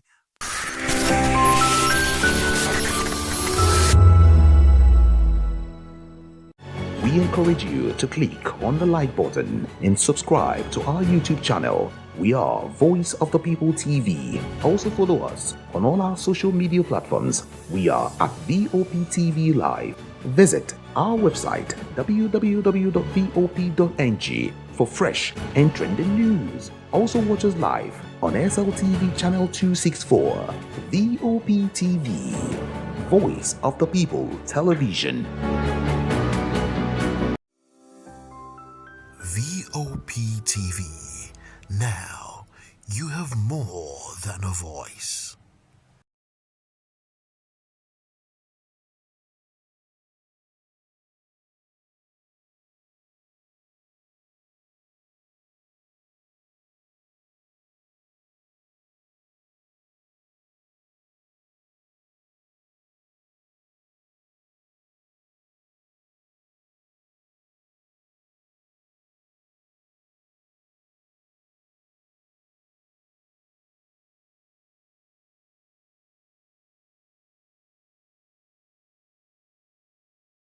We encourage you to click on the like button and subscribe to our YouTube channel. We are Voice of the People TV. Also follow us on all our social media platforms. We are at VOP TV Live. Visit our website www.vop.ng for fresh and trending news. Also watch us live on SLTV channel 264. VOP TV, Voice of the People Television. VOP TV. Now, you have more than a voice. Good morning. It's the start of a beautiful day. Or start your day right with a healthy dose of news, fun, and inspiration. Join us on VOP this morning for the latest news, trending topics, and uplifting stories to set your day on the right vibe. From news and current events to lifestyle and entertainment, you are covered. VOP this morning, 8 a.m., Monday through Friday.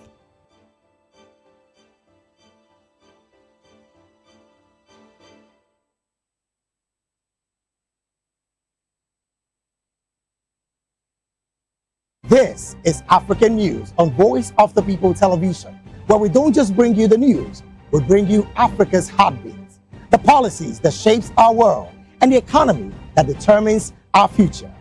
African News on Voice of the People Television. Stay with us.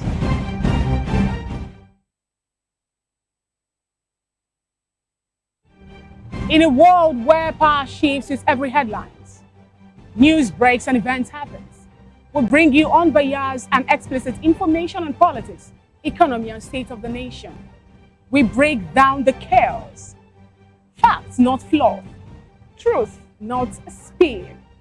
We discuss not just politics, but a glimpse into the future. Join Moses, Chikuma, and Fina on Voice of the People TM. Voice of the People Television. Now you have more than a voice.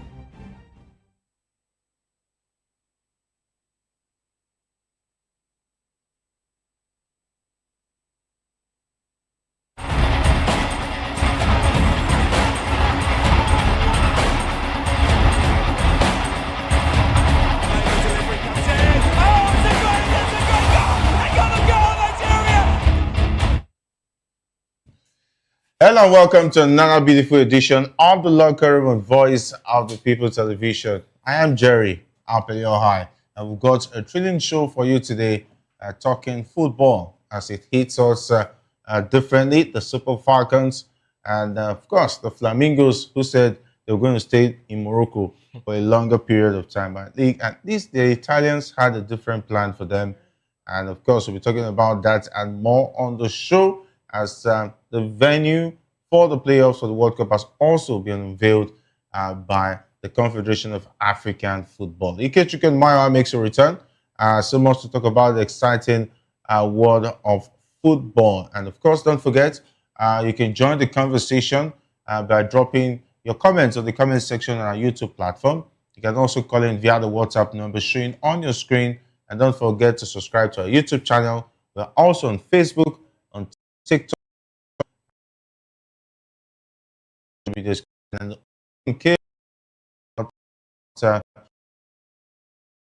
that's where we LCLT. And of course, great to have you once again on the Locker Room. Very good evening to our viewers. It's a very good day to be here. The midweek edition of the Locker Room. A lot's happening in the world of football. I mean, what you said about the Flamingos, really cracked me up. It just took my mind straight to what David was saying earlier on, that if you are kept in a solitary confinement, it seems those girls are actually ready to stay in Morocco. I don't know what is actually at stake for them, but it's actually a sad one. This is the second time they're suffering a 4-0 defeat in this particular championship. Recall their game against is it Canada? Canada was the first one, and then the second game against France was 4-0, and it was actually quite sad. And before they actually won their last game against Samoa, 4 goals to nothing. It says a lot about the quality of the team, and my fear now is how much of an improvement it's going to be for us.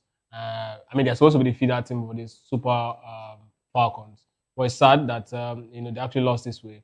I just hope there's a huge plan in the long run for these particular girls to actually move up with their career, and then to see if we can actually add them into our main team. Talking about the Super Falcons. Also, a lot's actually happening. Today is another wonderful edition for the Carabao Cup, the 4th round. A lot of teams will be going to actually show to see if they can actually advance to the next round of the tournament. So it's actually a lot in our sphere to talk about in the world of football today, Jerry. All right, definitely a lot to ponder on, and of course, we're still expecting Maiwa to join us, and of course, the team who ousted them from the Carabao Cup, because he doesn't understand how the Carabao Cup is anymore. Finally, I know your prayer will be answered. They've showed you how to beat Grimsby Town. They beat them 5-0. Was it Tottenham? Yeah, I think so. Yeah, 5-0. That's how to beat Grimsby. Don't be grumpy. If you go into a Grimsby match grumpy, you get whooped. But it is what it is. Great to have you on Locker Room. Well, it's always amazing to be here. It's better to be disgraced early than to be disgraced later. I mean, we have already licked our wounds and we are bouncing back. Yorubas will say, "Tento de la mort." Tento mbo amo. So, I mean, we've already known our own. The losing streak of Liverpool, we don't know where it will end. So, I mean, today's another night. And, Oliver Glasner knows how to put the ball in the air to be able to beat Liverpool. But in any case, aside the banter, I think our under-17 girls, they messed up yesterday, losing scandalously again. And we said it consistently, if you don't invest in football, it catches up with you. Apart from the game against, France that they played very well, that they lost 1-0, they actually played very well in that particular game. And, the game against Samoa, obviously, Samoa is the whipping girls of that particular group. I mean, you would expect them to show, much fight against, the Italians, and that did not happen.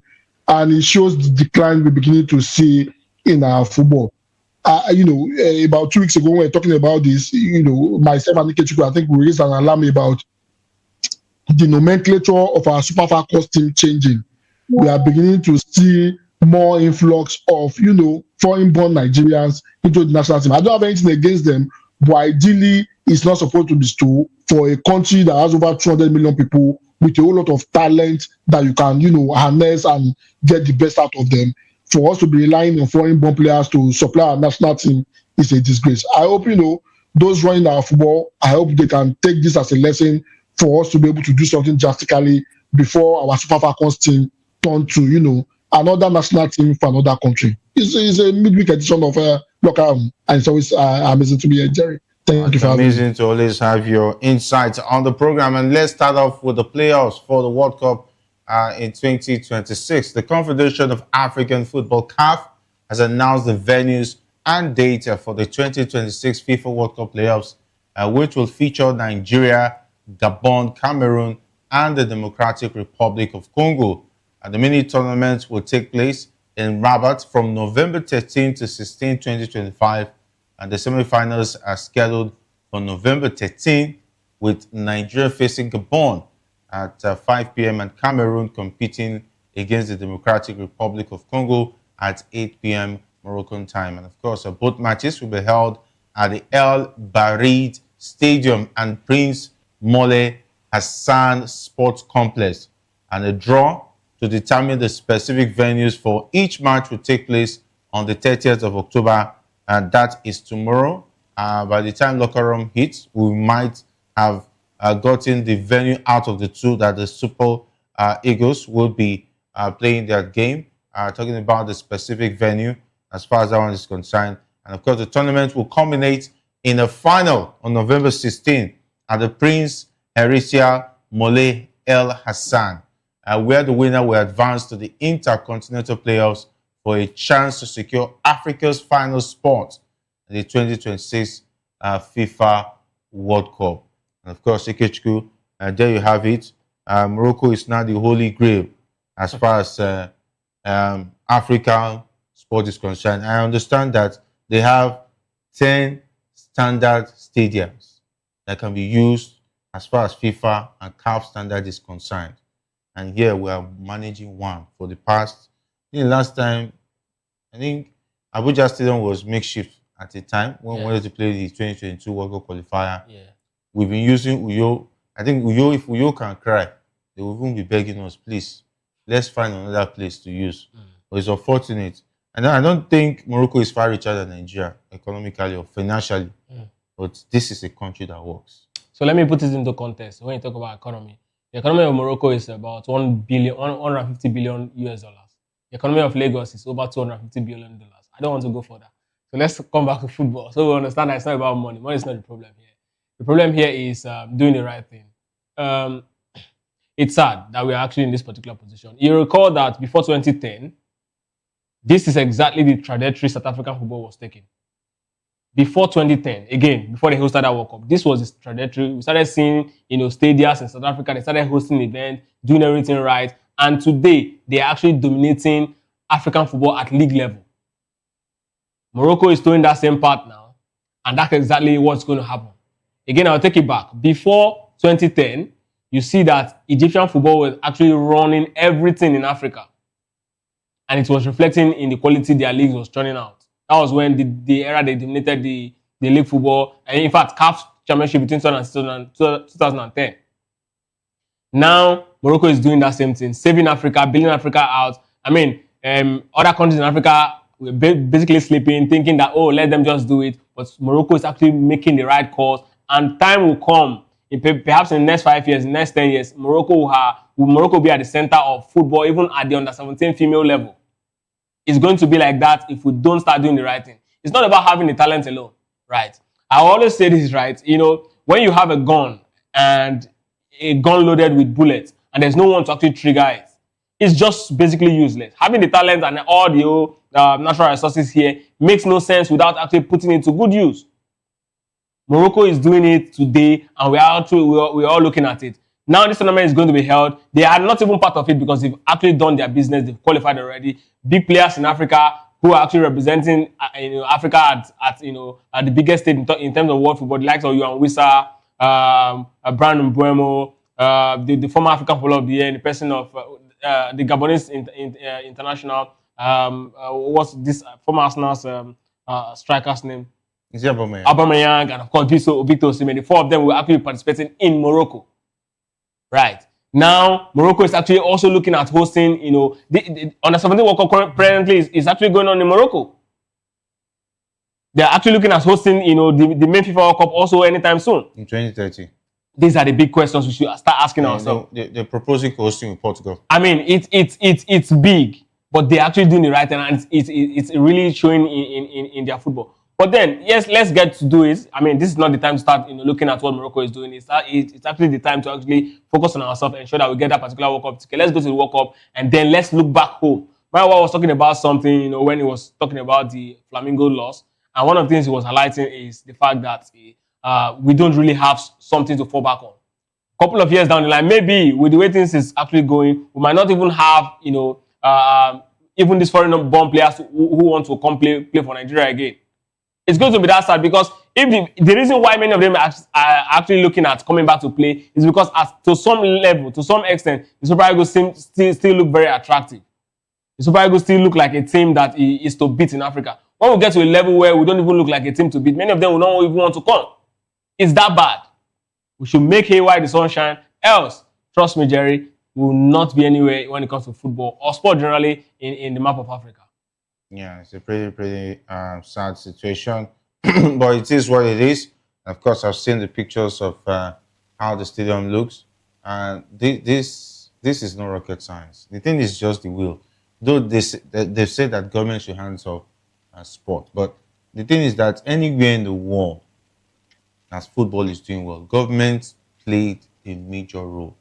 You create an enabling environment to allow investors want to invest. In terms of build infrastructure first.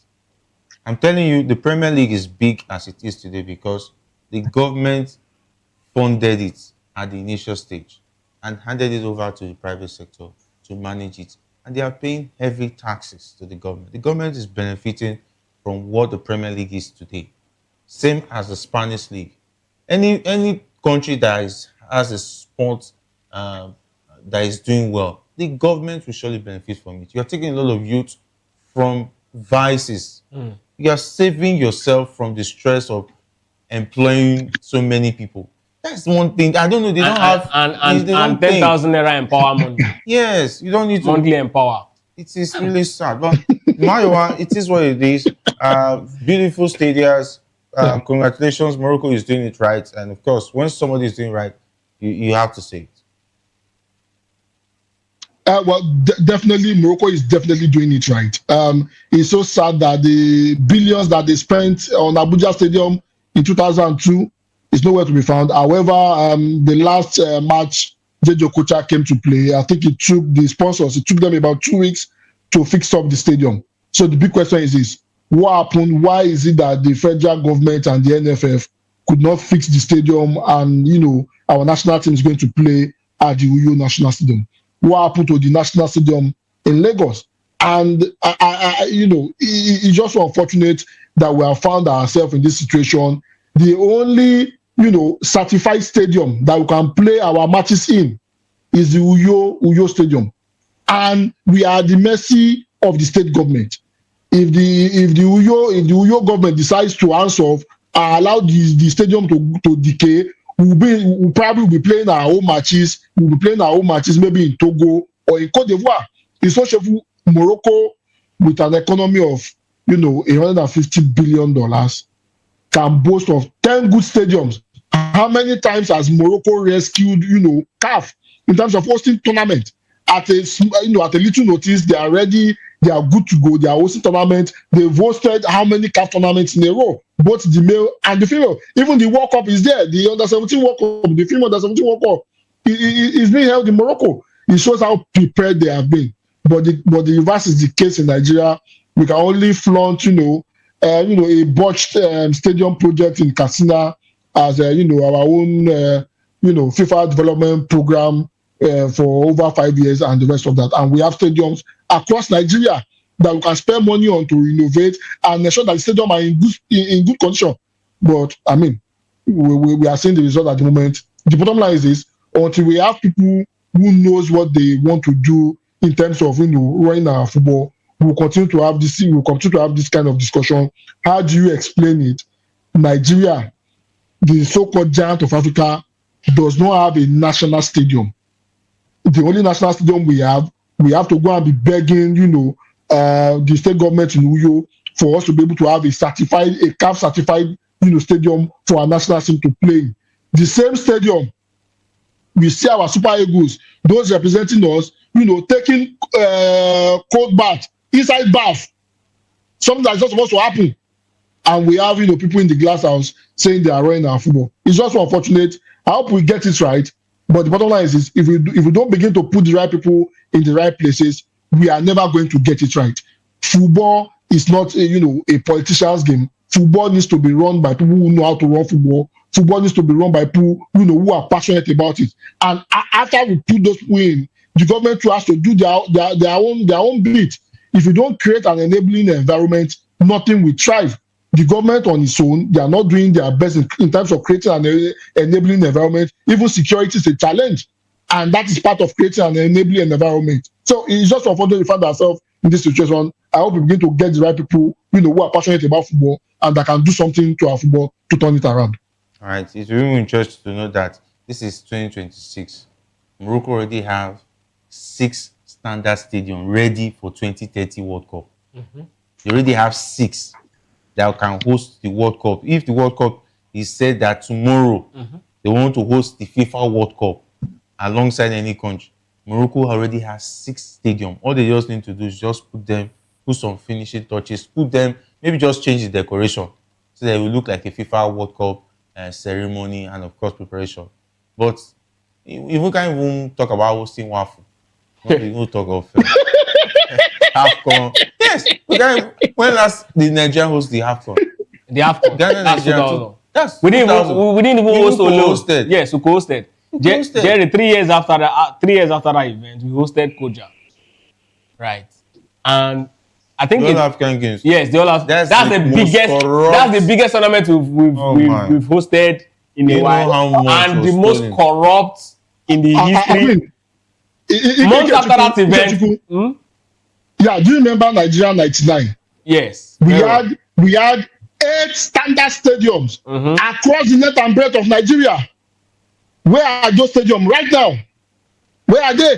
Nigeria 99 is about 26 years ago.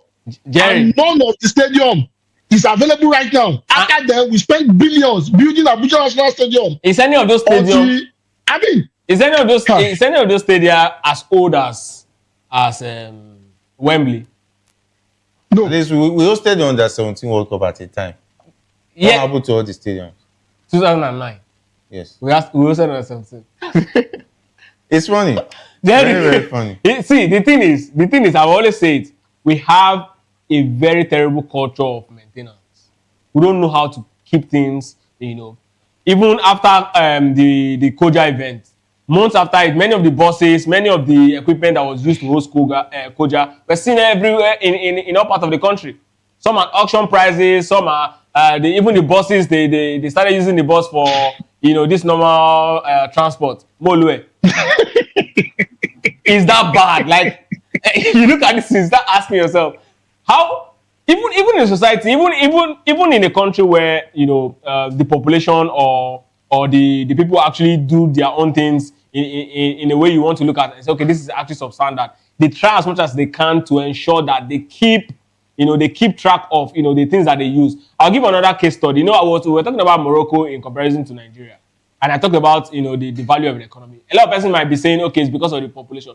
The truth is, the population of Morocco, I think Morocco is around 37 million persons. And Lagos is supposed to be around 20 million people. So again, if Morocco can do it, at least Lagos can do it. But let's even not put the pressure on Lagos. But this is just to mirror it down to the fact that population is not even the problem. It is the willpower to actually do what you are supposed to do.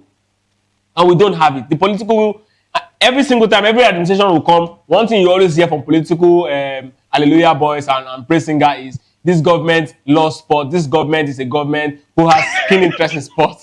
And the same trajectory, the same thing they'll do. Now, the ladies have been given $100,000, right? Audio, yet, at least, till now. In a couple of months from now, Jerry, will still be asking questions, where is that money? The thing is that I believe that if we fix our country, because take a look at countries that their football is doing well. The government is working. At least the economy of these countries are doing fine. It's not here when a bag of rice is luxury, where to eat has now become luxury. At least back in 2009 when we wanted to host the Under-17 World Cup, at least life was not this hard. But Jerry, imagine the way life is hard now. You want to talk about hosting waffle. Jerry, you cannot. They will look at you very and say, "Okay, they don't fix you cannot fix finish. What you think is not broken." The government, Nigerian politicians don't think this country is broken already. It has gotten worse. No, they don't think there's a problem. So why would they be in a hurry to fix it? That's the thing. It is until they realize, okay, there's a problem before they will now start making a move to actually fix it. Imagine having to compete for corruption index and negativity when we should be competing or even surpassing countries like South Africa. Back in the day, who was South Africa or Morocco? Jerry, Nigeria under the Goodluck Jonathan's regime was the biggest economy in Africa. Yeah. Today, we are struggling to even make the top 5. It is pretty sad. It's pretty sad. Anyway, anytime you talk about the situation of our economy and Nigeria as it is, it makes you want to go political. Let's leave it as sport because somehow I'm already getting emotional. But it is what it is. But let's talk about the Super Eagles, where the head coach Eric Charles has included 31-year-old Paul Onuachu in his provisional squad, according to information for the upcoming World Cup qualifiers playoff against Gabon. Onuachu, who last represented Nigeria in June 2024 during matches against South Africa and Benin Republic, is making a return to the team based on his impressive performances for Turkish club Trabzonspor. Currently, Onuachu leads the league in scoring with 7 goals in 10 games, which made his inclusion an obvious choice for Chelsea, who values rewarding players for their club performances. I think in June 2024 is almost it's more than 1 year, right? I think they should have left this man in hiatus for at least another 5 years. Because I've still not forgotten what the last performance against Benin Republic. That's why we are here today. That's why we are talking about playoff. We have not even finished our problem. You are still bringing back the ball that had no consequence on the team's performance. Because of that overhead kick that they measured that the meters was higher than Cristiano Ronaldo's own. He now believes he has arrived. But at least he's doing well for his club now. At least you can give that. That's how he has always been. He will do well for his club, but here, there's no way. No show. It's just maybe put him in a basketball team. The Tigers might need his height. Because I don't think we need him with the Super Eagles. So I'm concerned. When is he going to start practicing basketball? He's already an athlete. At 31, he just to put the ball in his hand and he will know what to do.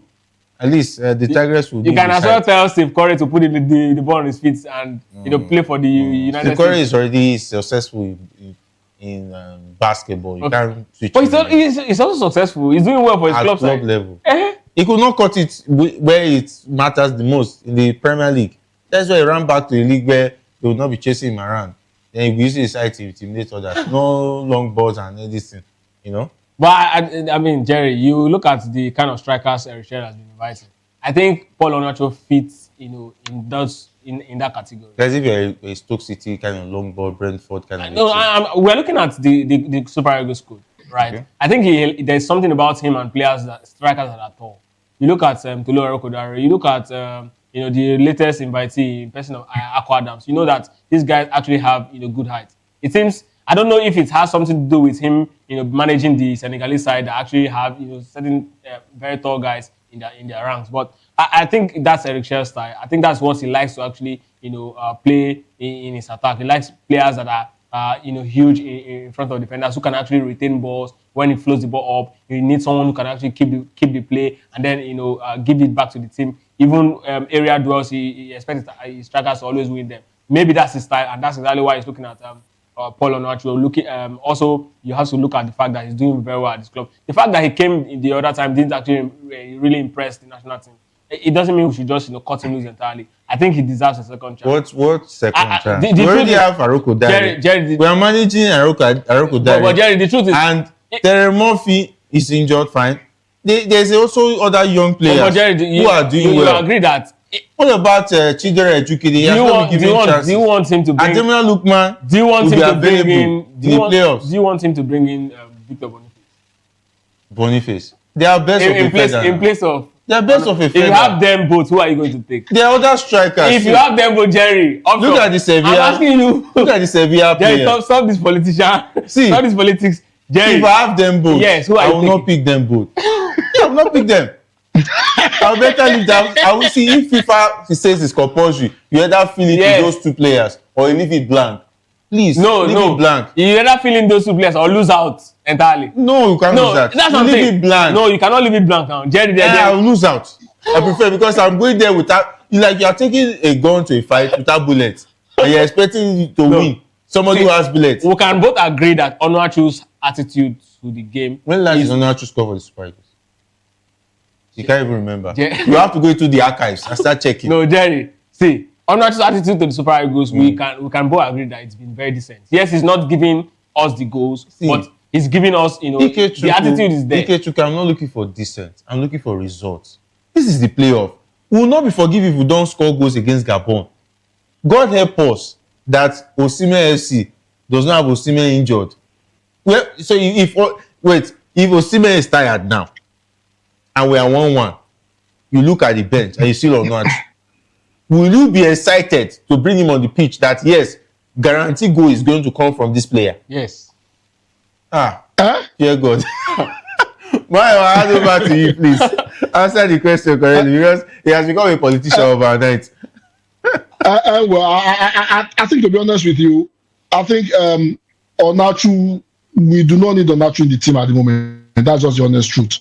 The thing is he has had the opportunity to prove himself to the Super Eagles, and he has not been able to do it. You might say he's doing well in Trabzonspor and the rest of that. However, he was chased away from Southampton. He couldn't come up the team, and that was the reason why he left. Now he's scoring goals in in Turkey and just of that. Previously, when he was invited into the national team, he was supposed to be doing well for his club, and he came to the national team. He couldn't even contribute. Apart from the fact that we are not looking for attitude. Ikechukwu mentioned, he has the right attitude. Attitude does not matter if you don't put in the performance. Attitude will not get us to the World Cup. Performance on that particular day will get us through. And like Jerry rightly said, if Osimhen gets injured now, and would we even feel that we are guaranteed to score goals, apart from maybe an Aroko Dare that has been a little bit of light in the darkness? Who else do we have that can guarantee goals for us? That is not the case. So I mean, Adams, how many times has Adams proving himself for the national team? He's played 2 games, he scored 1 goal. Jonathan, how many times has he proven? And I'm not blaming the players.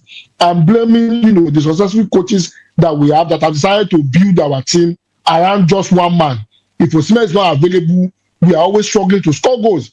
Check the qualifiers. Osimhen is not available, the goals does not come. And that is not how you want to build your national team. So for me, I think, to be honest with you, I don't think Onuachu needs to be called to the national team. If we call him, he will end up probably maybe disappointing us. I think we should just make do what we have, or bring in players who we think can probably deliver, not an Onuachu that has been given multiple chances and he has failed to deliver, just like Boniface. The thing is that it's not that Osimhen is special. He's something else. It's something out of this world. It's because each time he was given a chance to prove himself, he took it. He didn't have to wait or beg anybody to start inviting him multiple times. Because if Onuachu is doing well, both for country and for his club side, if he's replicating his form, I think we will not even have this conversation. We will say, yes, he should even be justly for the position alongside Victor Osimhen. Back in the days, we used to have multiple sources of goals in the center forward line. But it looks like that has dried up. That has dried up. If there's no Victor Osimhen, now maybe we're having a little bit of Aroko Dare. We are in trouble. We are in trouble. Because we are going to face Gabon. Even Ademola Lookman now, I don't know. Thank God I saw his beautiful goal last night. Fantastic goal against Milan. He did that last season. He's gradually getting his form back. Then who else? Then Moses Simon. He's only on Christmas Day he scores. Then who else? Is this Samuel Chukwueze? Or who is going to play in the right wing? Most likely Samuel Chukwueze, or you play. There's no option of goals coming from the right wing, and the left wing is when he thinks it's okay, he will score. That means we are hell bent on whoever plays the center forward to score goals. When last did our midfielders contribute goals? I think the last time was Fisayo Dele Bashiru. Alex Iwobi has gone on holiday. He's enjoying his being a midfielder and not a goal scorer anymore. So all the pressure is on the attack to score the goals. Then the defense lineup, maybe if Trostekong is happy, he will contribute a corner. Or if there's a penalty, he will score. So we are in a difficult situation. We don't need an Onuachu who will be filling up space and will be expecting. It's just like we are deceiving ourselves. You are going to a fight when you have to compete against the likes of Aubameyang, and there's a certain young man who's also banging in the goals. If Aubameyang is not scoring, he will be scoring. They have options. They also have options in the midfield. Look at Cameroon. They have Ubuemo. If Ubuemo is not available, they have other players. Anguissa is also there. He can also contribute goals. But I think, anyway, the list has not been officially out yet. There's still time to have a rethink, to look at that list properly. I think it's 30-man provincial list. If it's 30 man, if it's compulsory, you can reduce it to 29. If or not, choose compulsory. I'll get another player. So, see, there are a lot of other players. I think there's a certain young man who will be hearing about playing in Italy. He's a midfielder. He's a midfielder? Yes. Yeah. Central midfielder. If you bring him in and leave Onuachu back, I think I don't have a problem with that. As a striker? Yes. Let him come and see what is happening. I think you should, because Finidi will not be going through what he's going through. What he went through the other time. Adibe Onuachu scored his goals against Benin Republic. So now it's not Finidi. Well, that's true. It's Onuachu. Imagine Onuachu converted the chances he had against Benin and the South African game. At least Osimhen would have insulted Finidi the other day. Yes. Finidi maybe would have still been in charge. And even the likes of Victor Boniface. So it's not Finidi. Yeah, Finidi Bob says of vibes on vibes. What did he do with the vibes? What did Onuachu and Victor Boniface, the fake Victor, what did he do with it? Fake Victor. Please don't let me start to. I don't know. But you understand. Yeah. I mean, you're perfectly right. You're perfectly correct. To be honest with you, I think Onuachu has not clothed himself in glory. And to be honest with you, we don't need somebody that, it's a guesswork. If you put Onuachu in the national team, it's going to be a guesswork. A lot of people might say, we are being unfair with our criticism and the rest of that. However, look at Osimhen. In as much as, and a lot of people can testify to it, I'm not a big fan of Osimhen's attitude. I have an issue with the way he handles, with the way he disrespects, authorities in the team and the rest of that. I have an issue with that. However, take that attitude problem, take it out. Look at his performance for club and country. You cannot do without having an Osimhen. Onuachu, very cool-headed guy. If you put water in his mouth, you meet it there and the rest of that. But performance-wise, he can't deliver. I mean, in as much as Finidi has his own fault, Onuachu contributed to Finidi not being out of job.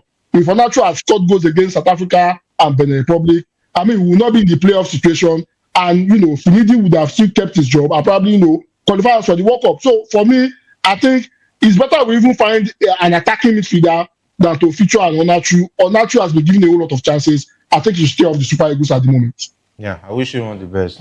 Maybe if we have friendlies, we can invite him to see if he will recover. But as far as I'm concerned, out of the plan. Yeah. Yeah, they should make other plans. I think if they will come to Remo Stars, they will see a striker there. It's not hard. Anyway, the same Remo that they are beating 7-1. At least he will be on the bench and be learning from Osimhen and co. Governor Charles has nothing to learn anymore. He has already gone past learning stage. Am I right? Well, all right. It will be unfair for anybody in Remo Star to make the national team with that disgrace of a tournament they had in the Champions League. It will be unfair. So Remo Star should go and improve on their quality. Talk about the Champions League, the Chan tournament that we saw Remo Stars players. What did they do there? I mean, that's exactly that's your team. Your best team. No, that's not my best team. I mean, you were rooting for them. They had to even bring your 50-year-old goalkeeper to Jerry wait. Yes, Akot, your favorite goalkeeper. The team that qualified for that Chan tournament were not the same guys that went for that tournament. Okay. We all saw that thing. Politics game. We saw it now. Overnight, it became Remo Stars team with Remo Stars and others. That's what that team became, and it's a very terrible reflection of the strength of the league. And yes, it showed. All right, let's talk about the Super Falcons. Ifeanyi Udeze, a former Nigerian international, has criticized the team for underestimating the Benin Republic side in their 2026 WAFCON second leg playoff. The match ended in a surprising 1-1 draw, following the Falcons' 2-0 victory in the first leg, which allowed them to advance with a 3-1 aggregate score. Yeah, I was pretty much disappointed to find out that the game ended 1-1. I thought that Madugu told them to do the job in Lome. They scored 2-0. They came back home and they got complacent. Do you think? Well, it goes back to say, that we have a lot of work in our hands. Yes, some persons will make argument for the girls. The pitch was not, as friendly as it was in Lome. These girls, many of them actually play abroad, so they are so used to actually playing, in very good, in decent pitches. Rain and all of that was a factor in that particular game. But the truth is, Nigeria, this is a warning cry. This is a time for us to go back and ask ourselves how well have we traveled in female football. Teams are beginning to catch up. That's exactly what it means. We are actually not growing. Other teams are growing. Football in Africa, female football particularly now, they are telling us that there are no minors in football again. If the Republic of Benin can come here to play a 1-1 draw, it means that a couple of years down the line, if we continue in this trajectory, we will definitely struggle to even beat them away from home, and they will come here to get a decent result that will see them through. It's the time for us to sit back and start asking ourselves these critical questions. Where is the funnel that produces the likes of, Stella Mbachu and co for the Super Falcons? We don't have that anymore. We are lucky to have this generation of girls. And trust me, I look back and I look at the shoulders of these girls. I'm not seeing any decent player coming in. I remember when Asisha Joshua actually broke into the ranks. Before she became a Super Falcons player, we started seeing her at the age grade level. We don't have anybody we are looking at now. Today, it's that bad. And our league in female football also is another.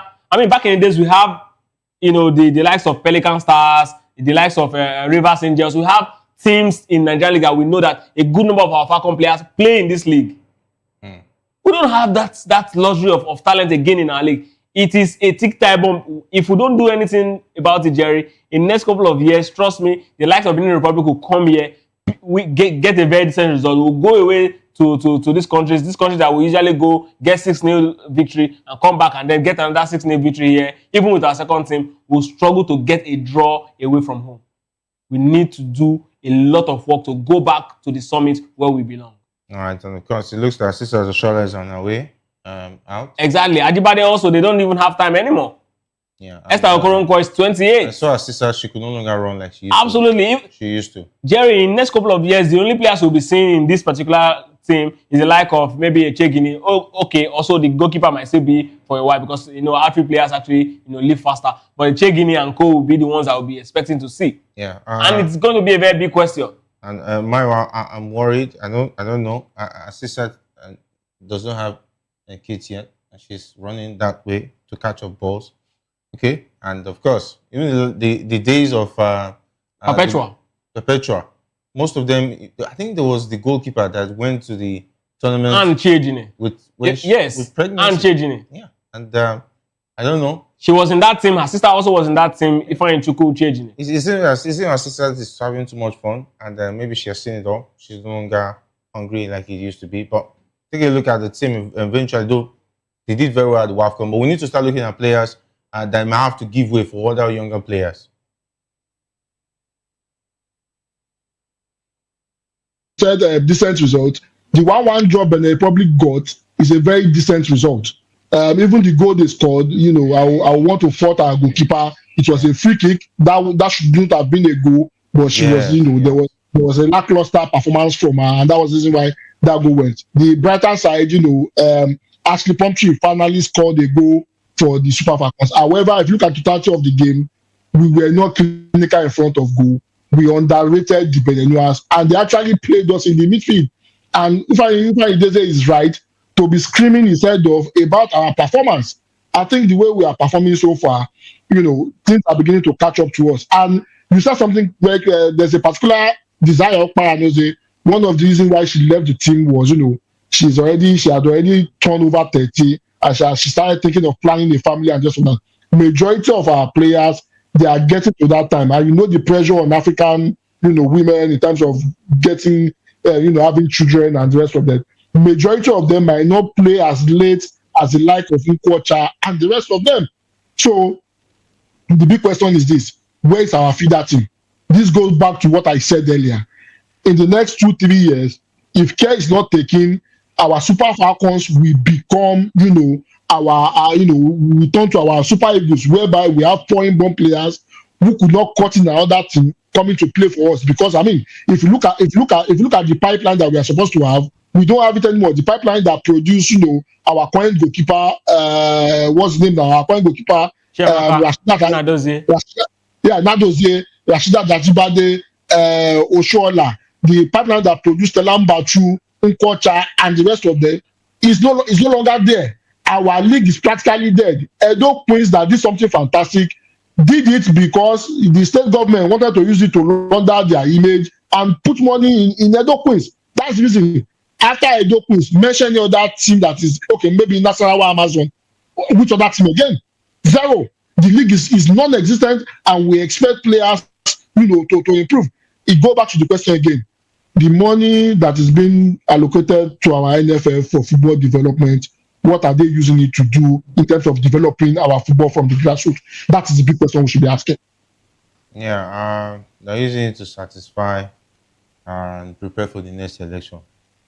You must know. Anyway, it's very funny, but not funny. But let's talk about the Flamingos, where the coach Olokore side lost out to Italy by 4-0. They said they had the plan of staying in Morocco longer, but unfortunately, it seems like Italy had other plans. They needed more space, and of course, it was 4-0 in favor of the Italian side. And of course, the first half of that game, I thought maybe the Super Falcons was going to do something. I told someone who was watching the game with me, they are going to regret not taking the chances they had in the first 45 minutes. And eventually, the Italians chose the perfect time, and the goals started pouring in without any return from the Flamingos. They'll fight another day. Yeah.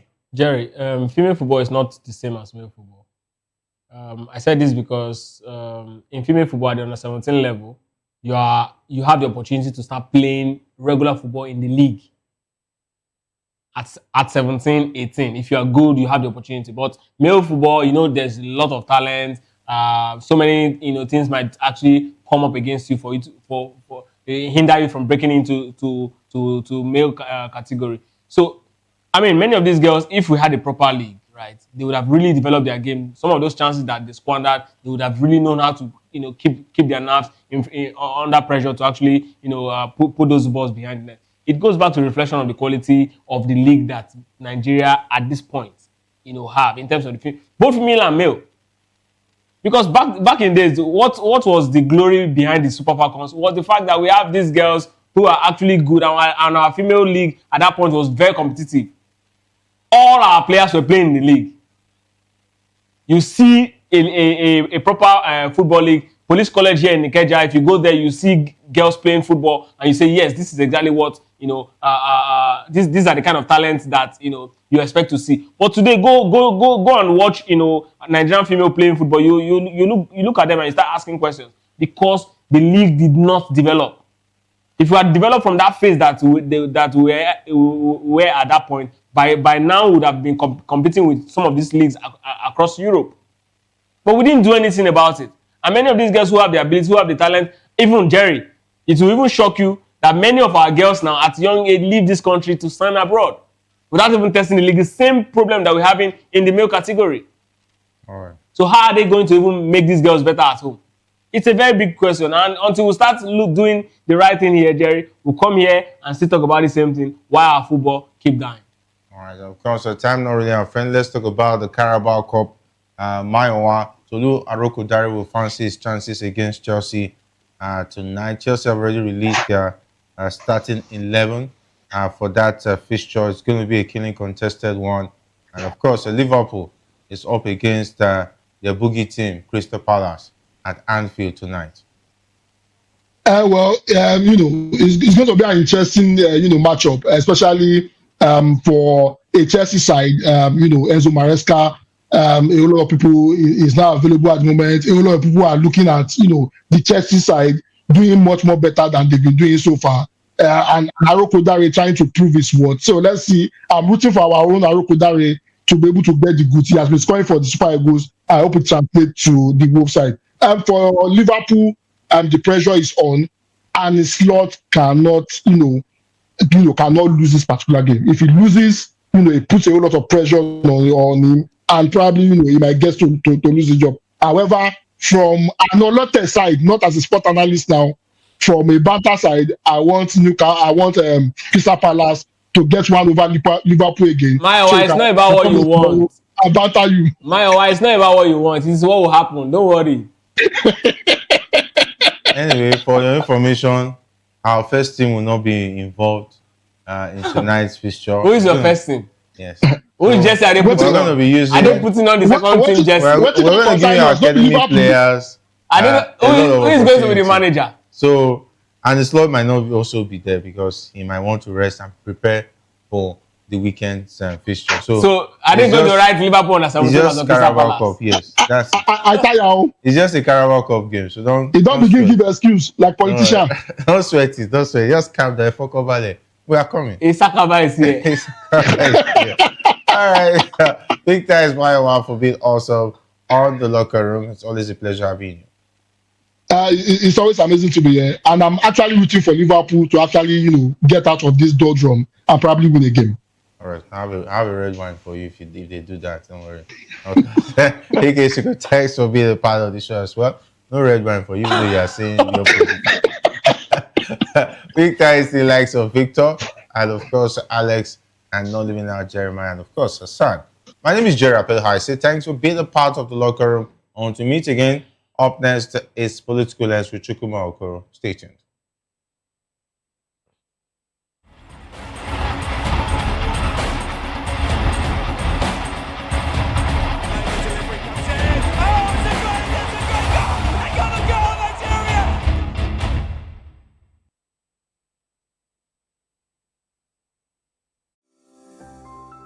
VOP TV.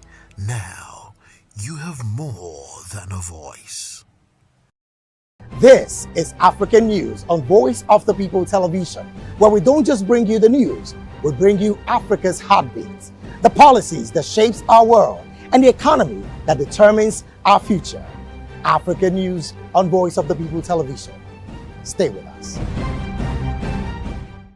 Are you ready for the extraordinary? Something big is happening on your screen. Introducing VOP TV. Now streaming on SLTV channel 264. From breaking news to captivating conversations, news analysis, giving you all sides to the story. We bring in-depth discussions on the issues that matter, from politics to sports, entertainment, and lifestyle. VOP TV on SLTV channel 264. Join us as we redefine what television means to you. Voice of the People Television. VOP TV. Now you have more than a voice.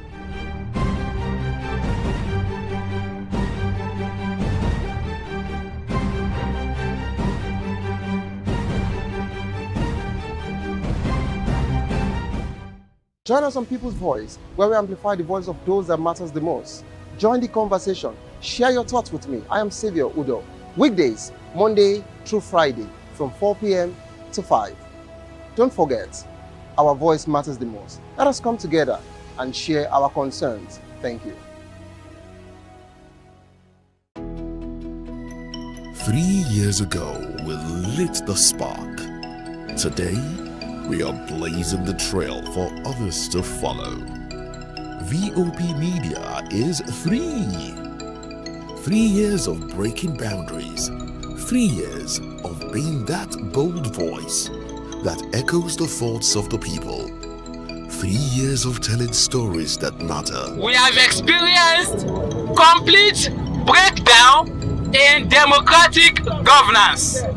We are not just a brand. We are a movement, giving voice to the voiceless. We go to bed empty hunger. To every viewer, every voice, and everyone that has made us who we are, we say thank you. VOP Media, 3 years and still counting.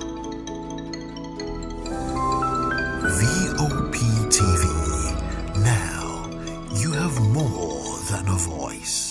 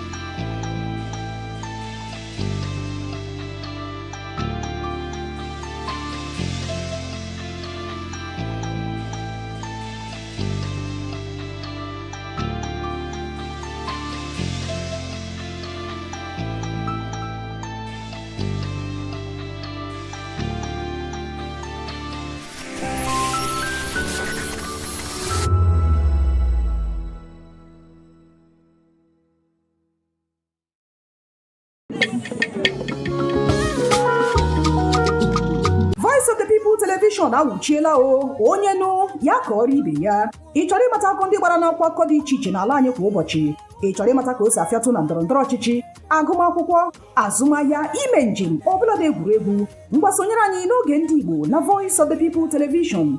Anyị nwere ndị ọbịa bụ ọkachamara, bụkwa ndị ga-enye aka tapịa isiokwu ndị anyị jiri bịa kwa ụbọchị. Anyị ga-eji ka o siri gbaa n'akwụkwọ akụkọ dị iche iche wee malite tupu anyị akọzie n'uju n'ubi onye anyị bịara na nke ya. Ịgbamụrụ nzem ọzọ kedụkosi aga ya gazere onye ukwu ma gazere onye nta. Mkparịta ụka tọrọ atọ ka anyị ga-ewetara gị bụkwa nke ga-eme ka ịmata ka ihe si aga n'ala anyị bụ Naịjirịa ọbụladị na mba ofesi. Oge ndị Igbo na Voice of the People Television ga na-abịara gị site n'ụbọchị Mọnde ruo Fraịde na SLTV Channel 264. Ekwekwala ka akọrọ gị ya akọrọ. Chetakwa na ọ bụ na SLTV Channel 264 ka ị ga-ekiri Voice of the People Television. Voice of the People Television. Ugua iwe karịa. In a world where truth is the ultimate power and opinions scream the loudest, it's time to wade through the noise. Hunger no get tribe. Hunger no get religion. And scan the human interest and trending topics that matter. Stay tuned to The Issues, your plug to the stories making the buzz, from politics to science and technology, social justice, and more. Let's tackle the tough questions and expose the truth. The Issues, on Voice of the People Television, Mondays to Fridays, 8 to 9 p.m. The Issues. Don't just react, understand. From the views on the street, we go to bed empty hunger, to the blaring horns of a hustling city, the loudest voices of the common man got a medium to be heard. This particular administration, they were coming unprepared. It's not a bad thing to renovate the president's lawn. Through top-notch programming, unbiased reportage of news, sports, business, entertainment, and cultural documentaries. Voice of the People 90.3 FM became a symbol for 21st century media. And now, a new baby is born. Voice of the People Television, VOP TV, youthful, full of vigor and penchant for excellence in the continent's media space, exposing the wrongs, applauding the rights, dissecting the news without fear or favor, through factual and accurate stories and contents. Corruption kills three things that makes a society. Representing the interests of the people and giving them a voice. Voice of the People TV is here to stay towards building a fair society. VOP TV, Voice of the People Television, truly a voice for the people. Welcome to the Locker Room, the home of football talk that matters. I am Jerry Arpillon. Join us every weekday, Monday to Friday at 5 p.m. Nigerian time, as we share the hot takes and hot debates in the exciting world of football. And joining me are the usual suspects, Ikechukwu and Mayowa, as we break down all the hot takes and everything that's happening in the football. Don't just watch football, live it with us. Catch us on the Locker Room and Voice of the People Television at 5 p.m. Nigerian time. And like I always say, if not 20 minutes off, with the sport. Hey guys, what's up? How you all doing? They call me Ovisha Nelson One, your number one celebrity host, and you are watching Voice of the People Television, VOP. Stay tuned. Uyi Osarite is my name. I am a friend of the microphone, Voice of the People TV. That name is unique, and the brand is very sweet. I like the packaging, picture qualities, camera qualities, and then of course, the quality of human beings that I see sometimes on your channel. I talk and get paid, and I look forward to being in your studios. Oh yes, you are on to Voice of the People TV, live here in Benin City, the cradle of black civilization. What are you waiting for? Voice of the People Television, and I am Chukwuma. We are broadcasting on Metro SL TV channel 264, on YouTube and other social media platforms. We are at VOP TV Live. And in the next 50 minutes or so, we will be discussing very interesting topics on the show today. We'll get into it as quickly as possible. We are hearing that, okay, it's already there out there in the news. I am under pressure to join APC. That is coming from Plateau State Governor Caleb Muftuang. We also hear that Sule Lamido, former governor of Jigawa State, former minister of external affairs, has headed to the court, to maybe stop PDP convention if he is stopped from picking the nomination form to contest the chairmanship of the People's Democratic Party at the elective national convention slated for November 15 and 16 in Ibadan. Again, the era of post-election court cases is over. That is coming from the new INEC chairman, Josh Amopiton. And we've been joined from our Benin outstation by Comrade Chris Ojekere. He's a political affairs analyst. Good evening, Comrade Chris Ojekere, and thanks for your presence on Political Lens.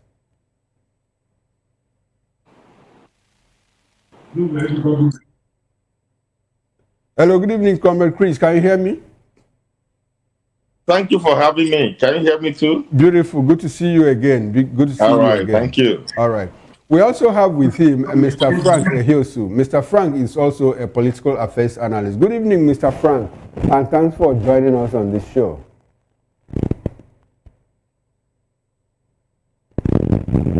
Hello, Mr. Ehiosu. Can you hear me?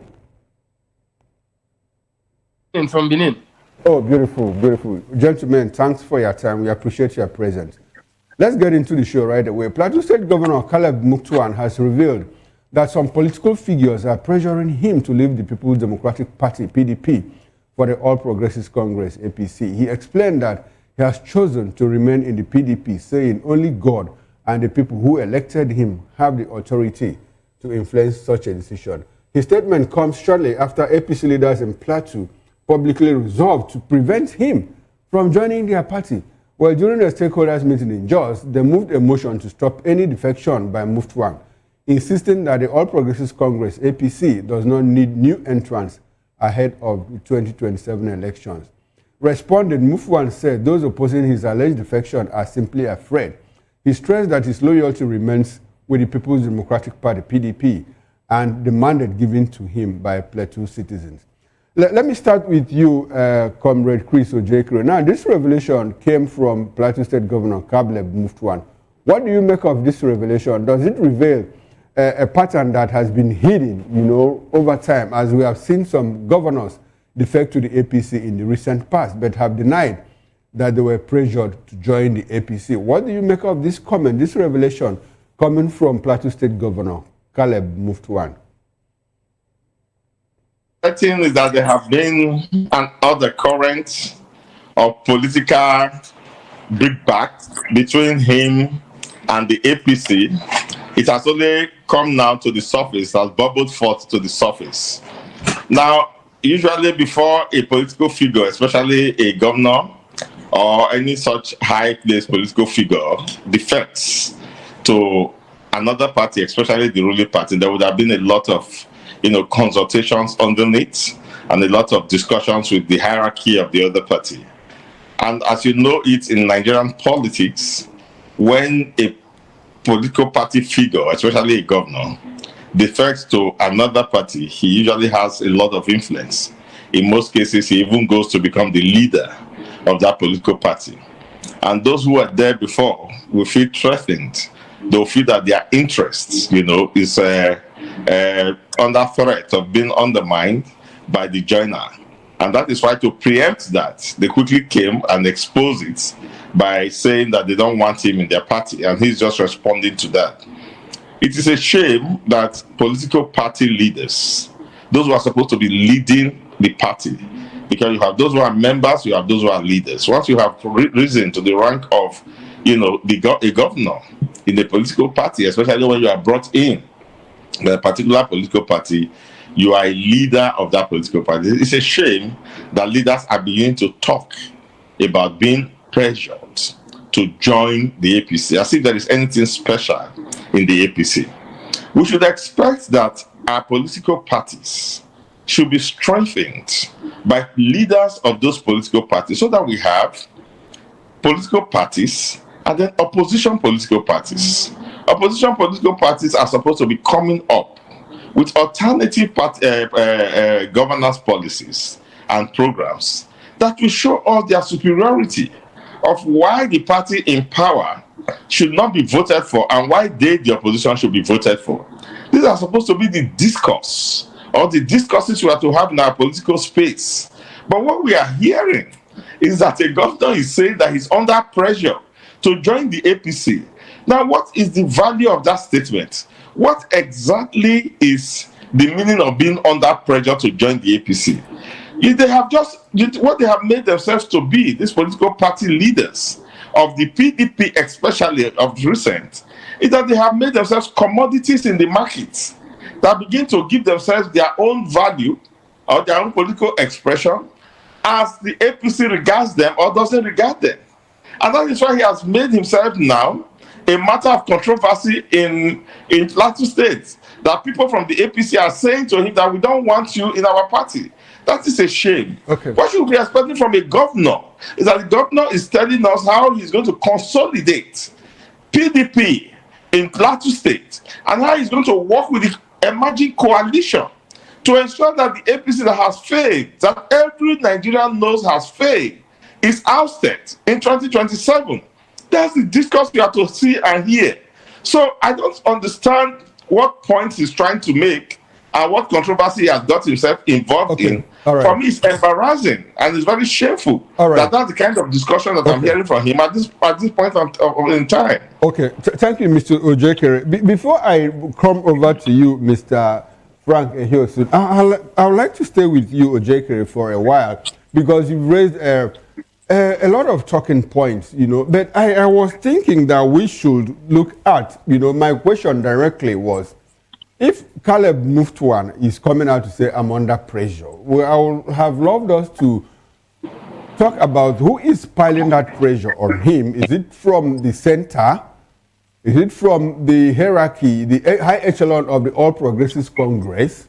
Is it from his own people? Like they normally say, we are moving over to realign or to align with the center. And now my question directly is, if Muftuan is coming out to say this, Akwa Ibom moved, Enugu moved, Delta moved, were they also under pressure, you know, because there were some kind of deniers all this while. So do we see a pattern where people that are moving over to the APC have been under pressure, you know, by the ruling party, preferably or maybe from the center to move over to the APC? That's exactly what I want us to talk about now. Yes, I will talk about that. But you see, I need to clarify something. Okay. First of all, the inference of his own statement is that it's not the people that are pressuring him, because he says it is the people that will determine his political trajectory or his political journey.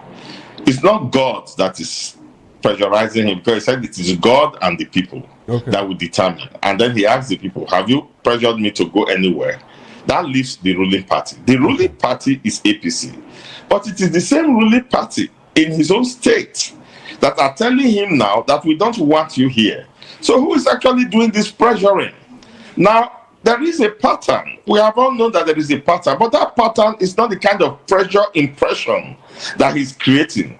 It's a pressure that comes from the fact that the APC, having the apparatus of state machinery, are actually intimidating, actually blackmailing, and actually oppressing these people. They shouldn't use the word, you can use the word pressure. But what's putting you under pressure? If you have not put your hands in the cooking jar, if your records are clean, and you are a respected member of the opposition, what kind of pressure are you coming under? Is it ideological pressure? That's the point the way I want us to see it. When you say I'm under pressure, is that ideological pressure? Does the APC have any superior ideology to your PDP? So what's the pressure? The pressure is that many of them, unsure of their governance, records, unsure of their accountability, are now being intimidated, are now being coerced, are now threatened by either the EFCC or their records or intelligence with the president, who tells them that if they don't play ball, they are going to suffer for it. If not, when you say pressure, you are pressured by either ideological or superior policy initiative or performance by the current regime. All right. Now, none of these things is available to pressure you. So what is pressuring you? Okay. Mr. Zekri, you have led me to my next question, because you have said quite a lot. You said, is there something special in the APC? Now, isn't there something special in the APC? We had the president tell us on the 1st of October this year. Sorry, Mr. Ojekere, there's an incoming call. Let's just take the call. I'd like for you to hold on. I'll come back to you. Hello, good evening, and thanks for calling in. Your name and where you're calling from. Hello, sir. Can you hear me? I say good evening. This is Aina calling from Lagos. Good evening, Aina. Go ahead. 1 minute, sir. Now, the question I want to ask, all along, has Mufwan been a PDP member? Let's go back to history to ask how he won that seat. If you remember very well, the party, the electoral, the PDP ESCO that brought him to office, the court nullified it and nullified every position all through, both the House of Rep, everything, local government, everything, and left only him spared. And rumors were flying that there was a code agreement between him and the ruling party. That was what kept him. The same ESCO that brought the same House of Rep and everything that the court nullified and exempted only him. That's the history. Then the question I asked, has he really been a PDP all the while, or a chameleon? Okay. Now it has come to play that he's now trying to show us who he really is, trying to tell us that now the APC is moving, when he has always been the APC member all along. Okay. So please, you think that finally he will move over to the APC? Is that your position, that he's been APC all along and that he will finally move over to the APC? All right, then. Thank you very much, Eddie Junior. Thanks for calling. We appreciate your call. Now, back to you, Mr. Ojekere. I was asking you, you said, is there anything special about the APC? And I'm asking, isn't there? On the 1st of October, this month, when we celebrated 65 years of independence, our president told us, we have turned the corner and the worst is over for us. The worst, that the fears are over. I mean, we are making, the economy has made a rebound. Promises are here and there. The renewed hope agenda is working and all of that. You don't see any of these things as something special about the APC?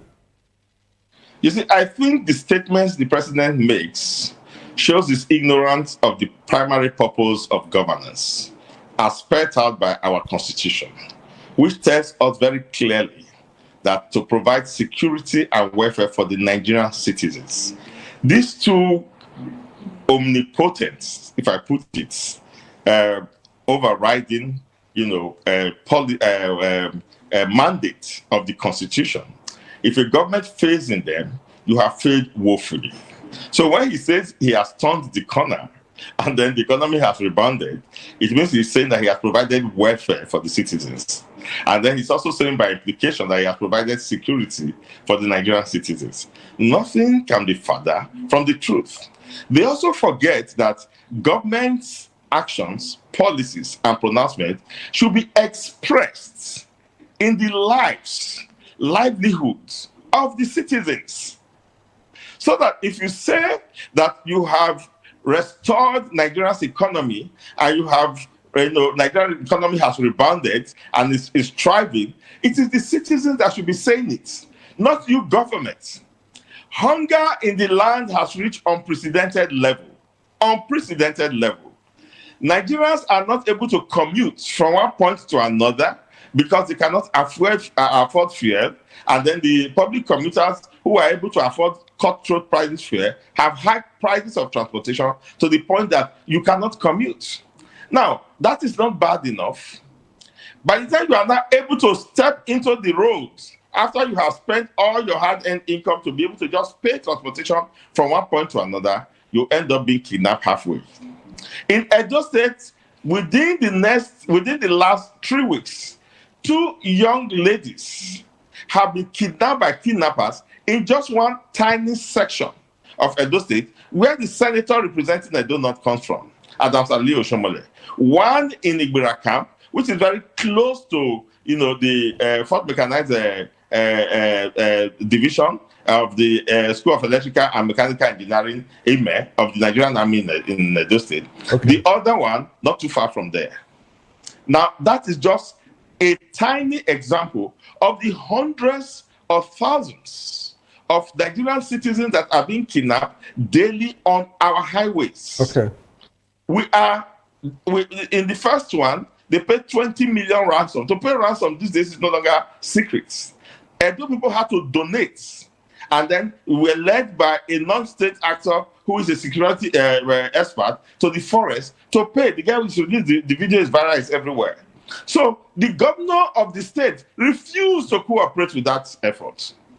That is the government that is saying to us that we have turned the corner and our problems are over. Okay. So what they say does not translate to reality. All right. And they have not got themselves so wrapped up and caught up in that web of abstraction that not even know the meanings of the things that they are saying. Okay. So the young man who spoke just before you asked the question again is trying to stir Muntang, and that's the same thing I'm doing here. We have no hiding place for him.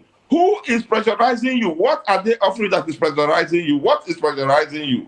He should tell us that. Who is putting you under pressure? It's APC. All right, and thank you very much, Mr. Ojekere. Thank you. I appreciate your take on this. Now, let me come over to you, Mr. Frank Ehiosu. I thank you for your patience. Now, Mr. Frank Ehiosu is an author and a political affairs analyst. Good evening once again, and thanks for being part of this show. Now, let's get into it. There seems to be a contradiction of some sort because the same governor who is allegedly being pressured to join the party is also asking those against his joining the party not to have any fear because his loyalty is to the PDP, meaning that he may actually or that he will never move over to the APC. Now, who and what do we believe? And I'd like for you to look at it within the context of what the caller said, that all along, you recall, his history, how he became a governor in Plateau State. I would like for you to contextualize it within the statement made by the caller who said he has always been APC and remains APC. If I could infer from what the caller said, I wouldn't quite count on it in total, because it doesn't stand, in my opinion, the fundamentals of logic with reference to relevant variables. What the caller said was anchored on the judgments that impacted his party and folks elected on that platform, as in, quite unfortunately, they lost their seats and the governor was left out. So he inferred from that the governor was possibly excluded because he has an alliance to some extent with the ruling party, the APC, at the national level. That's why I said that I can't quite depend on that viewpoint in total, because they are not fact-based. Okay. I'm not the governor's fan. Neither am I a fan of the political system that is in practice today in this country. I've affirmed it the often time. But if the caller had said he was a member of the party at this point in time, the party is barely a decade and a year old. It was formed sometime in 2014, if we have our facts correctly. This is 2025, so APC as a party is barely 11 years old. So if the caller had said that he was a member at so and so time, I'm not familiar with the governor's history. I would have taken it with a pinch of salt, or taken it more seriously. That is not to undermine the views he has put forth, because I personally do not have peculiar confidence in the picture the governor put forth to the public. It was more like some gerrymandering exploits, in my candid opinion. Because, like my co-discussant affirmed, even if I'm not quite on the same trajectory with CRIES on some of his very critical viewpoints. Okay. But who is putting pressure on the governor? For Christ's sake, a fundamental must be established that in Nigeria, our political parties are not distinct. They are simply different, as in alphabets or words combined, but no distinction in terms of identity. And when identity is not defined, purpose equally suffers the same fate. So we don't have different political parties in Nigeria. I believe in the fact that there's simply one, maybe a vehicle to attain power and pursue whatever it is that the individual that attains it is able to, as in, construe, and nothing more. If you look at the practice in the parts of the world we copied or learned such from, in quote, they have defined ideological leanings. If somebody says he's a leftist, you know that he's inclined to power being shifted more to the people. If a political party is inclined to the right, they say they are rightists, they are conservatives. Okay. You know that they lean towards the fact that power should be more with folks who are in charge, because they will be the ones to have the appropriate sense of judgment to determine what is good for all and sundry, right, and not necessarily leaving it to the people, okay, which is the priority of the left. Okay, Mr. Houston, I hate to butt in at this moment, but let me just interject and ask directly. Doesn't there look like there's a contradiction, or isn't there a contradiction in what the governor said? That's my question directly. When he said, people in the APC, I'm under pressure to join the APC. And we hear people in the APC in Plateau State telling him that there is no vacancy for him in the APC. Isn't that some form of contradiction? That's what I want us to untie. I wouldn't swim in the pool of that viewpoint to say it's a contradiction, because there was a specific person that made that statement. They weren't specified, as in number of people in quotes that. No, he made it on behalf. He made it on behalf of a group of APC stakeholders. Even the group. See my point. The fact that a group made a point does not translate to the position of the party. Okay. The man did not speak as the chairman of the party in the state. Okay. Neither did he speak as the chairman of the party in the local government the governor is from. Neither is he speaking as the chairman of the party from the world where the governor is from to say we don't want him. So a party is made up of a variety of people.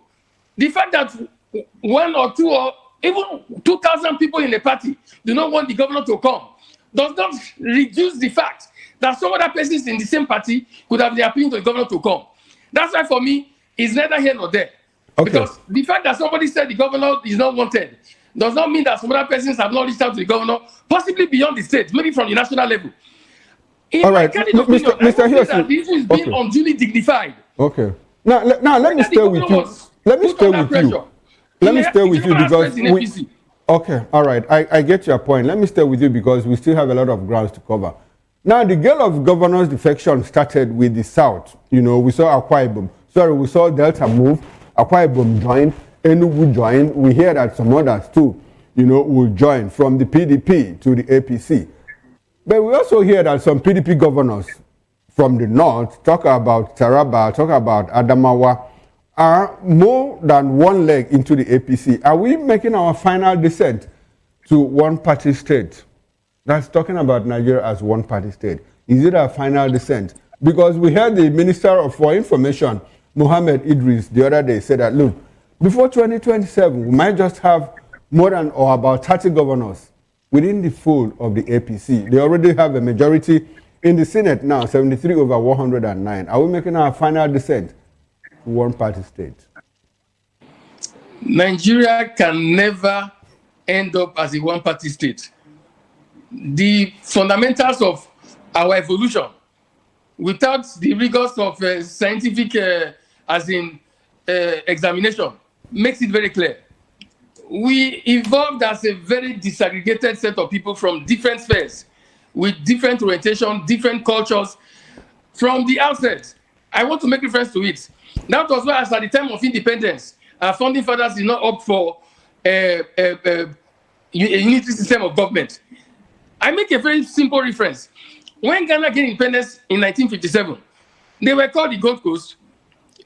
Kwame Nkrumah changed the name to Ghana. Nigeria, Gold Coast even has some link to their evolution. But somebody gave Nigeria the name Nigeria that has no bearing with our evolution, but for his orientation as influenced by his wife, so-called. Our founding fathers in their intellectual capacity never even imagined or considered changing that name because it wasn't relevant, because we are very different peoples. So the name given to us by somebody else may just be a measure of unity to serve as a starting point. That was why we opted for parliamentary federalism, because we are a diverse people. See, the best that can happen, should this administration or most of the people who are inclined to so align to that line, will be a temporary relief for them. But as a nation state, I make bold to say, if it survives a few years, it will not survive half a decade, how much less a decade, it will crash. Okay. Not even the military could do it. Okay. There would always be a way that it will evolve from within, and such line of unity that is antithetical to our evolution as a nation state.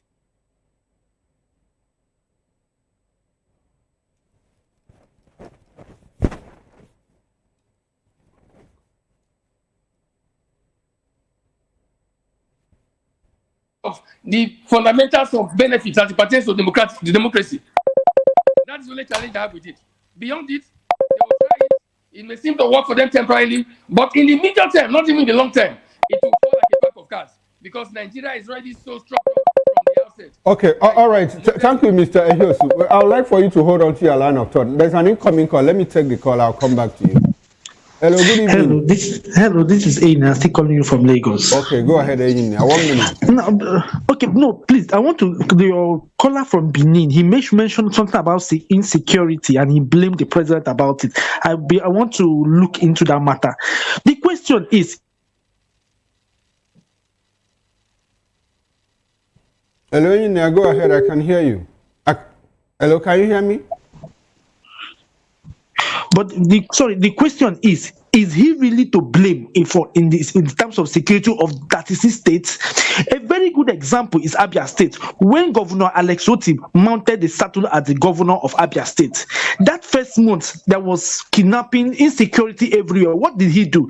He brought out buses, gave Hilux buses, gave it to the security officials, and they went into action, and that state was calm. He never ran to Tinubu and was crying foul.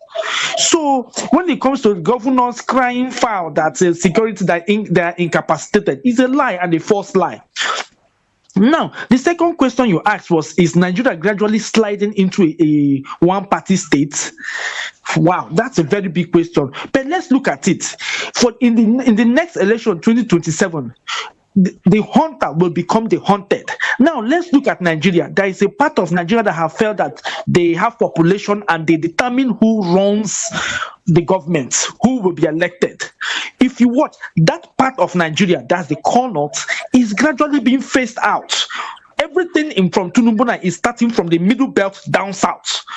And by the time it gets to election, those people that feel they have population, they will be separated from the middle belt. And from the middle belt down south, tell me why is Tinubu gets from the middle belt down to the south? What will those major north? What would they do? They will just have numbers and nothing to do. Okay. So this is a well-calculated attempt. All right, for the thank you very much. We need to move on because we have a lot of ground to cover. We appreciate your call.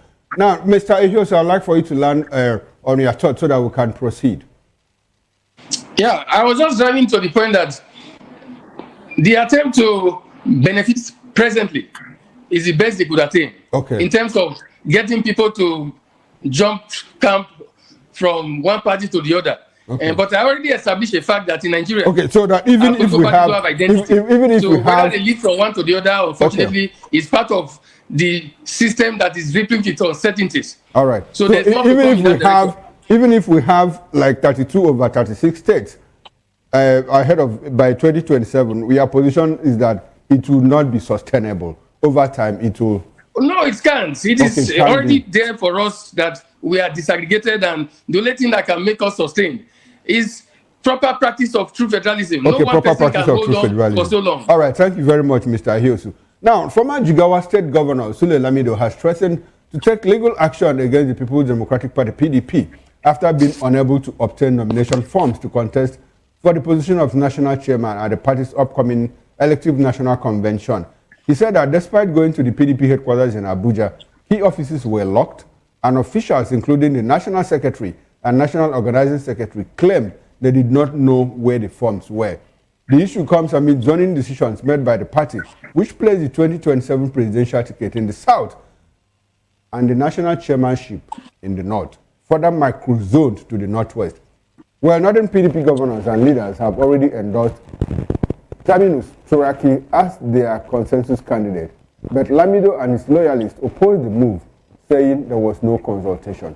Lamido argued that party traditions require forms to be sold at the PDP headquarters, not elsewhere, and expressed concerns that the party's internal processes were being taken over by individuals rather than carried out through the National Executive Committee. He warned that if the party fails to follow its own rules, it could weaken the chances ahead of future elections. He maintained that his intention is to help rebuild and unite PDP so it can effectively challenge the APC.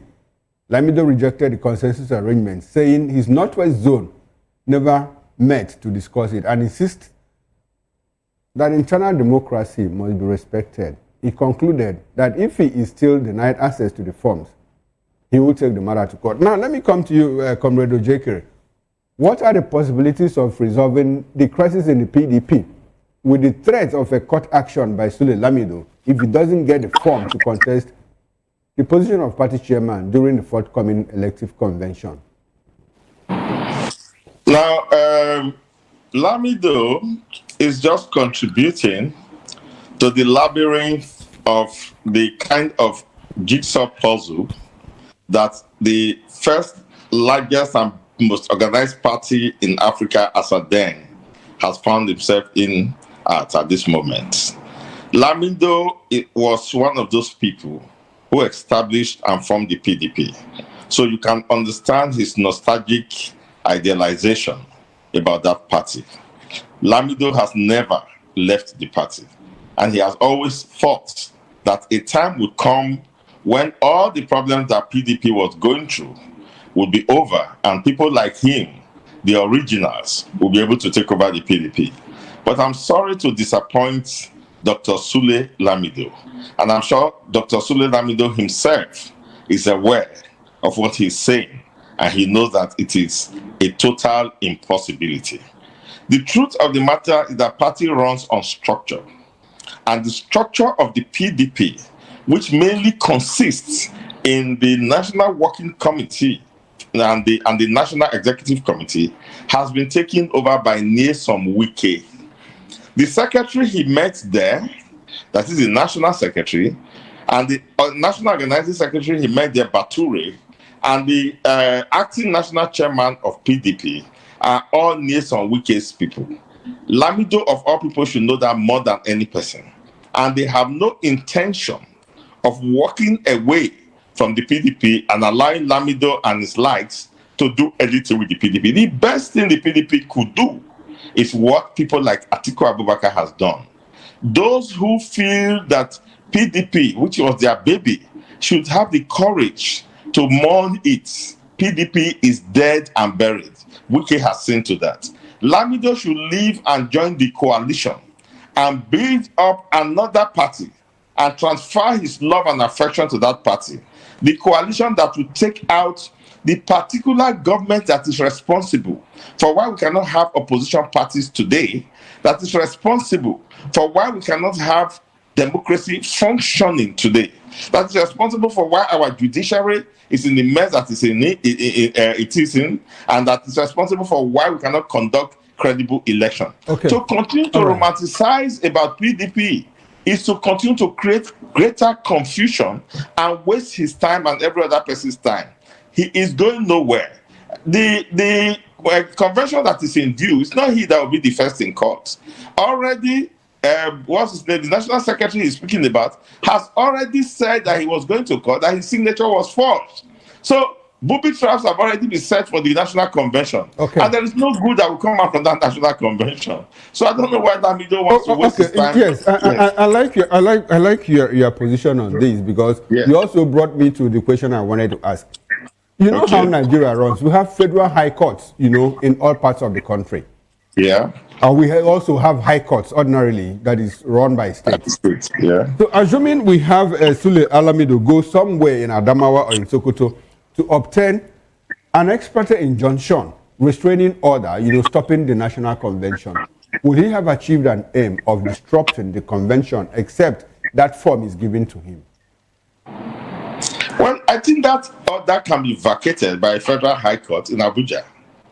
And I'm sure people like Justice Motosho and the others are ready to vacate that ex parte injunction that he will get anywhere in Nigeria. And so that has just confirmed what I'm saying. We are going to now continue to, in the labyrinth of this back and forth that PDP have been having for years, and people don't want to face the reality. That's exactly what is going to happen. Mr. Jekere, in summary, you sound like you don't believe that the PDP will ever come alive before 2027. Not as PDP anymore, and not in this generation. Not as PDP anymore, not in this generation. Yes, not as PDP anymore, and not in this generation. The only hope of the PDP right now is that if you love PDP so much, that is by extension, if you love democracy so much, leave the PDP and join up with the coalition that have right now, as we speak, the only opposition voice that is showing real democracy and that is ready to ask the government that have brought all of this anomaly. Okay. You also said something. You are now talking about joining another opposition that looked vibrant, that looked viral. But a few minutes ago, you said that the ruling government is making it difficult for opposition to try to have, for us to have opposition party in Nigeria. So the one that you are talking about, you're asking people to join. Do they operate outside Nigeria? Where are they coming from? Yes, this is the point. The ruling party is making it difficult. Doesn't mean that it can make it impossible. Democracy, freedom, liberty, anywhere in the world must be fought for. Okay. And so the ADC is going to fight for democracy. Tinubu is not going to give up. He's not going to walk away. Tinubu himself has told you that the principle of power is that you grab it, you snatch it, and you run with it. Okay. The opposition party, the ADC, is fully aware of that. So we are going to have to fight for our independence. We are going to have to fight for our freedom again. This time, independence from the vice grip of oppressive forces that don't want us to have an opposition party. You just said it just now that there is fear from the trajectory of things that we are heading towards a one-party state. And I'm happy that he also here said that is an impossibility in Nigeria. The truth of the matter is that politics has vagaries. By the time you cross into next year and early the following year, it is not the same analysis you are doing now that you'll be doing here.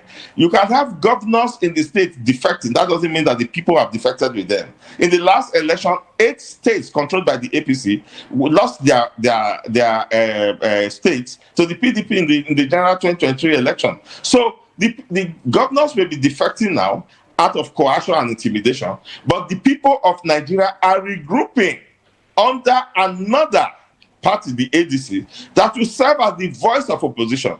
And as we continue to go further, we are going to begin to see the fact that the determination of Nigerians this time is not what people think that it is. Okay. People are aware, and nobody is going to stereotype any person these days to where they think they should go. Nigerians are ready to band up together. They just want to be sure. All right, Mr. Ojekere. Let's Let's bring in Mr. Hiosu into this conversation once again. Yes. Now, Mr. Hiosu, the convention committee of the PDP has postponed indefinitely the screening of candidates for the elective convention. With the way the party is going, do you think that the convention will hold, given the roadblocks, that are on the way of the party? I would like to have your take on that, especially, with the. I'd like you to put it within the context of the power struggle, within the soul of the PDP. Now, there's another camp that is emerging, and that is the camp of Sule Lamido, who says, look, I'm going to make trouble if I don't get the form. You are not playing by the rules. You are changing the goalpost in the middle of the game and all of that. With this postponement of the screening of candidates, what are the likelihood that this convention will run seamlessly? I think the ball is in their court. The PDP leadership has the yam and the knife. So it's up to them to determine what will happen. Unfortunately, everything falls back to the fact that the law is not giving the pride of place.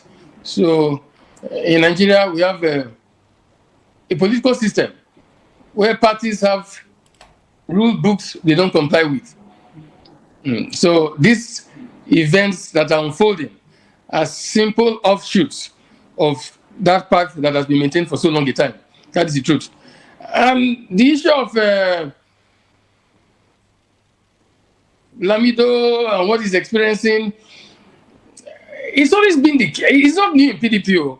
Yeah, it's maybe the foremost party in this Fourth Republic, haven't been established sometime in 1998, prelude to the Fourth Republic as the case applies. But all these intricacies have always been there. That is the truth. The only difference now is that the man paying the piper seems to be outside the fold. My point is that it appears that the person who is dictating the pace of events in the party, unfortunately, is possibly not in the party. Is not supposed to be the one playing the card. So that is what makes it unique. That's why it's been so much hue and cry. It's brought to the public domain. So I don't feel quite for Sule Lamido. The party structure, right from time, has always been driven more by abuse of power and not enforcement of rules so agreed upon by their rule book, their constitution, as the case applies. So, I think my point, as I stated earlier, whether the convention will hold or not is not pendant on some diverse views. It's in the court of the PDP stakeholders. And people who can make this happen or not happen, they are very, very few. If you want to count on your palm, on your fingers, you may not be able to conclude the process before you round up listing the names of all the people involved. That's why I said that the ball is in their court. Fortunately, our evolution as a system does not depend on them alone. So if they leave themselves in that state, it's to their disadvantage. They could cry to the heavens that the ruling party is sowing seed and trying to make confusion reign in their midst. Do they expect the ruling party to come and give them peace? It is their responsibility to lay their bed so they will lie on it. But they've messed it up, and here they are today. In my personal opinion, like my co-discussant affirmed the value of Nyesom Wike in the crisis that has ensued thus far. I take it a little beyond weekend because it is the party that laid the foundation. From the 2023 crisis they had that led to the emergence of Atiku as a VP. In fact, my personal opinion, I would say, I even blame Atiku to a large extent, a lot more, for the crisis right now, even though he has left the party. At least I know he resigned from the party some months back. And my reason is simple.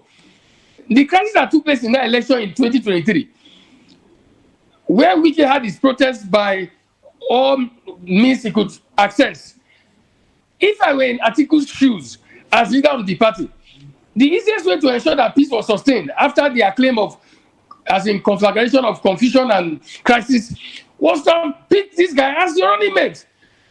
Unfortunately, we read in the papers that the screening committee even chose him as the top pick for VP to the president. But Atiku rejected it. So imagine having, in quote, I don't want to say it's a bull in the China shop, but assuming you have such a person on your side, using the skill of a bull and the energy he brings to the table, it would have been of more benefit to him. Who knows? All right. Okay. Presidency. All right. Thank you very much, Mr. Ehiosu. We are out of time, so we have another topic to look into now. And then the new INEC chairman, Professor Josh Amopiton, has pledged to reduce the high number of pre-election court cases, which he says undermine Nigeria's democratic process. Speaking at the National Law Conference, he described the current situation where over 1,000 pre-election cases were recorded before the 2023 polls as litigation by other means rather than true democracy. Amopiton stressed that the solution lies in political parties obeying their own rules, the Electoral Act and the Constitution. He said that when internal democracy is respected, disputes will reduce and election results will be seen as legitimate, to the point where even losers will willingly congratulate winners. He also called on the National Assembly to strengthen electoral laws to support his goal, while he urged legal scholars and practitioners to view law as a tool to reform and justice, not personal advantage. Other speakers at the conference supported his vision, noting that strong legal framework are essential for good governance and national development. Now, let me stay with you, Mr. Ehiosu, so that you have your take once and for all and wrap up, with your concluding thoughts. Now, the new INEC chairman has promised that litigations arising from elections will be reduced going forward. Do you see the possibility of that happening? Based on, the roadblocks we have both in the Constitution, the loopholes, and the Electoral Act. Do you see that happening? Reduction in the number of pre- and post-election cases? I think it can happen. But, the axiom that goes, they say, talk is cheap. It is what follows that matters, and the action to vitalize it. So the guy spoke well. His viewpoints have been quite enthralling. But it is the action that would follow that would matter. Because anybody can talk. Phraseologies to iterate how elections should be conducted, how governance should be upheld, how elections should reflect a sense of justice. Even a kid in primary school, I'm sure, can make very profound sentences on it. But it is the action taken afterwards, what the people see brought to the table, that will make the difference. That's why I said that it is very, very possible. In the history of democratic evolution, even if credit is given to Athens, as in Greek, because of their educational elevation about 300, 400 or 500 before Christ, so they are given so much credit for the bulk of stuff that pertains to democratic evolution. But in the days of Solon, about 500 BC, it is detailed in their culture there. People contest for election. A winner would emerge. And right there, at the point of declaration of results, the loser comes to congratulate the winner. And what was the reason? Because the process was transparent. Okay. Everybody knew who won and who lost. It's very possible. It's very simple. There's nothing easier than conducting a free and fair election. Unfortunately, what is even difficult is to conduct an election that is not free and fair. That is what is difficult. All right. But that trajectory has been maintained in Nigeria because the power has been maintained to ensure it does not belong to the people. All right. The power belongs to the people. All right. Thank you very much, Mr. Ehiosu. We will not have access to the back of the ship. and much less the seat of the captain. All right, thank you very much. And I'll take that as a concluding talk. Now to you, Mr. CRIES Ojekere. Do we have problems with the characters that run our institutions? Or is the problem systemic within the institutions? I say that in the light of the fact that, look, your colleague there, Mr. Hiosu, just said that it is possible, to reduce the number of pre- and post-election cases, in Nigeria. How are we going to do that? The problem is with the institution, because we normally see problems, loopholes, within the Constitution, within the Electoral Act. And when humans act it out, it looks as if humans are the problem and not the system. So for you, what will it be? The problem with the characters of the people or with the institutions that we have? We have opportunity to continue to review our laws and our institution is because no laws and human institution is ever perfect. Okay. It is the people, the human factor, that determines whether you use the law that you have to create perfection or to create what is near perfection, or whether you exploit it for personal gains, as we have seen in our electoral processes. Now, the Amupitan has spoken very well, but you have seen that before he even proceeded, he has already shifted the blame to the internal democracy, the political party. But the cases we have in court, which is giving Nigerians problems today, are not really within the political party or internal democracy. The parties always know how to deal with those problems. The problem is the results that are declared by INEC, the actual reflection of the votes that is cast. The answer to that, according to our electoral law, was to introduce technology. And so we introduced the BVAS and the IREF. Now, if BVAS and IREF is allowed to work, we will see and test how that system works and what value we get from that system before we now know what improvement to make on it. We have that. It was brought forth by INEC, and government spent huge billions of naira to acquire those machines, but it was not allowed to work. And that is the human factor within the system of INEC, within the institution of INEC. Right. So I should expect him to be addressing that, to say that technology is going to be allowed to work. That is how you reduce the post-election, court cases and litigation. Right now, we have no credible results. We have nothing that we have as an unbiased umpire, an objective factor upon which we are basing our argument. So let him tell us how to achieve that. All right, let him tell us how to achieve that. Let him tell us how to achieve that.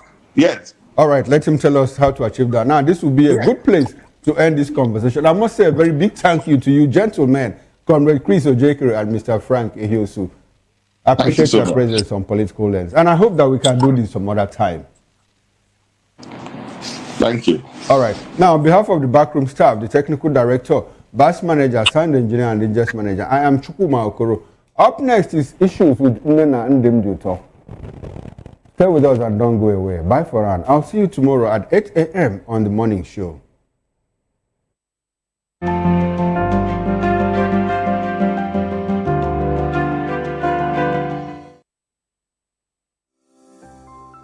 VOP TV. Now, you have more than a voice. This is African News on Voice of the People Television, where we don't just bring you the news, we bring you Africa's heartbeat, the policies that shapes our world, and the economy that determines our future. African News on Voice of the People Television. Stay with us. Are you ready for the extraordinary? Something big is happening on your screen. Introducing VOP TV. Now streaming on SLTV channel 264. From breaking news to captivating conversations, news analysis, giving you all sides to the story. We bring in-depth discussions on the issues that matter, from politics to sports, entertainment, and lifestyle. VOP TV on SLTV channel 264. Join us as we redefine what television means to you. Voice of the People Television, VOP TV. Now you have more than a voice.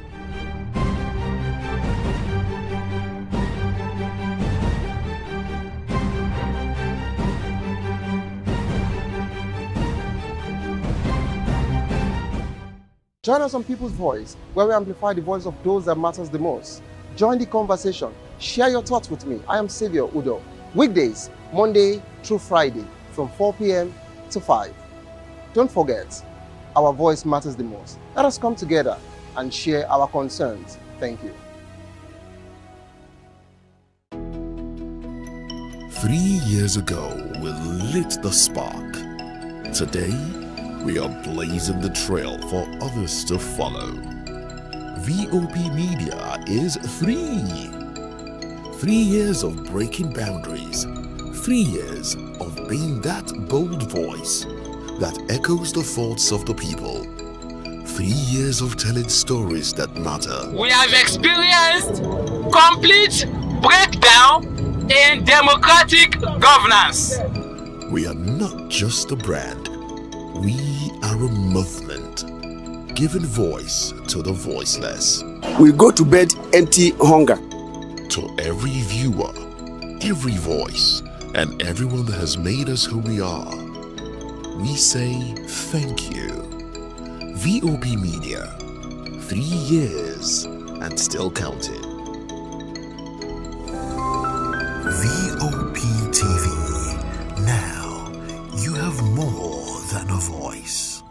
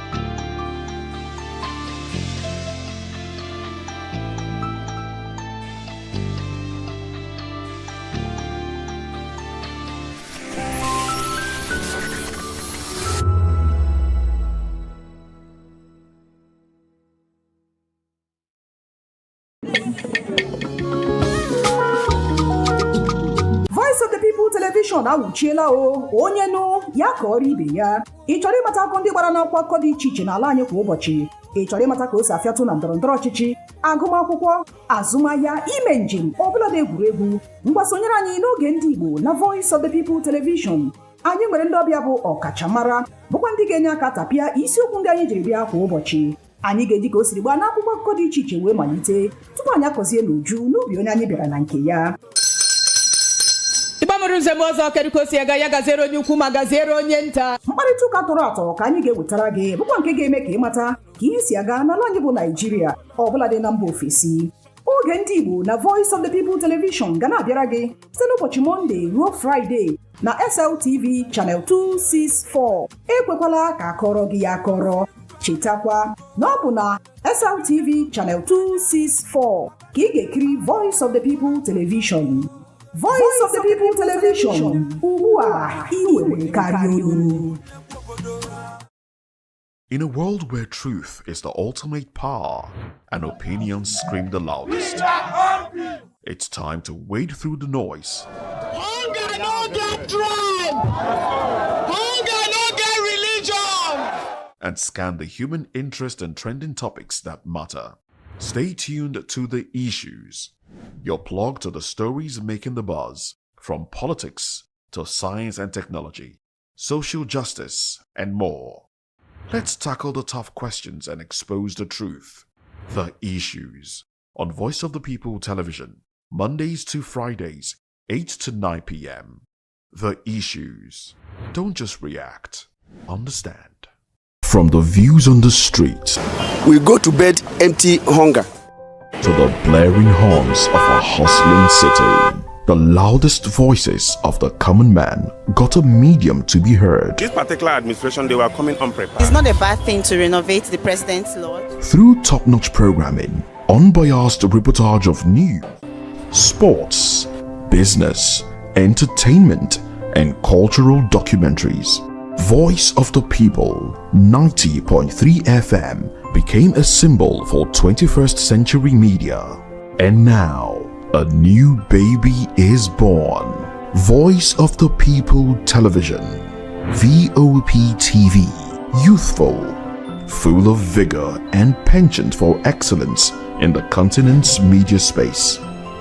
Exposing the wrongs, applauding the rights, dissecting the news without fear or favor, through factual and accurate stories and contents. Corruption kills three things that makes a society.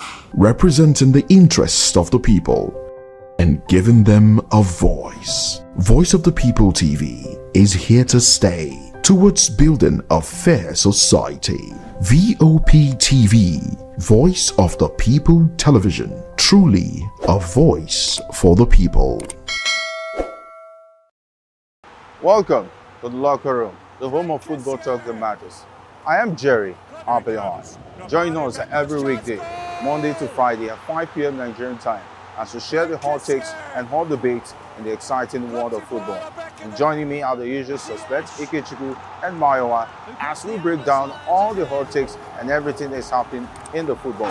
Don't just watch football, live it with us.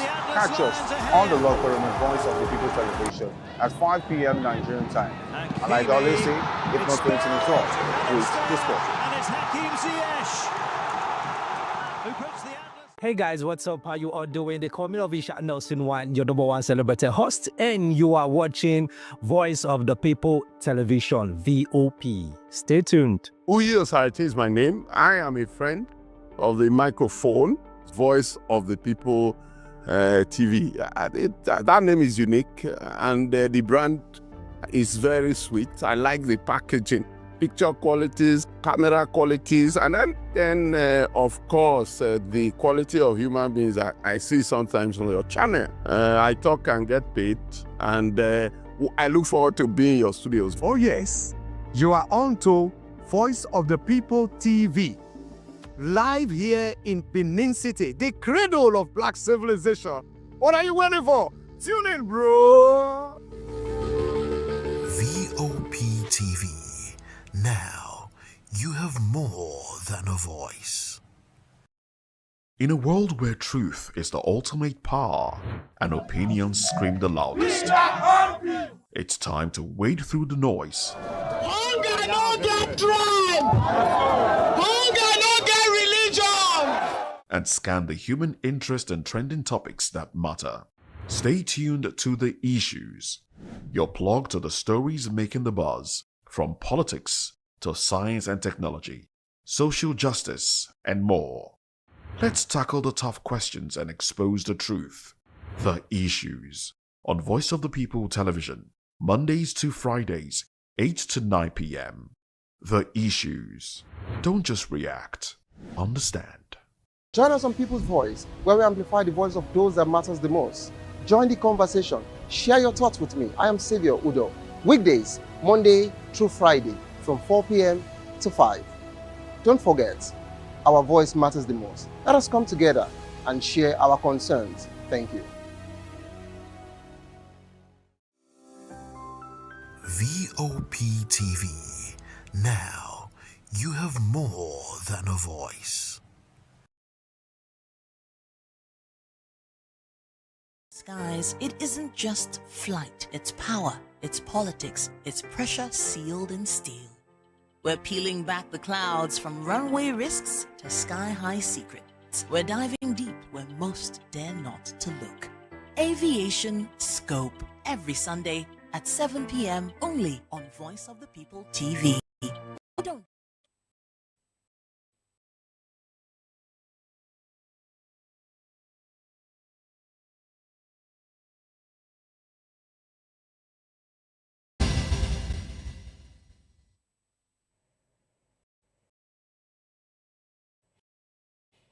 Hello, Nigeria. It's another exciting episode of the Issues and Voice of the People Television, where we bring you the most important and pressing issues shaping our nation today. I am your host, Nenna Ndomdioto. On today's episode of The Issues, we're examining the complexities of Nigerians' politics and governance, from President Tinubu dropping convicted criminals from pardon lists to DSS raiding Timipre Silver's house as aid clears principle of involvement with alleged coup. Also, Sanusi decries constant borrowing as reps approve Tinubu's $2.35 billion loan. Join us as we break down the facts and provide context to help you stay informed. After this short break, we'll dig deeper into these topics. Don't go away.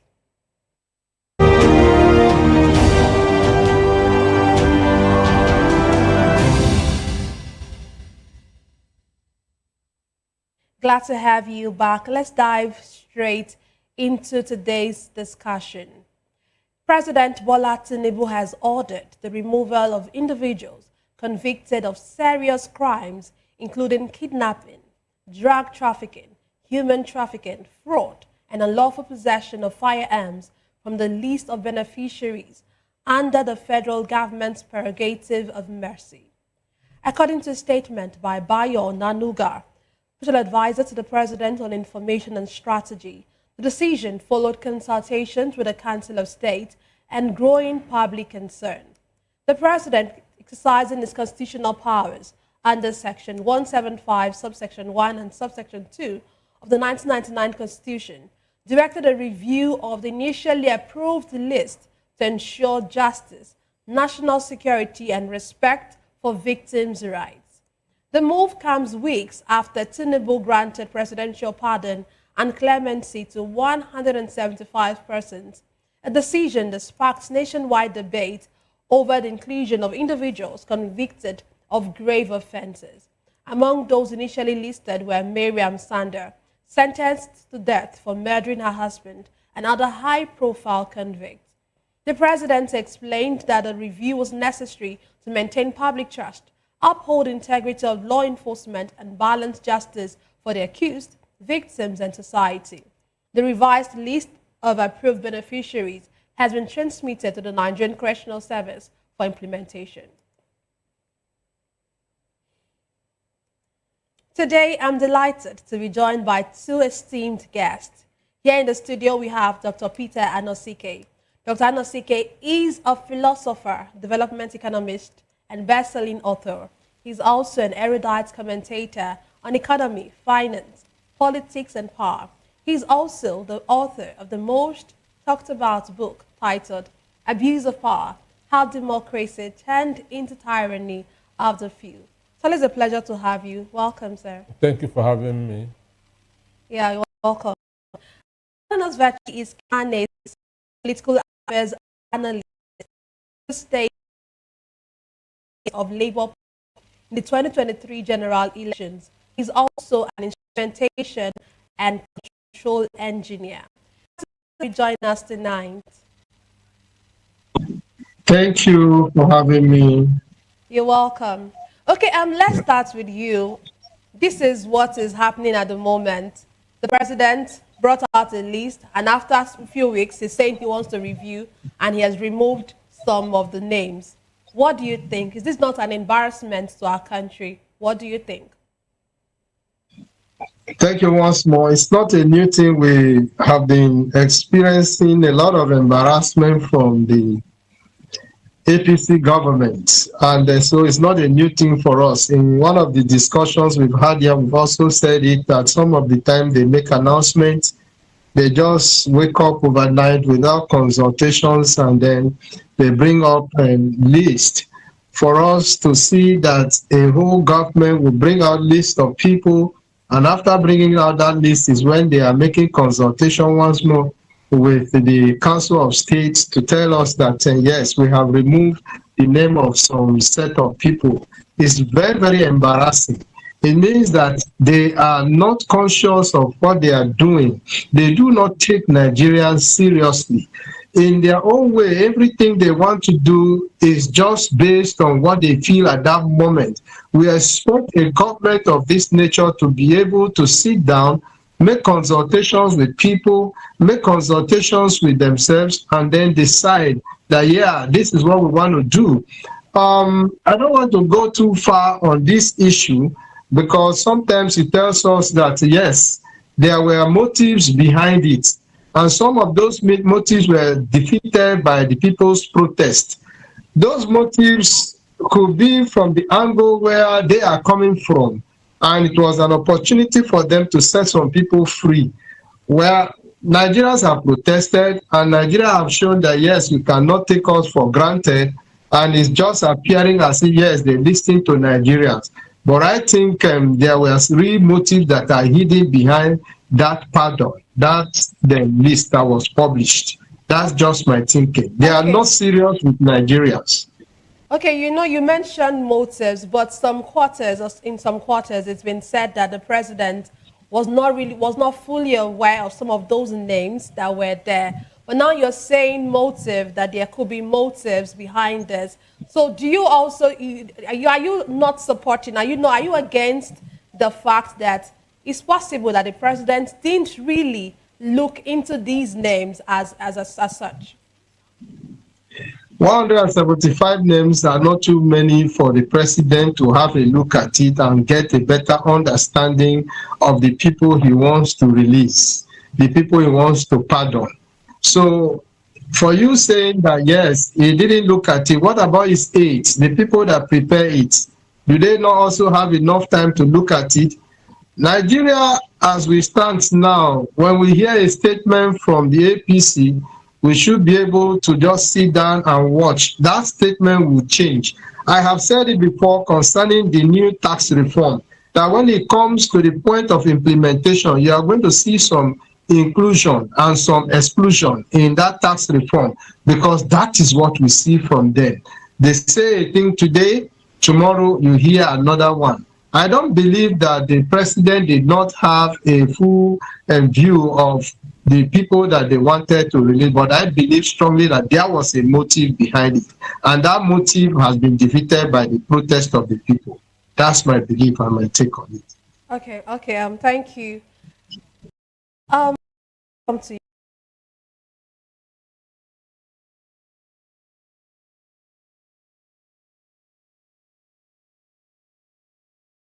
After public outrage that that came.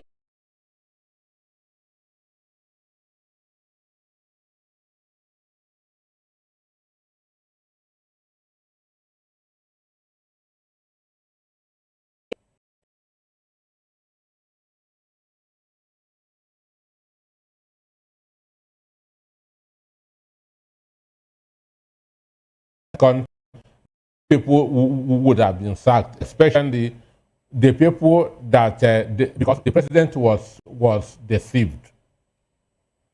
The president was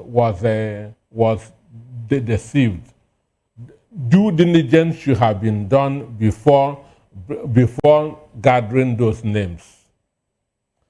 There's no way president will know everybody on that list and the offenses they committed. There's no way that the president will have known everybody there and the offense that they committed, because the names were just packaged and sent to him. Their offenses were not attached. So, assuming it is where there's respect for law and order, so many of those that packaged these names would have been sacked since yesterday, because what they did was to deceive the president and make the president that to look weak and stupid.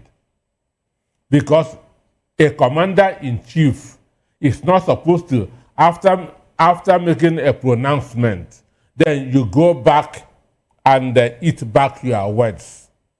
Understand? It doesn't show strength. But we are in an era of impunity, in an era where anything goes. So there was real pressure on the president. And the president now has to go back on the decision that he has already made in front of the members of the Council of State. So it is an embarrassment both to him as a human being and to the country. So, but now you see, nobody is going to be punished. They have just said that the president has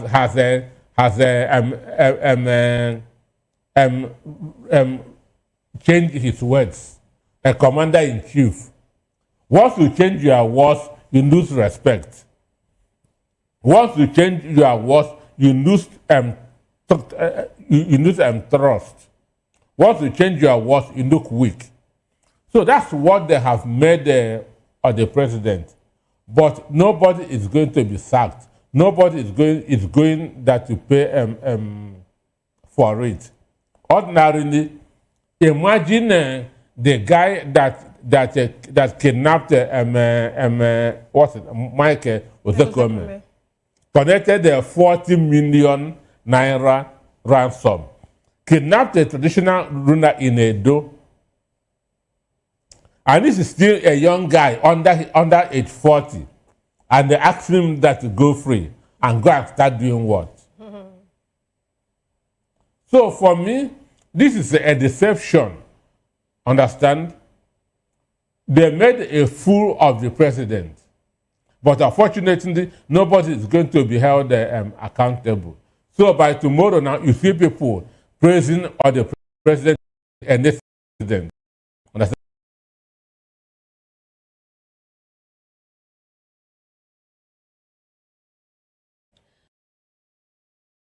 So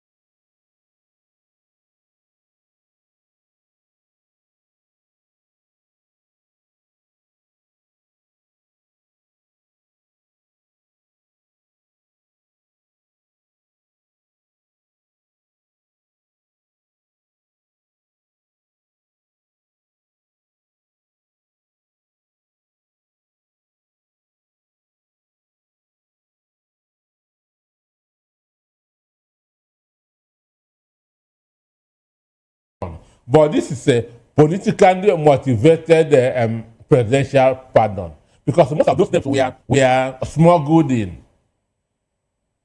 Understand me? Most of those names we are smuggled in. And the president just walked up to the podium and announced, understand?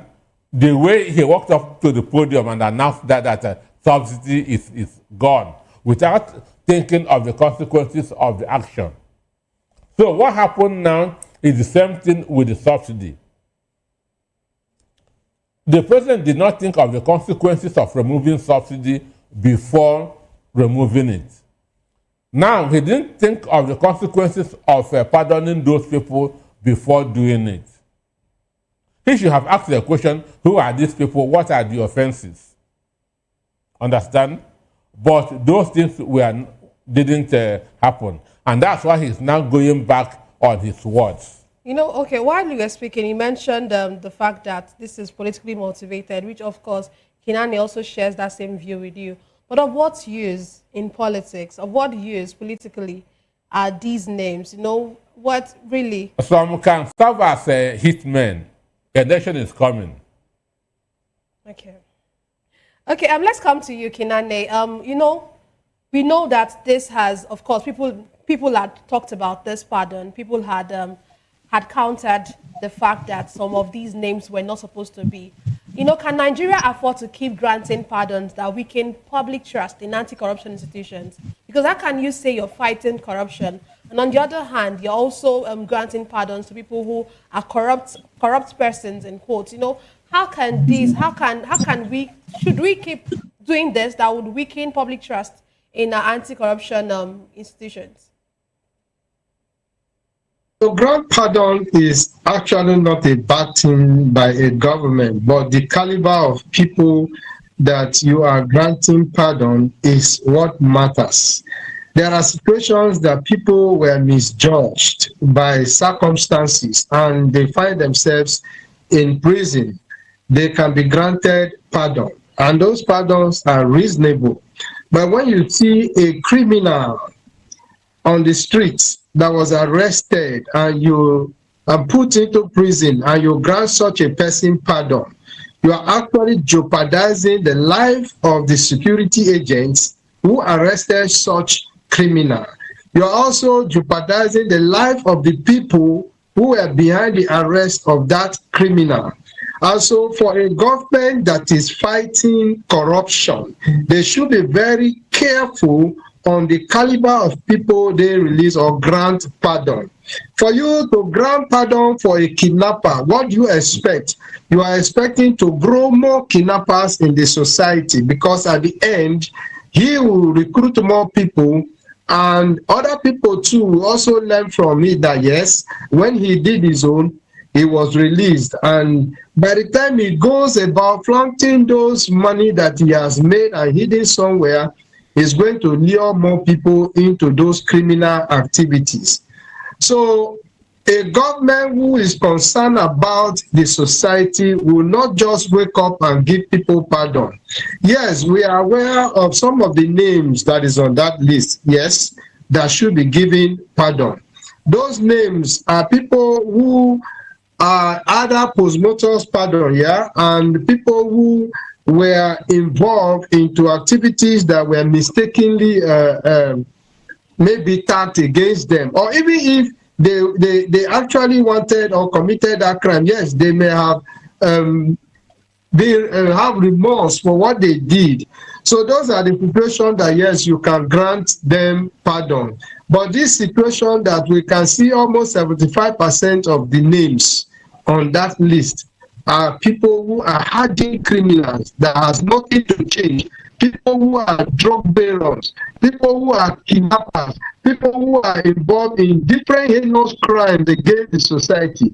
And then what are we learning from the pardon? What are we gaining from the pardon? What are those things that we will take into account that yes, this man was pardoned for this reason? So there are some kind of pardon that you are doing that you encourage people to go into more crime, that at the end, a new government will come in and grant me pardon. So it is not encouraging. It is embarrassing. It is debasing. In fact, when you say things like this in outside this environment, it shames Nigeria. It shames us. We can't even discuss. When people call you on phone and say, I'm aware your president has granted pardon to this kind of person, it's really appalling. It's annoying. It's disgracing. Sometimes you don't know what to say. So it's one of the things that we should expect in the government, like the government of APC. Of course, we look at the way they came on board, and a lot of people played a lot of rules. So who knows whether some of those people they are granting pardon play some rules in their coming on board. That's why I said they have cynical reasons behind this pardon, beyond what we can explain. That's my thinking. Okay, you want to say something? Yeah. Okay, let's come to you. Over 70% of the people on that list, we are drug carriers. Understand? They were sent to prison because of being involved in hard drug business. Now, what message are you sending to the members of NDLEA? Understand? Since when they suffer and arrest people, they will be pardoned. So you are demoralizing them. You are demoralizing that the hard-working members of NDLEA, understand? then you are also encouraging the youth to go into that business. Because when you are caught, pardon awaits you. You see it? When you are caught, pardon awaits you. So they don't really understand what they are doing. They don't really understand what they are doing. So for me, some people should be made to suffer for this, to serve as a deterrent. If not, tomorrow they will still package some names again and come and present to the president to approve. Okay. At this point, do you think Nigeria should we get to the point where we begin to reform our process? Perhaps making it making the pardon list subject to legislative or public review. Should Nigeria get to that point where for president to pardon some set of persons, it should go through a kind of review, maybe by the legislative or... What to do is in the books. Everything is there. It's just implementation. Understand? Do they have the political will to do the right thing? Understand? Everything is in the book. So we don't need that to go to America or to China that to borrow the idea. Everything is there. The Board of Mercy that goes to prison to check the conduct of inmates are there. Understand? But these names were smuggled in. Understand? For dangerous reasons.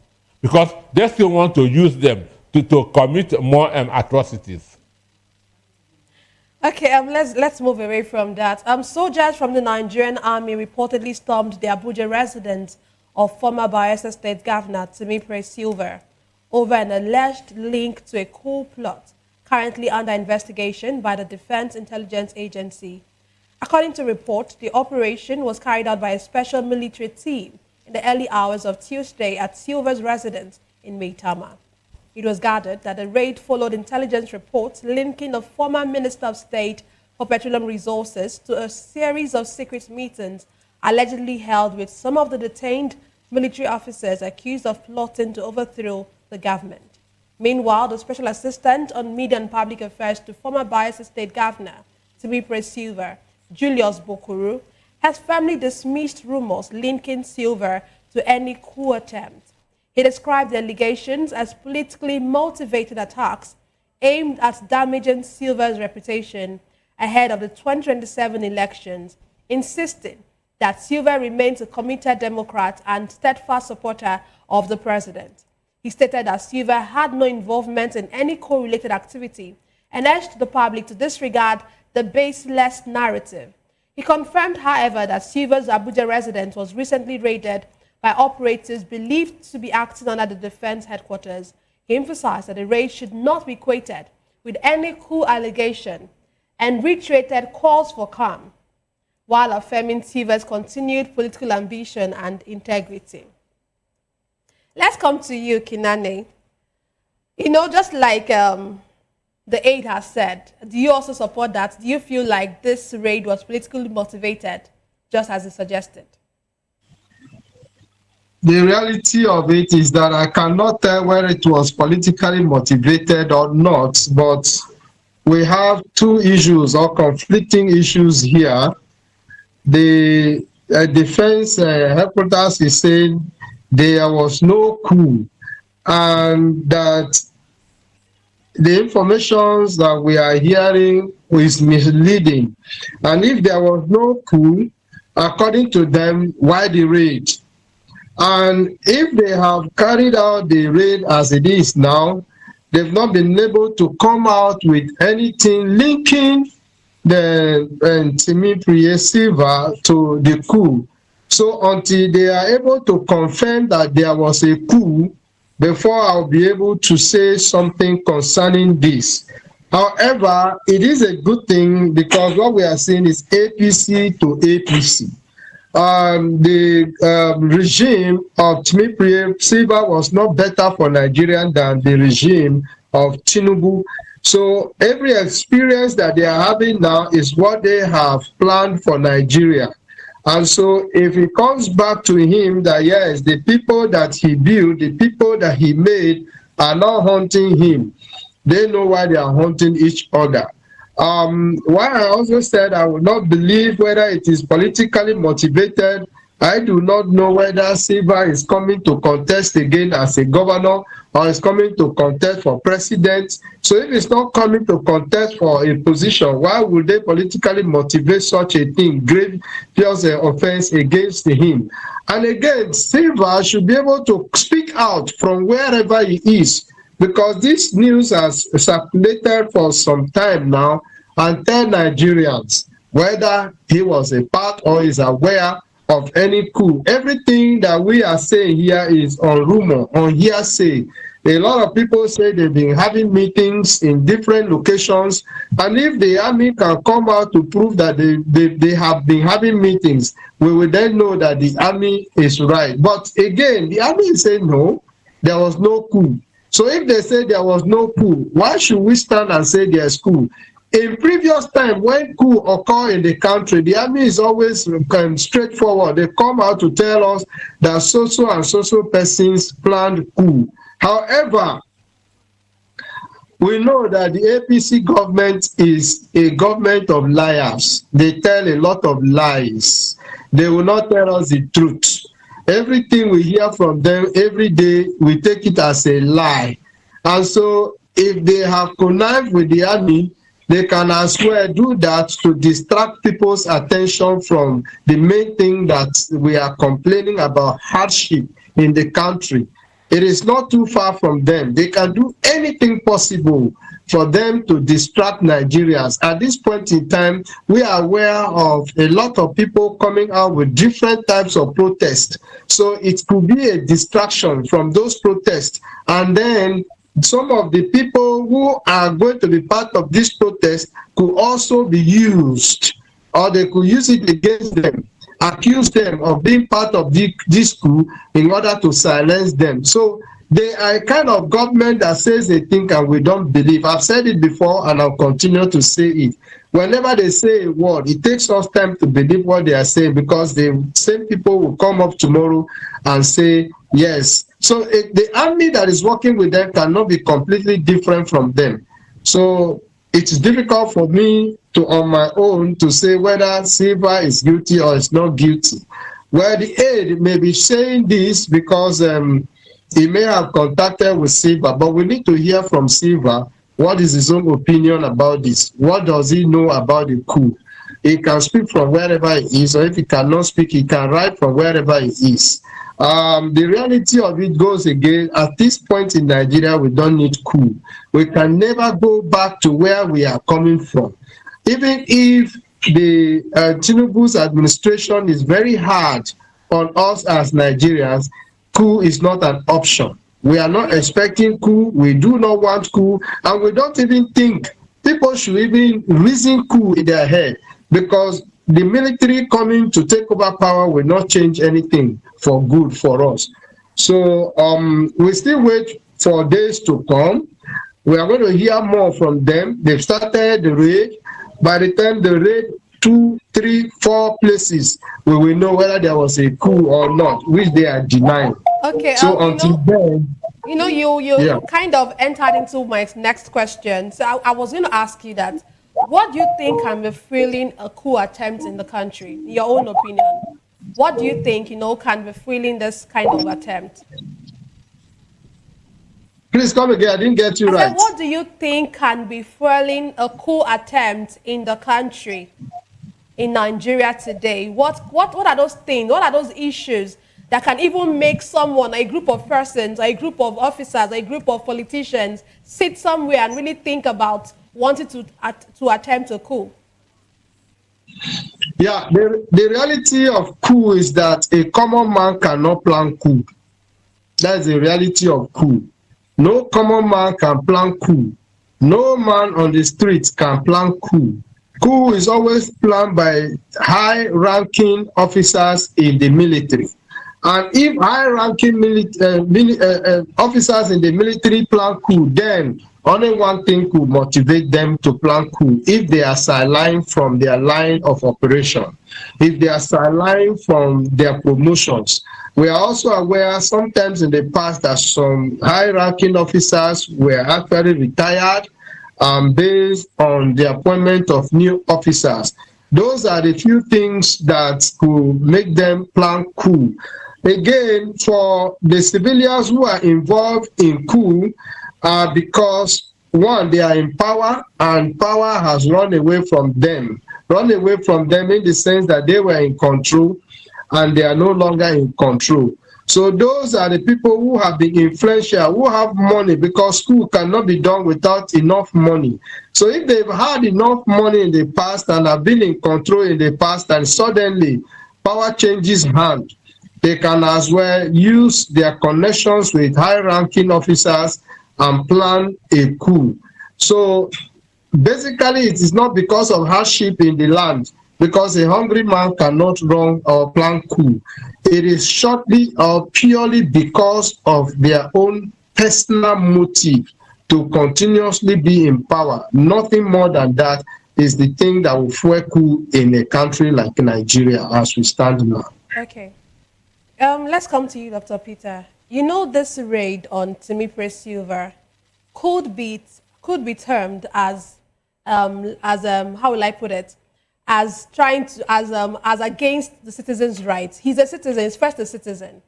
So how can our society, our security system, how can they balance national security with the protection of citizens or citizens' rights in such raids? Because, of course, one of the things the aide said was that some damages were done when the raid was carried out. You know, so how can we be able to balance national security with the protection of citizens' rights in such raids? Well, I have been a victim of law enforcement officers coming to raid your house, understand? Because when I was in the university, I had that experience. Police came and turned everything in my room upside down. What are they looking for? Understand me? What are they looking for? What are they looking Police for? came and turned everything, even a single room. I found my soup pot on the bed. Understand? They even turned that soup to see if there's a gun in it. That they are looking for coarse men. Understand me? And so they have that to turn my soup to check if there's a gun there. And so, which was, I can be hiding a gun inside my soup pot. So I've been a victim. I know how it happens. But the truth is that if I'm a silver, I will sue them, because they have told us that there was no queue. Understand? If there's no queue, why are you raiding people's houses? Because the information that we are getting last week was that a former governor from southern Nigeria that was suspected to have played their part. They say southern Nigeria. So they did not narrow it to south, southeast, or southwest. So then I was now asking, because when something happens, when a crime is committed, the first thing is motive. Understand me? What should be the motive that's of it? But these guys have told us that there's no queue. If there's no queue, then why are you arresting people? And again, mind you, about 2 Saturdays ago, we were told that the 16 soldiers that were arrested for failing exams. Understand? So they keep on keeping Nigerians in the dark. And when you keep people in the dark, they'll begin to speculate.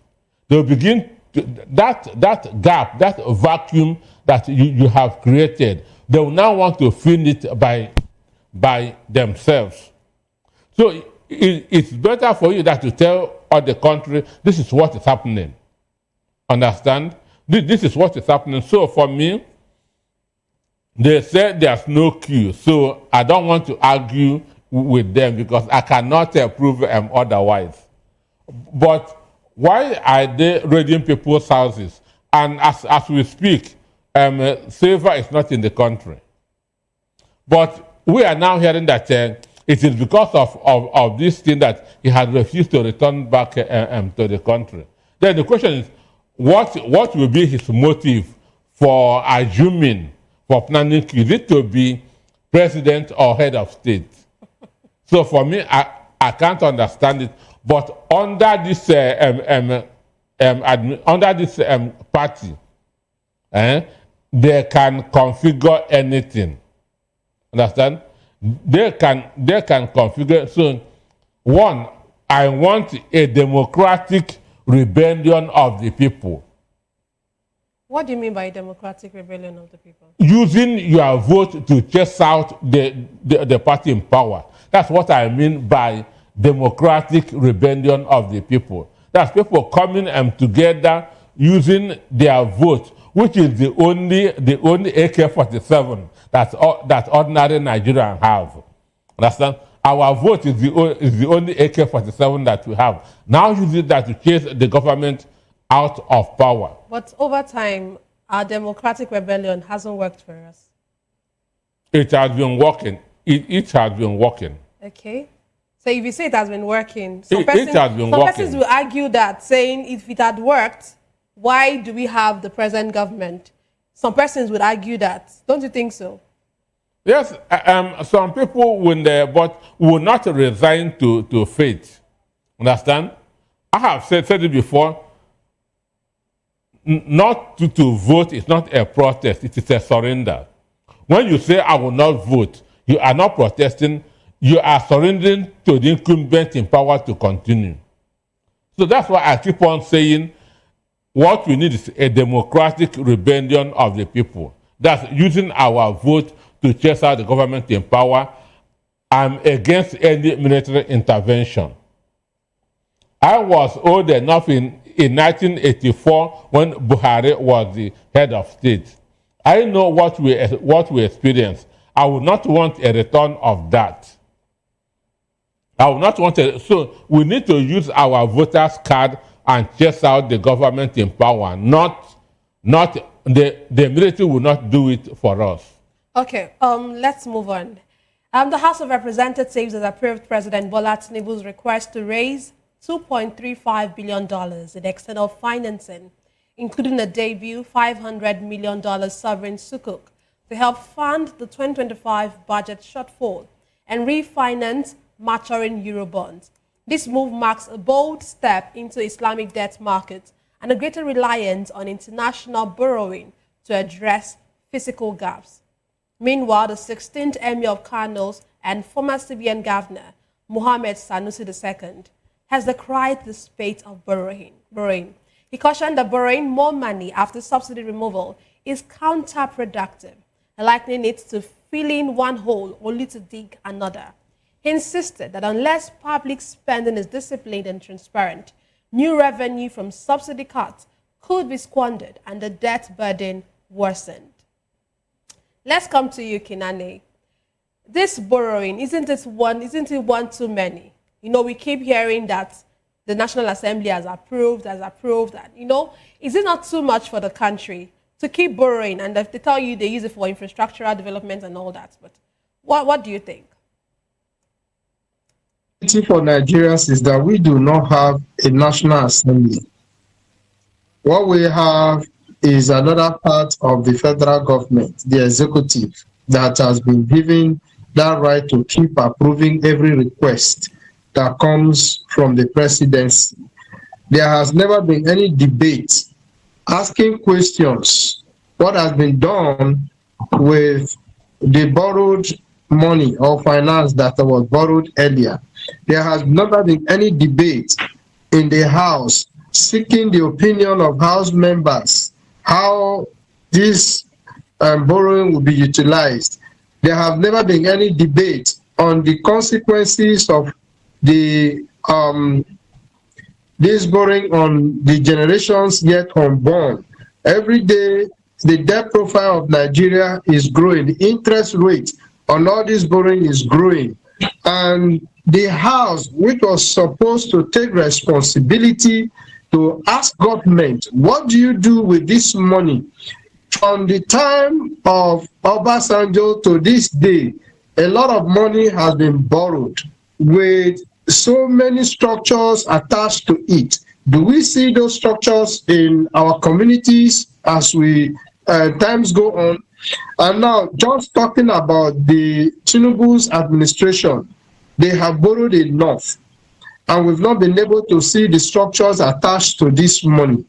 So it's becoming a fearful thing for us that by the end of his tenure, I don't know whether all the oil that we are going to produce here will be exchanged for to pay loans that we've taken from the international community.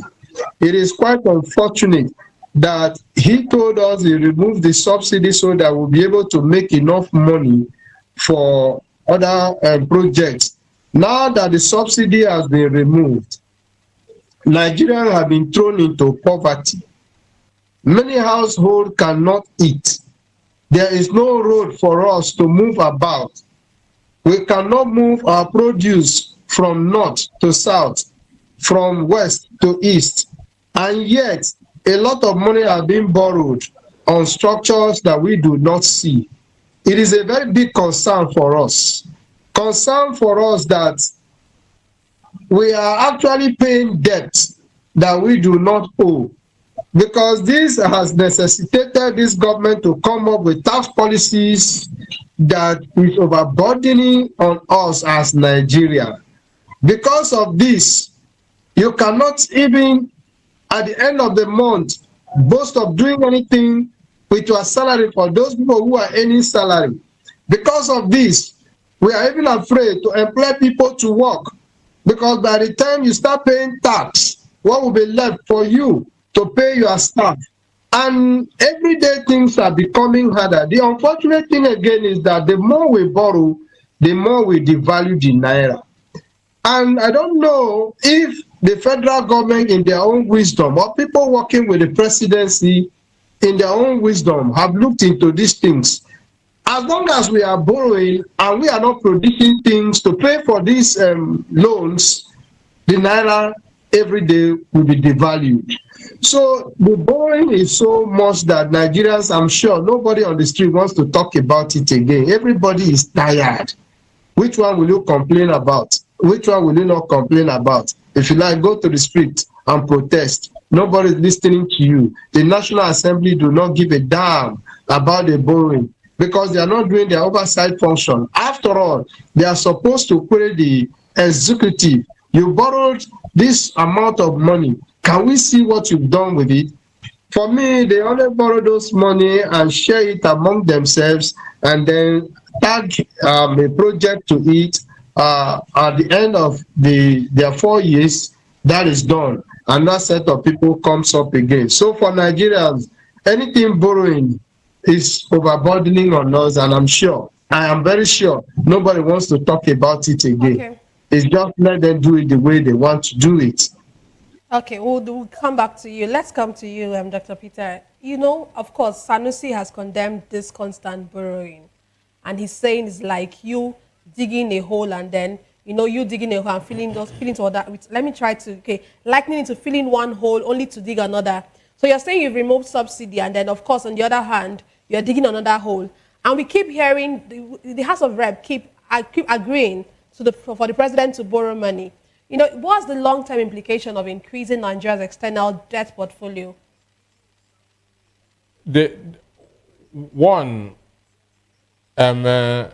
Your sovereignty is being removed from you. Your claim of being an independent nation is being removed from you. You are being governed by IMF and the World Bank. Understand? Your unborn children are being born into debt. Understand? And the concern is in August, when the son of Obomosho visited Tinubu at the Aso Rock, Tinubu said that Nigeria has met their August target. That was what Boname Tinubu said when the traditional ruler of Obomosho visited him in Aso Rock in August, that they have met their August target, August quota, that Donald Trump can do his worst. That was his exact word. But a week later, he asked for a loan of about 2 billion. Understand? So you can see inconsistency in all these things. One, what Sanusi said is true, because when you are borrowing and you're not investing, you are digging more holes for yourself. And I have said, and I'll keep on saying, there's nothing wrong with borrowing. What matters is what are you doing with that money that you are borrowing? The problem that you have in Nigeria, that instead of borrowing to invest in infrastructure, we are borrowing to share. We are borrowing to consume. We are borrowing to share. We are borrowing to consume. About early this year, NERG came up with, even with the Manufacturers Association of Nigeria, that 7 million companies died in Nigeria. And this is one of the reasons why they are dying. Because as you are borrowing, your naira is becoming weaker. Your naira is becoming weaker. The only thing that strengthens your currency is when you are producing and exporting. Understand? Forget the manipulation that the central bank is doing. Our from the last report, Nigeria's currency is about the 19th weakest in Africa. And we still call ourselves the giant of Africa. So the issue is this: until they begin to put their acts right, this thing will continue. Because the only way this government is raising money now is through taxation. Okay. And somebody said very soon, families of bereaved families will start paying tax for their dead members. Okay. Can you quickly please just put in your final conclusion, your concluding thoughts before I move to Kinani, and then we'll round up? Well, for me, they should, if they don't know, they should ask how to run a country. Right now, Nigeria is not being run properly. Okay. Yeah. Thank you. Kinani, can we have your concluding thought before we round off tonight? Yeah, my concluding thought is that government have around them people who are psychopaths, people who cannot tell government the truth. If government have around them people who can say it right the way it is, government will be able to sit up. For the presidency, the governors, and any other man in power to have psychopaths around them who keep praising them in every activities, that will make them continue in their ignorance. But if people talk to power with truth, then power will sit up and know that, yes, I have people around me who are advising me well. But praise singers can never advise you well. Rather, they will be telling you you are right even when you are wrong. And when you are told you are right, when you are wrong, you continue to do the wrong thing. Thank you. Thank you very much for joining us all the way from Port Harcourt. And thank you, Dr. Nosike, for being here as always. Yeah, thanks for having me. You're welcome. That's all for today's. Yeah, you're welcome. You're welcome. That's all for today's episode of The Issues. We explored the challenges facing Nigeria's politics and electoral governance. Thank you for joining us. Don't forget to tune in next time for more in-depth analysis and discussion. Follow us on social media to stay up to date on the latest news and insights. Until next time, stay informed. I am Nenna Ndomdioto. This has been The Issues and Voice of the People Television, where the future faces forward.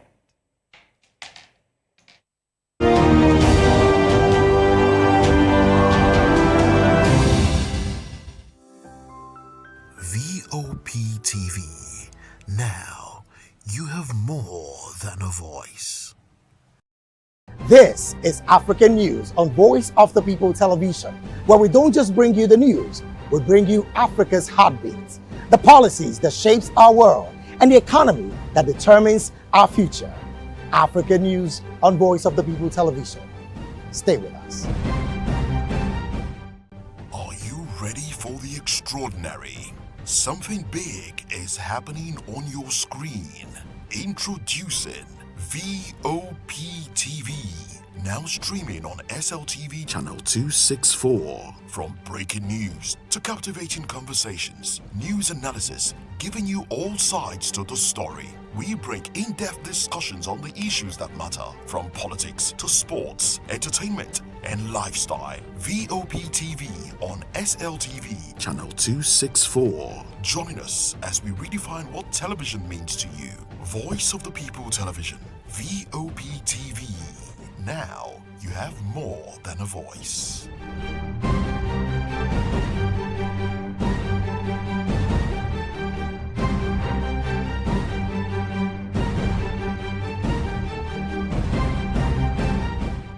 Join us on People's Voice, where we amplify the voice of those that matters the most. Join the conversation. Share your thoughts with me. I am Xavier Udo. Weekdays, Monday through Friday, from 4 p.m. to 5. Don't forget, our voice matters the most. Let us come together and share our concerns. Thank you. 3 years ago, we lit the spark. Today, we are blazing the trail for others to